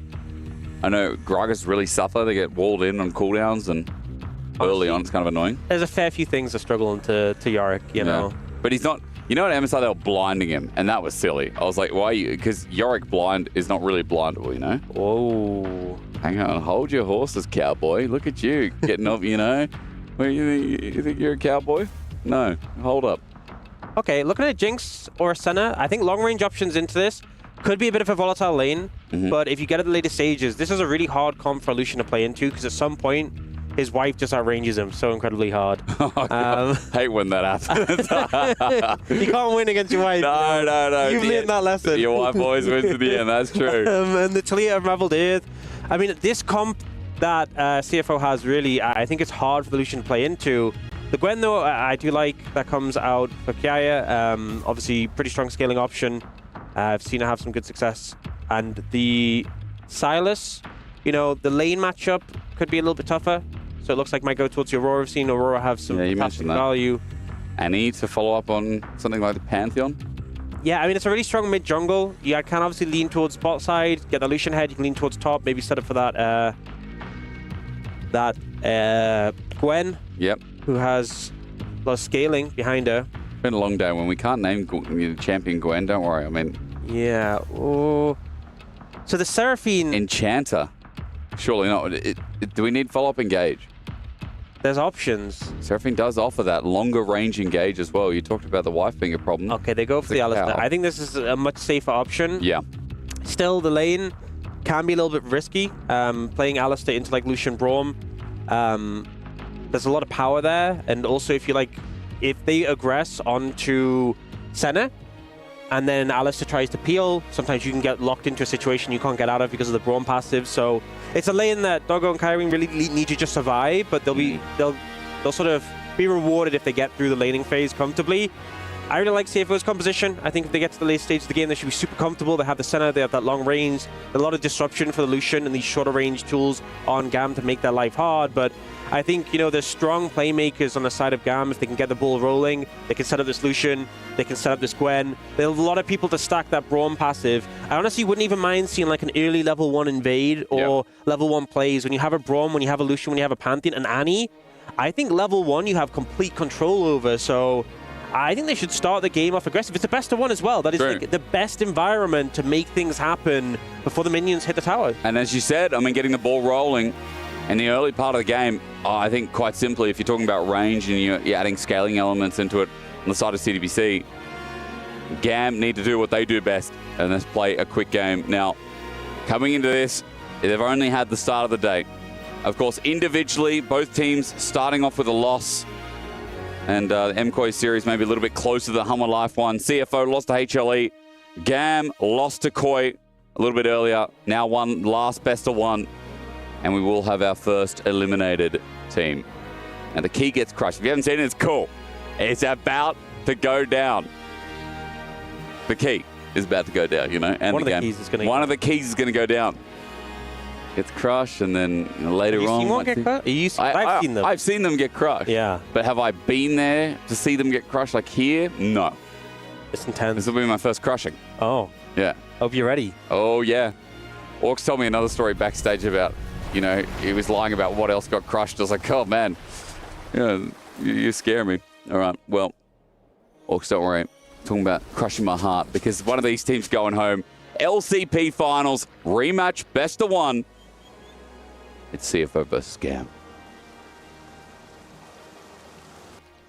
You wouldn't crush my heart, would you?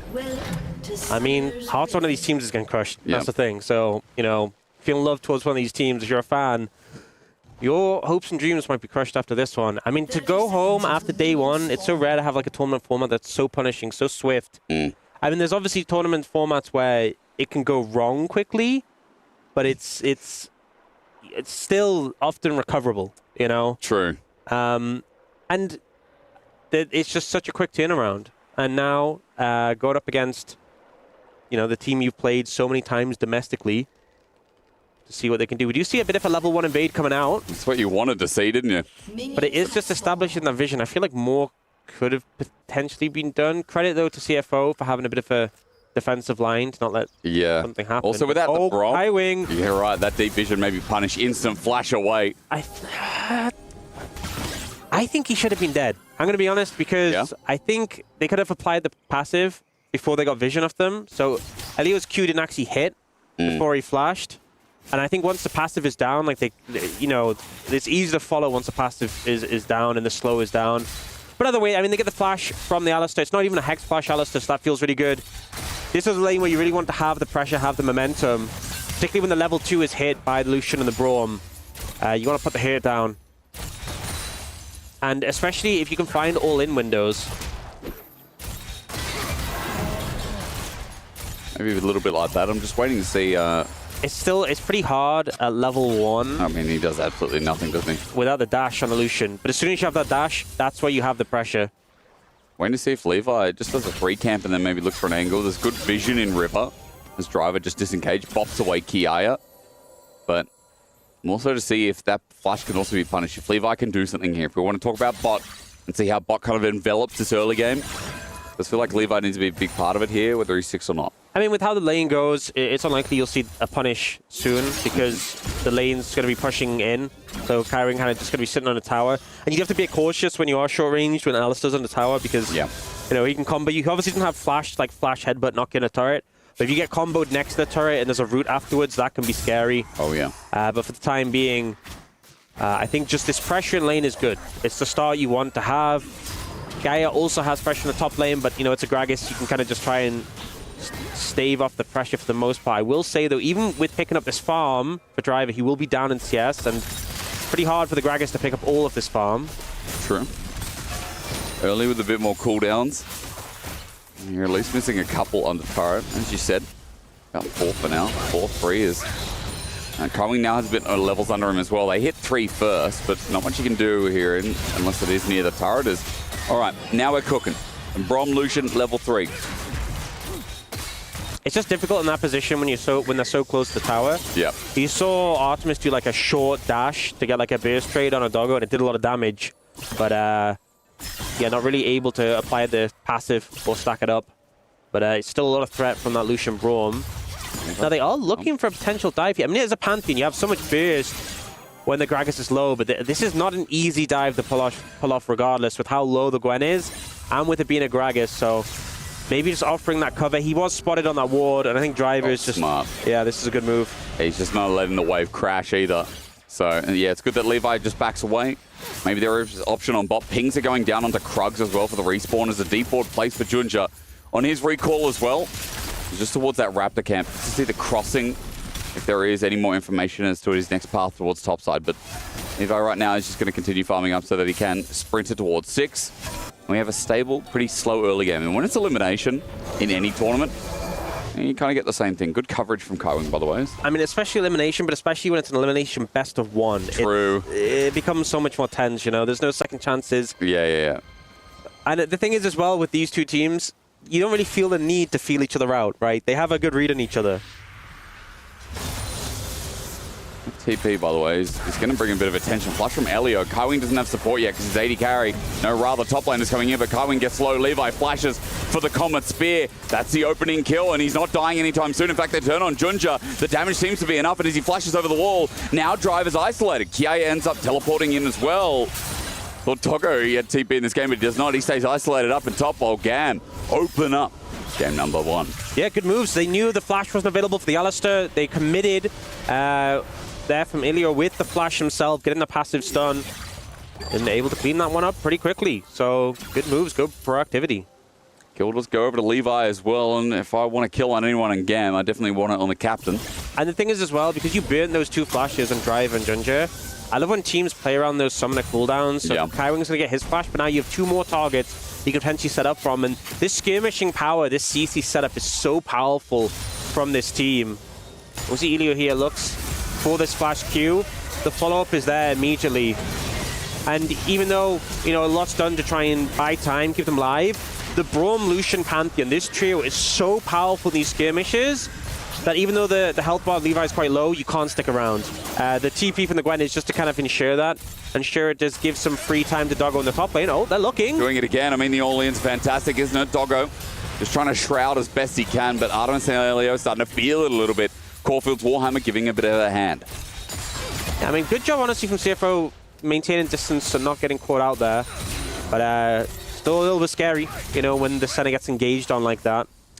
We need to draw attention to the fact that Kiaya is like almost 30 CS up. Yeah, this is a huge lead, you know, and we talked about how the Gwen, you know, can obviously run away with games, but this is already a monstrous lead, monstrous advantage over this Gragas. Yeah. Yeah, in a very comfortable spot, and this is a sort of win con you really need in a game like this. There were 2 people that stood out for me at MSI. One was Kiaya, the other was Elio. And so I mean, Elio's engages were fantastic. This game's going to be obviously a very different role, but Kiaya has just been that top laner consistently for a while on Gam that has kind of got the talent to pull out something special. Quick little burst trade here towards mid. It's going to be what Annie does as usual. Emo good side step backwards as well as Tivus tries to burn down Hongq. About 45 seconds before Grubs and before the potential of that dragon. Yeah, both objectives going to be up at the same time. Often we see Dragon already taken by this point, so does potentially leave the prospect of like a trade with them taken at the same time, but we'll see. Ninja is moving down towards the Dragon, but there's a ward there. Levi's close, so actually a little bit risky from to start this one up. Teleport especially from Elio with his unsealed spellbook means that Junja could be caught napping here. I mean, Levi has level 6, but he's going up towards his top camps. Elio's trying to get some vision, coming Hongq covering, and Gamma just saying we're giving it up for the time being, but it's not like anything else is starting here as teleport also burned from Emo. Yeah, I think just the fact Lucian hadn't bought, Emo have to reset, and although he TP's in a little late, they opt to go for the trade. He's going towards those grubs. Instead of just trying to rush for the fight, they feel happy with that position. They're like, no, we're just going to take this trade. Again, Pantheon, every 5 autos with that Comet Spear. Grubs go down mega quick for this champ. Yeah. I think it's also something to take into account. You know, we talk a lot about junglers and their ability to secure objectives. It really varies from jungler to jungler. You know, Lee Sin's an example of one who's really good at it with like the execute the Q. But Pantheon also, you know, has that real execute potential. True. And I think it always makes it scary when you are starting an objective, getting a low. Pantheon is able to combo that with his smite. And Driver just doing his best to try and hold on now, but still with that big deficit. Yeah, what can he do? 30 CS maintained. I mean, at least Gragas is one of these champions where He's always got something, right? Even if he's down. He always has CC, but also, I mean, it looks like he's got a similar build. I mean, not the exact same, because Butfo had like the Rod of Ages, Winter's approach. Yep. But it looks like he's got the Rod of Ages. You get a bit of AP behind him. You can just clear waves. You can be quite defensive. It's easy to like play in a defensive way. I say that. As, yeah, explosive cast, barrel roll, but now with the needlework out and Junja running in, it's going to be a 2v2. Pause on that. Levi joins the fray. The stun up, the center ulti, but early on means nothing. The smite chilling, but not enough fire in it as Junja pops his ulti as well. But jumping back in, Kiaya, he's going to regret that. Smite comes out in reverse. Junja flashes in and under turret gets a double. Audacious charge out. Survives. A big double over to CFO to open up their game as Artemis has the culling down in bot, and it looks like the whole map is winning for CFO. That's such a big dub for CFO there. Gen.G able to clean that one up. Driver only just survived, and the center ult able to save him. He was so low on HP when that smite came through on the back end. And you know, he gets gold from 2 assists, gets to push the wave, and he's feeling really good about it. But now his jungler is just monster fed. That's a 400 gold play, and Driver didn't even get any of the kills. He got both assists. I mean, look at the gold lead now. Kiaya's only 100 gold up in that matchup, so you're feeling so much better about that situation. We'll see the replay. Same timing. And I think ends up going for the play, kind of knocks him back, slows him, and then he's just trying to kite and buy time. Knows his jungler is coming. The Pantheon ult comes in, but it's a little off. I think the Pantheon ult was lined up better. They could have just insta-killed Driver. Yeah. But so much damage is done so quickly to Levi, and I think Gen.G played it almost flawless out there with the W as well. And then here the flash. Had to get 2 autos because of the healing to clean up, but yeah, really well played. Insane. Those comms. I love it. I mean, yeah, again, you'd be cheering. That's a huge swing of momentum for CFO, and double kill over to Junja. Like I said, Driver didn't get the kills, but we're talking about it before. Utility that comes through from this Gragas, he doesn't need it. But the Xin Zhao getting early dueling power and getting to a match where Levi was after his kill before, that's a chef's kiss. That's a 1k gold lead. And Junja is that jungler again. I feel like a lot of people who watched the LPL the early days, when he was on EDG, when he was sharing time with Clearlove, will know what this guy can do with the lead and when he can carry a game. As Needlework again, but look who's in the right spot at the right time. Driver trying to bait out with the barrel roll, though the Needlework will get the kill, so at least this time Kiaya has something, but with the Crescent Guard out, it's still auto after auto, it's kill after kill, it's Audacious Charge, and it looked close, but it wasn't. Junja with a 3rd kill. He's off to the races. Driver tries the same play again, but this time Kiaya does clean up the kill. Junja is there to answer back, and now 3-0, and Junja's always been that player. Even when he joined the LPL initially, he was known for being super high-low in Korean solo queue, always top ranks, and very mechanically gifted, very strong individually. You give him 3 kills in a champion like Xin Zhao, and he can take over games. I'll go with a good sidestep there. Goes because of Unsealed Spellbook, brings back the heal for Elio. I'm going to look at a replay, though, because, yeah, as you said, Kiaya this time was able to get the damage down. So the difference is, because he used his Q there, this time when he ults, he doesn't have the Q to slow, and because he hits the wall, he's a bit closer. So the first time that play happened, he had more distance, he slowed him, he wasn't able to follow up. True. And Gen.G, it was close, honestly, but able to finish him off. Always got to be a bit cautious around those Gwens. Passive healing is always nice as well. I'm remembering every 3rd here for Xin Zhao as Phage picked up off the back of that. 800 gold lead at 100 CS now too with those kills on top. I mean, Junja's massive, and we haven't even seen the power of Xin Zhao Tali yet. We haven't even seen like a full-on skirmish. It's just been some of these lane ganks as CFO are now bringing some of those pressure points down to the bottom lane with this wall from Hongq looking to get a start. You see, CFO already have that dragon in pocket. Mountain Drake would be nice to pick up. They are setting up, but this looks like it's definitely going to be a contest from Gam. Neither top laner has TP, so just going to be a 4v4. They're looking for Junja. Crescent Guard comes out, but after the flash from Elio, he's got nowhere to go. They lay it up, and they've got numbers advantage. CFO, it's a 4 versus 3. Artemis is nowhere nearby, and Junja gets a 4th kill. It is carry Xin Zhao day, and I think CFO are all about it. I just don't understand why you go for that play when your Lucian isn't there. You know, the numbers were in favor of CFO. They're able to make the play, but also the reactions from Junja there. Immediate when the Braum tries to go for the play. And now plate's going down towards Doggo in the mid lane. Dragon's going to get picked up here for CFO as well. And it's only a 1,500 gold lead, but it's feeling really positive for CFO so far. And again, it was Gam who started this game off really well. As the bot lane has started going, quite well again. Kill win over to Levi, but it matters not when top has just shifted complete gears. Look at the gold difference. Tells a really stunning story of how GAM has lost their grip on this early game. A 2,000 gold lead now for the first seed of the LCP, and this was a 5-game series in an LCP finals. A lot of people saying that GAM did so much damage, and the gap that was VCS and the LMS then became PCS, now LCP, obviously. Both teams are rather. It closed up quite a lot, but again, CFO, there's a reason they're the first seed. I think the biggest thing is that the story we haven't even sold yet is the range we talked about in draft, where Doggo is just chilling and slowly but smiley scaling towards what is going to be a late game center again. I mean, the fact he already has this big lead, he has cleanse as well. The big threats in this game really are those stuns from the side of GAM, the Braum, the Annie, the Pantheon. That all in, yeah. You have that cleanse. I'd love to honestly see Kaiwing go towards Mikhail's. Looks like he's going Locket first, which isn't bad, but I think Mikhail's has a ton of value too. Cleanse just get in there. That is positive from GAM. We'll see if they can actually make something up. They are looking towards this Herald. Now, we'll see. Gen.G is over the wall with a blast cone there. And both top laners have TP.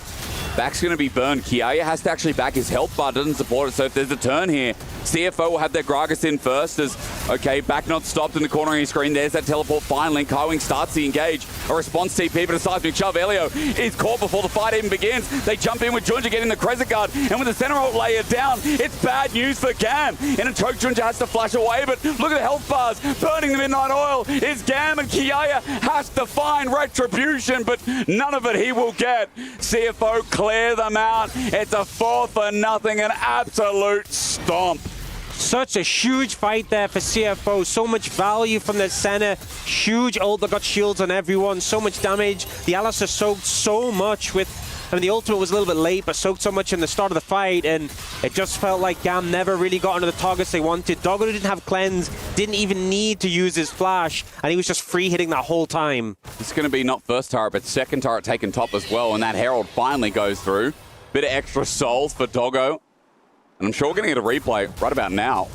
But Kaiwing starts this off before that TP even starts channeling. Yeah, and actually you get a trade of stuns. So Emo uses his stun, but on the Alistair. Alistair ults here, and they're trying to finish him off, but then Senna ult comes in to buy time. The Braum's down. The Xin Zhao goes in, ults to buy even more time, and it just feels like this use of health bars between the Alistair and the Xin Zhao. Yeah. Neither target goes down, but they buy so much time for the cleanup. Did you see that, even Emo as the Annie has to walk so far in because he wants to do the damage on the Xin Zhao with the Crescent Guard? They're all in close range, and Doggo is already building up a bit of range of his own. Quite a relevant fight for the center, even this early on. Especially with how the fight was, with everyone was kind of in a line for a lot of it. Yeah. Senna gets so much value, and I think with the fact that she didn't have cleanse, you needed that backline access. It never came through. He didn't punish Doggo. Every time he gets a Q off in that fight, and the ult, he's getting so much healing, so much shielding, so much damage as well. And now you're in a situation where, we talked about the massive jungle lead. We have the same lead in the mid and in the AD carry role. 2 items now for Doggo. He just picked up a Black Cleaver. He is so strong. 2 items, yeah. Hot damn. Look towards mid as well. I mean, this is a quiet Talia where we've seen one Weaver's Wall, but Honkyu's done well enough in the lane. Now a couple of kills under the belt as well, with a Rylai's soon to be on the way. I feel like this game is so hard. It really is, isn't it? To play Lucian into in particular. Oh, yeah. Like, everyone, like the center outranges you, so anytime you're trying to aggress, there's the threat of just being autoed by the center. But, every single champion who isn't the center, if you're in range to attack them, they're in range to make your life hell. But as well, like for a Talia, running into Talia's space, as I'll pause on that, the driver's going to be caught out. Explosive cast gets Emo away, but he'll just come back in, and this is a nice pick, but the kill probably needs to go. This jungle to this mid lane up. Gonna go in the end to Levi. Nice little shutdown as well, but that's what GAM need. They need a bit more gold in their pocket so they can force this burst, and we keep talking about. Yep, good pickup. They'll get the tower as well. Is an objective bounty, so they'll get some gold. Likely will lose Dragon for this, but it's only soul point, and it is a Chemtech soul, so not the highest priority. But your Dragon, okay. Oh, but now CFO looking for a counter punch. Look at the blast cone that Kaiwing's on. He could look for an angle. Yeah. And he's just going to be zoned away for now. And with the full minion wave there as well, I mean, some of the gold willing that they want. Artemis coming down too, but that's maybe just to defend. Emo does TP, but Dragon, although starting now, CFO are going to commit the TP themselves as well. 5 members here first, and Gamma just way too late to the show. I think this is hard, you know. They don't really have vision of the area. They don't really have any angle to force. The Dragon's already gone. They're just kind of there to watch it go. Can they get mid from it? Gam needs something. That's how it's very healthy. It is indeed. Carwing turns into engage. Artemis flashes away, but there's the Weaver's wall. Elio on the wrong side of a seismic shove. Planned, but not forgiven as stunned up he is. Pantheon ulting in, but they're under a turret. Remember, CFO might look unhealthy, but Gam have to be careful. They step forward, they get one. That's great, but the shove back again under the turret. Driver? And the bomber in! He drives them to an oblivion. Levi, the last to go. And I see a crushing defeat, a crushing key for Gam that's about to blow. Gam, it felt like the hopes were getting up on that play, and you just saw the looming threat of that Gragas driver wanting revenge for that kill. They got him in the top lane, finds a beautiful angle in the back line. The Herald's going to come down. I'm going to pick up a tier 2 mid as well. And also the Arakan in the top lane that has just spawned, and at this point with this lead, CFO feels like this game's in the bag. It really does. Every good fight, or at least the start of a good fight for Gam, just goes the other way. Here's the replay again, and CFO is still up mid turret. It feels like this is one of these situations where they came down for the Dragon, they couldn't contest it, so they feel forced to get something. Yeah. And they're looking for mid. This ends up very scrappy, but they do manage to get some decent value initially. Like, they're getting some damage down, the pumping damage in the Alice, so they do get him, but they're committing so heavily. This shove back keeps them invested, and then Driver gets that huge angle with the engage, and immediately Gam know they've overstayed. You know, the reason the fight felt like it was going good was because there was a member missing. They found that hidden member. Such a nice engage from Driver as well. You bring him in for the big moments like that. As yeah, no words to spruik that one up. Well, I think Doggo scaled a little bit earlier than expected, and I think CFO, as you said, it's very hard for them to lose this lead. Now Driver on target again. He's getting the shy treatment, and I respect it. As, no one's even near. He's very dead. He will take a while to die. It's just a question of what can he get in response. Onto Emo, Tippers comes out. Again, takes a while to die. They have to use a lot of resources, but that inner turret now a new target that they're going to try and trade his life for. Yeah, I mean, they'll just... it's one of these things where you can't fault them for going for a play like this, because what else are you supposed to do? But it just doesn't really achieve too much at the current point. But still, Gam haven't given up yet. They're still trying to make things happen, still trying to be proactive. Look at a little bit of damage on his tower, but it's so healthy, and CFO already moving to respond. You see over the side, Doggo just hovered because he wanted the 400 gold, or the 363 to be precise. Maybe it was because he was going to have something like a rapid fire cannon, but I think he moved to mid. It might be Renans, as we've seen plenty of Renans come out of centers. But third item is on the way. Regardless, Doggo's definitely got a lot of gold he's sitting on right now, as Artemis is trying so hard to catch back up, get himself an IE, get himself a third item on this solution so he can jewel the hell out of anyone of CFO. But we're grasping at straws right now. This is a 6k gold lead. It's a soul pointer. Yes, it might be Chemtech Soul, but you love Chemtech Soul. A minute 45, and it's coming up. Yeah, totally. Thanks. Yeah. Is it still your least favorite? I mean, they did buff it. I feel like in a comp like this, where you have stuff like the Gragas and the Xin Zhao, it's not like there's zero value, but you know, I think Gam are happy that it's a Chemtech Soul and not like a Hextech Soul, because then the game would really be super cool. Oh, true. But you know, it still doesn't feel good. It'll work. Explosive cast. This is all they're doing in this game. Attack Driver. Just kill Driver. Okay. But he's out this time. Needlework was used. Driver's ulti. After that engage, it's on site. It's on site.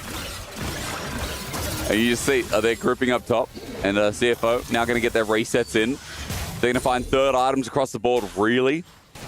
He doesn't know the danger that he just dodged in that situation. Maybe he does. Maybe he sensed it. He sensed it. Guys, I don't see two people on the map. I'm assuming they're going to come and kill me. They're definitely going to. Yeah. At that point, as a top laner, you know, you're just like, they're coming for me again, aren't they? And he's still up 500 gold. And he's down 50 CS.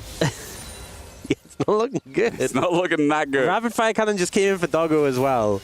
You know? Yeah. We talked about how Lucian wasn't going to win against his wife. This is where he's lost. Dude, he's lost the argument. He's More than that with the rapid fire. He's sleeping on the couch tonight. That's all I'm going to say.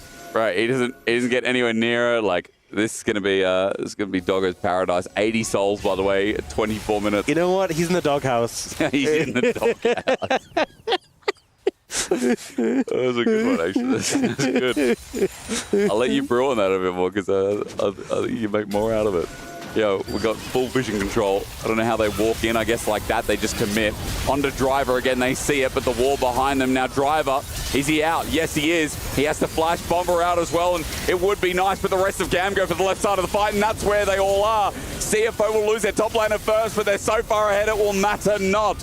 Elio in the way with a door, but at full HP, CFO are going only forward. Emo next target. That's a freebie. Elio called out, and Artemis again into the doghouse indeed. No chance at all, and you'll sleep on the couch, but it might be for a couple of days. CFO are running GAM into the ground again. And once again, we have a top laner just desperately clearing waves, trying to keep the game alive. But CFO, not going to look for the end right now. They'll look for that soul. They're going to do some damage to structures. This game just going from bad to worse for GAM right now. Not the quickest turret taker in the game, but it'll do. And Chemtech Soul, that'll go into the back pocket first. Baron will be sure to follow. Doggo's opened up bot. Death timers for GAM. It means that it can't be anything more. You know what? I feel like the Chemtech Soul, you know who's going to help the most? It's going to help Driver. And you know what? Shout out Driver because they've been picking on him.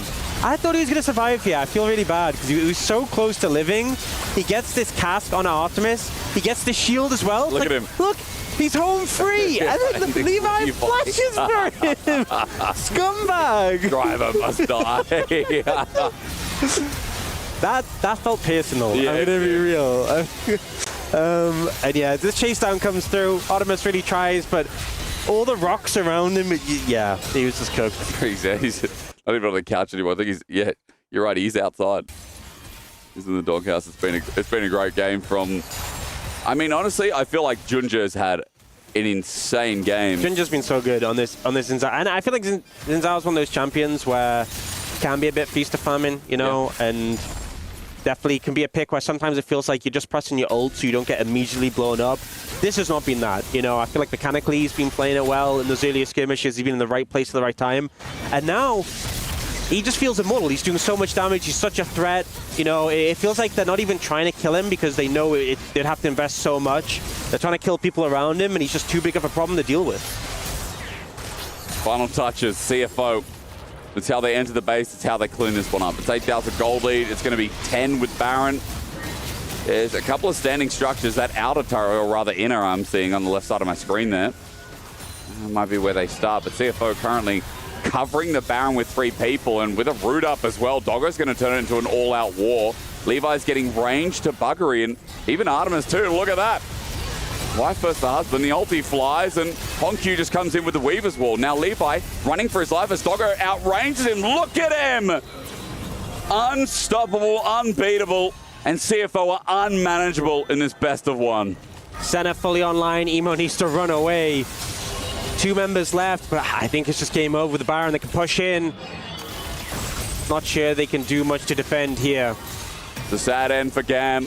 I know TK will be reeling in. It's always great to have him at an event, but GAM moments away from being the first team eliminated, the first team crushed here at EWC. Kiaya and Emo, it's up to them to defend, but death time is now plus 10 seconds on Artemis. Levi a little bit longer running in. CFO want to end it here in 28 minutes. Kiaya brings out the needles, but that's going to need a lot of work, and Driver getting revenge for all the bullying that was done in this game. A triple root, a send back again. Junja's Crescent Guards on point. This Zinzao, unbelievable with a triple kill. He might be delivered for the Quadra as well. Hang on a minute.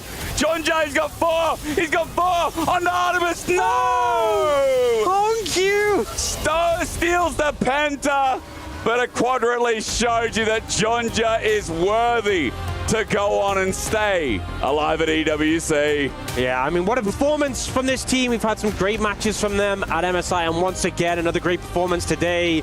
They will defeat the opponent they faced down in the regional finals, and with a convincing win. And I feel like we have so many grudge matches at this tournament, but you know, going against that team they faced so many times before, and now being the one to crush their key. Just like we said about all those attempts on Driver's life, it must feel personal. It must feel personal. CFO, they'll stay alive, but it's GAM who are going home. 2 best of ones later, they just couldn't pull out a win, and you know it's rough because you look at some of the games today, and you're like, yeah, I could have seen an angle where GAM could win. It's kind of like MSI, where remember GAM, went to double best of 5, and you're like, oh, I can see where GAM can find a win here. I mean, you got to remember when CFO beat GAM domestically to make it. Right, it was a 3-2. It was close. There was moments in this where it felt close, and yes, eventually they did run away with it thanks to Gen.G. Fantastic performance, but even so, a bit of a heartbreaker. Going home on on day one. Sorry, it's got a sting, and that's just competition. At the end of the day, it's ruthless. Well, CFO will have a date with Destiny in their own way as well, right? Because I mean, they're going to verse MKOI. And at MSI, CFO were the ones that knocked MKOI out. So Europe is once again at this point where we just don't know what's going to happen. That'll be coming tomorrow, by the way. MKOI versus CFO again. We're just drafting. I mean, Orcs is because he writes the script, right? That's what this guy does. Yeah. But we are just drafting revenge matchups from the last international for people to take out their, their anger, their frustrations out on each other. And adding the key crushing, the extra element. That's the thing. The icing on the cake. Yeah. Well, I'll be waiting for that. Well, who knew oysters can fly? Well, we've known that for a while. We've known that for a while. We have, but every time they win, we're reminded oysters can fly. Yeah. Well. Yeah. Yeah. I think this is kind of the result we were leaning towards. I think CFO has been so strong, and they were the favorite team domestically. But even so, I think if GAM had gotten the upset, I think that definitely was possible. I do think the draft gave CFO some big advantages, but also just the way they played on the day. I think Gen.G in particular really showing why this guy has been so respected, why he was playing in the LPL periods as well. Yeah. Doggo on top of that, Senna was pretty flawless. And even when Driver got targeted early and started to fall a bit behind, was able to stabilize, make things happen for the team. Yeah, my heart kind of breaks for because his Gwen performance had that early momentum. Yeah. But those skirmishes went wrong a little bit, and it just kind of fell out of control. Yeah, Jun just smurfed it with that skirmish top, and I feel like, I mean, all I can say to you is I feel like today maybe the strong 2v2s are a bit of a bait. The center lanes have been good today, but we're going to throw it back to the desk before we get to our last game later on today. And Doggo apparently actually is standing by. Welcome back to the stage, everyone. After a stellar win from CFO against GAM, we have Doggo here for our Amazon winner interview. My first question to you, Doggo, is that you've been a star player throughout MSI and throughout the entire run for CFO in this season. Do you think that adds a little bit of pressure on you to help the team win? 首先恭喜你们赢下今天的比赛，然后你其实是被称为一个明星或者是领袖选手在你们队伍里的，不管是在你们的赛季这个赛季，还是说这场比赛来说，你觉得这会不会是一种压力？首先我不觉得我自己是一个明星或是那个领袖啊，因为我的队友也都非常厉害，所以就没什么压力。I wouldn't call myself a star player, honestly. I think all my teammates are playing really well during this season or this match. Absolutely. I mean, you're selling yourself short. You've been doing amazing throughout the whole season. But I do want to ask you, you guys have been in international titles for a while, you specifically, and now you have a shot at winning EWC. What does that mean to you? 就是你们虽然也参加过很多国际比赛，但是之前可能一直没有拿下什么特别靠前的名次吧。但是这一次你们来到 EWC 有这样的一个机会，你是怎么看的？每个比赛都尽全力嘛，然后希望我们这一次可以比我们的 First Day 或是我们的 NSI 成绩还要来得好。I would just give the best shot for every game and international games I participated and hope that during this EWC I would just perform better than the previous international games. Well, you know what's special about EWC is when you win an elimination match, you get to crush your opponent's key. And you're about to do the first ever key crush for EWC 2025. Are you excited? 就是因为你知道我们是有这个压碎钥匙的环节，而且你即将是要成为第一个队伍去就是压碎这个钥匙，你有没有很激动呢？之前就只有在影片看过，然后自己来压碎的话就还蛮有趣的。I've only watched the crushing key session in like film clips and stuff. I feel really excited to do it my own. Well, yeah, you get to do it on your own. So please join me at the Key Crusher because you get to do what EWC is all about, crushing your opponent's key when you win an elimination match. So please go ahead and I'll let you enjoy this moment. And when I say done, it's okay. But that one? Yeah.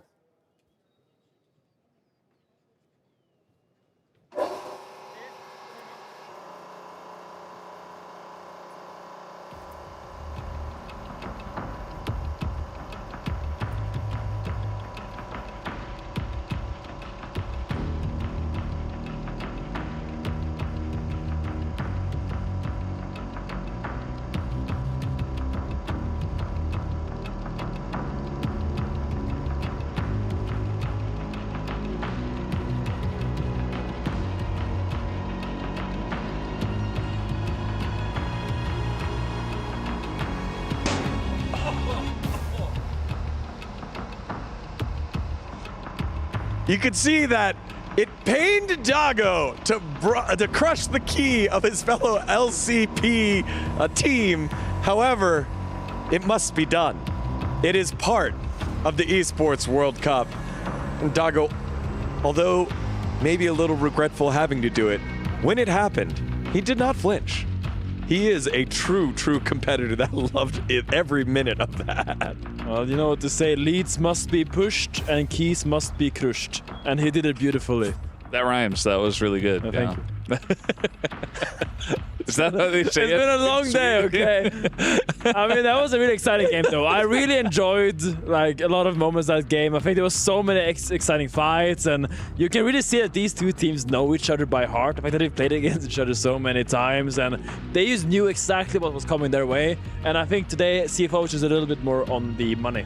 Yeah, they were, and the other thing that bodes well for them is not only did they have a lead and they took control, they also had a couple of highlight plays. I feel like that's something that's been missing from today. Not every game had the standout moment that you're like, oh, that goes in the clip at the end of the day. There was just some that were procedural. There was two here for CFO, and it's both our highlights. Let's take a look at the first one, the Herald fight early on.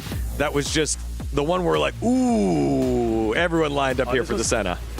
Yeah, I mean, this was a really nice fight, actually, because they played it so patiently. You know, they had their tanks in the front. The Senna play from Doggo was absolutely excellent. He hit pretty much everybody on his team with the shield. He saved his Alistair just barely, and it was kind of a fight of attrition. You know, it took a little while, and there were a lot of low health bars, and that wasn't a super flashy fight, but if you look at the minor details of, like, Doggo's positioning, the timing of the ult, and stuff like that, it was really impressive from CFO. Yeah, it was like the most value Senna ult I've ever seen, because all the shields kind of got value and it hit like 4 people with the ult. I don't think I've ever seen a Senna ult do that much for a fight, because the fight was really close leading up to that, and that was just like the culminating moment that really solidified CFO as the winner of that fight. And I mean, in general, I feel like CFO are always playing so well, like together. They're always in the same play, and I think this fight, you can see that they're all kind of weaving in and out to really maximize their health bars and get as much, squeeze as much water from the stone as they can. Yeah, they definitely did that. And then finally,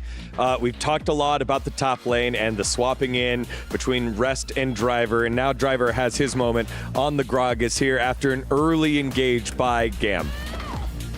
Yeah, and here we see the wall coming in. Brown did not block it, so he's stuck a little bit, and this makes Gum think that there is something to get here. They go all in for the Alistar, but they're just buying time. They're biding their time for the Gragas to come in on the flank, look for the flash bomba, and annihilate all their health bars. What a beauty. That is the moment you live for when you play Gragas, and I think Driver's gonna go to bed tonight a happy man. I think you could get into some play-by-play casting. That was pretty good. Oh, thank you. That was very nicely done, Finn. Oh, thank you. That's from the LCK play-by-play caster right there. Oh, it comes only down. You considering any... Beautiful. No, it was a great fight. It was a great fight. I think that Gam got very baited in. and CFO handled it very well. There were some moments where we were like, maybe GAM come back in this game. That was kind of one of them, but the second they get bombed by the 3-man body slam into the cask, it was just kind of over from there mentally. Yeah, let's put a bow on it here for GAM. They've had a great run in the LCP. They then have the opportunity to play the best in the world over at MSI and do so one more time here. Not too far off the pace until this game against a team that they're very familiar with. What do you want to see from them building up as they head back on over to their closing split? I mean, the one word I think about when I think about GAM, it's just like tenacity. They always work their way back. Like, despite the lows they sometimes face, they always come back to these international events, and they always give us something to be excited about. And I want to see that once again, and I know it's going to happen. I know GAM is going to go back to Vietnam, and they're going to start practicing hard, and they will be back here for Worlds, I imagine. And I just want to see them build on what they have. I want to see Levi go further, and I want to see a player like Yaya achieve a little bit more, because I know he has what it takes, and I think he's one of the best top laners to come out of that region ever.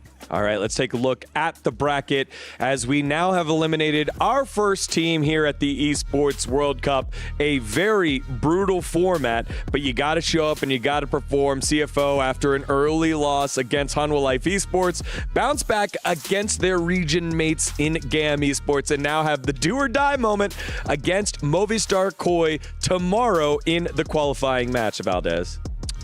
Yeah, I mean, that's going to be an interesting one. I think, you know, based on MSI and based on the fact that, yes, CFO did lose today, but it was against Hanwha Life Esports. You know, can we really take too much away from that? It's kind of hard to say that any of these teams would have done well against HLE. So I feel like, for me, I know Finn's right next to me right now. I do think that CFO do have the slight advantage, but I think that MKOI have also shown some decent stuff as well. It's completely valid to say that they have the advantage. I think looking at the MSI performances, CFO was the better team at the tournament. Thankfully, we're not at MSI right now. We're at EWC, and I am excited for a new revitalized MKOI because I think they took a lot of good learnings from that tournament. And I think what we saw today was a MKOI that went toe-to-toe with Hanwha Life. And I think when both these teams played Hanwha Life, right? And I think we saw a little bit more life from MKOI. Just looking at that, that's kind of everything we have to go on for now. And I think I'm optimistic towards MKOI's chances in this game. All right, so we bid adieu to GAM Esports, but don't worry, blokes and rats and everything in between.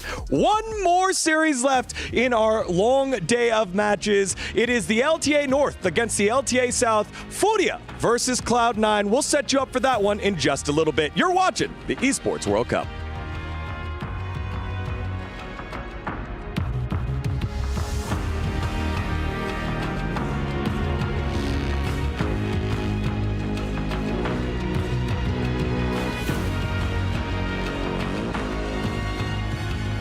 When the world of business is constantly changing, you need to stay ahead. So what about AI to generate new possibilities? Machine learning to predict what customers will like. Or expand your business by forecasting delivery routes with real-time data. With the power of the cloud, imagine how AWS can transform your business.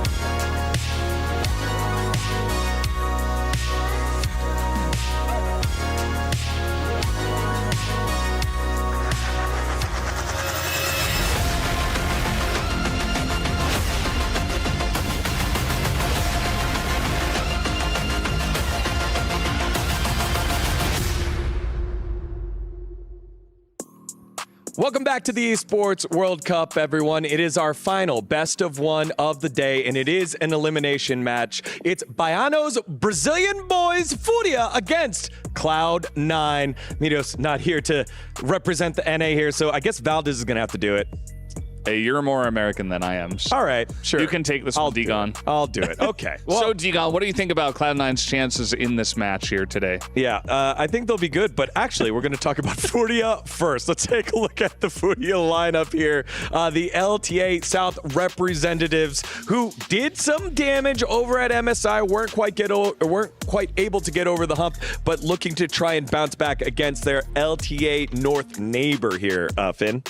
Yeah, I think here we're looking at a bounce back, hopefully, because I feel like they didn't really show that much in the earlier game today, and I would love to see them try to play more as a unit. I mean, especially, I think Guigo didn't really live up to the hype I kind of set earlier of the day, because I think he had some really good moments at MSI. Maybe it was just an off day against off game against BB, but going up against Thanatos, he really has to be on his A game, because Thanatos, he's not a weak laner. He will punish you in lane if you don't actually, if you're like sleeping. Yeah, I really feel like top lane is one of our most stacked positions at this tournament for sure. And Squigo right now, unfortunately, did look like the weakest. It was a rough game. Like, he took lethal tempo Jax into Renekton, and he got bullied like from beginning to end, right? So he really didn't show anything, and I think that he's much better than what he showed. And it's going to be a key part of this win if they're going to get it. You know, that's kind of interesting, because I think in the mid lane, it wasn't the greatest performance there by Loki. Might be an area where FURIA are able to punish. But now for a deeper insight, let's send it on over to Guigo, standing by. It's do or die between FURIA and Cloud9, and by my side is the top laner for FURIA, Guigo. So this is the first time we're gonna get the LTA North versus LTA South rivalry for the Esports World Cup. So can you explain to me what the biggest difference between these two conferences are right now? I would say like they are a little bit ahead in terms of actual game knowledge, let's say, but I think it's still a pretty even fight, and I hope we can win against them. Amazing. And I spotted with my eyes, you have this nose tape on you right now, and it's been very trendy for a lot of players. So please explain the science behind this. It's actually kind of OP, I feel like, because it opens up your strings of the nose, so you actually breathe much better. And I don't know, it works for me. Doesn't work for everyone, but for me it works. I'm definitely going to look into it. Thank you so much, Guigo. Best of luck on the stage, and we'll see you soon. All right, Guigo doing a battle up against yet another Titan in the top lane here in Thanatos. Let's send it over to our top lane connoisseur to see what he thinks about it. Yeah, I like that he brought the nose tape. Maybe he can sniff out some stinky American Inters here. Oh my God! I think the top of the matchup, though, he won't sniff out any Inters. I think Thanatos was my standout performer in that FlyQuest game. And on the Renekton, he looked so comfortable, just having so much impact in those fights, finding really crucial flanks to really give his team some leeway despite them being behind. So I think it's very important we get Guigo on a comfort pick. I want this guy to be on a matchup he feels good about, because I don't think he looked that comfortable in the Jax Renekton matchup. Then looked that practiced. So maybe, yeah, just make sure he gets a matchup he's comfortable in so he can actually transition that and make things happen. As we take a look at the Cloud9 roster, Valdez, let me get your thoughts here. How they can bounce back after a tough loss against FlyQuest. Yeah, I mean, it's hard to say that, they played poorly. I would say that FlyQuest played pretty well. There were certainly some moments where we were all talking about how it felt like Cloud9 could have taken more advantage of their aggressive composition, but they kind of just ended up having to sit back and let FlyQuest just scale to oblivion, and Quad was like 3-0 with a bajillion gold. So maybe being a bit more proactive, maybe trying to play a little bit around some of their strong solo lanes, like Thanatos, who we mentioned, try to get him ahead. We already saw that Guigo apparently has a innate weakness to Renekton, at least in that matchup, so maybe you can try to utilize him a bit in those solo lanes. Yeah, and I thought when I looked at Cloud9's draft in that game one, it was quite a challenging draft to execute. They had like their jungler was a Trundle and their support was a Bard. And I mean, sure, you have the little fun combo there where Trundle puts the pillar and you stun on the pillar. But in general, that's a comp that kind of struggles to start fights when you want to, because all you can do is walk at your opponents and try to bite them, and they can just walk that away and get out of there, you know? So I kind of want to see Vulcan on more of an engage role, or I want to see Blabber on something that's really skirmish heavy, really aggressive. Something like a Xingqiao Pantheon Vi is what I'm looking for. And just give your players a little more tools to start fights, because I feel like against FlyQuest, they were passive, but also because their comp was really difficult to really force things.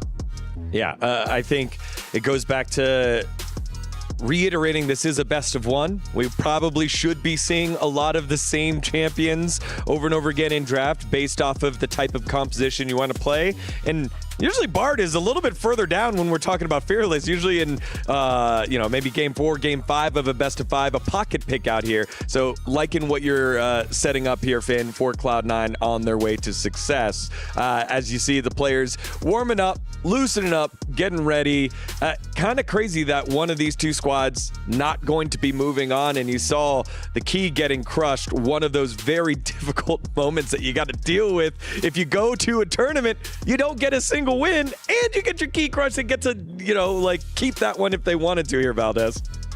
Yeah, I mean, it's pretty difficult. Like, it's kind of hard that GAM don't get a second chance. I mean, I guess technically did get a second chance. It's sad that they didn't get a third chance here at the EWC, but yeah, I mean, it's all down to the wire. We're not going to get to see a lot from one of these two teams. And, on paper, for me, I feel like Cloud9 should be favored, but we saw FURIA, they looked pretty good at MSI. They were able to bring G2 to some fun matches, and they are absolutely better than what they showed. And I don't want people to say, oh, well, Guigo looked bad. It doesn't seem like they're here at this tournament. I do think that they could pull out an upset victory here. It's best of one. We always say that anything can happen. Cloud9, they just got to keep their heads straight and say, well, FlyQuest are strong. We're better than FURIA. We should be able to take this one down, and just try to bring all those things we talked about in the draft actually into the game, because it is very tempting to play the fun stuff, but maybe just take a page out of Delight's book and just play Rel, or just play Rakan, right? Just play something that makes sense. It's easy to execute if you're not on your best game, if you're feeling a little jet lagged perhaps. Yeah, I mean, even though NA being a for fun league, as you say, you gotta still draft serious champions, right? Okay, it's too easy. It's too easy. I like how you say that, because I ran into Coach Reaper, one of the greatest coaches in North America, outside, and we're like, hey, so what are you picking? What are you drafting? He goes, we're drafting Teemo. So no secrets there. You're right. You have to take the draft a little bit more seriously here. Obviously, they didn't do that, but the Bard pick, I mean, it's not about being serious, but I think you gotta give your players some tools to make things happen. And if you're not that comfortable, if you're not Gen.G, basically, what I'm trying to say, don't try to draft those comps that just require absolute perfection on the map. So no Bard for Keria then, or? He has to pass. Okay. I guess so. Yeah, again, we've got those teams waiting in the knockout phases already. And after today's matches, this final match, we will have the draw, despite the fact that we don't have two teams locked in yet already for the quarterfinals, because tomorrow's matches will be those qualification best of ones for Group A and Group B to see what the second team is. And then we will start the quarterfinal matches already. So definitely a little bit more to stick around for after this final Cloud9 versus FURIA match. I'll get some info for you in just a little bit, how close we are to throwing to the stage. But Valdez, you already hit the point on it real hard. It is a long day. You've traveled on in. For the Cloud9 guys that got in recently, I feel like if you're FURIA, this is such a great opportunity for you to catch them off guard.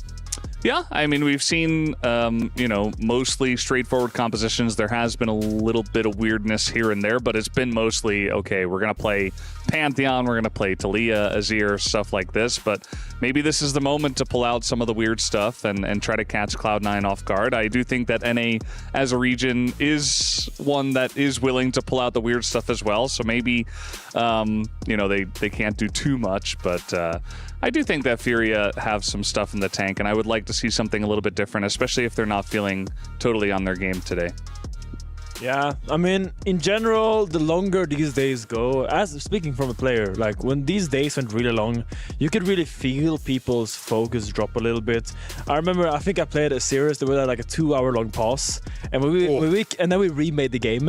And that game that we remade, that was a monstrosity of a game. That was not good League of Legends, and I feel like this is just proving that these players are human. And when the games go like this, when the day goes this long, maybe you can actually look to adapt to that and try to draft champions that are a little bit more on the go, that punish these mistakes a little bit harder.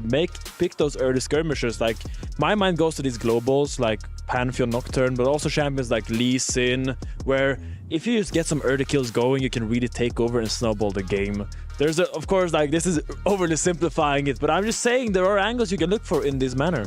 Yeah, I think if you're the better team, you expect to be the better team going into it. That's what you do. Have Cloud9 pick the more dominant snowball-y lanes and then snowball your way to victory to try and crush the key of the opponent. As we take a look at it one more time from Doggo, just so casually, nonchalantly pushes the button, and oh no, that could be my key. The way he looks at it and the way that the camera goes back and forth from his face back to the key to his face, he's like, yeah, oh. Look at his eyes. He's like embarrassed. I don't know. He loves it. I don't know. He's like trying hard not to show too much enjoyment. Meanwhile, he's like loving it. Look at how focused he is. He's so focused. Ugh.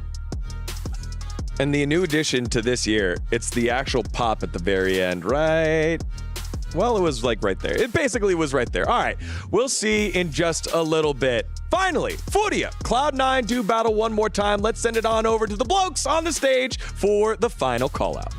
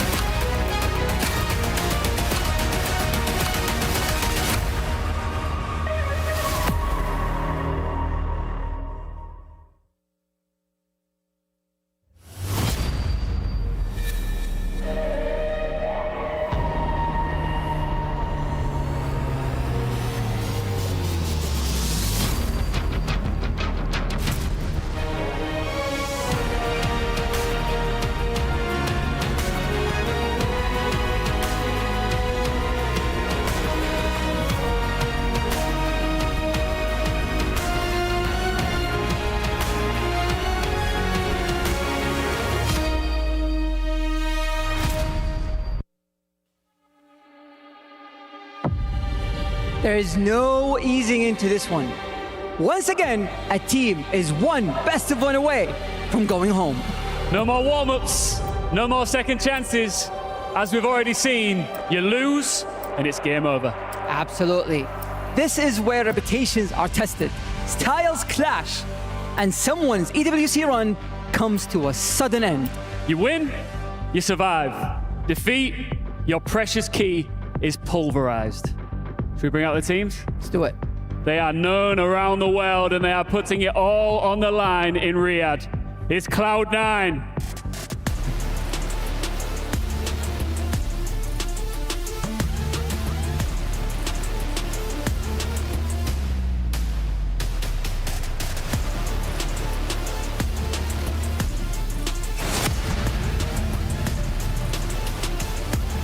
And their opponents, they must be bold or it's back to Brazil. Welcome, FURIA.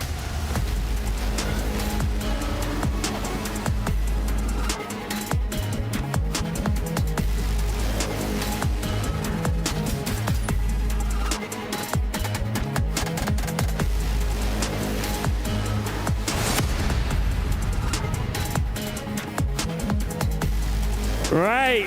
One final key shall be crushed tonight. Who will win? And watch on as it shatters. It's time to find out. It's our final game of the day, and it's LTA versing each other again, but this time South versus North, Cloud9 versus FURIA. Only one of these teams was at MSI, and the other came narrowly close. We've talked about it a lot today. We've had a lot of fun stories as myself and Orcs will be with you for this final game Oh, Orcs. You're a classic. You're a bit sus, people say, but you're all right, I think.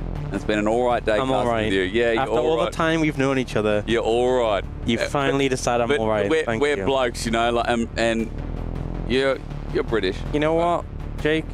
I'm all right. You're not half bad yourself. See, that's a compliment. That's from in British term and jargon. What do you call it? That's all right. That's good. Where would you like to take us first? What are you thinking?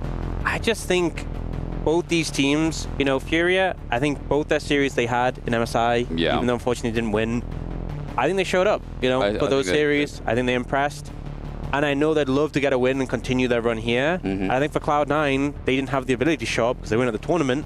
And this was their chance. This was then, hey, we are at EWC. We win at MSI. This is our time to show.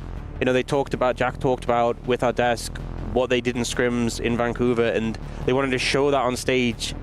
They weren't able to demonstrate that up against FlyQuest, right? They got beaten by the team who beat them domestically. It'd feel really bad to lose against another team in the LTA and then go home.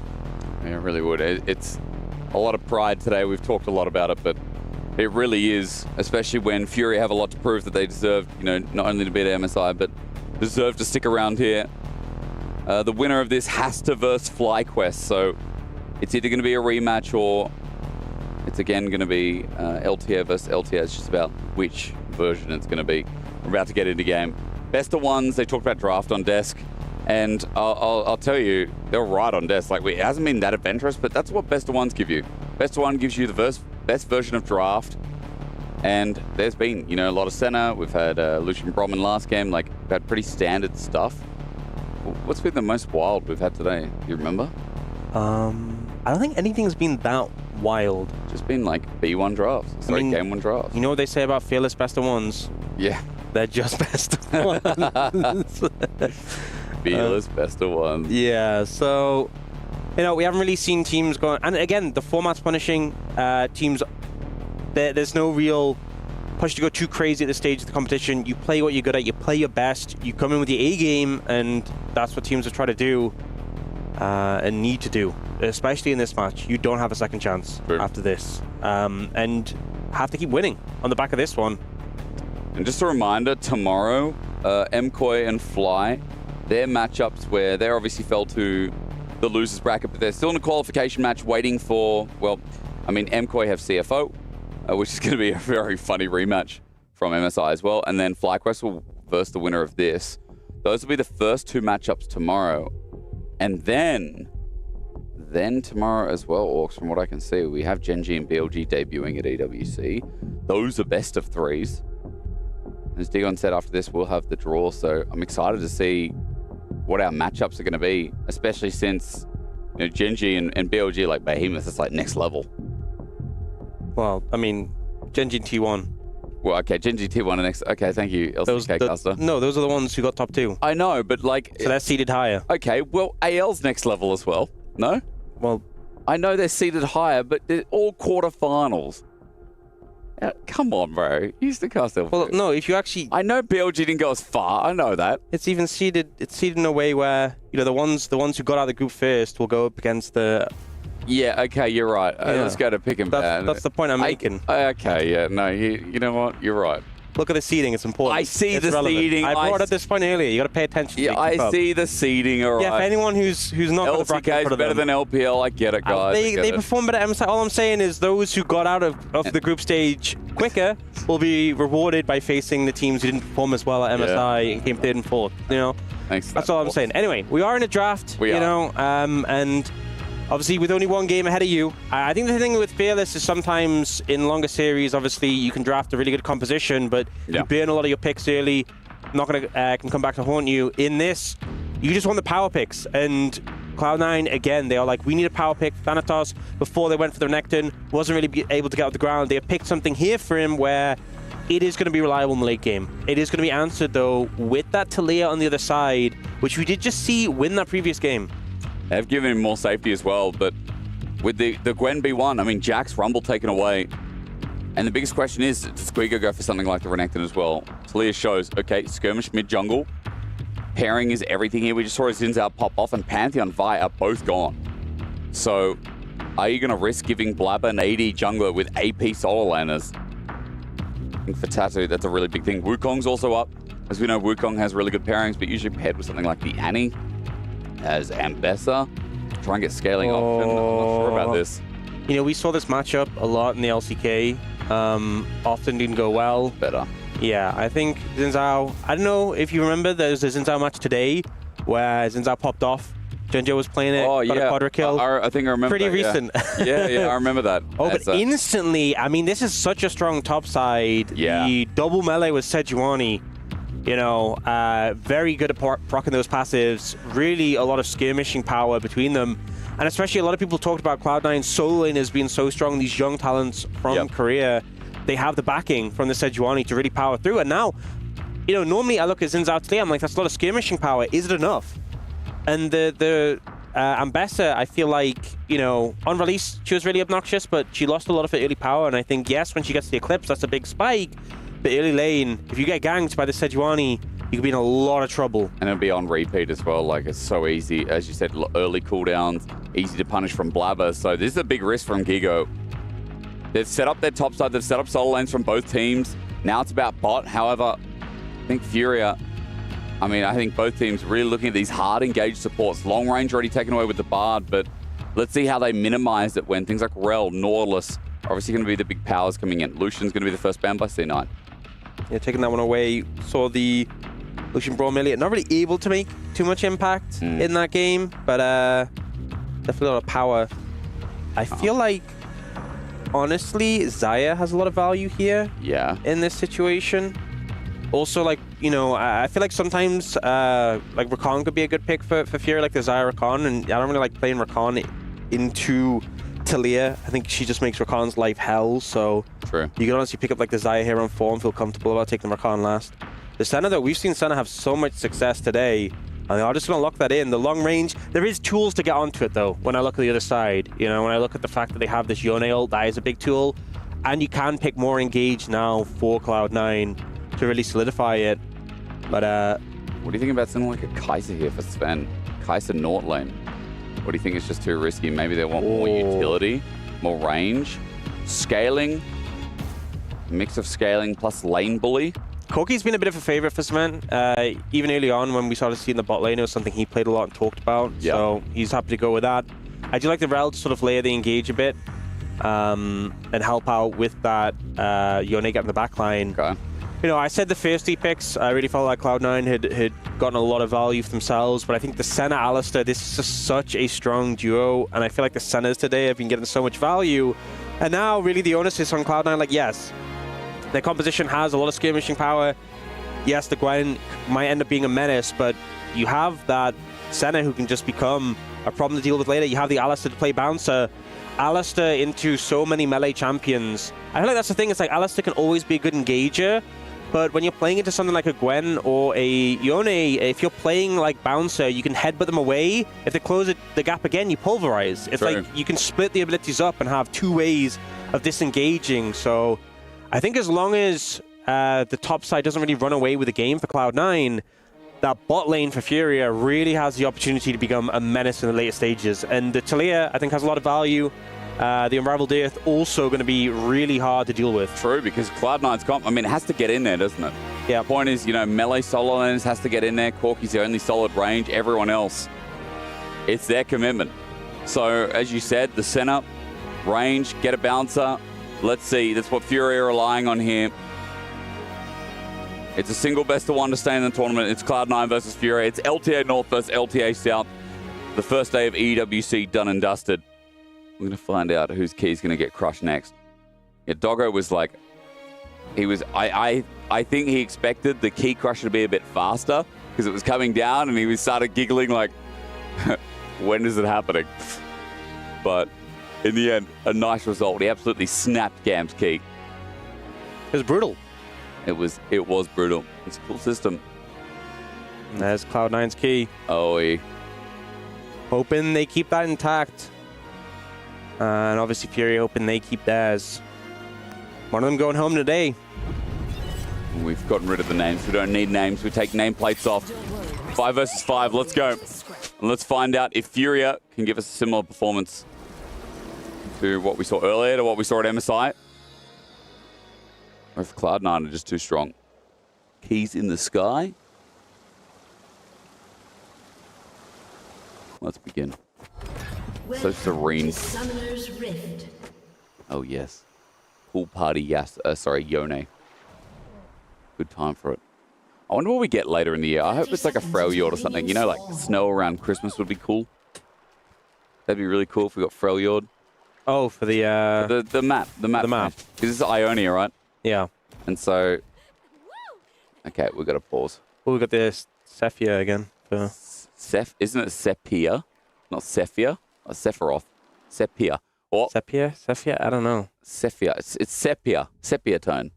No? Maybe? I don't know. Sephia. I've never heard it said like that.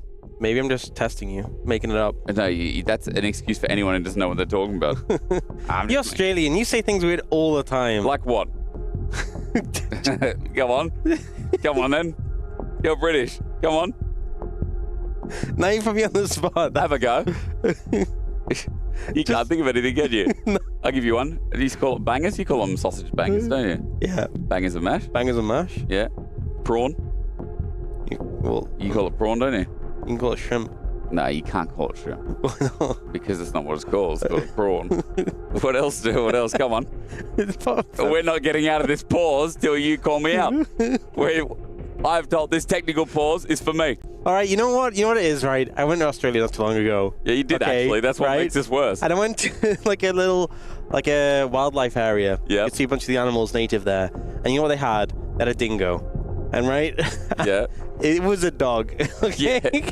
But it was a dingo. No, it was just a dog. And you know what I'm convinced happened? Someone came over to Australia. I'm like, oh, we have those too. Those are dogs. They were like, nah, mate, that's a dingo. You're just pulling people's legs. It's like that drop bear thing. It's a dog. We didn't start that. The drop bear thing did not start from us. Totally. Yeah, whatever. On the dingo, I've just told, apparently there's a monitor issue of some kind for Furies, for Toots.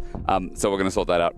While that's being sorted out, dingoes are they're dangerous dogs, okay? And they're not just dogs, because my wife has a friend who actually tamed a dingo, has a dingo as a pet, but they're not, you got to get them young because they're very dangerous. There are dangerous dogs. Yeah, there are dangerous dogs, but they're dangerous dogs, okay? I saw this dingo lying down in this quotation marks.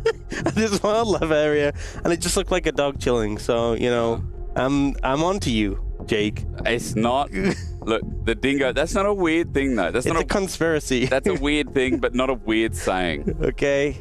You could have gone with anything else. You could have gone with fair shake of the sauce bottle, because that would have been fair, right? Fair shake of the sauce bottle. And now you've just done my work for me. Okay, well, but I had to bail you out because otherwise we'll never get out of this pause. Fair shake of the sauce bottle is fair go of it,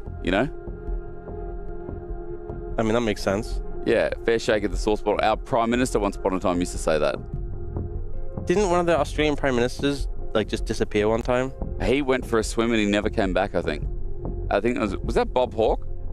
Wow. I don't know. No one from chat to really help. I'm learning law. No, Bob Hawke is the guy. He would. He's a legend. No, one of them went for a swim and never came back. As you can see on Fury's side, by the way, there's the mountain. Not the monitor. Harold Holt. Oh, thank you, production. Wait, I've got an Aussie in my ear. That's why. Okay. Well done. They're everywhere. He went. Yeah. There's actually there's a lot that have come over here. And you just hear that, I've seen people I've worked with, I've seen people, Oh, and I've just unveiled the dingo conspiracy. They're all going to be after me. It's not a conspiracy. They're dangerous. It was a dog. It's not a dog. Okay, it's kind of a dog, but it's hang on. Dingo. Are dingoes dangerous? That's why we have a computer, isn't it? Let's find out. They're no longer wary of people and often become familiar, aggressive. Dingoes have bitten visitors severely and are capable of much worse. Yes. Look. It's a dog. It looks like a dog. Yeah. It's in the category of dog. You're right. You're not wrong. A dingo's yeah, okay. but they're not. They are, but they're not, you know? Okay. What else you got? I'm glad we got to the bottom of this. You know, I've been thinking of this a while, and I didn't know how to bring it up to you, so I'm glad we could get to the bottom of it. Yeah. Yeah. This is... I thought it would break your worldview, you know? I thought it'd be... All right. I'll give you another one. I'll give you another one for free. Okay. They're koalas. Yeah. You know, people think they're bears, but they're not. They're marsupials. Well, that makes sense. Like the same as a possum. Yeah. Yeah. But then but people look at them and they think they're bears. So they're marsupials, so it means they sleep. They're meant to sleep during the day and then be awake at night. Kind of like gamers.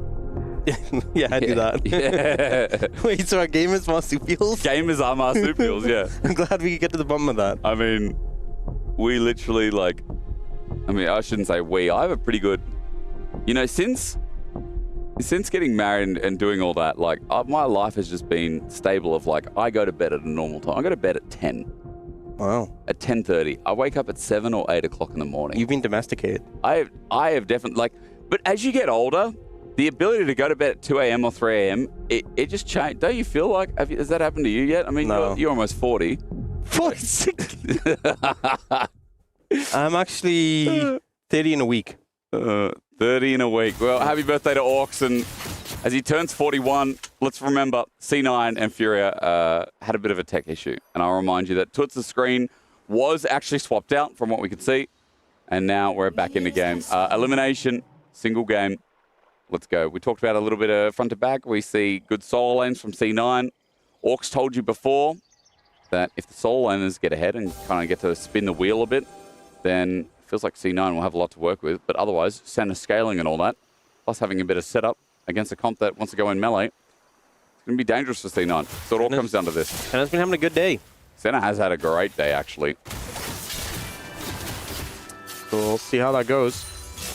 It's maybe evident because there haven't been many bot lanes that have been able to punish. You know, Senna's come through the landing phase a bit too easily, even in swaps. You know, do you agree with that? I feel like, I mean, you could argue that maybe there's been more happening in solo lanes, and maybe that's why. What do you think? I mean, you don't have to agree with me all the time. You know, I'm not the smartest guy. I think it's difficult. I think the lane matchups in general have been pretty robust. You know, seen a lot of Senna notes on Alistair. It's kind of hard to do anything. Have a matchup that's too favorable. Sure. You know, you could pick. I feel like if you pick a double range matchup into that, you know, it's one gank and it could fall apart. Plus you have to sustain on the Senna, and you know, you have the Rel here, but what is Rel supposed to do into Alistair really to get the Corki close enough? Yeah. And all Senna has to do is just kind of survive in this lane, and you feel pretty good about it. True. There's a lot of sustain in that lane as well, like Alistair passive, 5-7 minions, healing, Senna piercing darkness. It's honestly, it's kind of crazy how much there is, you know. It's not as immediately obvious as Rakan, who can do it on demand. Yeah. But it consistently comes through and makes a big difference. Sure. Do you remember when Rel Q had healing? No. Was it hit Q that? I think it was a Q. Q had healing. You know, it didn't used to stun. It used to, oh yeah. Yeah. No, I'm with you now because I'm thinking about that was their first iteration, wasn't it? Yeah. Because Attract and Repel, that was the E, which I thought was a fun play on words. Also gave a shield. No, that had a stun in it. Remember the E had a stun in it? Yeah, like a micro stun. Yeah, and it was it was really small, but I think the iteration of Rel right now is pretty good. It's feels like a good skill champ. Ego's doing pretty well in the top lane. He is actually. I'm not even gonna lie, I saw this matchup, we saw so much in the LCK, and the amount of times we saw, honestly, even Gwen solo killing Ambessa early, it was not pretty. Yeah. I lost complete faith in Ambessa's in this matchup, and we just saw players refusing to opt into it, and he was having a good time, so playing it pretty well. And now with Tattoo leading over, Thanatos in an uncomfortable spot, will walk. Oh! Takes 2 tower hits though. Was that 2, was it? Oh, yeah. Shield helped out a little bit, but I don't think it really matters. I don't think they're going to go for the dive. I think Thanatos kind of backed away, handled the pressure well. But yeah. Just at least worth noting. And also, Ward spots out Tattoo on top side, so a couple of wards placed in River as he makes his return. Note that Flabber has actually already made his recall, so he's got the large belt and will pick up his grubs, not grubs. You know what I mean? Sorry. Long day. Gromp. And I feel like Yeah, I feel like after that push in as well, that nice reset, Thanatos now going to be walking up, holding onto his TP as well. There should be some attention maybe given top here after wall spawn. But it is hard to get up there. I mean, all that security and vision, like, Blabber's not going to be able to get anywhere near. No, it's a good insurance policy, honestly. Yeah. You know, Blabber wants to play around his solo lanes. He wants to make use of that passive. And very hard to do when they've got so much vision down. I think it's good moves from Tadu just to, you know, it did potentially threaten the prospect of a dive, but Thanatos reacted well, but the vision's just going to give the insurance for his top laner. So far, I do see a little bit of a lead in terms of farm going over to Sven, but I think it's still really fine for Furia's bot lane. Sure. I mean, Corky's a lane bully now. And he feels like he's, if you get a bit of lockdown, Sven just whittles away your armor and takes away your health. I mean, his autos just do so much damage as well with the extra true damage, but it's kind of hard to get him range to really connect onto the center now. Oh, ulti. Oh, away. Sent away because of the seismic shove. There is a knock-up to follow suit, though, but Loki just doesn't have enough to work with. Blabber's now on the way, and he's going to do some damage into Tattoo, though. There's a permafrost, there's a flash, and a follow-up from Loki, but out of range. Toots now in a great spot. Seismic shove, and Tattoo just forces them through. That's 2 flashes for C9, only 1 for Toots. Yeah, I think Toots played it super well. The seismic shove on the ult from Loki, really important to keep him safe. And then it felt like Blabber was super patient, but Toots was even more so to survive on that one. They'll still get the shove in, but today gets back to lane pretty fast when you just path next to the walls for the extra movement speed. Yeah. And trading up in terms of summoners, you got to be happy. Crash down here in bot. Sven is just looking at the wave, and Vulcan will just walk it out. Meanwhile, top side, Thanatos, he's level 6. Tattoo is looking for an angle in. Wave's not the worst, but it does deny the cannon, so... I mean, Giga, that's twice that's happened here where he's had control of this wave, either because Tattoo's there or because he had the pressure from the health trade. As level 6 is now there. Need to work. Giga's going to take the second and the third, waiting for the full-on snip, and we now need another rotation, but Giga is going to path back to his turret. His flash still available with his own ulti. Thanatos a bit low on mana as well. Yeah, do have those biscuits for Giga in the inventory if he needs a bit of extra health, although not nearly as strong as they used to be back before they got nerfed. So we do just see him reset and the swap comes in. S5 is against that ult. Dragon will be secured. TP flank. Oh, yeah. And that is Giga coming in as well. He has ult still. Not only will get the swap, you're right, that with the flash available as well, he can get into range. Jojo just needs to get around. A little bit late, though. He matches, but even under turret won't matter. And there you go. A public execution made personal. So well played there by Jojo. It was kind of hard to do because he didn't have full vision the whole time. Let's do the play in response. Let's go. Okay. We're going to bring Rel in, though, but Vulcan a little bit further away. I don't think the response is going to be as good. Yeah, I don't think Thanatos can follow up quite as well. We'll also have his recall stop. Yeah. And pretty favorable for Furia on the back of that play. Yeah. I like the confidence. I like the setup. Making use of that ult from the Ambessa and getting a kill in pocket. And now has a Hex Drinker as well to help out in that 1v1 matchup. Does delay the Eclipse spike a little bit, but makes the all-ins harder for Thanatos to find. I feel like for base Sejuani damage as well, that might come in handy too. As all-in, helping out as you can see. Thanatos, okay, a little bit of true damage comes through, and Thanatos just waiting again for the next snip. This is a pure 1v1. All junglers looking towards topside because grubs have now spawned. Priorities are up in this lane as the 2v2 is pretty even where the wave state is, but you can see pings are getting spammed down. After mid got cleared, Loki wants to move, Toots is already there behind. Blabber's going to start up grubs, and we'll see how Tattoo gets in. Yeah, they are looking to contest this one. It's Weaver's wall. Blabber's going to be isolated. This makes it a 3 versus 2 on the left side of the wall. Blabber's now out as well. Perfectly placed. Furia, well decapitated fight. It's nice to see. Vulcan is just going to be left isolated, and in the end, Tattoo, a couple of more autos, a couple more hits, and down he goes. 3-0. Furia disassembled that fight so well. Yeah, committed immediately. They knew it was a flashless Corky there, able to find the connection with the Weaver's wall. The Dragon was free for Cloud9, but they weren't willing to give over the grubs as well. They'll get all 3, and on top of those kills, they're more than happy. Man, 3 grubs, 3 kills. Like Furia, the early game is going brilliantly. Now C9 are getting pulled in, but Jojo is waiting over the wall. Loki gets separated, and Tattoo jumps back in. His Crazy Guard comes in handy. The Fate Sealed misses, and Blabber's going to die first. Ayu's behind, hitting from behind and hitting well. Tots gets a seismic shot back, and once again I see a Zinzao with an early double. Loki, the range, is going to find him, and Ayu just needs another auto. There it is. A 6-0 start, and over the wall, Gigo's looking for the 7th. Flashes, sees Thanatos. And the flash will be matched, but FURIA are furious. And such a miscalculation there from Cloud9. This is the first initial play. A little bit scuffed at times. The seismic shove takes him out of the center roll, but there's just nothing Sven can do when he's trapped in like that. And then it's a split fight from there. Vulcan isolating alone, so they clean him up. But the thing is, the ult, the Crescent Guard, wasn't used by Tattoo. He still has his flash as well. So I think it was a miscalculation from Cloud9 because they commit onto the Zinzao, but he has all of his cooldowns and he's actually down to fight. Yeah. Ult comes through, he dodges the ult from Loki. They end up taking down Blabber. They clean up Sven on the back end, and suddenly Cloud9 realize their mistake. They realize they've committed to a fight they can't win. What we're saying, Fury at MSI, I mean, there was so many good skirmishes, so many good fights like this. Feels like it's their bread and butter. It's where they really thrive. And Tattoo in this game now has an insane lead. 1,300 gold as the lead. And we were just talking about Gen.G. We were just talking about a Zinzao who got ahead in the early game and ran the business end of the rest of it. We're there again. Gigo's the same. And this center is well and truly ahead. 0-3-0 for Sven.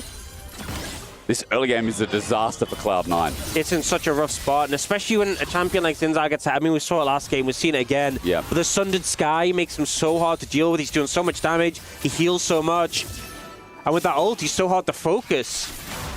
A 3,000 gold lead at 11 minutes. This game is starting to feel pretty cooked already. C9, they need to find some plays, and quickly. Oh my god. And Ayu's damage is already mattering a lot with Static Shiv. This is a 1v3 dive. Weaver's Wall brought him down, and Toots is going to make sure that no one leaves the ground. That's Thanatos kept in pound. Toots with a kill of his own. Bot is opening up. Tattoo's covering. Blabber's coming in just to try and help this turret from falling down further. Yeah, more and more plates going over. Blabber's in the vicinity. There's some backup moving through, but they're not going to be there in time to really do anything other than just defend the tower. And that's the thing, it's not like anything is happening across the map, you know? If this play was happening and maybe Cloud9 were getting some, you know, plates top or some pressure somewhere else or a kill, sure, but they're kind of just trying to stop the bleeding a little bit. But they're still losing out in these plays. 4,000 gold lead now for FURIA. 4,000 gold at 12 minutes. It's not even the worst of it, because as Fate Sealed comes out and Loki gets hit under turret, I see 44 souls in 12 minutes. Like, Ayu is ahead of the clock for sure, and it's pretty bad when you see a center that's probably going to get 60 souls by 17, 18 minutes, and is already this strong. Dragon's going to be started here by Tattoo. First one went over to Cloud9, while Gigo just got himself a turret plate and topside as well. It keeps growing in good news here for FURIA for the Brazilian side. Yeah, I mean, getting this Dragon here. Obviously, Cloud9 got that one earlier, but start stacking towards that soul. Mountain Dragon as well. The extra start's going to come in big. Will be a Chemtech soul again, which I think Cloud9 pretty happy again about when you're this far behind. Yeah. Chemtech not the most impactful. Still decent amount of value with champions like Zinzao and Mbessa. But they need time. And the problem is, I mean, there's elements of the composition which scales well, right? You know, we talked about them before, like the, you know, the Yone and the Gwen. Yeah. But you're into a Senna, and if you're playing for time against a Senna, that feels terrible. But right now, with a 4,000 gold lead, this early in the game, it feels dreadful. You kind of just need to buy some time and farm up, because when everyone in the enemy team has like full items and you don't have full items on your side, it's just so hard to compete. You need time, and you need to try and just stop giving away advantages to FURIA right now. 50 by 14, that's right now what I'm seeing from Ayu. Not to get caught out on mid-wave though. He's stepping up to Sven. He gets some good soul trading once again. And I think that's the one fear I see, is that for Ayu, what we saw a lot at MSI was him getting caught out on mid-waves with Jojo. They definitely felt like the weak part of the team, so just to make sure he tracks his jungle pathing into Sven. Look at that. Oh my god. I mean, the problem is he's playing so aggressive But I guess he can. But he can, you know? Like, this is a situation where you might think, well, maybe if you're playing this aggressive, you'll be punished. But he's so far ahead, they're not in position to punish him. You can see Vulcan hanging around, just trying to cover Loki, but it just feels like they're in such a defensive position right now, which they kind of have to be. As Thanatos being drawn in. Gigo has his ult. He's going to burn it. Jojo's here. It's all about the follow-up damage now with Trample getting another stun. Need to work for a bit of healing, and that'll help under turret. Gigo going deep and tanking up is Jojo for now. Gigo's going to get a shield bash, or at least a shield out. They bring it close, but the heal up from Thanatos is going to stay around while Gigo tries to get the turret. Got a little bit scary that even with the ult from the Alistar, the like 1 point in ultimate, the first rank, it does reduce damage by a good amount, but it's not that much. The tower being built up so much will eventually start to shred. Yeah. And obviously the ult did time out, so not enough damage yet just to dive through Thanatos, especially when Gigo just doesn't have that first item as well. But, you know, these feel like little wins for Cloud9, but anything, they need anything right now. Anything like that, they'll take. I mean, people had big expectations, like C9 might be second seed of LTA North, but this would be a big bow out in the tournament. So the 4K Gold Lead game's not over yet, but FURIA getting more and more. The Herald going to be taken here, and IU is just sitting mid. I mean, look at him, 53 salts. Again, there is a chance that this guy gets the 60 even before the 18-minute mark at this point, if he gets some heavy trading in the next couple. But regardless, Herald's taken down, out of topside.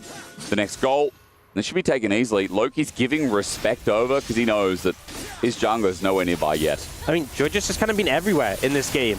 And now he's in the top lane, doesn't find an angle into Loki, uses that Unbound Soul, but just the pressure is constant, and I think FURIA just haven't really made any mistakes yet, which is what makes it feel almost more frustrating for Cloud9. Oh my god, and the damage as well. Fatefield gets in the way. Here's Blabber to help out. Permafrost going to help as well, and a bit egregious. Ulti still up and available, but shut down before he can use it. The C9 might have found a window in, a bop away from Jojo. His ulti helps negate the damage, though, as it becomes a 1-for-1. It's Vulcan over the jungler.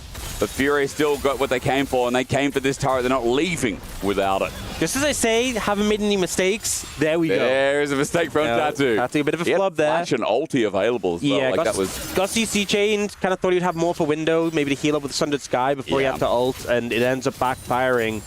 Decent influx of gold. There's a big shutdown. Over to Yone. But FURIA still got that top lane tower. So, you know, it's something they definitely needed, but they need more. When you're that far behind early versus the center, you're probably going to take it, aren't you? 57 is the count. I got it wrong, guys. Probably not going to get towards 60 before 18. It's obsession, isn't it? It's kind of like a dopamine. Stay away. He could definitely get 3. It's a dopamine hit, though, like having that many, isn't it? You could high roll in a wave. Oh, yeah. Or Sven just jumps up and you get one from him right now. I don't think he would do that. Come on. Look at him. Look at him. Look, wait. Pretend you're walking away. Static shift first. Then, oh, there's one. And then watch this. Wait, Orcs, wait. Orcs, oh, he didn't get that one. Did he get a soul from it? Got another? He's one more. Oh. One more. Where's he going to get it from? Come on. 1735. Oh, wait. If only wards dropped them. Wait, but I camp. Oh, Scuttle counts, right? There you go. Oh, 60 at 1747. That's pretty good. That is very good. And Sven's not been having a fun time on this Corki, just getting pushed in constantly in the mid lane. Dragon's up, going to be taken by FURIA. And need to see some more shutdowns coming through. Yeah. I think as well, you kind of get to the point in the game when it's going a little slow like this. Like, only Jojo doesn't have flash. And that's not really that relevant because it's an Alistar. But you kind of need to burn summoners from members of FURIA, but it's very hard to do without committing in a way that sacrifices a lot. True. But like, if you go into a fight, like an important fight, and IU has cleansed the flash, you're probably not winning.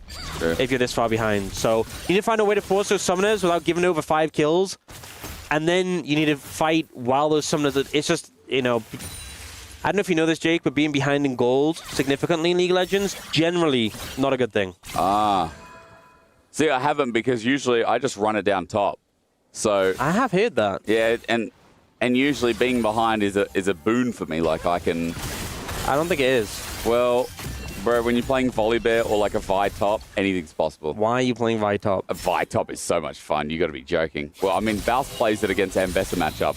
I decided to play it against any matchup. Oh, so you're... And there's a reason why. You're Baus now, are you? No. No, you're not. No, you're not. I'm bad. There's never a good death with mine. Are you multi-season challenger? No, I don't think so. I don't think I am. One season emerald, more like it. Okay. You ever heard that saying, you know, you're not carrier? I'm not carrier yet, but... You're not Baus either. Maybe... Thanks.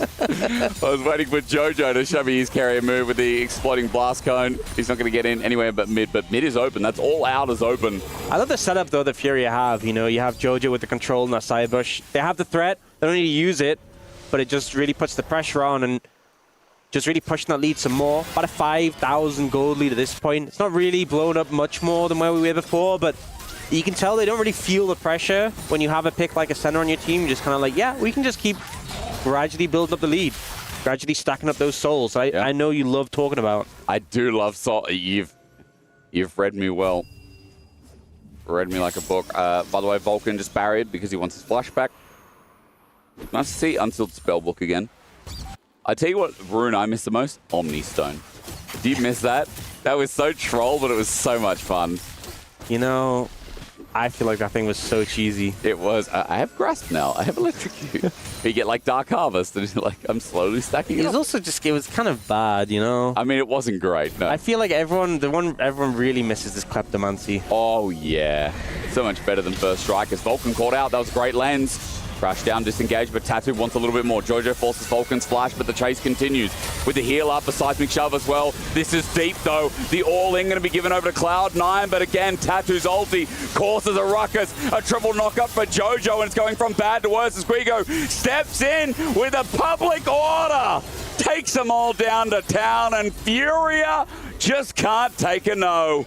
That's the sort of play where if it wasn't such a big lead, you know, committing so deep, so heavily for a support, maybe could backfire, but they're so far ahead, so confident, the skills land, and FURIA able to take another decisive teamfight win. You think they might be going too far forward. They move into a choke versus C9, but C9 can't pull it off, and Orcs, I can't believe I'm saying it, but C9 are so down in the dumps right now. It's a 7k gold disadvantage. And all these outers continue to stand. FURIA defending well, while Senna is dealing with the top turret. Okay, only just. Okay. Loki gets a solo kill and another shutdown. I thought that was inting. You know, he got that gold earlier from that kill, and he still hasn't given up on this game. You know, Loki had a bit of an unfortunate one earlier today up against FlyQuest. He won some redemption. Unfortunately, FURIA will pick up the Attica. Not much you can do about that, but... Only 10 flowers. Let's get a solo kill. There's still some hope. Actually, that's because Cloud9 has 29 medals. Yeah. Guys, that's the week on. Just farm every single flower on the map. And they're worth... Odo keeps telling me they're worth 300 gold for the big flower. That's kind of crazy. That is crazy if true, but... You haven't verified? No, I don't know. You can't do the math. I just listen to Odo and whatever he says That's goes. good advice. Yeah, it is. This Fate Seal didn't do much, but... Oh, that bop, that Jojo engage was beautiful. Oh, Weaver's Wall. Thanatos was going for this turret. He's going to have to leave with it and maybe his death. Thanatos gets out. He flashes upwards. Flubber's here to make it a 2v2 with the needlework as well. It's getting closer. Needlework helps out to step down. True damage, and now Tattoo's run out of ulti. Cloud9 are right back into this. It was the solo kill pot. It was a Thanatos outplayed top. And C9 are looking to breathe. A little bit difficult though, so the ulti's early. Guigo went a little bit early. Loki's now taking this 1v1. He's got life still. He's hitting up the minions. Guigo running on rotations of spells as Loki gets out. Flash match, Fate Shield goes nowhere. It gets Yakety sacks. The 1v1. Is it going to continue? His biggest question is Jojo's heading down. Backup coming in. Loki is in a bad spot. He needs to try and find something quickly. U2, Guigo misses it. He untethers his soul for a little bit, but Guigo gets him in the end. Okay, respect over to Loki as Cloud9 are trying to get mid in the meantime, and they will. They will take this. They're back in this game. They haven't given up yet. They've closed the gold lead quite significantly. Only 2,800. Lowest it's been for a long time. A big influx of gold in the back of those plays. Thanatos with a huge play on the top side. And Sven and Vulcan find an opportunity too. Kind of crazy, actually, how much they were able to get on the back of that. You know, when we'd kind of been ready to say, hey, maybe this game's done, they are not ready to go home yet. It was a 7k gold lead for FURIA. As you said, down to 3 now. Let's look at the replay again. This was the top lane. Thanatos committed his flash after this. And this is what we were talking about, this combination of like the Gwen and the Sejuani so strong. Sliding in with the ult, hitting both of them with that ult there, focusing the burst onto the Talia, and suddenly Taddy just doesn't have the cooldowns left. Tries to turn it, but the snip comes through. Big influx of gold. Big to Thanatos as well. He got the double. And he now has a lead over Gigo. Look at mid as well. Lead over Toots. So C9 solo laners who we really built this game around have come to life, and Blabber steps up when he needs to. 15 seconds till Baron. And remember, with all the damage that comes out, true damage and magic damage combined, C9 have a quick Baron. They've just got to commit to the pit, and that's the fear that FURIA will be able to get that snap engage to catch them in their tracks. Yep, I think something to be said is that IU 82 stacks, right? 3 items now with the rapid fire cannon, still has both summoners. True. That is a problem. These fights have gone in favor of Cloud9 skirmishes, not full team fights. They're looking for Blabber. He's got a Mega Blast Cone, so he'll travel, but he traveled into the middle. He didn't go down. Arctic Assault matched out. Tattoo knows that on the way is Loki. He has to be careful. Again, he finds himself waiting for an audacious charge, but onto Blabber, he's the tank. Seismic shove back, double TP committed, it turns into a barnyard scrap. Center ulti down, but Blabber won't die. He gets the enhanced honey fruit while Thanatos is in the middle, but he's in the middle alone. Cloud9 has turned into a front to back as Loki wants to escape, but he will not get back on track. Wind becomes lightning, but his soul unbound as Toots takes a double, and FURIA right back in at Cloud9. Too early, too soon, too hypey, and they pay the iron price. Blabber goes for the desperation flank, trying to find an angle. He's the only one who survives the play, but the rest of his team falls in payment, and FURIA will take the Baron. Just when hope started to look like he was rearing its head, it is shut down by the LTA South representative. And we're back to where we started. Back to FURIA's game to win. Let's watch the replay again, because Blabber caught here has to Arctic Assault over. It was a game of nerves. I'm not even sure if that's spotted him at that exact moment, but I think he was like, I have to get out. Maybe could have flashed the combo there, but held it for so long. And then the team commits in, and I love the focus from FURIA onto the Gwen. They know in this choke, the Gwen could do so much work. Yeah. The immediate turn and punish. And as soon as Gwen's gone, they just feel so much better about their chances for getting out. Gigo's such a nuisance, and then Toots plays the left side of the fight so well. I think JoJo's having a great game. Yeah. JoJo had my reserves on an MSI, but like, as you can say, think card, he's standing on that one.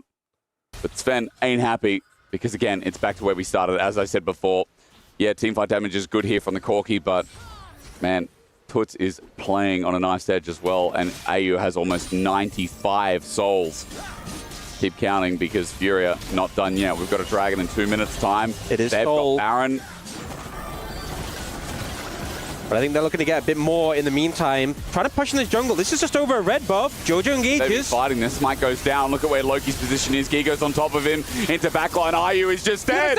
Loki's taking an assassination as Tattoo jumps in, getting in the way, but it's a turnabout play. Gigo's ulti, brilliant, immense, immeasurable. A triple kill over to the top lane of FURIA. Sven flashes away from a seismic shove. He gets a kill. It's a smooth move, but Gigo's on the chase and wants a little bit more. He's got his cooldown.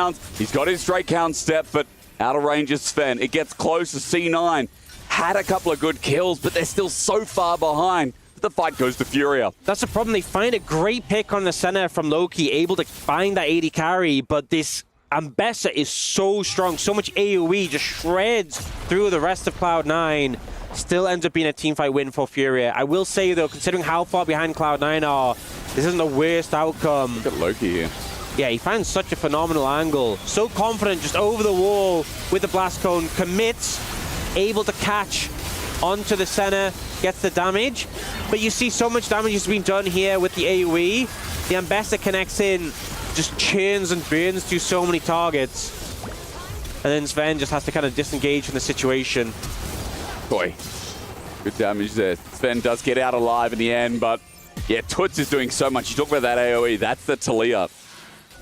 Both mid laners are really burning the midnight oil, aren't they? This elimination now comes down to the next dragon. Suddenly Chemtech Soul, but it is going to be a full 5v5 for it, Orcsy Poo.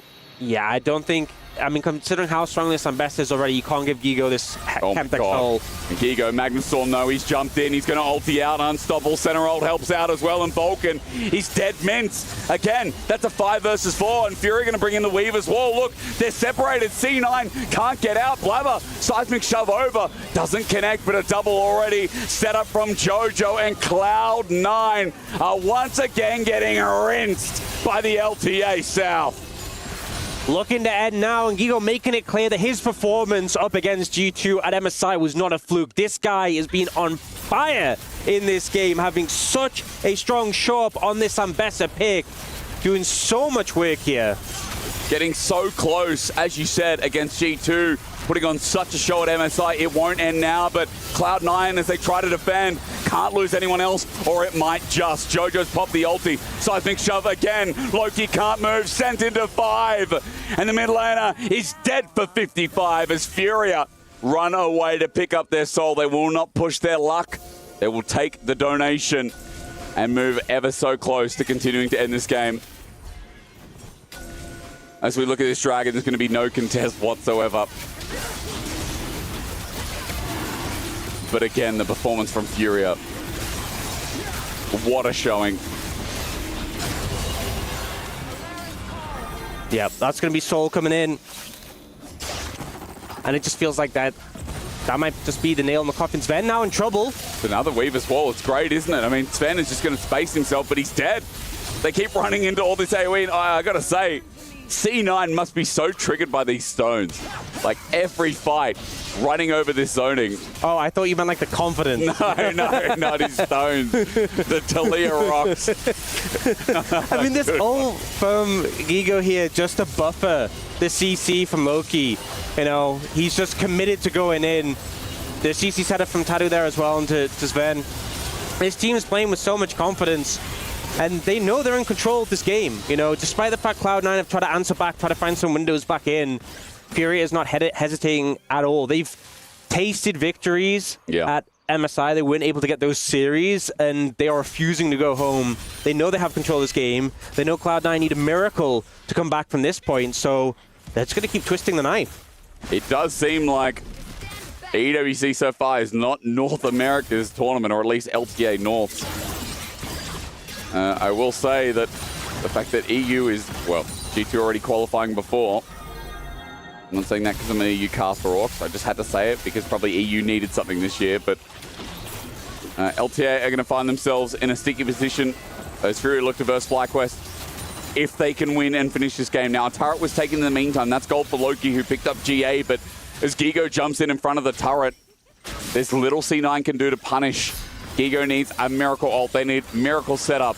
The word miracle is very important here, is 8,000 gold behind. Yeah, I mean, look, the vision was just shown. The lack of it for Cloud9. Baron's about to come up. And FURIA are just inviting Cloud9 in to the fog of war. Baron's up again. C9 have to walk towards that side of the river. Midwave is in no state, and Vulcan, he knows he has to slowly encroach this area, but vision lacking. Darkness is full of terror here, and Cloud9 know it. Trying to draw FURIA back on out. Blabber's tagged, but if Tatu's here, it means Baron's not starting, which is good. It's good for C9. Get towards an Elder flip if they can, but the engage is there. Jojo forces a flash. Tatu on the left side of this fight into Thanatos. Spears again landing. The ulti misses from Gigo. For C9 again, that's good. Tatu's ulti out as well. The Weaver's Wall not very good. The fight is split and Thanatos knows it. It's not bad as the damage on the backside now relies on Ayu, but he's kiting away. Loki sending everything, but with the flash up, it's so hard to get this center. Eventually though, Loki finds a fight with GA. He has to pull more than that out as the resurrection will come through, but Thanatos has now been targeted and Tatu will take his dues as well. It's a noble attempt, but C9 have nothing left alive. Their dreams crushed at EWC as Tatu will just buy time. Blood will go back, but one next to turret already taken down, and the cavalry is on the way in. This isn't going to be enough. The team are coming in. FURIA have the eyes set on the key of Cloud9. They want to continue this competition and end the hopes of Cloud9, who had just a brief stay at this tournament. A 0-2 day, a 0-2 stay. Cloud9 ain't no way. as FURIA take them down a peg. The LTA South showing that their first seed deserves to be here. They'll crush Cloud9 on day one. Such a strong performance, honestly. I think Jojo on this Alistair, fantastic, was everywhere on the map. And, you know, there's some minor hiccups. There were some moments where I felt like Cloud9 clawed back a bit of the gold lead, but there was never any point in that game where you could say that Cloud9 regained control. True. And FURIA, you know, convincing win. A little bit messy at times, but still convincing. And a bit of a heartbreaker for Cloud9. They got to show up at this tournament. They weren't there at MSI, but they quickly were sent home. And FURIA will get a chance to continue and potentially make it to that knockout stage. True, they've got a date with Destiny against FlyQuest, so it's going to be another LTA North representative, but one down, one to go. FURIA showing up the momentum of MSI. That would be huge if they took down both LTA North representatives to make it a knockout. Yeah. You know, the fans from the LTA South. A lot of fans for this team, you know, full Brazilian team who will always get massive amounts of support for this roster. Well, you can see, I mean, Toots, what a performance. I know, pumping numbers. People get sick of us talking about MSI a lot. Obviously, it's the most recent data, most recent international, but it does feel like similar performance. I will say IU and Jojo really stepped up today. You know, a much better performance at center, played cleanly as ever, but Toots, just like he did it up against, you know, up against Caps at MSI. I feel like we're getting a similar performance here.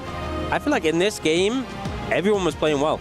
You know, I think Jojo in particular really impressed me on the Alistair. I think everyone was having pretty solid moments. And, you know, I think Loki on the other side was able to find some good picks on IU, but it's too little too late. Well, Toots standing by, our winners in FURIA. It's time to crush another key.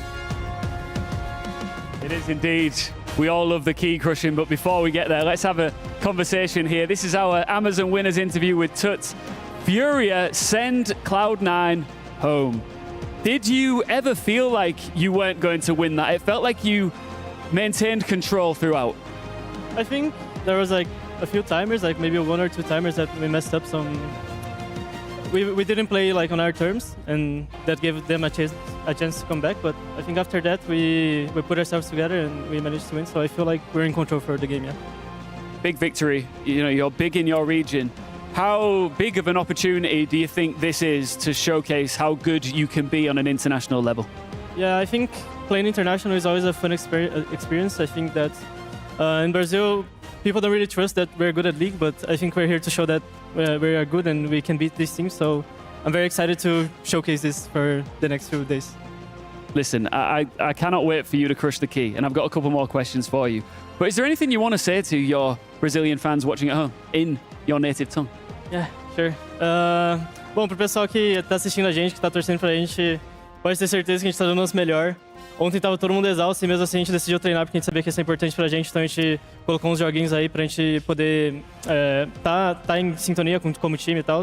E pode ter certeza que tá todo mundo dando sangue aqui pra gente ir bem, então pode contar com a gente amanhã também. Obrigado.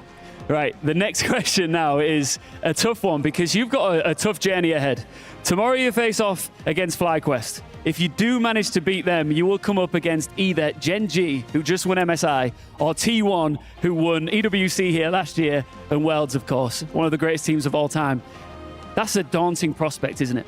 It's always going to be a fun experience. I think I didn't know we were going to play these things if you want, but I feel like as like being in Brazil, I feel like these opportunities are the ones you really can't miss, you know. So we're a bit delusional. If you go into Gen.G, if you go into T1, we are gonna think that we can smash them, you know. So it doesn't matter for us who we're gonna play against. We're just gonna play our game, and if we're good enough, we're gonna beat them.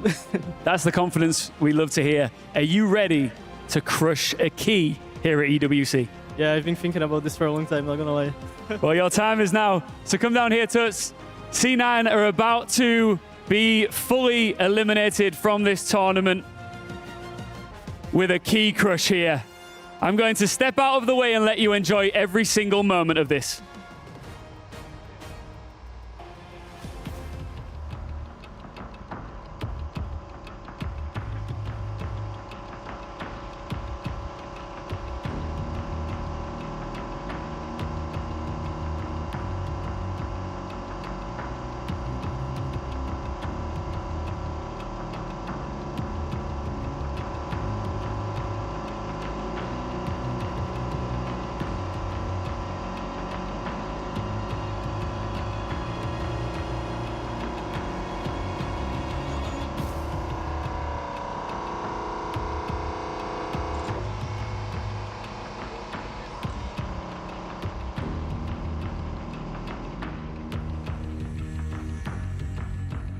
Thank you, Ian, for that interview. I have C9's Sven with me after we just saw their key getting crushed.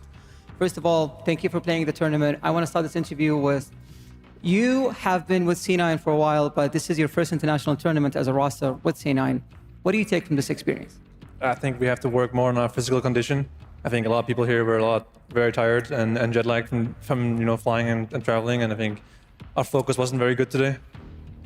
Absolutely. So let me just talk to you about you for a second. You've been known as an ADC player, and then you swapped to support, and then now back to ADC. Walk us through your thought process there. Yeah, I mean, I found some short-term success as a support player, but I didn't feel like I could ever be as good as I was at ADC, and I felt like it wouldn't feel right if I ended my career as a support player. So, yep, completely understand. So, what's the season is going to be like for C9 moving forward, as you still have more tournaments to play? Sorry, what? You still have more tournaments to play as C9 as a roster. What are you moving forward to? Yeah, I mean, we just gotta go back to LA and rest up and be ready for summer split. Split is very important. There's only 2 world spots potentially for the LTA North, so it's important that we get one of those. And yeah. All right. Thank you so much for the interview. Back to you guys.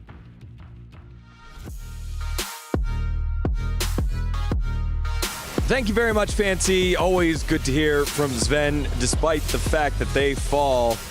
And appreciate his time after a tough game there. You've seen the last little bits of that Corky life. That happened to him a lot in this game. But really, it's time to celebrate for Brazil and all of LTA South, all of FURIA. Vaila Timau, Vaila FURIA. Congratulations on the victory. Again, a huge win for FURIA as they get themselves the first LTA South series win in the cross-conference matches, LTA North against LTA South. No one won their series. Only one game was won by Isuris Esports, but now they get to eliminate Cloud9 in this one. Just such a huge win here for FURIA. Felt like Cloud9 just had no way on into this one. It's just proof you can never underestimate anyone, and FURIA were absolutely the better team in this one. You can tell from Sven and what he said. He's like, their physical condition wasn't great, their focus was not there, but FURIA's was like laser focused. They were playing excellently, especially early on in this game. They were just so dominant, and that kind of ended the game kind of early on. Felt bad for C9 from there. They didn't really have a chance, but big props to FURIA. They look like they've got a lot in the tank here. I don't know, I feel like FURIA just looked so hungry the entire game. It's like they saw Cloud9 and they wanted their blood like so badly, and they took all the fights in the river and they just kept going. You saw Tutu always trying to go deeper in those fights. Yeah, again, it was a great game by Tutu. You can go down that roster. Everyone had a huge one. Let's start off with the big couple of fights that put Cloud9 behind, and it felt like it just wasn't a good decision. You wanted to let go of the grubs, not quite able to. Blabber getting caught on out, and they just got picked off one by one. Yeah, great wall here from Toots, separating the Sejuani from the team and making her have to queue out of the entire fight. When your Sejuani don't have Q, she can't really peel, and Sven was just left completely exposed for Tutu to devour. Yeah, and talking about focus, like coming here a second time to try to get one Void Grub, right? And it just wasn't the right decision. They didn't quite have the vision to know that this was the right choice. They got outfought in this one as well, down a member. So for C9, it was rough. And FURIA were like, hell yeah. I think Ox was saying on the cast, like, Tattoo, he was ready for that fight. He's like, please come and fight me now. I'm a Xinjiao who's 2-0 and just got a bunch of grubs, and he's got red buff. Like, yeah, you want to fight? I've got ult. Let's go again. And it was just one after the other. That was kind of what I was saying earlier. It was like this game was kind of done at this moment. Yeah, so after that moment, it was 6-0. And I was on the stream with Bayano, who is here co-streaming the event, and everyone was like, uh-oh. At 6-0, there's a possibility of a scoreline that lives on forever in Brazilian lore. Of course, we're talking about the 7-1. And for a brief moment, another kill went on over to FURIA, and then quickly another kill went on over to Cloud9, and then FURIA got another one, but the 7-1 did flash for half a second, and then all of a sudden, Cloud9 found a pick down on the bottom side of the map, and all of a sudden they found 2 more kills on the top side of the map, and things started to get a little scary for FURIA and all Brazilian fans watching around the world. Baiano is in the chat saying, guys, is this really going to happen? Until finally one man with his ults made the plays. Yes, Guigo just coming up huge here to settle things down and make sure FURIA came up big in the end. Yeah, and this fight is just starts so unfortunate for Cloud9. Your Rel has to W out, has to flash out, doesn't get a lot of things done.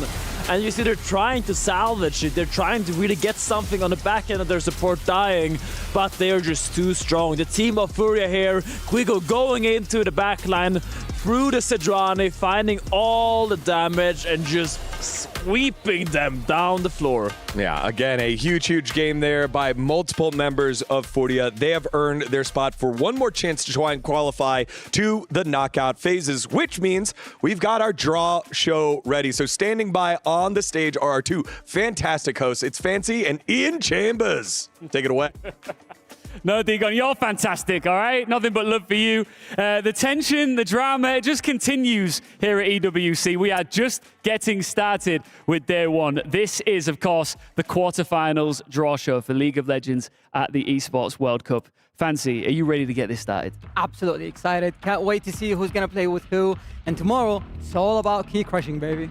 Cannot wait for more of it. All right, so why are we doing this? It's simple. 4 of our quarterfinals teams were locked in thanks to their performances at MSI. Your top seed is Gen.G, followed by T1, and then it's AG.AL, and finally BLG. We are doing 2 draws tonight to decide who these teams will face to give everyone just 1 match to prepare for. That is simple, all right? Draw 1. Are you ready to do this? This is for the upper bracket winners. This first draw will decide who our upper bracket final winners will face. It will be either AG.AL or BLG. Fancy, please reveal the team. You got it? You got it. I'm trying. You can crack that. Oh, there you go. That was satisfying. Let's have a look at this.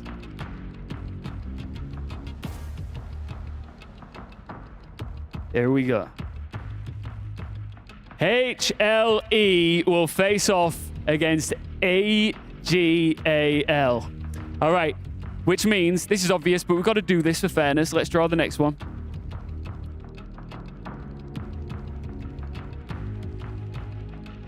All right, where are we? Come on, Fancy, pull it up. There we go. G2 go up against BLG tomorrow.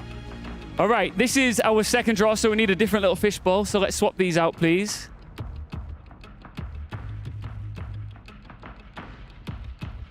Now, this second draw is to decide who the lower bracket decider winners will face. The winners of those matches, which happen first thing tomorrow, will go on to play either Gen.G or T1. 2 very tough teams to come up against, Fancy. The first team we draw here will face off against MSI's top seed, Gen.G. Let's reveal. If you were to guess, what are you going for, Fancy? Honestly, I don't want to be in either of these teams' position because it's going to be a tough match either way. It is. All right, here we go. So facing off against Gen.G will be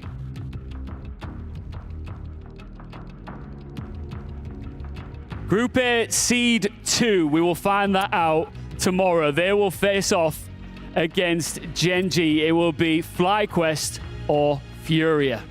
Now moving on.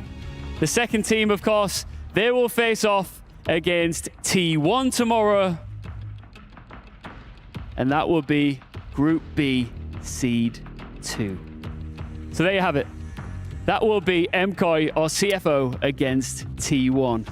2 very tough matchups coming our way, but it's all starting to make sense now, and we're going to let our magnificent desk discuss what could be some pivotal quarterfinals. Thank you very much, guys. Great job on the draw. Fancy able to crack the puzzle of Great the ball there. So great job there. Double teaming that one and able to get us the draw that we needed. So let's take a look at the brackets here. After a day of battle, a long day of battle, we've got our Group A situated in terms of who's already in and who's going to play as the second seed. It is FlyQuest G2 doing battle earlier. G2 coming out on top. Very happy Finn over here. That means if you enjoyed one LTA North versus LTA South battle, you get another one here. FlyQuest versus FURIA, a best of one to see who will be the winner moving on from there to play Gen.G. As we see one more time, we know the history between Brazilian League of Legends and LTA North, formerly the LCS. So many different times have been close. This year, we didn't have the opportunity to put him to the sword, able to do so, and that felt like a crushing beyond just this year's Esports World Cup, but a big relief for Brazilian League of Legends. Now on to Group B. It was Hanwha Life Esports taking care of business against both CFO and Movistar Koi, so they're already on in. That means Movistar Koi and CFO will do battle for that final spot. I feel like that's a stressful one here, Finn, as we see the key crushing one more time of GAM Esports. Oh, I don't want to see my team's key get crushed, man. I don't want to see MCall get crushed under that thing. That is very scary. I think I'm very excited for that thing. Oh no, look at him. He can't believe what it did. He can't believe what it's done. But yeah, that game will be an absolute banger, I believe. Obviously, here we see the playoffs bracket that we might come to expect later. A lot of good games ahead of us. This is crazy. This AG.AL versus Hanwha Life Esports in the quarterfinals is just insanity because AG.AL, the first seed from China, and then you've got Hanwha Life Esports, who, if we had a different timeline, could have been the first seed from Korea. Obviously wasn't. Is the third seed, and this is kind of why they're in this position against AG.AL. But that is a crazy close one, I would say, in the quarterfinals between two very strong teams. Yeah, and then T1 possibly going up against CFO one more time, or the very deserving champions of the LEC if they're able to get over the hump against CFO. All these matches in the playoff bracket are best of threes. So now Fearless Draft comes into play, not as in-depth as a best of five, but still something to consider. And all four of those teams sitting in the playoff brackets got to prepare that way and know that, all right, we're best of threes, red side, blue side, what's going to be stronger. Whereas the teams that had to qualify on in the group stage had to practice both best of ones and best of threes, Ben. Yeah, and in a weird way, I think it's like a relief to go back to best of threes, because that's what you've been practicing almost the entire year. And I think going up, even against a team like T1 or Gen.G or one of our great teams that are visiting this tournament, I think coming in with a best of three Fearless gives you the opportunity to kind of show your strengths, show what you've been practicing the entire year, and show what kind of maneuvers you can approach the Fearless Draft with, and some kind of leads you can accumulate in that scenario. Well, Valdez, you said earlier, Hanwha Life Esports going to be a close one later on against AG.AL, and Hanwha Life Esports has our Sony MVP of the day. It is Delight at support, had fantastic engages over and over again, something that we've seen Hanwha Life Esports do in the LCK when they are firing at all cylinders. Yeah, I mean, this guy has been probably the best engaged support at the LCK for a very long time, if not in the world. I mean, it's kind of hard to say. There are so many great supports, but he does it again. You give him Rel, you give him Rakan, you give him anyone. Alistair is another one you can't really give him, and I feel like even with Fearless Draft, you cannot ban this guy out. He will find an engaged support, and he will own the team fights. And he's a great part of the reason why Hanwha Life Esports' team fighting has been so clean for so very long. Yeah, congratulations to Delight, our Sony MVP of the day. As we take a look at tomorrow's schedule, it all starts off with those qualification best of ones for Group A and Group B's.